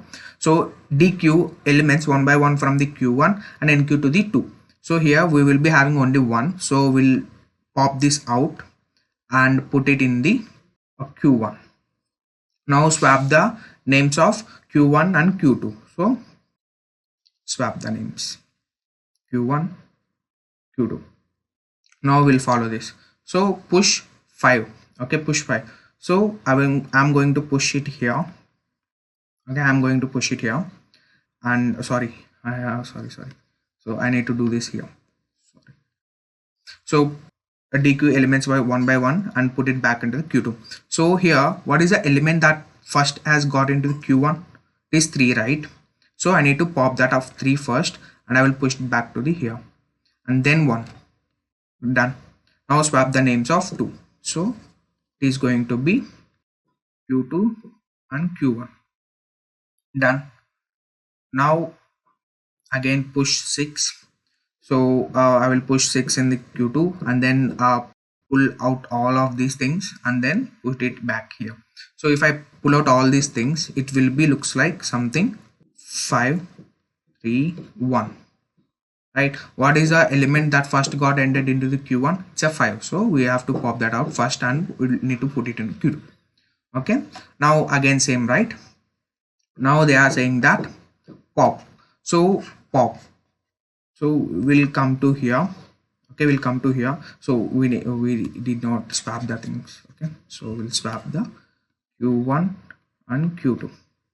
Now they are saying that pop, so dequeue from the pop q1 and return it. So what is the element if I pop it from the q1? Like if I dequeue from q1, what is the element that I get? 6, right?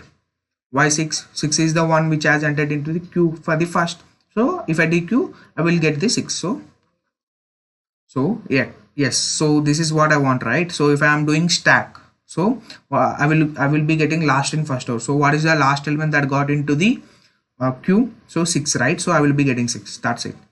So we can eliminate this 6 now. Now again we have pop. Now what is the element that I get? So 5. So I will get a 5. So I will eliminate the 5 here. Now what is the element? Top. So what is the topmost element currently? It is 3. So I will get a 3. Now again saying that push 2. So first I will put it into the q2. Then I will pop out everything from the q1. So if I do pop out, I will get 3 and 1, and then I will be eliminating here and then just swapping the names. So it is going to be q2 and q1. Okay, that's it. If I perform pop now, I am going to get 2 as my answer. Done. So this is how you can implement the stack using 2 queues. Okay, so I'm not writing the code here. Okay, I hope you can able to do that here, and we'll do a separate video on that as well. Now let's move on to the next question. What is hash map in data structure? So hash map is being called as an different names in different programming languages. Let me put it here. So in Python we use a dictionary. Okay, in C++ we use a map or unordered map. Okay, and in Java we use hash map. Okay, so the operations is same. Okay, the operations are same, and the names only different while changing to the language to language. So a hash map is a data structure that uses implementation of hash table data structure, which allows access of data in constant time complexity if you have the key. So basically, let me tell you how the data has been stored into the hash map first. So hash map follows 2 rules: key and value. So what is a key and what is a value? So a key is a unique value. Okay, a key is a unique value, so which helps this particular thing to the identify the data from the or access the data from the map. So let me take one simple example. So let's say you will be given an array of elements. Okay, array of elements like this, and now you need to calculate the frequency. Okay, frequency of each element. Okay, frequency of each element. Now how can you do that? So by using the hash map we can do that easy. So let's say first I will check whether 1 is there in the queue or not. Okay, like hash map or not. Yes, 1 is not there, so I will put 1 and I will make sure value is assigned to the 1. Okay, so what does it mean? So till now 1 has been occurred only once. Okay, now again I can see that there is a 1. So here first I will check whether 1 is there in my hash map or not. Yes, 1 is there. So what does it mean? What does it mean? So it means that there is already exist a 1 which has occurred for once. Okay, now what do I need to do? If I can simply update this value, then my job is done. So here key is element and value is frequency of that particular element. Done. Now again I have 1. Okay, now which is like already have 1 in my map. So what I need to do, I need to just increment my value. So if I do that, it will become 3. Now I have 2. So 2 is not there in the map, so I will create 1. Okay, done. Now again I have a 2, but I have already 2 is exist in my map. So what I can do, I can simply increase the value. So now it is a 3. So whether 3 is there in my map? No. So I can just say 3 to the 1.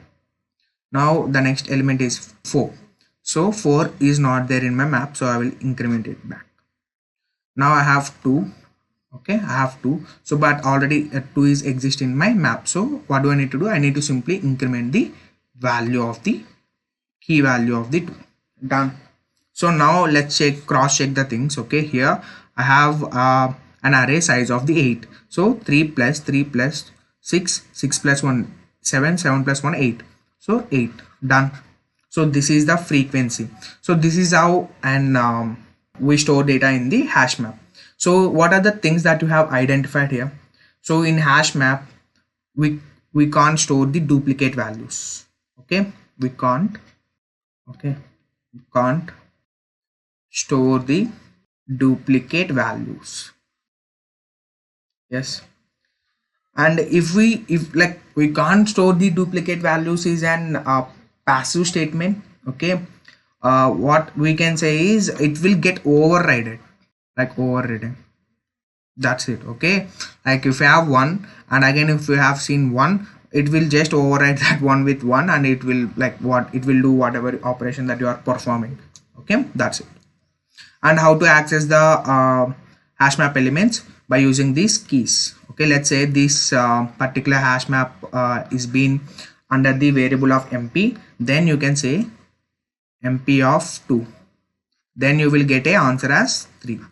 Okay, like this is a key basically, and if you do this something like this, you will get a value. So this is how hash map works.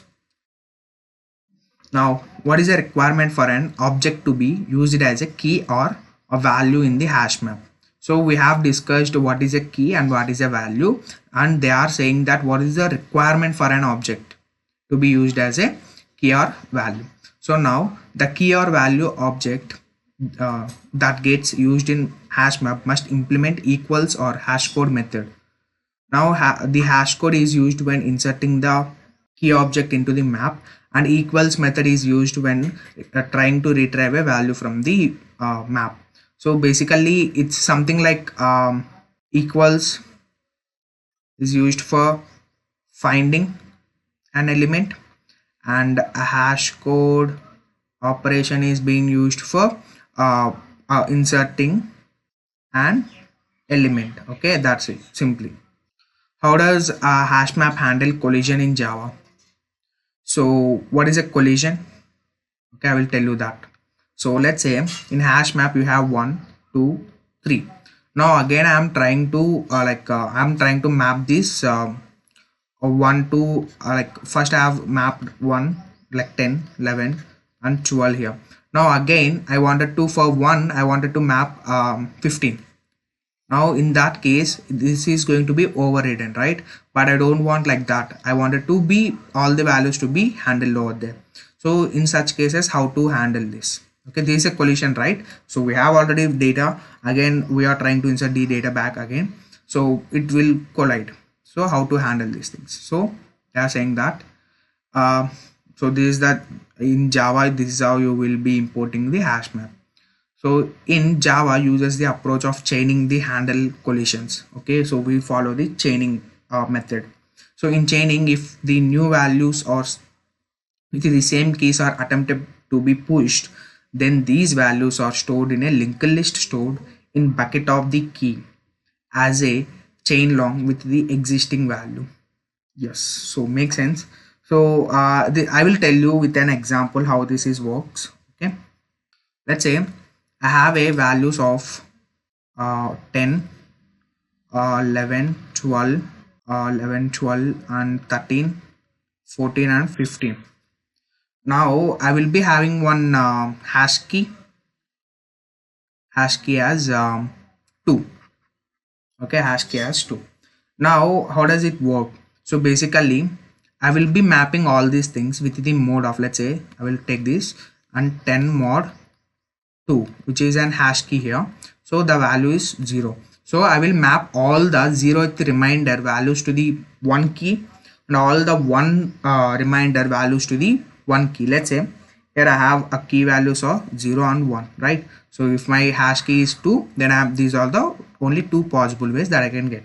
Now so 10 mod 2 is 0, so I need to assign the 10 to the 0th key. So I will do that here. Done. Now I will take out the next guy, which is 11. So 11. So 11 mod 2 is going to be 1. So I need to map the 11 to the 1. Now I will get 12. So 12 mod 2 is going to be 0. So it means that I need to assign this 12 to the 0th key. So already, if you can observe, already there is a 10 which is been assigned to the 0. Now how can I assign 12? So here I will follow an linked list method.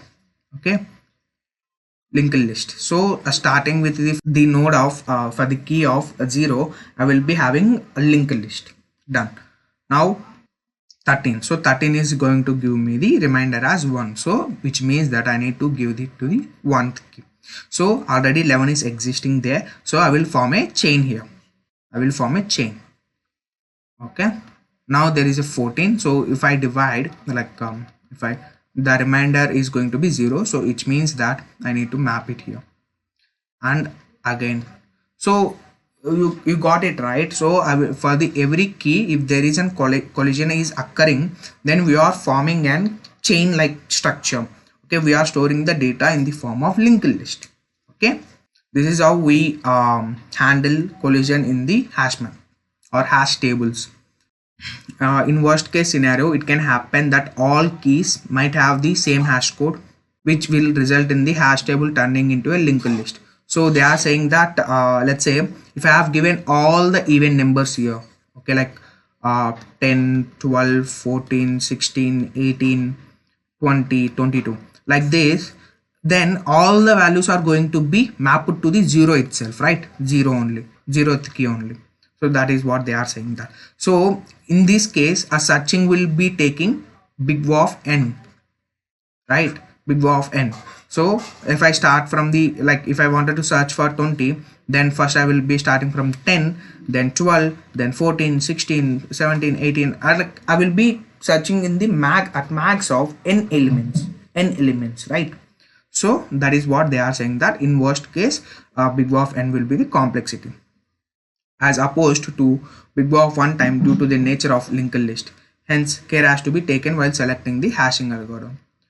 So this is an you need to be very careful while telling if you have used an hash map in your data algorithm, and you should be very careful while telling the complexity over there, because in worst case you will be taking login time, and in best case it will take big O of n one time, which is a constant time. So please make sure that you won't get confused. Now what is the time complexity of basic operations get and put in hash map?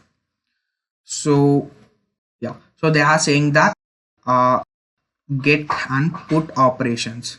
So basically these are the two operations that we perform on hash map. Okay, get is accessing, sorry, accessing, and put is for inserting. Okay, so they are asking us what will be the time complexity over there. So in best case, okay, if you are following and where you will be storing only one value to the each key, then in that case the both operations will be big of one time, which is a constant time. But if you have if you are taking like where your map is in this particular form we have discussed earlier, the complexity is going to be, in worst case, it is going to be big of n. Okay, let's discuss another problem. So the next problem is, what is a priority key? We have talked about queue and stack, right? So what is this priority queue? So a priority queue is an abstract data type that is like a more a queue, normal queue, but has priority assigned to elements. So let's take one example, then I can tell you in a better manner. Okay, so let's say you are in a hospital, okay, and which follows the first come first serve, right? Like first in first out. Now you are all guys are in a queue and you went to hospital for a normal checkup, okay, consultants, okay, normal checkup. Now so you are standing in a queue and suddenly, all of a sudden, someone came up with an accident, okay, met with an accident. Now there is only one doctor, okay, who is whom you are going to check up for.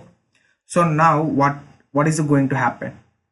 He will stop the queue, okay, he will stop the line here and he will directly jump to the accident patient. Why? Because he is the priority case, right? He is the one which has highest priority. We need to give them priority. So that is what a priority means. Okay, so here in our case of priority queue, everyone will be having some priority. Okay, everyone, let's say if we have taken politicians, okay, someone like MLA, MP, and governor, a CM and PM. So everyone has their own priority. Okay, if like MLA, until this PM comes, everyone is like CM is the top one, we need to give them priority, something like that. Okay, so here we will be maintaining two queues. So one to maintain our data and one to maintain our priorities. Okay, so this is what a priority queue means. So the one who is having a highest priority will be going first. Okay, one who is having lowest priority will be going out. So it can be vice versa as well. Like if your program wants to be like who is having a lowest priority, they need to go to the first. So it totally depends upon the application that we are using. Okay, now so elements with higher priorities are processed before the elements with a lower priority. That is what we have discussed. In order to implement this, a minimum of two queues are required, one for data and another one for priorities. So this is what. And another thing about a priority queue is, so we have a concepts called heap data structure, okay, which we will be talking about in a later part. Okay, so in heaps we have a max heap and min heap. So mostly for to implement these things we will be writing periodic queues. Okay, we will be using periodic queues. So we'll talk about what is heap and what are these max heap and min heap in the last question, which is an 40th question, I guess. Okay, we'll talk about that during that time. So just as of now, we can implement max heap and min heap with the periodic keys. That's it. Just keep that in mind. Now, can we store duplicate key in the hash map? So I guess we have answered this question earlier. So we can't store the we can't store the duplicate values in the hash map. If we try to do that, it will override the values and keep only one copy. That's it. So this is what they are saying. No, okay, duplicates keys cannot be inserted into hash map. If you try to insert at any entry with an existing key, then the old value would be overridden. Okay, so old value would be overridden with the new value. Doing this will not change the size of the hash map, right? So we are just overriding. So size doesn't matter. So this is why the key set method returns all keys as a set in Java, since it doesn't allow duplicates. Now here comes the trees. Yeah. So tree data structure. What is a tree? So So what is a tree? So tree is recursive non-linear data structure. As we talked about what is a linear and non-linear, so tree comes under the category of non-linear, consisting of set of one or more data nodes, okay, where one node is designated as a root and remaining nodes are called as a children of a root. So basically, we again, just like linked list node, for tree as well we will be having a node, okay, node. So we can consider this as a node, and here every node will be having three parts. One is data, and this is a write node, pointer, and this is left node, pointer. Okay, so every node will be having these three pointers. They are saying that, so for every tree we will be having one root. So root means the topmost element, the very first element that has been created in the tree, and all other, if we have one root node, then all other nodes will be called as an either children's, okay, or like sub tree kind of things. Okay, so we'll talk about the terminologies and all in the later part. Now tree organizes the data in the form of hierarchy manner. So what is this hierarchy manner? So if you can see, like let's say I have a folder named a desktop. Okay, under the desktop I have two folders. One is a scalar, another one is personal. Okay, and again in this scalar folder I will be having few other folders. Let's say arrays, like where I will be storing all the programs related to the array topic, then linked list, then trees, and in personal I will be having, let's say, documents and pictures and videos. And again in trees I will be having different topics. If I say like a 2-pointer, okay, a sliding window technique, and queues or stacks kind of thing. And even in trees as well we will be having different types like binary trees, binary search trees, AVL trees, red black trees. Okay, so I will be storing something like this. So can you tell me now, this is going to look like as a tree, right? Okay, where we will be having one root that has a desktop. Under that desktop we will be having folders. So this is what hierarchy, right? So 1, 2 layers. So on very first layer we will be having desktop, then scalar and personal folders, again folders, again programs kind of stuff. So this is what they are referring to as a hierarchy data structure. So the most commonly used data structure is a binary tree and its variants. So as I said, we will be having different trees, okay, different types of trees. Okay, I will name the few. Okay, binary trees, binary search trees, AVL trees, and complete binary tree, sorry. Okay, and B trees and red black trees. So these are also all called as a trees. Okay, but different types of trees. Among all these trees, binary trees and binary search trees are very, very important. Okay, and even binary trees are more important than binary search trees, if I wanted to put it in a name here. Okay, so if you are preparing or if you are aiming for big companies, big tech companies, or big product based companies, then you should need to solve at least 50 plus problems on binary trees. So that is going to be a good count and you can able to solve any problems. And to learn binary trees or any trees, then the prerequisites would be recursion. Okay, recursion for sure, and some hashing. We use hashing in few tree problems. So yeah, even this is secondary. Okay, this is secondary. Like recursion is a must to learn the tree. So if you wanted to looking to learn tree topics and recursion, please, I have made a video on both trees and recursion where I will be solving plenty good amount of problems starting from the basics. So you can watch it there as well. Now let's come to the applications of the trees. So first, applications of file systems. We have seen this, right? So we have seen this application here. So this one application where we will be saying that this is how our file architecture is being stored. Okay, then comments on social media.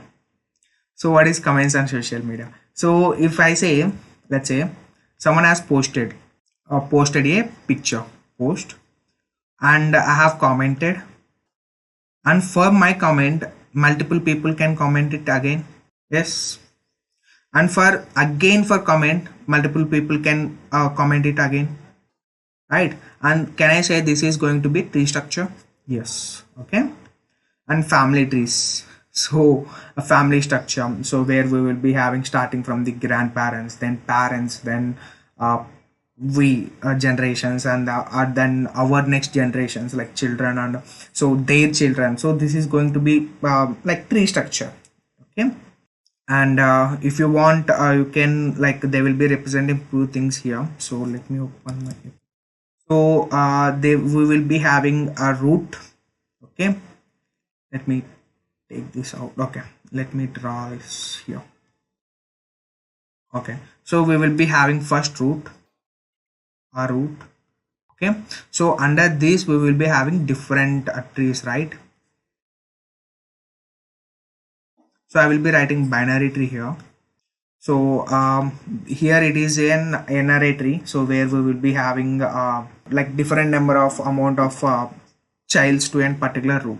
Okay, now this is a root, this is a root, and here this is called as edge.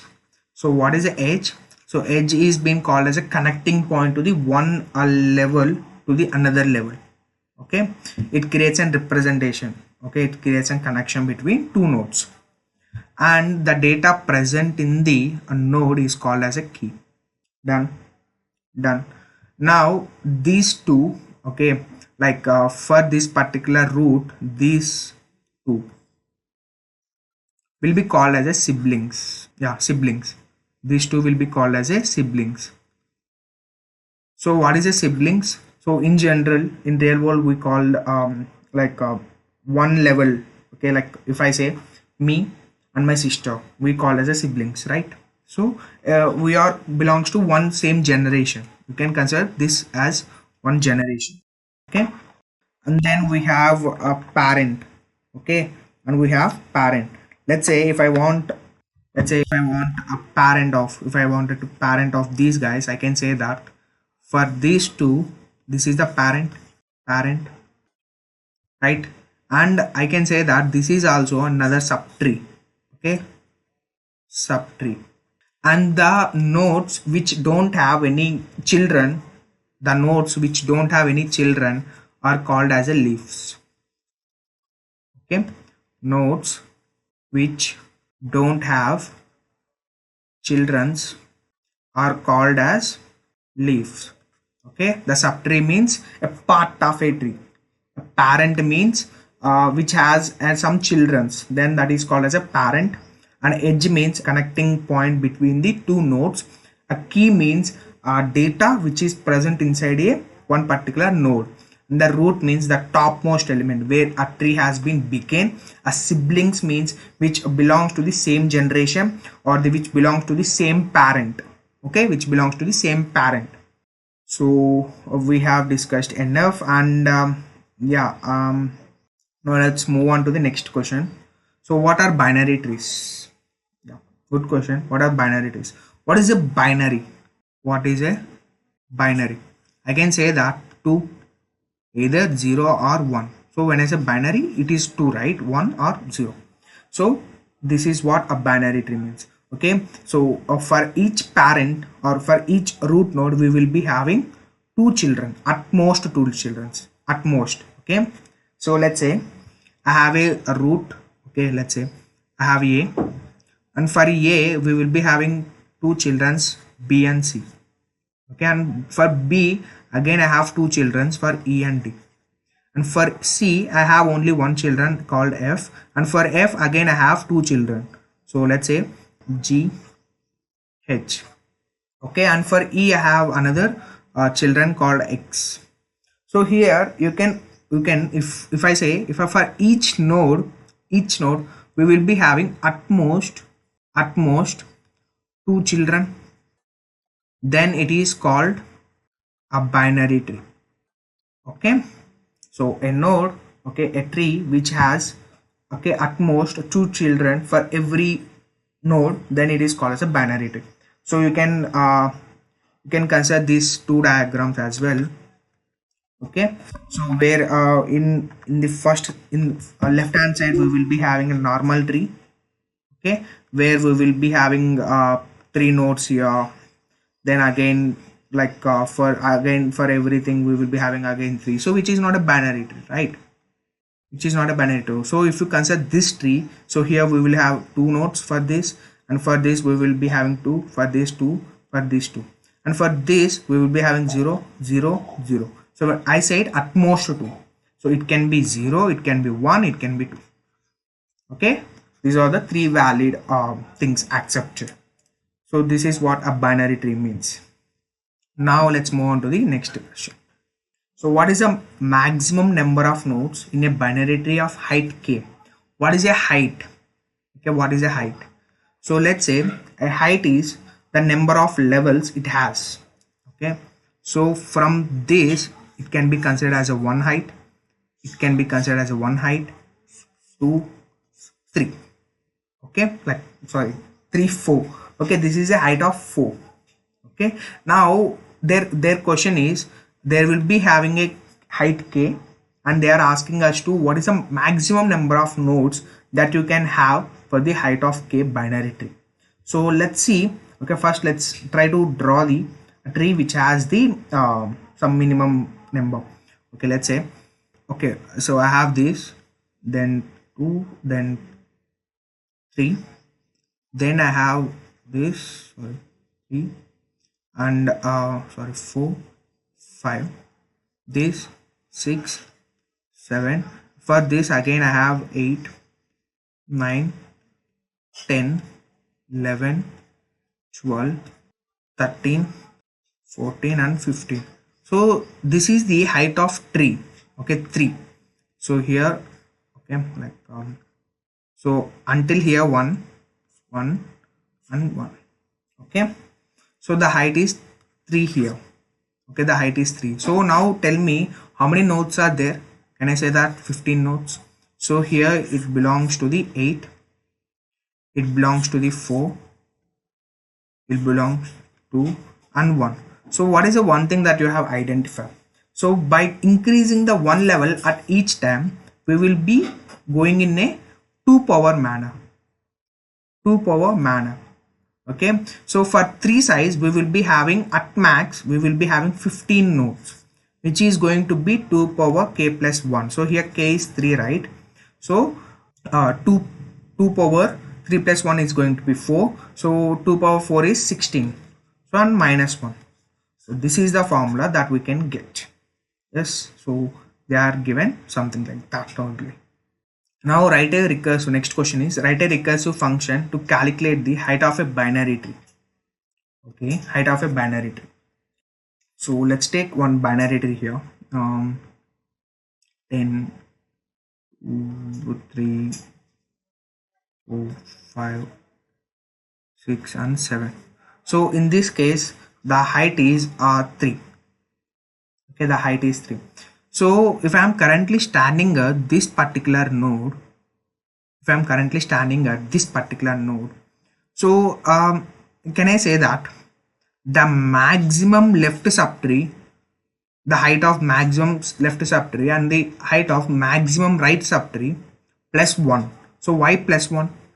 I need to include this particular node as well, right? So can I say that max of a left subtree, okay, sorry, a max of left subtree comma right subtree plus 1 as my answer? Yes, I can. So by using this formula, how can we write our code? So for this we need to know a traversal. We need to traverse through all the nodes of a tree. Yes, all the nodes. We need to traverse through all the nodes of a tree. So how can we traverse through all the nodes? So we have 3 things, okay, to traverse through all the nodes. So which is, we have 2 techniques. One is DFS and BFS. Okay, DFS means a depth first search. We will be first, let's say we have a tree something like this, so we will go till the depth wise, like we'll reach till the leaf node, and then we will go back, and then we will come to the another way. Okay, which means we will come to the start from the root, come to the leaf, then again we'll go to the another way. Okay, but in BFS manner we will be going in the fashion of breadth wise. Okay, so one breadth, two, so breadth means horizontally, DFS means vertically. Okay, so for this we have again under this DFS, again we have three things: pre-order, post-order, and in order. Okay, pre-order, post-order, in order, and we'll discuss about them in detail, okay, in later part. Now just try to solve this particular problem, then we'll see. Okay, so if I'm currently, let's say I have tree like this. Okay, now first I will give the pass the argument as my root node. Okay, which means I'm starting at here. Now what is the first thing that I need to check? So I need to check if that particular root node is null or not. If it is a null, what does it mean? I don't have any nodes. Okay, so I can simply return 0, right? So first thing, check if root equal to null. So if this is true, you can simply return a 0, right? If it is false, what does it mean? You need to go to the left subtree, then you need to go to the right subtree, and you need to check the maximum of them. Okay, you need to get the maximum out of the left subtree and right subtree. Okay, now let's say I will go here. First I will go to the left side. Okay, then I will calculate the height of this particular 2. Okay, again I will check. Okay, I will make a recursive call. Okay, you can see that here. Okay, I will be making a recursive call, and then I will check root is equal to null and no. So I will go to the left subtree now. Left subtree.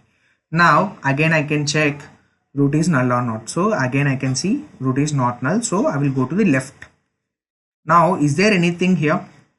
No, there is nothing. So I will return 0. I will return 0 here. Okay, I'm done going to the left side. Now I will go to the right side, and I feel that there is nothing here as well. Okay, there is nothing here as well. So the right subtree of 4 is going to return 0. Now you need to take the maximum of, for each node you need to take the maximum of left subtree, right subtree, and then you need to add the 1, which is a current level, right? So maximum of 0 and 0 is going to be 0, right? Now you need to add the 1. So 0 plus 1 is going to be 1. Okay, which is this. Okay, the left subtree of 2 is going to return 1. Okay, and then you will be going to the left side, right side of the 2, and again you will say that it will return 0, it will return 0, so you will return 1. So among 1 and 1 of 2, so left subtree of 2 is 1, right subtree of 2 is also 1. So if you take the maximum out of them, you will get 1, and you will add the current node, which is again 1, so 2. Okay, so I'm going to the left subtree of 1, you will get a height of 2. Done. So now let's go on to the right subtree. So I will go here, and I can see that there is the root is not null, so I will go to the left, and then again root not, so I will go to the left. So here I will say it will return 0 and return 0 because it don't have any left and right subtree. So I will return 1 here, right? 1. Now it will go to the right, which is a null. Okay, it will return 0. So among 1 and 0, which means a left subtree and right subtree, the 1 is the maximum one, so it will return 1 plus 1, so 2 here. Now for 3 it will go to the right, and there is nothing, so it will return 0, and out of 2 and 0, 2 is the maximum, so it will return 2 plus 1, so which is a 3. Done. Now for this again you will return 2 plus 1, which is a 4. Done. So for this, the height would be the 4. Done. I hope you have understood. So this is how, like, if you wanted to write the code for this, you can check this out. This is how you will be writing the code. So write a code to count the number of nodes in a binary tree. So they are asking us to write the code to check the how many number of nodes present in the binary tree. Okay, let's say if I have given a binary tree like this. Okay, now how many nodes are present in this? So 1, 2, 3, 4, 5, 6, 7, 8, 9. So at max I have 9 nodes. 9 nodes. So my answer would be 9 here. So can I say if I want the total number of nodes here, then can I say that the total number of nodes at the left hand side plus the total number of nodes right hand side is going to be my answer plus 1, like so. Count left side, okay, plus count right side plus 1, right? So whatever how many number of nodes are there in my left hand side, it is going to return 3, and how many number of nodes are there in my right hand subtree, it will return 5, and here I will do plus 1 for the current root nodes. I will do plus 1. So at max it is going to be 3 plus 9, sorry, 3 plus 6, it is totally 9. Done. Okay, so it is simple. Okay, you can try it on your own. So this is the code that you can check it out. So 3 traversals. Okay, as we have discussed, there will be 3 traversal techniques. Now let's try to understand 3 traversals. In this tutorial, we will be learning about trees right from the basic. So what are the contents that are going to cover in this entire tutorial is different types of trees available and binary trees, and what are the techniques to traversal in an particular tree, and also we are seeing the implementation of trees and implementation of traversal techniques. And coming to prerequisites, it will be good if you know what is a structure and a class, and to study trees the recursion is must and should. Okay, so if you don't know what is recursion, please go and watch my previous video which is made on a recursion. And yeah, that's pretty much. Okay, so let's get started. Oops, before starting we do have few formalities to do. So first one, if you are visiting channel for the first time, don't forget to subscribe. If you like the content, please hit that like button up, and if you have any queries, please let us know in the comment section. Now let's get started. Now let's get started with the introduction to the trees. So I can simply say that a tree is a non-linear data structure. What does it mean by non-linear? So basically, data structures has been classified into 2 types. One is a linear data structures, a linear data structures like arrays, linked list, stacks, queues. Okay, and another types are a non-linear data structures. So non-linear data structures means trees, graphs. Why this is or called as an these are all called as an non-linear data structures? Basically, a tree and graphs stores the data in the form of hierarchical. Okay, so what does it mean by hierarchical again? So let's see. So basically, if there is something here, okay, if there is something here, and data has been stored inside to that, like whatever it stores, it will be linked to that on top of that level. Okay, now again for this level it might have something. Okay, so it might be anything. Okay, it can have n number of things. Okay, so can I say that these are all one level, these are all one level? Can I say that? So these are all in one hierarchy. So here one hierarchy, then hierarchy, it has something, it has something, it has something, right? So this is how the tree stores the data. Okay, now by this means we are calling it as a hierarchical data structure. Now let's see, there are a few things that we need to know before starting the actual tree representation or coding, whatever it might be. Okay, so first one, a root. Okay, so I will take a simple tree. Okay, now then I will explain everything on that tree itself. Okay, so let's assume we have a tree something like this. Okay, Now let's see. So what is a root? So a root can be defined something like this. So root will be the starting point of the tree. Okay. So here, where did that root has been started? Sorry, tree has been started here, right? So is there anything on top of A? No, there is nothing in top of A. Is there anything below the A? Yes. Everything, whatever the comes, whatever the data comes, that will be below the A. So can I say that A will be my top? So by that means I am calling it as a root. Okay. Now something parent. Now the next one is parent. What does this mean by parent? What does this mean by parent? So a parent is a node. Okay. So which has some childs. Okay. Let's see. So I can say that A has this B and a C. Okay. So from A, there are two things are coming. Okay. So they are called as an childs. Okay. Childs. So these B and C are childs of A. Okay. So now these are all the childs who will be called as a parent. A, right? So it's a parent A. And childs are B, C and B of childs of A. Cool. Root is A. Now, what are all the other parents that you can see on this particular diagram? So here, can I say that B is a parent of D and E, right? So B is also a parent. So can I say that G and H are childs of C? Yes. Okay. Now, is there anything? Is there anything below this D? Nothing. So I can say that D is not a parent. Okay. So that is what happens.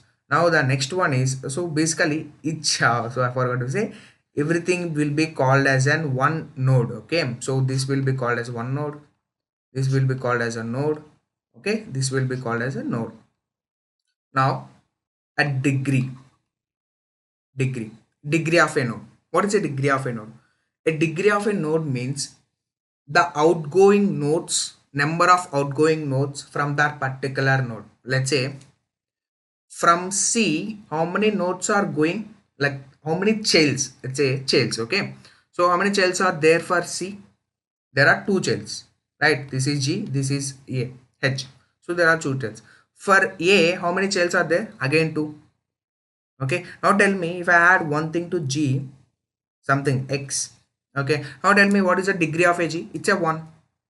I hope you got it right. So I can say that a degree is something, the number of children it has. Okay, particular node has. Now parent done, root done, child done, degree done, and center. So and center, what is this mean by and center? So and center is something like this. Okay, so let me draw another tree. Okay, so okay, now can I say that for this particular node, this is an center? So the top, okay, the previous one where it has been generated. Okay, now can I say that this is a ancestor of this particular node? Yes. So let me tell you one simple trick. Okay, so this will be your current generation. Okay, so this will be called as a parent, grandparent, grandparent, right? So these are all the ancestors of this particular guy. Okay, now what are the ancestors of this guy? Who are the ancestors of this guy? This one, this one. Okay, so who are the ancestors of this guy? No one, because a root itself is the starting point. Okay, so there will be no ancestors for the root. Okay, now if there is an ancestors, then there will be a descendants as well. So who are called as descendants? Okay, the one which it has like the childs of that particular node. Okay, let's see. Okay, let's see. So this is one thing. Okay, now if I wanted to say who are the descendants of that particular node, I can say that this guy and this guy. I can say that, right? These are all. Now you can simply call as an, so consider this as your parents. Okay, parent. Okay, now you might be having, like, he might have one daughter, one son, something like that, right? So you can relate to that particular thing as well. And the next one will be siblings of a node. Let's say what are all the siblings. Okay, so the siblings means which comes from the same parent. Okay, the nodes which comes from same parent. Let's say I have a tree something like this. Now for these two guys, who is the parent? The same one, this one. Now can I say that these two nodes have came from same parent? So by that means this particular node will be an sibling of this guy. Okay, again it will be a vice versa as well. So for this guy, who is a sibling, he might, right? So let's suppose he has another node, okay, another child. Then for this particular node there are two siblings. Okay, two siblings. So this is how things works. And the next one is a leaf node. Leaf node. Leaf node. What does it mean by leaf node? A node which don't have any outgoing nodes. Okay, a node which doesn't have any childrens. Okay, child nodes. Then we are calling it as a leaf node. Okay, so here if you consider this particular node has no childs, this particular node has no change, this particular node has no childs, and this guy has one node, this guy has one node, this guy has one node, this guy has two nodes, this guy has one node again, right? So this is the, okay, so a last level of a particular node, okay, will be called as a leaf nodes. Okay. And again internal node. Okay, a internal can be defined as a node which has at least one node, one outgoing node, or one parent, oh sorry, one children, is called as an internal node. Okay, a node which has at least one children is called internal node. Okay, now let's see. Now there is another important term, height and depth of a tree. Okay, height and depth of a tree. So in basic, okay, so height can be defined as an the max path from root to leaf node. Let's say I have a tree something like this. Okay, I have something like this. Okay, now tell me what is the highest path from starting from a root to leaf node. Okay, now this guy, this guy, this guy. So here I have path which is very highest. Okay, it has a 4 nodes. Okay, 4 nodes path. So if I consider this path, it is only 3, right?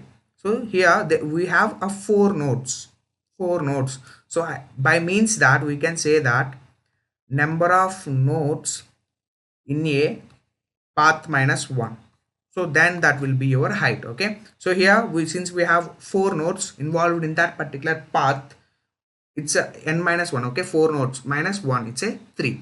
Okay, I can say that the height of this particular tree is an 3. Okay, now what will be the depth? Okay, now let's say what is the depth. Okay, you have a tree like this.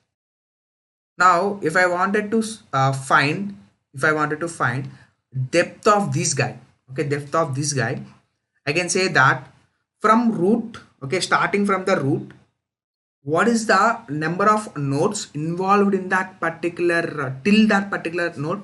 So there were only one node which is a root, right? You can exclude this guy. Okay, so now I can say that a depth from this particular from starting from root to this particular node is a 1. Now at the same time, if you want to find this guy, what will be the depth of this guy? It will be 2 now. It will be 2. So why? Because starting from the root till that particular node, there are 2 nodes involved. Okay, you can simply call it a path as well. So 1 guy and 2 guy.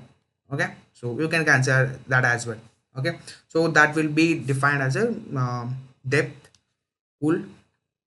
Let's discuss about a binary tree. So binary tree is a very important tree which is being asked in many interviews. Okay, so you can expect a lot of tree questions from binary tree and binary search trees. Okay, we'll talk about binary search tree later.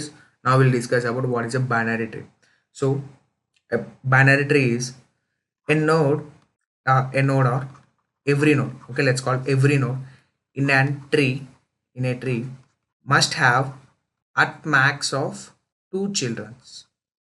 Okay, to a node. So I'm saying that, let's say you have a node, okay, it must have either 0 or 1 or 2 children of the only, okay, let's say.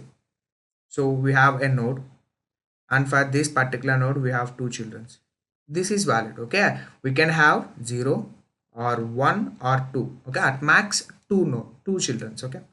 Now we have a 2, it's valid. Now for this particular node, again we are having 1 node. Yes, again it's valid. Now for this we have a 2 child nodes. It is also valid. Now for this particular node we don't have any child nodes. So the degree of that particular thing will be 0. It is also valid.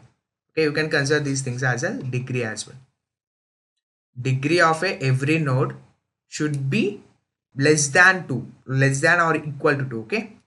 Now then we can say that it is a binary tree. Now again in binary tree we have a couple of types. The first one is full binary tree, or it can be called as a proper binary tree and strict binary tree as well. Okay, a proper binary tree and a strict binary tree as well. And then next one will be complete binary tree. Okay, then the next one will be a perfect binary tree, then a degenerate binary tree. At last it's a balanced binary tree. Okay, now we'll talk about each one of them. Okay, so full binary tree means, so a tree which has either a 0 or a 2 nodes or 2 childrens, then it will be called as a full binary tree. Let's say, unlike a binary tree, for binary tree what are all the possible child nodes? 0, 1 and 2. Okay, so in this particular full binary tree we can say that 1 is not allowed. Okay, so 0, okay, so root, and for this we have 2, and for this again 2, and for this particular node we don't have any child nodes. It is a full binary tree. Okay, we have only either 2 or a 0 possibilities. Okay, now let's say if I say, just tell me, is this a full binary tree? And no, this is not a full binary tree, just because of that fact that for this particular guy, for this particular node, we have only one node, one child node. So 1 is not allowed. Okay, it has to be either 0 or 2. Okay, in that, by that means we can say that it's a full binary tree. Now we'll see what is a complete binary tree. A complete, there are certain rules to follow. Okay, so first rule is all the nodes are completely filled except the last level. Okay, let's see. So if I have a tree something like this, okay, so before coming to this particular level we need to first fill this level. Okay, so let's say, so here we missed out entering into this particular right of that particular node. We have just going in a left manner, right? So this is not allowed. Okay, so before coming into this particular level you have to finish this level. Okay, so let's say first I have to fill the root, then I have to enter the left. Okay, then I have to enter the right. Okay, so now it's completed because binary tree has only at most 2 things, 2 child nodes. And now I need to start from the left. Okay, left. So for this guy here and this, and now let's say I can't enter like this. Okay, I can't enter like this, just because I need to first, before coming to right side, I need to first complete the left side of that particular node. So I have to complete this, then only I have to come like this. Okay, now this is how a complete binary tree looks like. Okay, now the second point is, in last level all nodes must be as left as possible. Okay, let's say we have another level. Okay, so I have stopped here. Okay, there are nothing to enter in a tree. Okay, nothing to push in a tree. Now, so where I'm ending at, so I'm ending at leftmost side of that particular tree. I can say that, right? Now that is what this second definition is. Now third rule, so the node should be added from the left. So as I said earlier, we need to start from the left side of the each level. Okay, so this one is one level, this is one level, this is one level, this is one level. Okay, now for every time we are starting fresh, a new line, fresh level, we need to start from the left side. Okay, Now that is a complete binary tree. Now let's see a perfect binary tree. So now perfect binary tree can be defined like all the leaf nodes of particular tree should be in a same level. Okay, same level. Let's say we have a tree like this.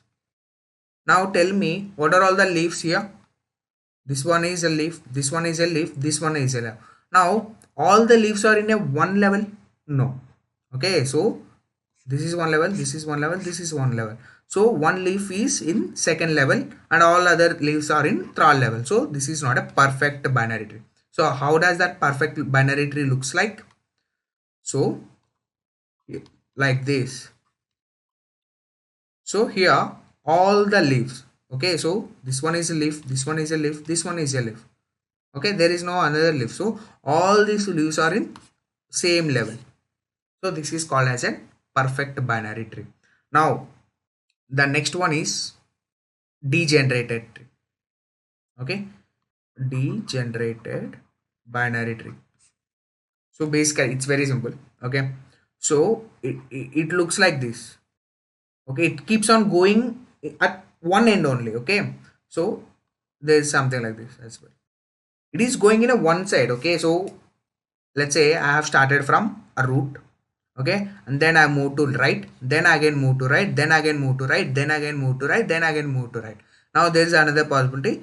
I have started from the root, I have moved left, then I have moved left, then again I have moved left, again I have moved left. So I'm going starting from the root and going in a left manner, otherwise I'm starting from a root and going in a right manner. That's it. Okay, so that is called degenerated. Let's see how to implement an binary tree in program. Okay, so in this particular thing I will be discussing the code of binary tree in both languages like C++ and Java. Okay, let's see. So a general binary tree something looks like this: 2 and 3 and 4, and this will again have 5 and 10 and 11. Okay, let's assume. So let's try to implement this particular binary tree in a program. Okay, so I can say that this is one node. Okay, so this is one node, one node, one node, one node, one node. So everything is a node.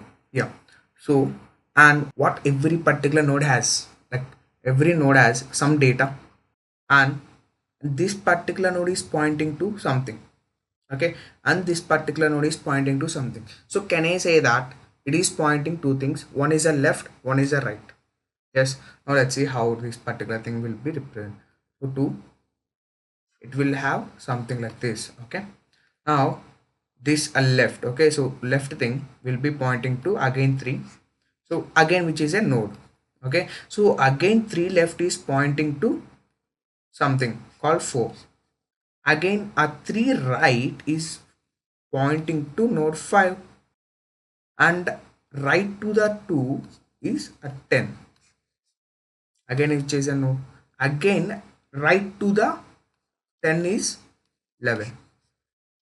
So here the things that you need to observe here is every node has something like data and a left pointer and a right pointer. Okay, now let's discuss about C++ code. So how will you represent the same in C++? Okay, there is much difference between both C++ and Java code. Okay, it's only syntactical changes. Let's see. So in C++, we will be using a struct to define a node. Okay, so what it contains? A particular node contains some data that is in the int format, and again we have some both a left and right pointer. Can I say that again a left and a right pointers are nodes, right? Again, then what will be the type of these things? Again, struct node star left, struct node star right. Good. Yes. Now let's see how will you implement the same in Java. Okay, so in Java you don't have any struct. Okay, so you have to use a class. Okay, a class node. Okay, so you will have int data. Okay, then here the type of a particular left and right are node left, node right. Now, so how to assign a data? Okay, so we have a concept called a constructor. We use that concept to initialize the values to a node. Okay, so how it looks like. So here a constructor name should be equal to either a struct name. Okay, so here the struct name is node and here the class name is a node. Okay, so constructor name should be equal to that. So int value. Okay, so since we will be having some value, like, so while creating a particular node we have to pass that value to that particular given node. Okay, now so we need to assign that value to data equal to val. Now what will be our left and right? Okay, so just assume so you are creating a node. Okay, so since you are just creating a node of root, you don't have any kind of left and right, so you have to initialize them to the null. Okay, so left right equal to null. Okay, the same code goes in Java as well. A node into value, so here you will be assigning this dot data equal to val and both a left and the right equal to null. Okay, in case of Java your null should be capital. Okay, we are done. Now we have created an like definition for how to define an tree node. Now how to assign a values to this, let's see. So we'll have a main class, main. So first you need to create a root of a tree. So struct node star root equal to new node. What is the data of our node? So like a root node, it's a 2. Okay, so you will pass 2 here. Done. So it will create an something like this. Done. Now so you need to create a left and right to that particular things now. So how will you do that? So root left equal to, so now you are pointing to here. Okay, so root left. So again it will be a new node of, let's say, 3. Okay, so you have created a 3. Done. So now you will be creating a left to the left. Okay, so root left 3 left 4. Okay, so you have to create something like this. Then how will you do that? Root left equal to new node of 4. Done. Now I wanted to create an right to this guy, right to this 3 node. Okay, so what will be the path? So root left and root left right. Okay, so root left right equal to new node of 5. Done. Now I wanted to create an root right. Okay, so I wanted to create something like this, a root right of 7. Okay, so how can I create root right equal to new node of 7? That's it. Okay, so this will form a tree something like this. Okay, so done. So there is not much difference between C#, C++ and Java code. So here instead of using these things, you will simply use a node, and instead of these pointer symbols you will use dot. Okay, so that's it. So you can try on your own as well. So now let's see the traversal techniques of an tree. So what is a traversal? So basically in arrays and linked list, right from the 0th index you will be going to the nth index. So how you are using that, how you are going that? So by using for loop, right? So you will be initializing int I is equal to 0 and I less than n and I plus plus. So something like that.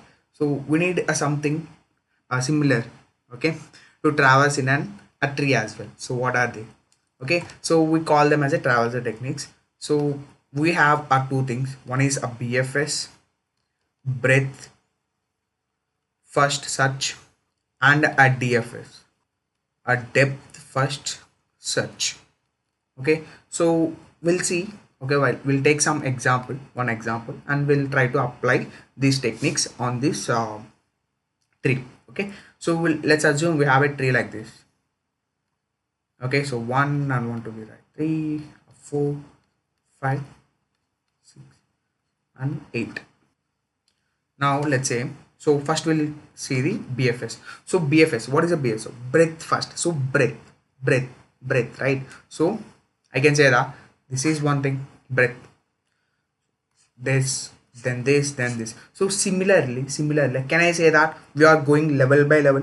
So first we are printing first level, then we are visiting next level, which includes a 3, 2 and 3, then these values of 4, 5 and 7, and then this last level 8. So simple, right? So breadth first means, so we are going a level by level. So we are printing level by, first we will completing the first level, and then we are going to second level, and we are seeing all the visiting all the values or nodes in an particular level, then we are going to the next level, then we are going to the next level. So this is the breadth first search. Now we'll talk about the depth first search. Okay, so which is a very important, very important.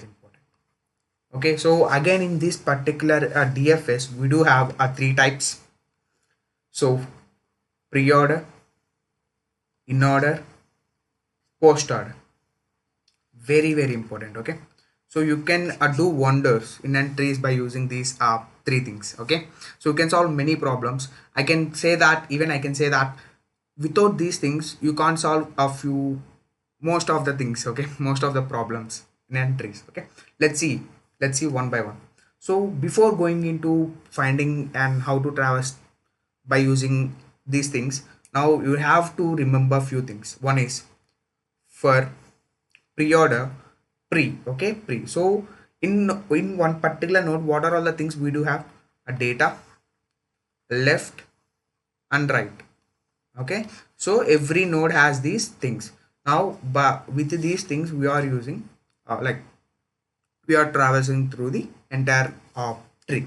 Okay, let's say in pre-order, first we are printing the root. So when I say root, it is the data, root data. Okay, now then left, we are moving to the left. Okay, left, then we are moving to the right. Okay, so first we'll do the whatever the data it has, we'll visit that particular data, then we'll go to the left. Okay, then we'll go to the right of that particular tree, particular node. Okay, so now what is about in order? Okay, so it's a first we'll move to left, then we'll move to root, then we'll move to a right. Okay, so in post order, first we'll move to a left, then we'll move to right, then we'll move to a root. So now we'll take one example tree and we'll try to traverse, we'll try to use these 3 DFS techniques on that. Okay, so let's assume we have a tree something like this: 2, 3, 5, 6, 7, 8, 10 and 12. Okay, so let's take, so first we'll start with pre-order.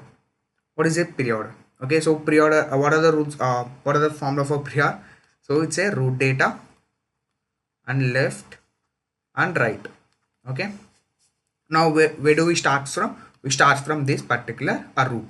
Okay, so what is the formula? RLR. So here it's an root data. Okay, root, and this R is right. Okay, so what is the first thing that we have? It's a root data. So whenever we have seen a root data, we have to get that particular node data to the output board. Okay, so here in this case, here we have 2. Okay, so we'll print 2 here. So by means that we have done with this particular R. Now what is the thing next thing? It's a L. So it means that it is stating that go to left side. Okay, we'll move here. Now again we'll repeat the same task for this as well. So first thing, root data. So we have 3. Now it is stating that go to left. Okay, by going left we will come here. Now RLR. So now again it is stating that root data. So we will have 6. Done. Now again it is stating that go to left. Is there anything to the left? It's a null. There is nothing. Okay, done with this L as well. Okay, so since it's a null, we are not going there. Okay, now go to left, right. So is there anything to the right of the 6 or no? So we are not going to the right as well. So we are cancelling. So done. With that thing, I can say that we are done with 6. Okay. Now we'll go to the top. Whoever called this particular 6. Okay, it's a 3. So we are done with this L. We have moved to L and performed all the operations, right? Now we have to go to right side of 3. So it's a 7. Now again we need to repeat the same task for 7 as well. It's a R. So it is stating that print the root data. Now go to left. Is there anything to the left? Is there anything to the left? No. Is there anything to the right? No. Right. Is there anything to the left? No. Is there anything to the right? No. So we'll cancel that thing as well. And then we'll go to the top, whoever called this particular thing. So we have visited the right as well. So we'll cancel that. Okay, now again from here you will go to top. So you have done this operation, you have done this, you have moved to left as well. Now you have to go to a right side. So you will come here. So again you need to repeat the same task. So first R. So R means visit the data. So it's a 5. Now again it's a left. So you will go here. What is a left? Okay, it's a, again you will simply repeat the things. So again you have 8. Then it is saying that go left side. There is nothing left. Okay. Now is there anything onto the right? No. So we are cancelling and we are going to the top. Okay. Now currently you are here. You are done with, you have moved to left. Now you have to move to right. Okay. So right is 10. So RLR. Okay. Now again first is data. So we will print that 10. Now it's a L. So L means go left. Is there anything to the left? Yes, there is 12, right? So you will move here and you will have LRL. Okay. Now again first is our data. So you will print 12. Then again it is saying that left, go left. So there is nothing left. Again it is saying that going go right. There is nothing onto the right of the 12. So by means that we have completed this particular node as well. Now we'll go to top, whoever called this. Now we are done with L. Now we left with this R. So is there anything to the right to that particular 10? No. So we have completed that and we have completed this node as well. And we'll go to the top. Okay. So we have completed the R as well. Okay. These are all the R, right? Now we'll go to the top. We have completed and we have completed the R. So now check. So we have nothing to visit. We have done with all. Now check whether we have visited all the nodes of a tree or not. Okay. So first thing 2, then 3, then 6, then 7, then 5, then 8, then 12, 10. So done. We have visited the all the nodes on a tree. So this is how a pre-order works. Now let's see the in order. Okay, in order. So became little mess. Okay, let me draw the tree again. Now we'll try to see the in order traversal of this particular tree. Okay, so what are the in order traversal rules? First you have to go to left, then you have to move to root data, then you have to move to right. Okay, so let's write these things L R R. Okay, second thing is a root. Okay, now first it is saying that go to left. Okay, go to left. Now again you will have LRR. So again it is stating that go to left. Again you will have LRR. Now is there anything to the left of 6? No. So it means that we are done with left. Now what is the next thing? It's a root data. So whenever you have seen root data, you have to print that output, like whatever the node value, you have to print that in the output board. So here it's a 6. Okay, so by means that we have completed the R. Now it is saying that go to a right. Is there anything to the right? No. Okay, so we have completed this and we'll go to the top. Okay, now we are done with left. Now what is the next thing? It is saying that print the data of the particular node. So here the node data is 4. Okay, we are done with this R. Now it is stating that go to right. Okay, so we'll come here. Now we'll again have the LLR. Okay, now first thing it is saying that go left. Is there anything left? No. Now the second R is a root, right? Root data. So we have to print the 7. Now it is stating that go to right. Is there anything right to the 7? No. Done. We'll cancel this. Then you will go to top. So you are done with second R. Then you have done with third R as well. So you have visited, you have traversed the entire subtree of this left side. Now we will go to the top. Now we are done with this R, LL, sorry. Now we'll try to see this R. So here a root data. So whenever you have seen root data, you have to print that particular node data. So it's a 2. Now we are done with the second R. Now we have to go to the right side. Now you have to repeat the same task. LRR. So it is saying that go to left first. Okay, so you will come here. Okay, now it is same. Is there anything to the left? No. And next one is our root data. So what is the data here? 10. So we will print 10 here. So is there anything to the right? No. So completed. Go to the top. Call this particular thing. Now you are done with the left. Then what is the second thing? You have to print the data. So it's a 5. Now it is saying that go a right side. Okay, we will come here. So it's a 12. Okay, sorry.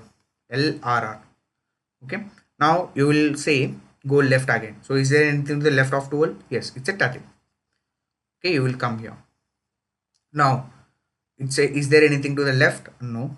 Then it is a print. It is saying that print a root data. So we'll print 13. Then it is saying that go right. Is there anything to the right? No. So since you are done with this, then you will go here. So we are done with the left. And what is the next? You have to print the root data. So it's a 12. Now it is saying that go right. Is there anything to the right of 12? No. There is nothing to the right of 12. So we have visited this as well, and you will go to here 5. Now you are done with L. You are done with R. You are done with this R. You have more to right as well. So I have done this. Done. So did we covered all the nodes? So 6, 4, 7. So let's count 8. Okay. So 8. Yes, we have covered all the visited. We have visited all the nodes in a tree. Now what is the last order? So it's a post order. Now again we'll take another example and we'll see. So it's a 2, 3, 5, 4, 7, 6, 8 and 10. Okay. Now we'll try to find the post order traversal of this particular tree. So what is a post order travel? It's first go left, then go right, then go root data. Okay. So L R R. Okay. So here R means this second thing is a right. So last we are having a root data. So make sure you don't confuse. Okay. Okay. Let's start. So first it is saying that go left. Okay. So we'll come here. Again we'll say RR. Then we'll go again. It is saying that go left. LRR. Now again it is saying that go left. Is there anything left of 4? No. Now it is saying that go right. Is there anything to the right of 4? No. Then it is saying that root data. So we have to print the data here. So it's a 4 first. Now you are done with this. Then you will go here. Okay. So you are done with left. Now you have to go to a right. Okay. So here right means 7. So here. So is there anything to the left of 7? No. Is there anything right of the 7? No. The last one is a root data. So it's a 7. Now you are done with this. Then you will go here. Now you are done with this right as well. Now you have a root data. So it's a 3. Now you will go to the top. You are done with this 3. Now you are done with this left. Now you have to go to the right side. Okay. Now it is saying that go left again. So you will come here. Now is there anything to the left of 6? No.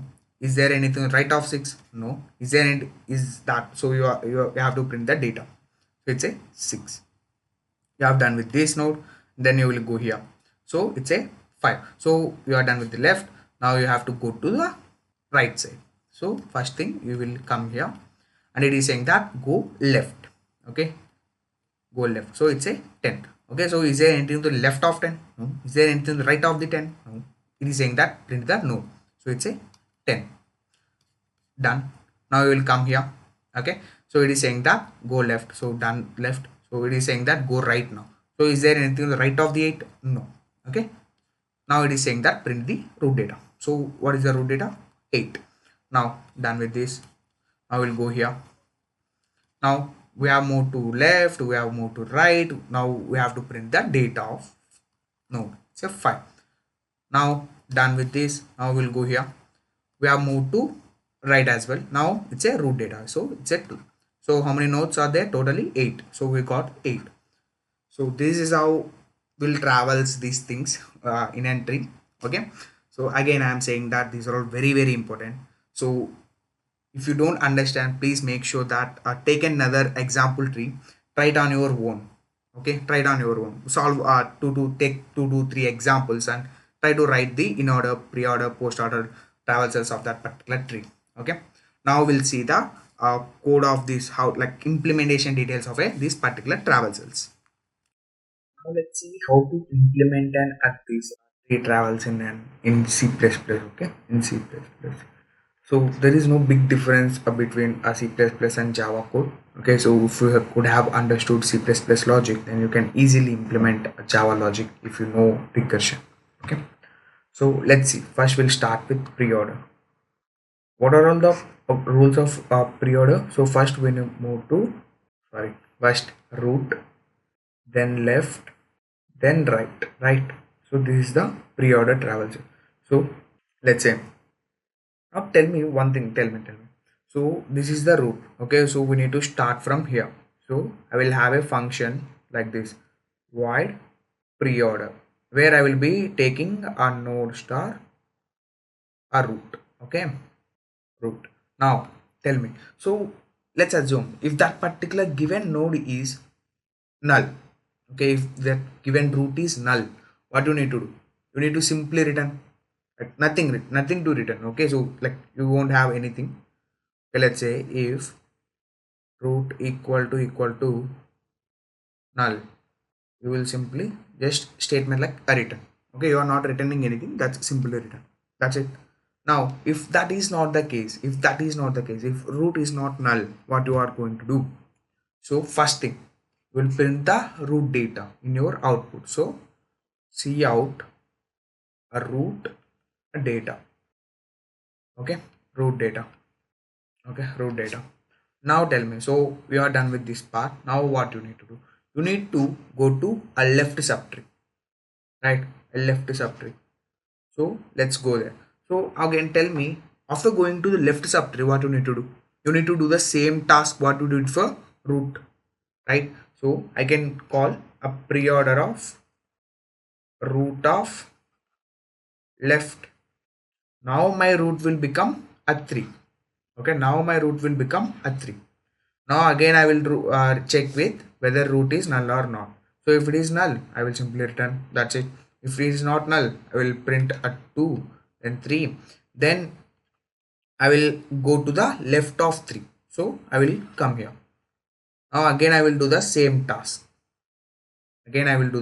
First I will print the 5. Then I will go to the top. I will check. Now I will go to the left of this 5. Now left of 5 is null. So here my root is currently null. So I will simply just return from that. Okay, so if I return, I will come here. Now what is the statement? So after returning to the 5, so here we are done with the root, we are done with the L. Now we have to do with go to right, pre-order of root to right, that's it. Now again, after going into right side, I will find that again my root is null. So I will simply return from there. Okay, so I'm done with this. Now I will go here. I'm done with left of this. Now I have to go to right of this. Now again I will do the check for root equal to null. No, it's not null. So I will come here. So I will print a root data. So root data is 6. Now I will come to this second line here. Now I can say that go to a left. Okay, so after going to the left, it says that it's a root is null now. Okay, so you will come to here. Now I am saying that go to a right, go to right. So again the root is null, there is nothing to do. Now you will come back to previous node, you will come back to who call. That's how you will get to here 3, right? So after coming to 3, you are done with everything, right? So you have visited R, you have visited L, then you have visited right as well. So done. So you will go to here. Now you are done with R done, L done. You have to go to R side. So right side. So you will come here. Now RL. So again root. So it's a 4. Okay, you will print 4. Then you will move to left side. Again you will print the 4, 7. Okay, then you will move to left. You find out that there is nothing left on the left of the 7. So go and then you visit the right side of the 7. There is nothing. Then you are done. You will come here. So you are done with the left, so you will move to 8 right, so you will go print 8, then you say nothing, you will go to 4, then you will go to 2, done. So this is how pre-order code looks like. Now let's go simply, we can quickly write the code for in order. So only one change, right? Only one change. What is that change? What is that change? So if root equal to null, what we will do? We'll simply return from there. If not, first we need to move to in order. LRR. So this is a root. So we need to first move to left of the root. So root left. Okay. Now what you need to do? Now you need to print the data after moving to which a root data. Okay. Now after doing this, you will move to right side. So in order root right, that's it, right? That's it. Now the one which is left is void post order. Again you will have a node star root. If that root is null, if root equal to null, you will simply return. If not, in all other cases, you will move to left side. So post order root left. Then after moving to the left, you will move to next right. So post order root right. After moving to the right, at last you will print the root data. Root data. Done. So let's discuss another question number 29. So the question number 29 is binary search tree. What is this binary search tree? So it is also a binary tree. It is also a binary tree for sure, but it will have few conditions. Okay, it is a binary tree, but it will have few conditions. What are the conditions? So if we have a root like this, okay, and all the right side to the root elements must be greater than root data, and all the left side must be less than a root data, right? So this is the condition, and which is also a binary tree. So we know what is a binary tree. So a binary tree is a tree which we can have at most we can have 2 children. Okay, so valid is 0. We can have 0 children, we can have 1 children, and we can have 2 children. So at max 2. And what is a binary tree? Binary search tree. So binary search tree is a combination of binary tree with some conditions. Okay, so what are the conditions? So if we have a root and all the left side nodes of a root must be less than the root data, and all the right side nodes of a root must be greater than the root data. Okay, and if it has followed that condition, then we can say that it is a binary search tree. Now let's try to implement one binary search tree. So let's say we have given this data 1 5 7 3 let's make it 10 here, not 1, and 12 and 13 and 4 and 18. Okay, we have given this particular array. Then we need to try to write a binary search tree for this particular array. Now first element is 10. So first at max we will check if the root is null or not. Yes, a root is null. So whatever data we get as a first, we will be keeping that as a root. Done.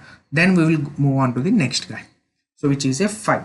So now what is a 5? So 5 is so I will check first whether root is null or not. So here root is not null. We have 10 here.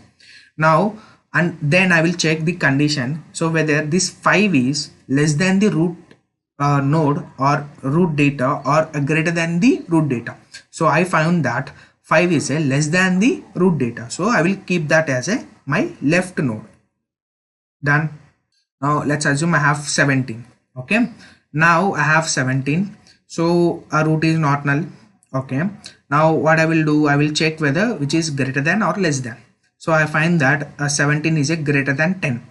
So I will say 17 to the right side. Okay. Now I will go to the 3. So root is not null, and I will go to the left side again, which is 3 is less than right. So I will go to the left side. Again, I can see that left to the 10 is also not null. So I will say again, I will check left to the 5, right? Left to the 5. So which is a empty. Now I will say put it here. Now I will go to 12. So root is not null. Then I will 12 is greater than. So I will come to the right side, and then I can find that right side is also not null. So I will check whether 12 is less than or greater than the 17. So I find that 12 is less than 17. So we'll keep this at the left side. Now the 13. What is a 13? So I will check from the root, not null. Okay. So 13 is greater than 10. So I have to come to the right side. So I found that right side is also not empty. Then I will say check whether 13 is less than or greater than 17. So which is an less than. So it has to come to the left side. So again at the left hand side, which is also not empty. Now again I need to check whether 13 is greater than 12 or less than 12. I found that which is a greater than 12. So I will go to the right hand side, which is a empty. So I will put it here. Now I have 4. Now I have 4. So 10, it has to come to the left side of the 10. So which is not empty here. Again I have 5. So 4 is less than 5. So I have to come to the 3. Now again, which is not empty. So now I will compare with 3. So I can see that 4 is greater than 3. So 4. Now I have 18. So I will start here. Root is not empty. Root right is not empty. Root so then I can find that 18 is greater than 17. So I will come to the right, which is an empty. Done. So this is how you construct an binary search tree. Now if you can observe all the right left subtree or values are less than root, and all the right subtree values are greater than a root. And if you can pick up any parent, you can see this particular formula. So for 17, the left side we will have 12, which is less than 17, and right side we have 18, which is greater than 17. So this is the thing that we need to follow. Okay, this is called a binary search tree. Now let's move on to the next question. Now what is a AVL tree? So AVL tree is also a binary tree, but which follows an height balanced binary tree. What is this height balanced? So basically we will be having height, right? Let's say I have a node like this. Okay, I have tree like this. Okay, and here it is saying that height balanced. So for every node to its left and right subtree, height should be, okay, if you subtract, then let's say, let me write, okay, current balance equal to height of left subtree minus height of a right subtree must be equal to the either of -1, 0, +1. Okay, so if this current balance equal to any of these three, -1, 0 or +1, then it is an AVL tree. If not, then this is not a AVL tree. Okay, we should convert that as a AVL tree by swapping the nodes. Okay, so this is what an AVL tree is. Okay, so AVL trees are height balanced BSTs. AVL tree checks the height of a left and right subtrees and assumes the difference is not more than 1. Okay, the difference is called balance factor and is calculated as a height of left subtree minus height of right subtree. Done. Now we have a print left view of binary trees. Let's see the question number 30 first. So print left view of any binary trees. Okay, so you will be given in a binary tree. Okay, you need to print the left view. What is the left view? Okay, let's say if you are given this particular tree and you are standing here. Okay, you are standing here. Now, what are all the nodes that you can see here from here? So this is the node which you can see. This is the node. This is, and this is the node which you can see. So, so now what are all the nodes that you can see? You can say that 4, 2, 1, 9. Right. So this is called left view. And if they were asked you to find the right view, then what could be your answer? 4, 6, 7, and 9. 4, 6, 7, 9 for right. For left, this is the answer. So if you observe, can I say that? Let's consider this as one level, one level, one level, one level. Can I say that in each level, you need to print the very first element, the very first node that you can visit. So here for this particular level, your answer would be 4. For this particular level, your answer should be 2. For this particular level, your answer should be 1, then 9. Is this what my left view? Yes. So if I print the last node, okay, if I print the last node in each of my level, then it could be my right view. Yes, can I turn this particular question to like that as well? So now how to write a logic to print all the left view nodes of an binary tree. Okay, so please pause the video for a while. Okay, think of it. Now we'll see one approach. Okay, where can we can do something like that. So we have studied about map, right? Hash map. So in this particular hash map, we can store all the nodes. Okay, let's say I will call this as a one level.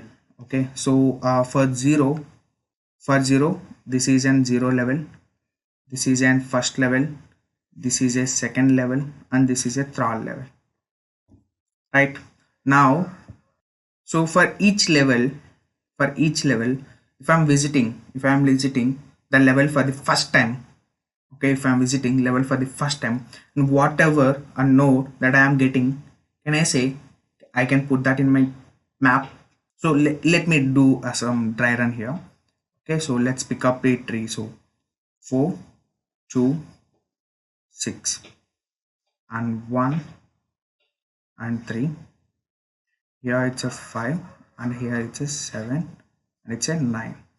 Now let's say currently my level, while passing, I will pass this root node and I will pass my level as a 0. And let's put some map here. Okay, map. So as of now, map is empty. Okay, now first I will come here, and I will just check whether my root is null or not. If it is root null, then I don't have any nodes in that particular tree, so I should return the empty. Okay, so in this case, the our root is not null. So what we can do? So, and I will just check. Okay, before going on to the other part. Okay, I will just check if the level, okay, level can is there in my map or not. So what is my level now? Level is 0. So which is not there, right? So I can say that. So just put level and put that particular node data. What is the node data here? It's a 4. Done. Now we have seen the traversal techniques, right? So let's move on to the another guy. Okay, to the left side. Now while moving on to the left side, I should do level plus 1. So currently my level is 0. Now my current level is 1. So now I will just check first whether root is null or not. So root is not null. What does it mean? It means that it has some data, so we should traverse that. So before moving on to the next left and right, what should I do? I should just check whether this particular level has been already visited or not. Okay, and what is the level now? It's a 1. Okay, level is equal to 1 now. So here level is equal to 0. Now level 1 is not occurred earlier. So what does it mean? I'm visiting it for the first time. So I should put that. So what is the data? It's a 2. Okay, done. Now I will go to the left again. Now this time level is going to be 2. Now this level is not occurred earlier, not visited earlier. So I will do 2 and 1. Now both are empty, so no need to traverse them. Then I will go to the top again, and then I will go to the right. Okay, right. Now what is the level here? Again, it's a level is 2. Okay, so currently here a level is 1. From this particular node we have called level plus 1, so it is level is equal to 2. Now tell me, if I search, level is already occurred, so 2 level is already there, so I should not modify the value. Okay, I can just ignore that and will continue with my process. So there is no right and no left. There is no right, there is no left. So I will go to the top, down, and I will go here. Now from level 0 here, now it's a level 0 plus 1, it is going to be level 1 here, right? Now I can say that, is there level 1 in my map? Yes, already there. So I won't do any modification over there, so simply go to there. So again it's a level 2. So level 2 there, yes, level 2 there. Now again I have left here, so I will come here. So it's a level 3 now. Now tell me, is there level 3 in my map? No, not exist. So what I can do, level 3 like a 3 key, and it's a 9. Done. Now I don't have any left and right, so I can simply go here, and from here there is no right and left. Okay, I can again come here, and I can go here. So from level 1 plus 1, it's a level 2. Now already level 2 has been occurred, so I won't modify that. So there is no left, no right here. Okay, done. So I'm done with visiting all the trees. Okay, now what are all the values are there in my map? 4, 2, 1, 9. Is this what the left view of a binary tree which we have taken? Yes. So done. This is our answer, right? How? So are you able to do this on your own? Now just try for so we have wrote this thing for left view. Now try for right view. Try for right view. So what is happening for the right view? So you need to store the node data which is been occurred at the last, which is visiting at the last. So when can we visit at the last? So it is what so whatever the data you are seeing, whether it irrespective of it is already visited or not, you need to keep on modifying your data, right? Let's try it out as well. So we'll take the same thing, 4, 2, 6, 1, 3, 5, 7, and 3. Okay, now so here currently level is equal to 0. Let me put my map here. So now level 0 is not visited, so I will put that here, and my data is 4. Now I will go to the left side. Okay, now what is happening? I have been this is going to be level 1, and which is not occurred earlier, so I will put that as a 2. Now I will go to the level 2, which is also not visited so far, so I will put level 2 as 1. Okay, so there is no right, so I will go to the top. From here I will come here again, it is going to be level 2.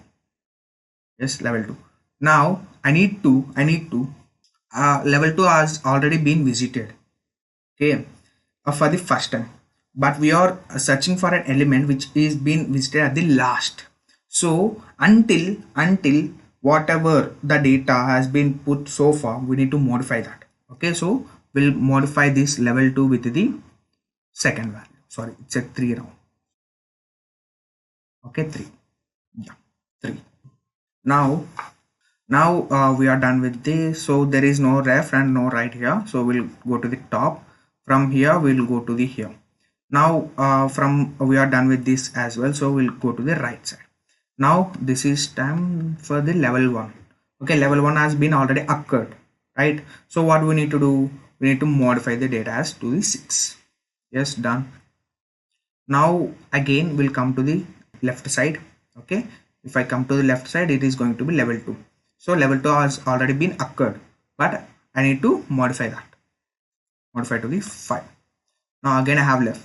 So it's going to be level 3. Level 3 is not occurred earlier. So I will put level 3 as 9. And there is no left, no right. So I will go to the top. Now from here I will go to the right. So there is no right. So from here I will go to the top. And from here I will go to the right. Now this time it is going to be level 2. So level 2 has already been occurred. But I need to modify that to the data currently, which is 7. Okay, which is 7. Now done. There is no left, no right. Okay, go to the top. And from here I am done with this. Go to the top. And this is what I have. So what is the data I have? 4, 6, 7, 9. Is this my right view? Yes, I'm done. Okay, if you want to write this as a code, you can simply write this as something like this. Okay, let's say left view, and I am taking a root and a level. Okay, and I will just check if root double equal to null. What does it mean? You should return simply 0. That's it. Else, like if not, you need to check whether your map contains the particular level or not. So map dot contains is for Java. If you are C++ coder, it is going to be this find. Okay, contains a level. So it will return either true or false here. So if it is contains, then it should return true. Okay, so when and only if you get false, then you need to put, okay, mp dot put what is the level, comma, root data. Okay, and in all other cases you need to go to the left, left, and left. While moving on to the left, then you say left view or root to the left and a level +1. So here it's a point. Okay, so since it's a Java, it's in class based. Okay, now it's a, if you are moving right, left view root dot right and level +1. So at the end just return. Okay, like this map is going to be either you can pass it as a reference, or you can take that as a global variable. So at the end you can traverse through all the values which are there in the map, then you will get it. Okay, this is one way. Okay, this is one way. There is another way where you can maintain a global variable. Okay, global variable called max level. So you know that you will be visiting each node for the first time. So if you're you will be initializing your max level as -1 in the beginning, and if you are visiting like so instead of this particular code, you can just check if your max level less than current level. Okay, so you have initialized max as global variable. Okay, then what you can do, you can update your max level equal to current level, and you can you can just print cout root data. Or if they ask you to return all the left view nodes in the form of a vector, then you can just create a take a vector like output dot pushback root data. Okay, so in this case you are not using an extra memory here. Okay, so you are eliminating this map, that's it. And you guys know sometimes a map will take login time. So in this case, yeah, it mostly big of 1, but yeah. And this is using DFS technique. Okay, and if you wanted to use BFS technique, even that you can try out as well. So in this case you will be using Q. Okay, so try it out. Okay, we have discussed how to print all the nodes using BFS technique, right? So try it for this particular problem. Now let's move on to the next problem. Yes, what is a graph data structure? What is a graph? So a graph is a type of nonlinear data structure that consists of vertices and nodes connected by a edges or links for storing data. Okay, edges connecting the nodes may be directed or undirected. So here we'll discuss that. Okay, so here let me draw the same thing again. So A, then A to B, and A to E, C. Okay, now this is a graph. You can consider this as one area in your city, and you can consider this as one area, this as one area, this as one area, and this as one area. So now let's try to relate this thing.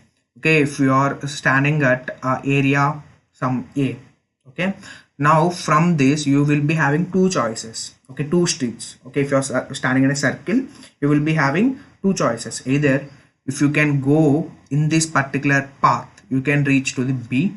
If you go in this particular street, you will reach to the E. Okay, so again from E, again you have a path to the D.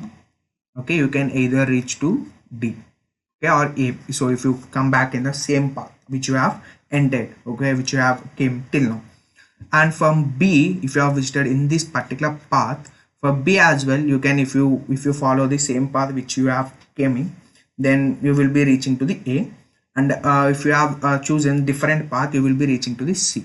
Now from D as well, you have three choices, either B, E, C. So you can, again you will be having two choices, either you can go to the B or you can go to the C, and you can traverse to the same path which you have coming from. Okay, so here you can consider this as a edge. This is called as a edge. What is this? So this edge helps us to connect the two vertices or two nodes. Okay, this is called as an either vertex or a node. Okay, now this is what a graph means, and yeah, we have seen directed and indirected. So basically a graph will be of two types. Okay, directed graph, undirected graph. What does this mean? Okay, so directed means, let's say I have all the edges which are representing some path. So so now here there is some directions, right, where edge is representing 2. So from A, now you can go to only to the B. Okay, you can't go to the E because there is no path here. So the path here is you can traverse from E to A only. Okay, so you can see this arrow marks, right? So this arrow mark represents the directions which you can traverse through. So this is called directed graph, and this is called undirected graph. Undirected, it is a directed. Okay, so directed means where your edges will be pointing to the node which you can traverse from the current vertex, and undirected graph won't have any directions. It means like it's a bidirectional. You can either go and you can come back on the same path. Okay, that's it. And the next question is, what are the applications of data structure, graph data structure? So which means where can we use graph data structure? So graphs are used in a wide varieties of applications. Some of them are as follows. Social network graphs to determine flow of information in social media websites like Facebook, LinkedIn. So this is the one of the major application of a graph data structure. What it is? Social media. What is social media? How graph is being used in social media? So everyone uses social media nowadays. Even I know, like when I was in my very first year, I don't even know. I use Facebook, but I don't know what is being happening over there. So whenever I was started studying graph, I got to know that yes, this is the algorithm where they were using. So now let's say profile A. Okay, there is a profile A, and profile A has around let's say 2 friends. Okay, let's put it as a undirectional only. So 3 friends, B, C, and D, and again B will have a few more friends. Yes, so let's say you can call them as a E, F, and even B and C are also a friends. Okay, now C and like C has few friends. Okay, H, and D and a G. Now, so how does a social media work? So let's say A has posted one post. Okay, so I have posted, A has posted some photo. Now it will reach to the B, it will reach to the B, C and D. Okay, suppose B has liked this particular post or commented this particular post. Now this particular post will be shown to the E, F, means all the people, all the connections of a B as well. So this is how a social media work. Suppose if D has commented or posted your post, okay, A's post, then the friends of D can see the post. Okay, the friends of this how connection has been made. Okay, this is how social media is being working. Even the one of the major application of graph is Google Maps.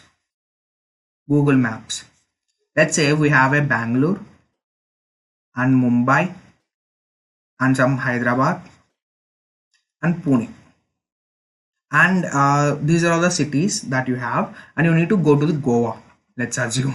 Okay, so I don't know what is a minimum path, but let's assume few things.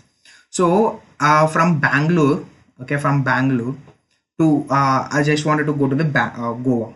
Okay, now let's assume the path is I need to come to the Mumbai and I can go to the Goa.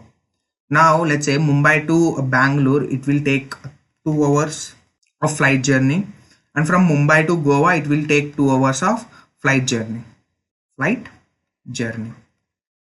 And there is another option for me. If I can come to Pune, then from Pune as well I can go to Goa. So let's say from Bangalore to Pune it will take 3 hours. So and Pune to Goa it will take 2 hours again.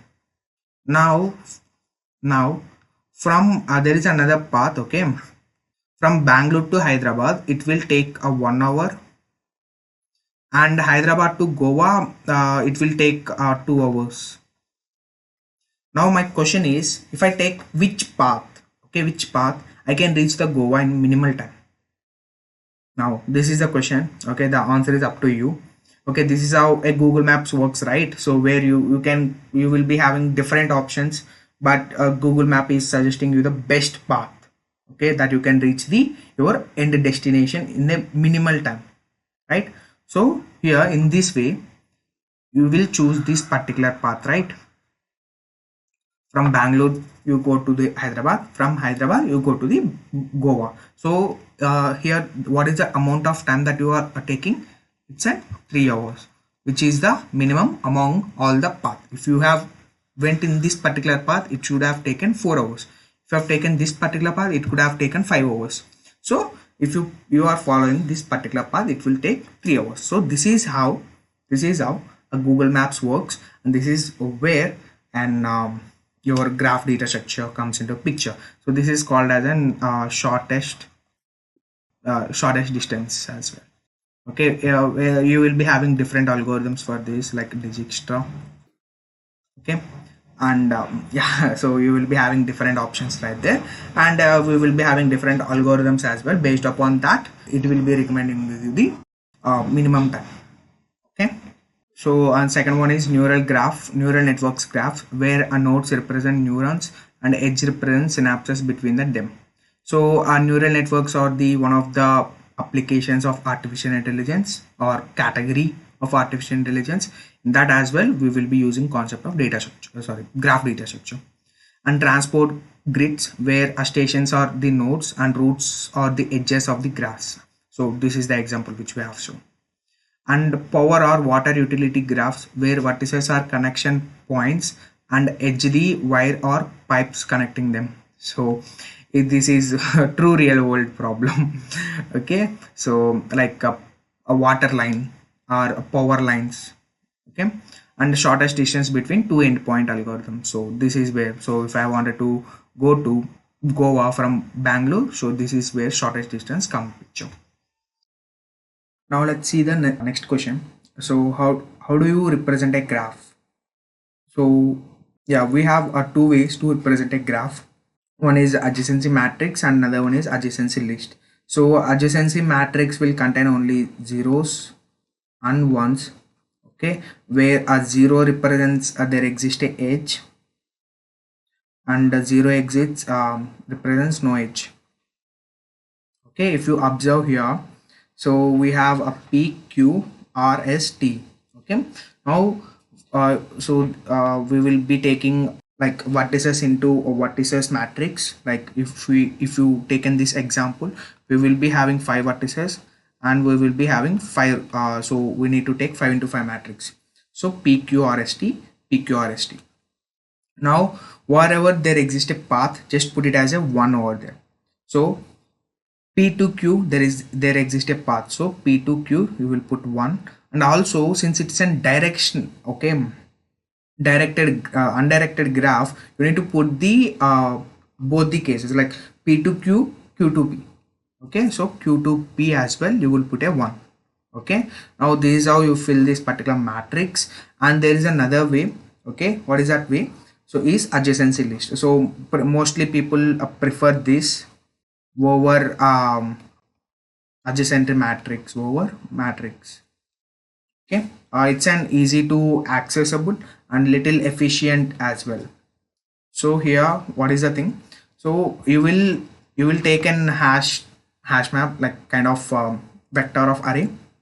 Okay, let's say if you have taken an array like this, so where you will be having all your vertices like p q r s t. Okay, then you will create a vector here for each node where you will be putting all your path. Okay, from p to q you can go, from p you can go to q as well. So you will create q.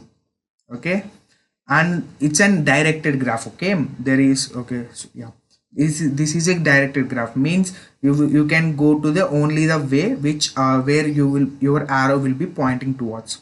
Okay, now from p you can go to r as well. Okay, so you will put a r here. That's about the p. Now let's go to the r.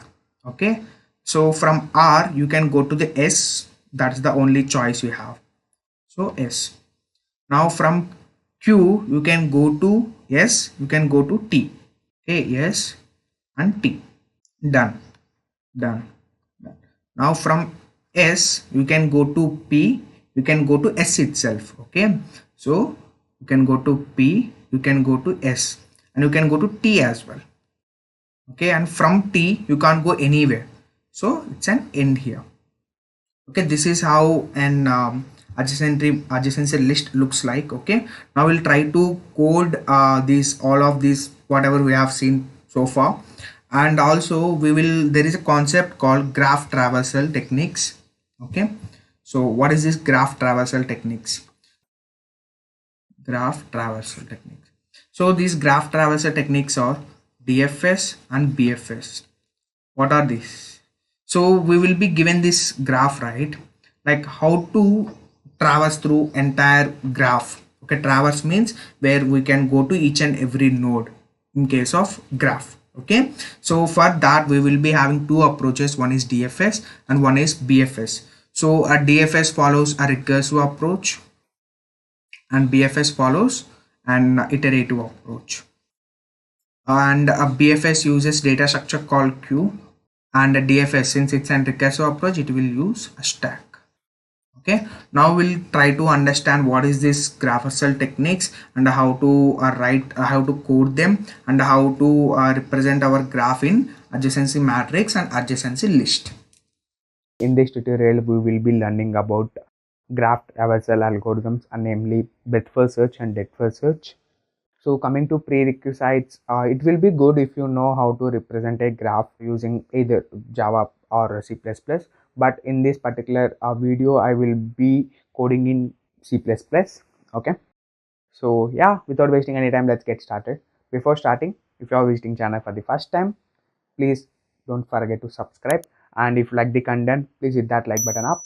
And if you have any queries or questions, please let us know in the comment section. Now let's first discuss a breadth first search.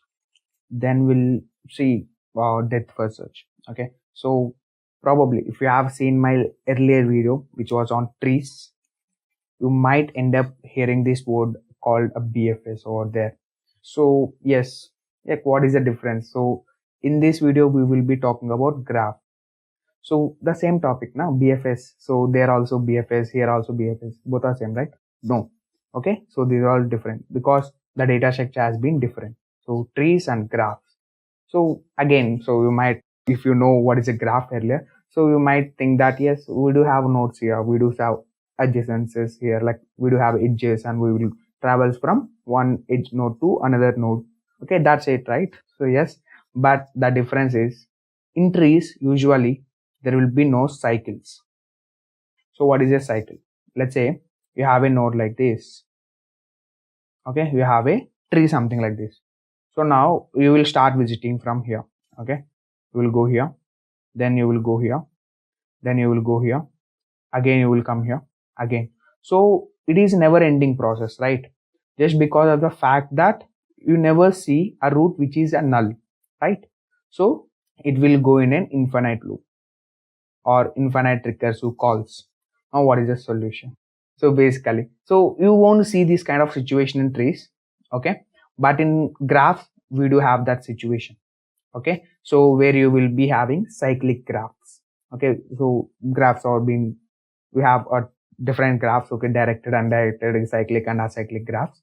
So here we need to handle both. Okay, so for that we are having something special for graphs. Okay, so let's see. So first we'll see one example where we can find BFS for that particular graph. We'll see couple of examples until we get some familiar about how BFS works in a graph. Then we'll jump on to the logical. Then we'll see coding part. Okay, let's start. So let's see. You have a graph like this. So 1 and 2, then 4 and 5. Okay, so from here you will have a, so here, then here. Okay, now first you will start from here 1. Okay, you will visit this guy and let's assume this is your output. Okay, now tell me what are all the adjacents to the 1. These are all the adjacents. So what is meant by adjacents? So the nodes are vertices. So basically we call these particular things as a vertices in a graph. In tree we call them as a nodes. Okay, so here can I say there is some path from 1 to 2 and 1 to 3. So if there exists a path, then I can say that they are adjacencies. Okay, so from 1 there is a path from 2. Okay, from 1 there is a path to 2 and 3. So I will first visit 1, then I will go to 2, then I will visit 3. Okay, then now what is the next element? So I will go to 2. Okay, and I will travel. Okay, I will go to all the adjacencies of 2. Okay, what are all the adjacencies of a 2? It's a 4, 5 and 1. Okay, so did we visited 1 already? Yes, we have seen 1 already. So we'll print 4 and 5. Done. So now we will go to 3. So what are all the adjacencies of 3? It's a 1 and 5. So we have visited 1 already here, and we have also visited 5. 2 done, 3 done, 1 done, 4 done, 5 done. Okay, so we have visited 5 as well. Okay, now you will go to 4. Okay, what are all the adjacents of a 4? 2, 5 or 6. Okay, so you have visited 2, you have visited 5, right? So you will left with 6. So you will add a visit here, like you will visit that particular 6 now. Now it's a 5. So what are all the adjacents of a 5? 3, 6, 4, 2. Okay, 3, 6, 4, 2. So you are done with 2, you are done with 3, you are done with 4, you are done with 6. So you won't add anything. Okay, from you will at last you will come to 6. What is a 6? So what are all the adjacents of a 6? 4, 5. Okay, so you have visited 4 already, you have visited 5 already. So can I say that now on this node I have visited all the nodes, visited all nodes, all vertices. Done. Okay, so hope you got some idea how BFS works.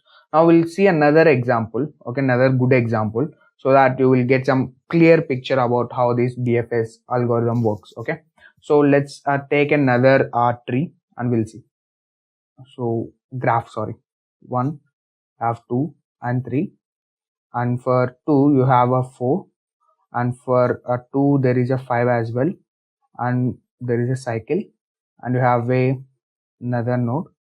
Yeah, and surprisingly we have another graph here. Let's say 7 and 8.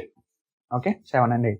So is this a valid graph? You might have that question, is this a valid graph? Yes, this is a valid graph.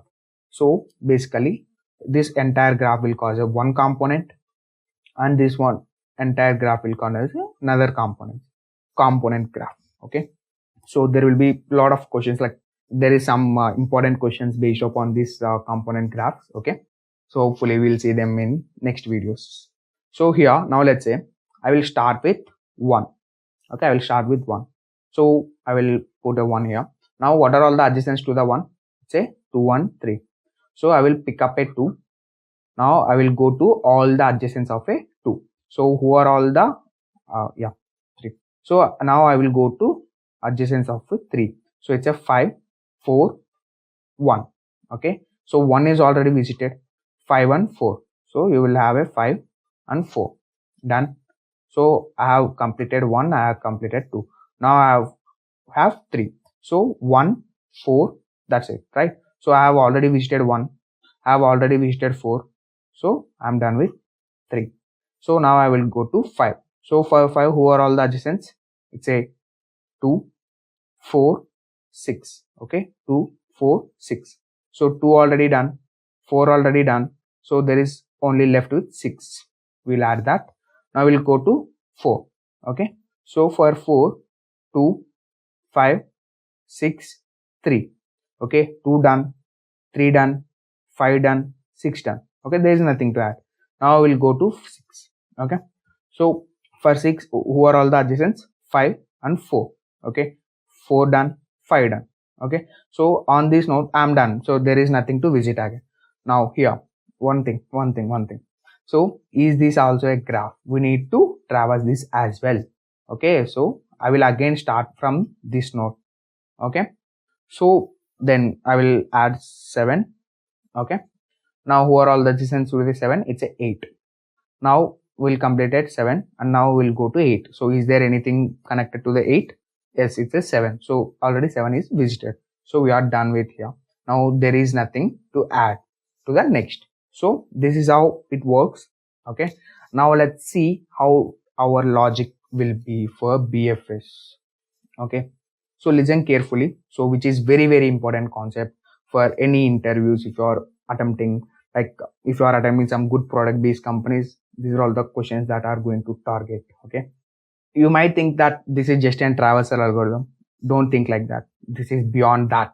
Okay, this is beyond that. You can solve a lot of problems using this particular BFS and DFS algorithms in a graph. Okay, now let's take one good graph and we'll try to build our logic by using that graph. Okay, let's say I have it graph something like this: 1, then 2, 3, 4.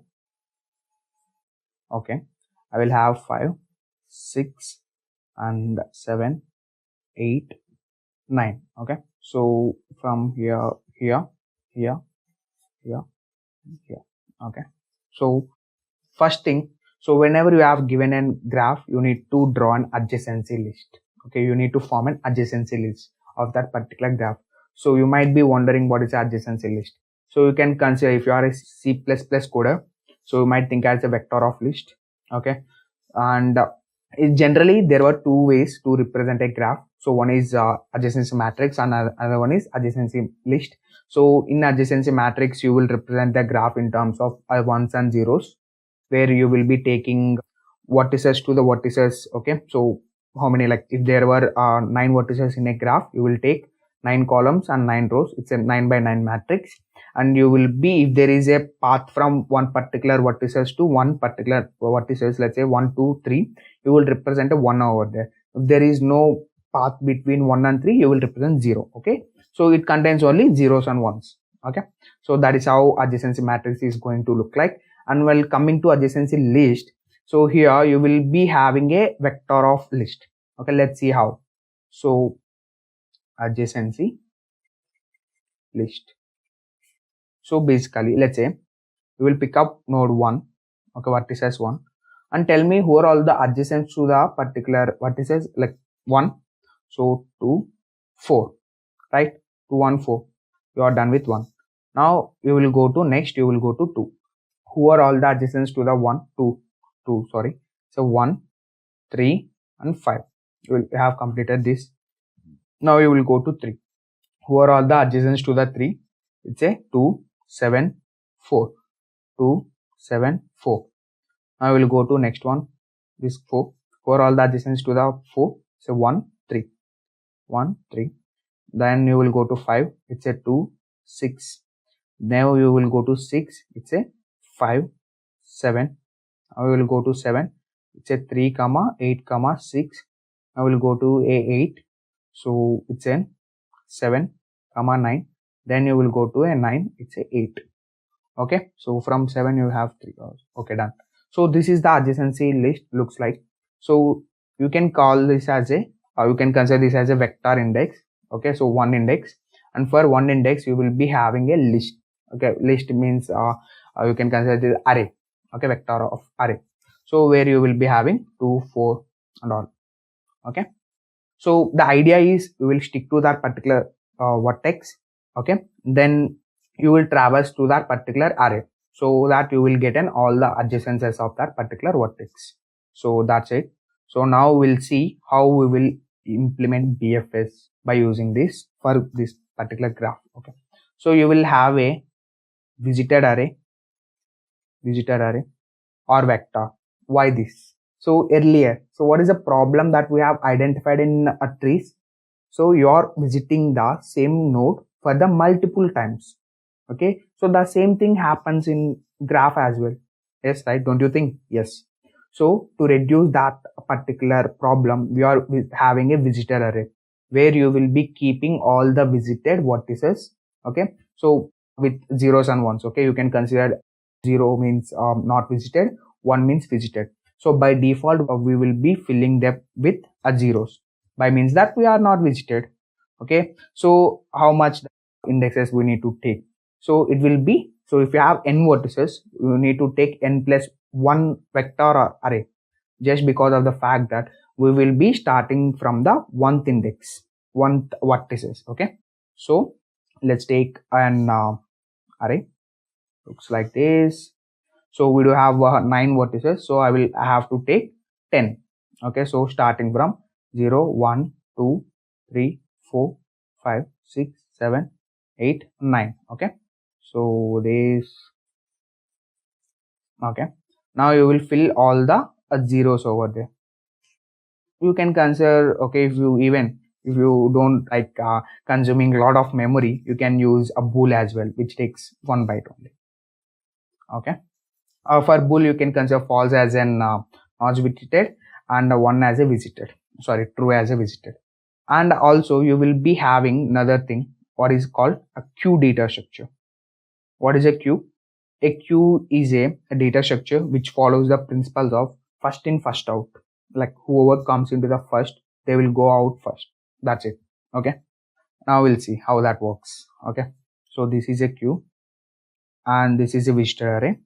Okay, so first we'll start with this 1. Now tell me, is that 1 visited? No. So what you will do? So you will call a BFS, like assume like that. Okay, so now you are visited, sorry, in BFS. Now we will mark this guy, this particular 1 as a visited. Okay, 1 as visited, so 1.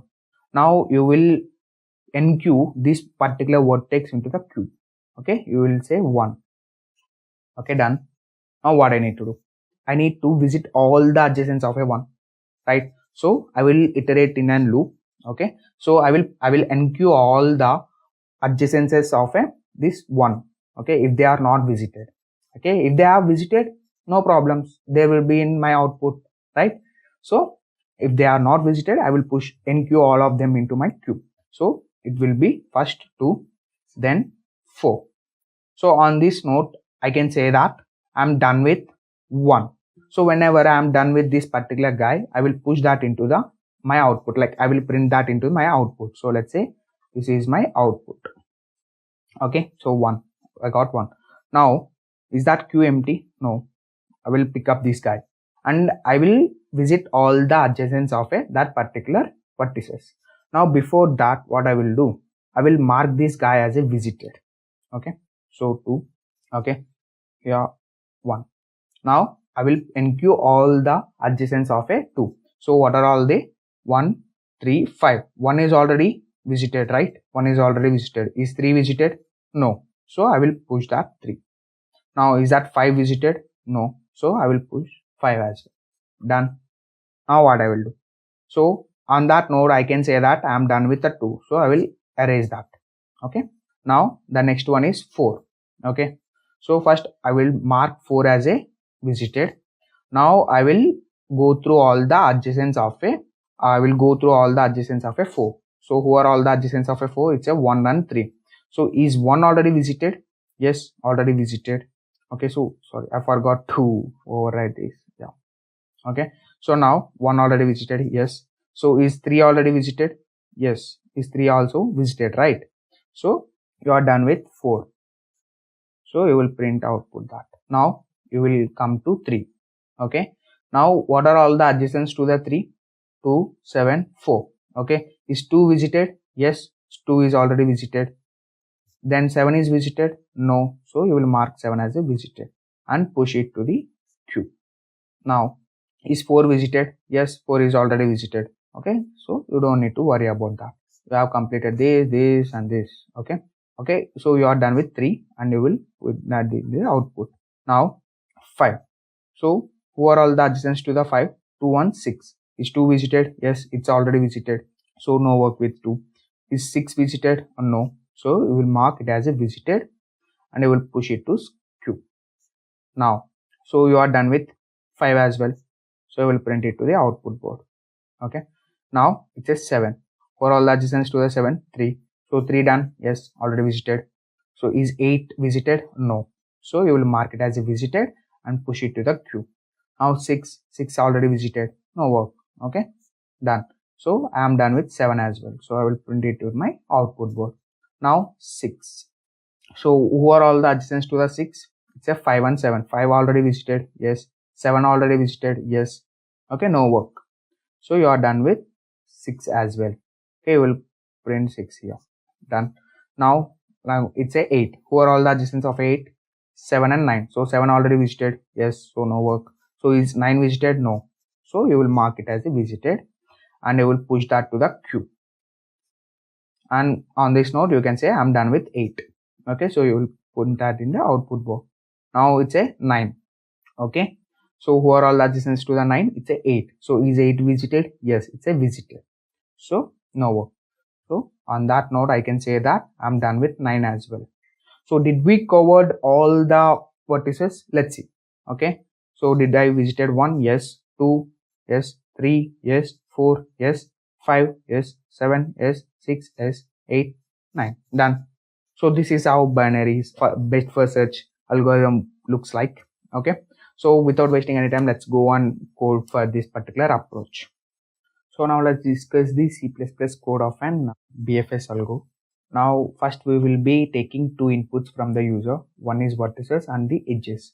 So vertices are the number of vertices we will be having in particular graph.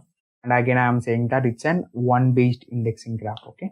So means I will be starting the vertices names from 1. Okay. Now edges. So why we need edges? So it will represent the how many edges we are having in entire graph, so that we can iterate that many times and we can form an adjacency list. Okay. So we'll see that now. So for that, to form an adjacency list, I will be creating array of vector. Okay. Where so for one particular array, we will be having indexes, right? So how many indexes we will be having? So vertices are 9. Okay. So since we are considering 1 based indexing, we will be using vertices plus 1. Okay. Plus 1. And then it's a vector. Okay. So here in loop, we are iterating throughout the number of edges we will be having. And for every time we will be taking 2 inputs. One is from vertex, another one is a 2 vertex. Okay. So we will be taking that and we will be forming an graph adjacency. So why 2? So you are forming u to v and v to u. So why? So basically, since it's an undirected graph, okay, so we might have an both sides, right? So let's say I have a path from 1 to 2. It is equivalently to 2 to 1 as well, right? So that's why it's okay if you use only one thing, like if you form only one edge, that's totally okay. Okay, not a big problem. Now let's see. So now I'm assuming that you have a adjacency list, okay, which is having all the edges. Now we will be having a visited vector, so where initially we will be storing all the zeros, okay, initially we will be storing all the zeros in it. Now we will be starting from the 1, okay, always my starting point is 1, so I represent the BFS starts from 1. So here I am passing visited vector and adjacency list. Okay, now I will go here. Now here what happened? So first whatever I started, like, so I will make that start as visited first, right? 1 represents visited, 0 represents not visited, so I will make it as a 1. Then I will create a queue. Okay, in that queue I will firstly push that starting point. Okay, now I will iterate throughout the queue until that queue is empty. Okay, so since my queue is not empty now, I will enter into the loop and I will make an friend, like what is a friend happens. So it will give me the top element. Okay, so first element. So what is the first element? It's a 1 now. So my current vertices is 1. Now I will pop that 1. So I will remove that. Okay, now I will print that onto my output screen. Now I will iterate throughout that, like I will move to all the adjacents of that current vertex, right? 1. So this is how I can use now. So I will, let's assume, okay, so for from 1 first vertex we do have a 2 and 3. Okay, first I will go to 2 and I will check whether if that is a visited or not. If that is a visited, it could have been a 1. If that is not, a 0. So if it is 0, I will enter into this particular if block. Okay, now if it is 0, what I will do? I will first mark it as a visited, then I will push it to my queue, right? I am doing that. I will go to 3. Okay, now I will do the same. Okay, now after doing, I will come here again loop. Okay, so my queue is not empty, so again I will repeat the same for current value vertex is 2 now, right? So I have popped out that 1. Okay, so it will do all these things until this queue is empty. When this will become empty, it will become empty when all the vertices are visited. Okay, so what visited vector will become 1, all ones. Okay, so this is how a code looks like for a normal BFS, like if it's a component graph. But we have discussed something different, right? What is that something different? So here you might have a graph like this. So here, right? So I will pass 1 here and I will done with this particular graph. Now what about this graph? So I have to repeat the same again, right? I need to repeat the again. So since I don't know what is the starting point, always. So what I will do now, I will return a loop. Okay, let's say, which will start from 0 and goes on till vertex plus 1. Okay, and I will check if that particular I is visited.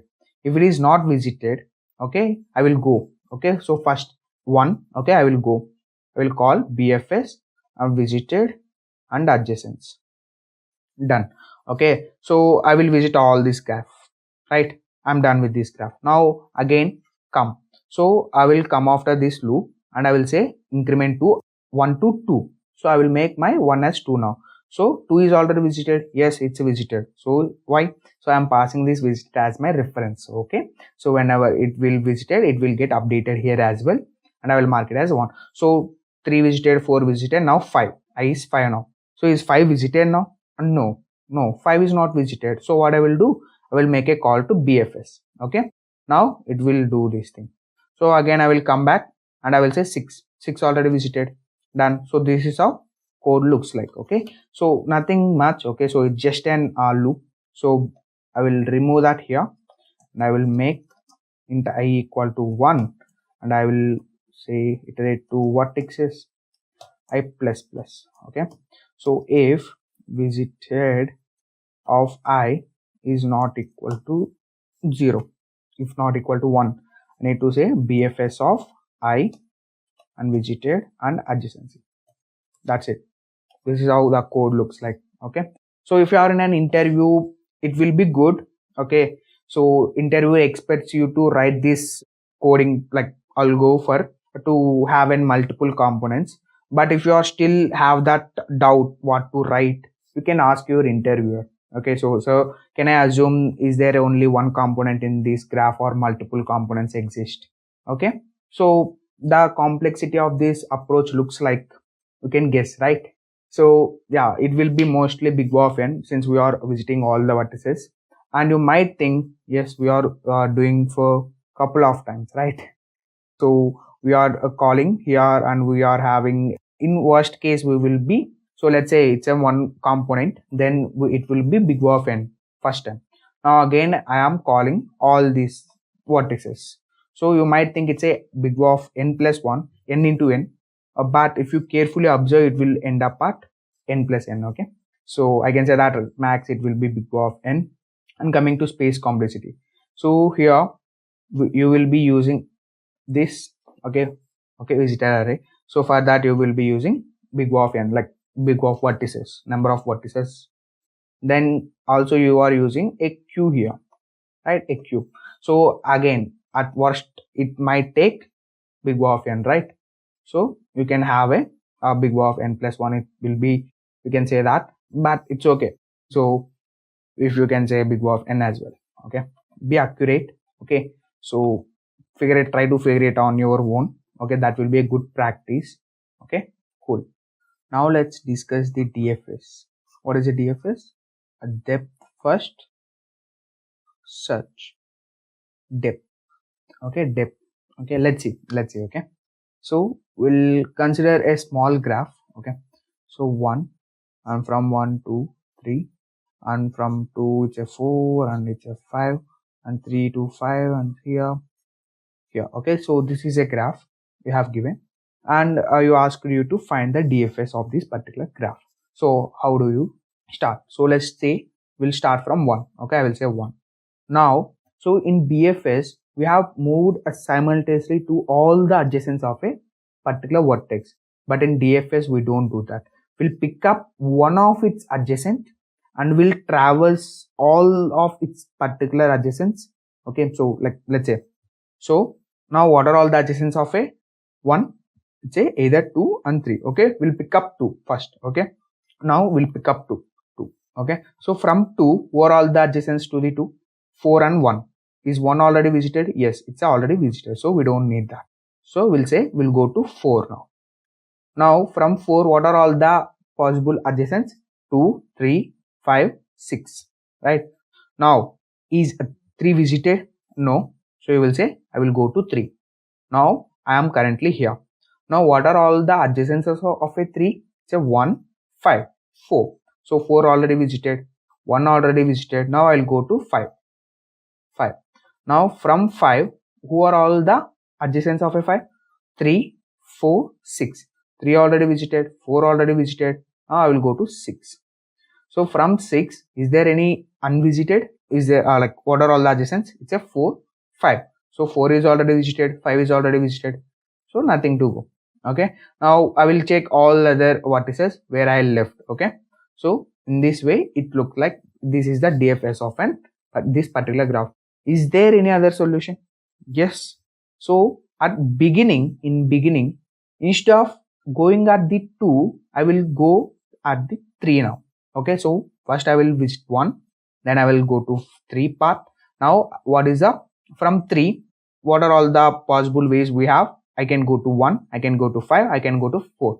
So now I will pick up, I say, I know that 1 is already visited. Now I have to go either 4 or 5. So I will go to 5. Okay. Now from 5, what are all the adjacencies? 3, 4, 6. Okay. Now I know that 3 is already visited. Okay. 3 is already visited. Now I can choose 6 now. I will choose 6. Okay. Now from 6, I have 5, 4. Okay. 5 is already visited. Okay, I will go to 4. Okay, I will go to 4. Now currently I'm at here. Now what are all the adjacencies of 4? 2, 3, 5, 6. Okay, so 3 visited, 5 visited, 6 visited. So I will go to 2. Okay, so from 2 I will go to either 4 or 1. Okay, so since both are already visited, I can stop here. That's it. So this is also an correct solution. Okay, so on this note I can say that there might be a different solutions for one particular graph. Okay, so it depends upon how you are going and what text you are currently picking up. Okay, so now let's simply jump into our logic. Okay, so I will take up simple a graph. Let's say I have a 1, then 2, then 3, 4, 5, 6. So this is one component. Have another component, let's say 7 and 8. Okay, so now first step, we need to find the adjacency of this particular graph, adjacency list. So how does it looks like? So we have first one index, so first vertex. Who are all the adjacencies of the first? 2, 3. So and for 2 it's a 1, 4, and for 3 it's a 1, 5, and for 4 it's a 2, 6, 5, and for a 5 it's a 3, 4, and for 6 it's a 4, for 7 it's a 8, and 8 it's a 7. Okay, this is the adjacency of this particular graph. Now let's see. So first thing is first, we do have one visited array.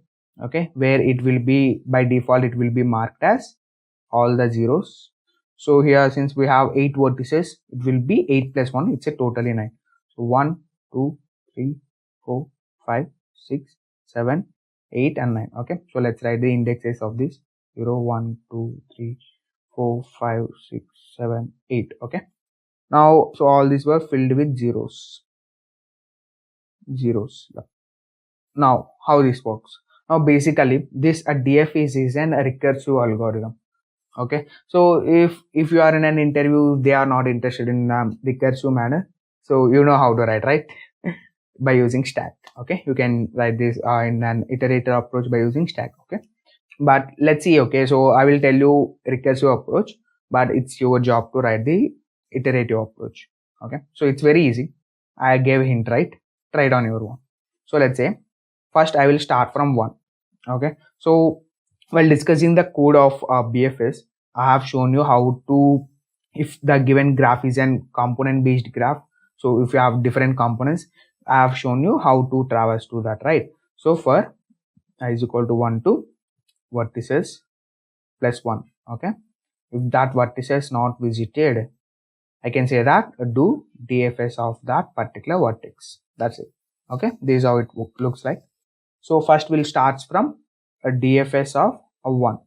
Okay, so from here, what are all the ways? So I have 2 and 3. Okay, I have 2 and 3. So I will pick up this time, I will go with 2 side. Okay, so DFS of 2. So before moving on to DFS of 2, I will mark DFS 1 as visited. 1 as visited. Now since I started 2, I will mark it as a visited. Okay, now from 2 where I can go. Okay, so on my output board I can say that till now I have 1 and 2. Okay, so now again what are the adjacencies of 2? It's a 1 and 4. Okay, so I know that 1 is already visited and I will go with 4 now. So DFS of 4. Okay, cool. 4 done, 2 done, 1 as well done. Okay, 1 is also visited. Now so from 4, who are all the adjacents? So before moving on, I will mark it as a visited. Now who are all the adjacents? It's a 2, 6, 5. Okay, since I know that 2 is already visited. Okay, I will go with next element called 6. Okay, 6. So before moving on, I will mark it as a 1. DFS of 6. Okay, cool. Now who are all the adjacents of 6? It's a 4. Okay, I know that 4 is already visited, right? Visited.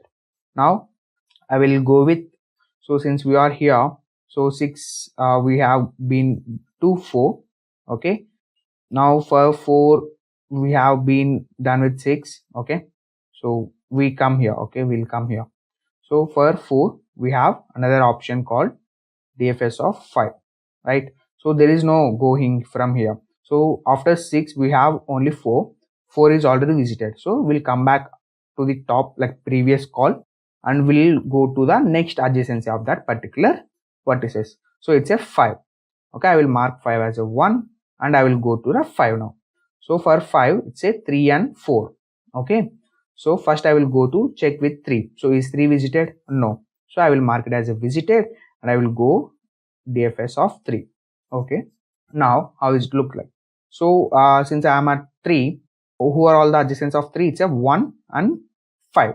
Okay, 1 and 5. So 1 already visited, 5 already visited. Okay, 1 already visited and 5 already visited. So there is no mid away from 3. Okay, it's blocked. So I will go to top. So for 5, so 3 done and 4 left. So is 4 already visited? Yes, visited. Now again I will go to 4. So out of 4 is also done, 5 is also done. Now from top of the 4 I will go to 2. Okay, so is there anything left in 2? No. And from again I will go here, there is nothing in here as well. Okay, so 3 we left with 3, so 3 is already visited. So till now we have on our output to 1 2 4 6 5 3. Okay, so happens, stop. Okay, so this is what happens. Now what I will do, so I will go to my main now. So all this happens for first one. Okay, so first iteration. So I is equal to first. Now what I will do, I will go with, I will increment my I to 2. Okay, so is 2 visited? Yes. 3 visited, 4 visited, 5 visited, 6 visited. Now currently I am at 7. So 7 is not visited. Okay, what I will do, so I will make a call to DFS of a 7. Okay, so I will mark it as a visited and I will put it on my output. Now what happens, so from 7, who are all the adjacents? It's 8. I will make a DFS of 8, mark it as a 1. Okay, so from 8, who are all the adjacents? It's a 7. 7 is already visited.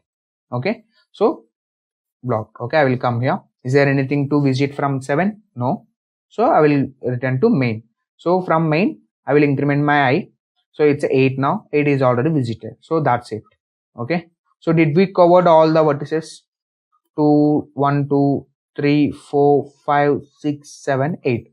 Okay, so I highly recommend you to take another graph and try out this approach. Okay, so it's very very important. Okay, so now let's see the coding part of this particular DFS. Now let's discuss the C++ code of our DFS algorithm. So it's the same like before, like till creating an adjacency list, it's same as BFS. Okay, so we have seen that earlier. So till here it's the same. Okay, so after we have adjacency list, we will be doing something different. Okay, so not much. Okay, so let's see. So first we will be having a vertices. Okay, so visited array. Okay, where we would be initializing with a 0 by default. If it is visited, we will be marking it as a 1. Okay, then so here I am assuming in case of components. Okay, we have different components to visit. Okay, so if it is not, it's very simple, right? So you will say a DFS of, you will start with 1 and you will go visited and you will go adjacent. That's it. So it's as simple as that. If since it is a different components, it has different components, I am making it as a for loop and I am traversing to the all the vertices and I am checking if that particular vertex is visited. I won't go anywhere. If that particular is not visited, I will call DFS. Okay, so since 1 is not visited, I will call DFS for 1 and I will come here. Okay, I will come here. So since my start is 1, right, then I will say, so I will take visited vector and adjacency. Now I will marking a visited of start as a 1 since I started visiting. So and I will print the start as well. Okay, now I will iterate through the all the adjacents of a particular start. Okay, so let's see. So first I got let's say I have an adjacency from 1 to 2. So I will pick up 2 and I will start DFS. Okay, so here, so again I will go to make an recursive call for 2 and I will again start, right? So if there is a 2 has 3 and I will again start for 3. So it's gone like that. So since that is why it's called as a depth wise. Okay, so it will reach till the depth, so till the last vertex, and then if it does particular vertex doesn't have any next for text to go, then it will make a call to come back. Okay, it will go to previous call, then it will go to previous, and it will, from that previous call, if there is any adjacency to visit, then it will do that. Okay, so I will keep on doing that, and if that happens, okay, so I will come back here, and now I'm done with 1. Now I will check with 2. Since 2 is visited, again 3 visited, 4 visited, 5 visited, 6 visited, 7. Yes, so hope you have remembered our example, right? 7 is not visited, so I will make a call to 7. So I will mark 7 as visited here. Okay, I will print 7 in my output board, and I will go through all the adjacency of a 7. Okay, now what is the adjacency of a 7? It's a 8, right? So I know that it's a not visited, so I will make a call to DFS of 8. Okay, I will visit that again, and I will mark it as a visit, and I will print it on my output board, and from 8 there is only 7 which is already visited. Okay, nothing to go. Okay, so I will come back to this loop. That's how it works. Okay, so that's as simple as that. Okay, so again I'm saying that these 2 algorithms are very, very important in perspective of interviews. Okay, if you are aiming for the high, so please don't try to not to skip these algos. Okay, so please try to practice as much of problems you can. Okay, so the next question is, what is the difference between tree and graph data structure? Okay, so tree versus graph. So tree and graph are differentiated by fact that tree structure must be connected and can never have a loops, whereas in graph there are no restrictions. So the major difference between tree and graph is tree won't contain loops, okay, but graph can contain loops, okay, where like we will be calling them as a cyclic graphs, okay, a kind of thing. But trees won't contain graph, like trees won't contain loops forever. Tree provides insights on relationship between a nodes in a hierarchical manner, and graph follows a network model. So here in tree we will be following the hierarchical manner, right? Like structure, we have seen one example of file structure. But in graph we are not following the hierarchical structure. We will be following the network model, where one node is being connected to many other nodes, and that particular node is being connected to many other nodes, okay, like this. So this is the difference between graph and tree. Okay, now next question, what is the difference between breadth first search and depth first search? Okay, so both are traversal techniques only. Okay, but we'll see what is the difference, okay, major differences between both. So here BFS versus DFS, graph traversal techniques, graph traversal, but even it can be for tree and tree as well. Okay, the main difference between DFS and BFS is the BFS travels by level, and whereas DFS travels by the starts from the starting node and reaches till the end node, okay, the leaf node, and then again it will go back to the starting node, then again come to the leaf node. Okay, let's say I will take one example. Okay, so let's say if you have a tree like this, BFS follows this thing. Okay, first it will complete all the level 0, then level 1, then level 2. But a DFS works like this. Okay, it will start first this particular node, and it will complete this path. Okay, this path. Then again it will go back to the top and it will complete this path. Now again go back to the loop, like starting point, and again it will complete this path, and again go back to the root, and then it will complete this path. Okay, so depth wise it will starts from the root node, and then it will come to till the leaf node, and again it will go back to the another path. Okay, this is another difference. So further BFS, yeah, so the data structure, the type of data structure it uses to compute the traverse the graph. So BFS takes queue, which follows the first in first out logic, and DFS takes FIFO, which is like queue stack, LIFO stack, okay, last in first out. So DFS yields deeper solutions that are not optimal, but it works well when solution is dense whereas the solutions for BFS are optimal. Okay, so DFS solutions are not that much optimal because it will go on deep, like it will take out all the possible path. Okay, it will consider all possible ways to solve a problem to reach till the end, to reach till the our solution. But whereas a BFS won't do that. Okay, it will go in a linear manner and checks whether this is a what we are searching for or not. Okay, that's it. Now the next question, how do you know when to use DFS over BFS? Yeah, very good question. So I have seen many areas where we can solve a problem using both a DFS and BFS solution. But often that selecting the which solution to write the code is also an like kind of much needed one in an interview. Okay, because it matters a lot in searching, okay, finding the optimal solution. So probably this question would answer those questions. So the usage of DFS heavily depends upon the structure of the search or search tree or graph, the number of and locations of solutions needed. So following are the best cases where we can use DFS. Okay, so if it is known that solution is not far from the root of the tree, a breadth first search might be the better. So they are telling that, okay, like if there is a tree like this and solution is what you are searching for is exist here. Now tell me, so DFS, if I follow DFS, it will come down till here, then okay, then it will come down here. So till now we have visited 4, right? 4, or we have visited like paths. Okay, if we have considered path, we have visited 5 nodes, then we are going to the solution which we are searching for. But if I consider a BFS, I first complete this level, then I will complete this level. So to come to our solution, I have visited only 2 nodes, right? So now it's up to you. Okay, you guys know clearly seen what is an like advantage of using a BFS in sometimes in these cases where our solution is very near to the root. Now, so second point, the tree is very deep and solutions are rare.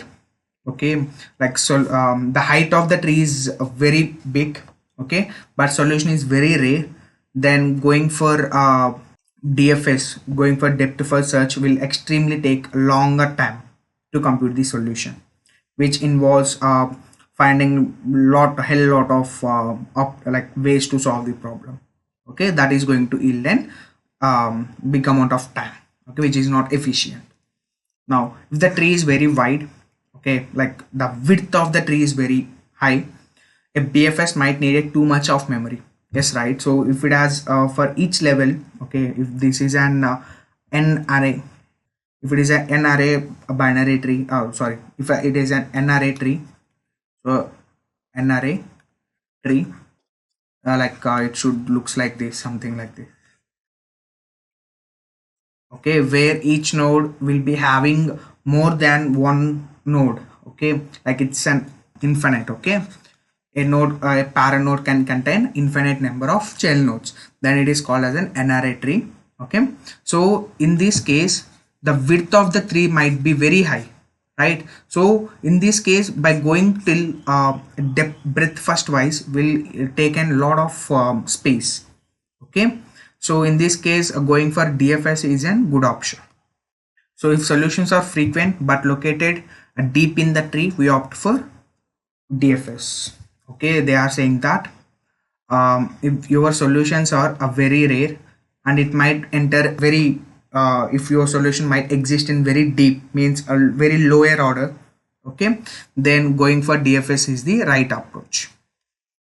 Okay, it's just an opposite to the what we have discussed in the first point. Okay, now next question is, what is topological sorting in graph? So what is topological sorting, which is a very very important algorithm. Okay, if you are preparing for companies like Amazon, so Amazon, this is one of the most frequently asked graph question in an Amazon. So it will be having different algorithm, like you can solve this problem using different algorithms like Khan algorithm. Okay, topological sorting itself is have one algorithm which follows both a BFS and DFS technique. Okay, so Yeah, if you are aiming for such big companies, please have a look at this topological sorting algorithm. Okay, and this is one such problem you won't get afraid of, because most of the people feel that graph is little complicated topic, but it is not. Okay, all you need is with some strong basics, then you can able to easily solve the graph problems. And one of the advantage of graph problems is, in an interview you will get only standard problems. Okay, like it's very rare, okay, I can say that it's very rare to get new problems, like unseen problems or unsolved problems, either in lead code or interview bit platform. Okay, so you will get only the frequently asked problems. Okay, because it's little tough to create an problems. Okay, so let's come to this topological sorting. So a topological sorting is a linear order of vertices such that every directed edge I, vertex I comes before joining ordering I. So I'm pretty much sure that you haven't understood that definition. So let me put down like this. Okay. So let's take it as a becoming a SDE. Okay, becoming a SDE. So let's say everyone end goal is to become SDE. Now to become SDE, we have different path. So one path is like to learn system designing for sure. So to learn system designing, you should be very good at algos. If you want to learn algo, then you should be very good at DS. It's like something like this. Okay. And if you want to be good at data structures, then you should learn OOPS. If you wanted to learn OOPS, you should pick up any OOPS language, either C++ or Java or Python. Done. Now you can, in this is one path where you can become software engineer. And there is another path, okay, to if you wanted to get into startups. Okay, you can learn web development. Okay, so and you should learn some basic DSA as well. Basic DSA as well. To learn basic DSA, you should learn programming language, either C++ or Java or JavaScript if you wanted to web dev. And you can become Android dev as well, Android or iOS. Then again, this is going to be same path. Okay, so this is an overview of like where you will be having different options, and you can become an SD. Now I wanted to sort this thing as a topological sorting. So the topological sorting means, let's say for everything, if I wanted to become a software engineer, if I would like to take out this particular path, what is the first thing that I need to do? First thing that I need to do, I should learn programming language, C++, Java or Python. Then I should learn OOPS, then DS, then Algo, then SD, then SDE become. This is one way, right? And another way is learn C++ or Java or JavaScript and solve some basic DSA problems, then learn full stack development, then become SD. This is another path that you can become SD. What is another path? Learn either Android or iOS and learn some basic DSA. Then okay, so yeah, here it is an C++ Java kind of. Okay, so C++ or Java or JavaScript or some Kotlin, which are Android languages, or Flutter, and solve some basic DSA, then become SD. So to become an SD, these are all the paths that you need to consider. Okay, and this is called a topological sorting means. Okay, so here I can say that to become an SDE, you are dependent upon system designing. To learn system designing, you have to learn the algorithm. Okay, to solve algorithms, you should be very good at data structure. To learn data structures, you should be very good at OOPS. Okay, then to learn OOPS, you should learn any of these particular languages. So so this is the order of becoming an SD. Now what is the order of learning path? Okay, so you need to start from where there will be no dependencies. What are these here? So you should pick up at least one OOPS language. either C++, Java or Python. Then you should, after learning that language, you should go to the OOPS, then DS, then Algo, then SD, then like system design, then SD, right? So this is what topological sorting means. Okay, so before moving on to the any dependencies, okay, you should learn, you should visit all the no dependencies, then only you can visit the dependencies. Okay, so I hope you got some good idea. Like I tried the best because it is going to be a good example. So, and these are all the few of the applications where topological sorting has been using. Applications are job scheduling algorithms from the given dependencies and among the jobs. Okay, ordering of formula cell evaluation in spreadsheets, ordering of compilation tasks to be performed in make files, and data serialization, resolving symbol dependencies in linkers. Okay, so it's very simple. Okay, it's very simple. Like if you haven't understood the above example, I can tell you the one as well. Let's say I have a given an statement like a result equal to x plus y plus z. Okay, so to solve this particular problem, first of all you require x, then z, then y. Okay, I can say that x equal to x into y. Okay, so for this again you require x, right? So I can say that x is equal to 2. Now again still you require y, so for y I can say that 2. Okay, now your x, you have solved the x. Okay, you have the y. Now what about z? You still require z, then I can say that z equal to y into r2. Okay, so you have y. Okay, you have y and you have 2, so it is going to be, you have answered. So after getting all these things, you will be computing your result, right? So here, before moving on to solving the problem, you need to get all your dependencies done, then only you can solve the particular problem. So in whatever, like wherever such cases or constraints exist, then you can use the topological sorting. Okay, I hope you have understood. Now I'm not explaining this code as of now, probably might be in another separate tutorial because it will take a lot of time and it needs a very good amount of attention as well. So I will create a separate tutorial for this where we will be solving 2 problems of topological sorting. And again there is a problem. Okay, so go through this problem. So this problem is called as an number of islands problem, which is very good. Okay, we'll try to cover this in another separate tutorial. Now let's solve this particular problem. Yeah, heap data structure. So heap is a special tree based non-linear data structure in which the tree is complete binary tree. I will tell you what is complete binary tree. So a binary tree is said to be complete if all the levels are completely filled except possibly the last level, and the last level has all the elements towards as left as possible, heaps of 2 types. So basically complete tree is something like this. Okay, so let's say suppose you have a root. Okay, and you will be starting from the left first. Okay, and then you will be going to the right, and then after this completing this right, again you need to start from the right.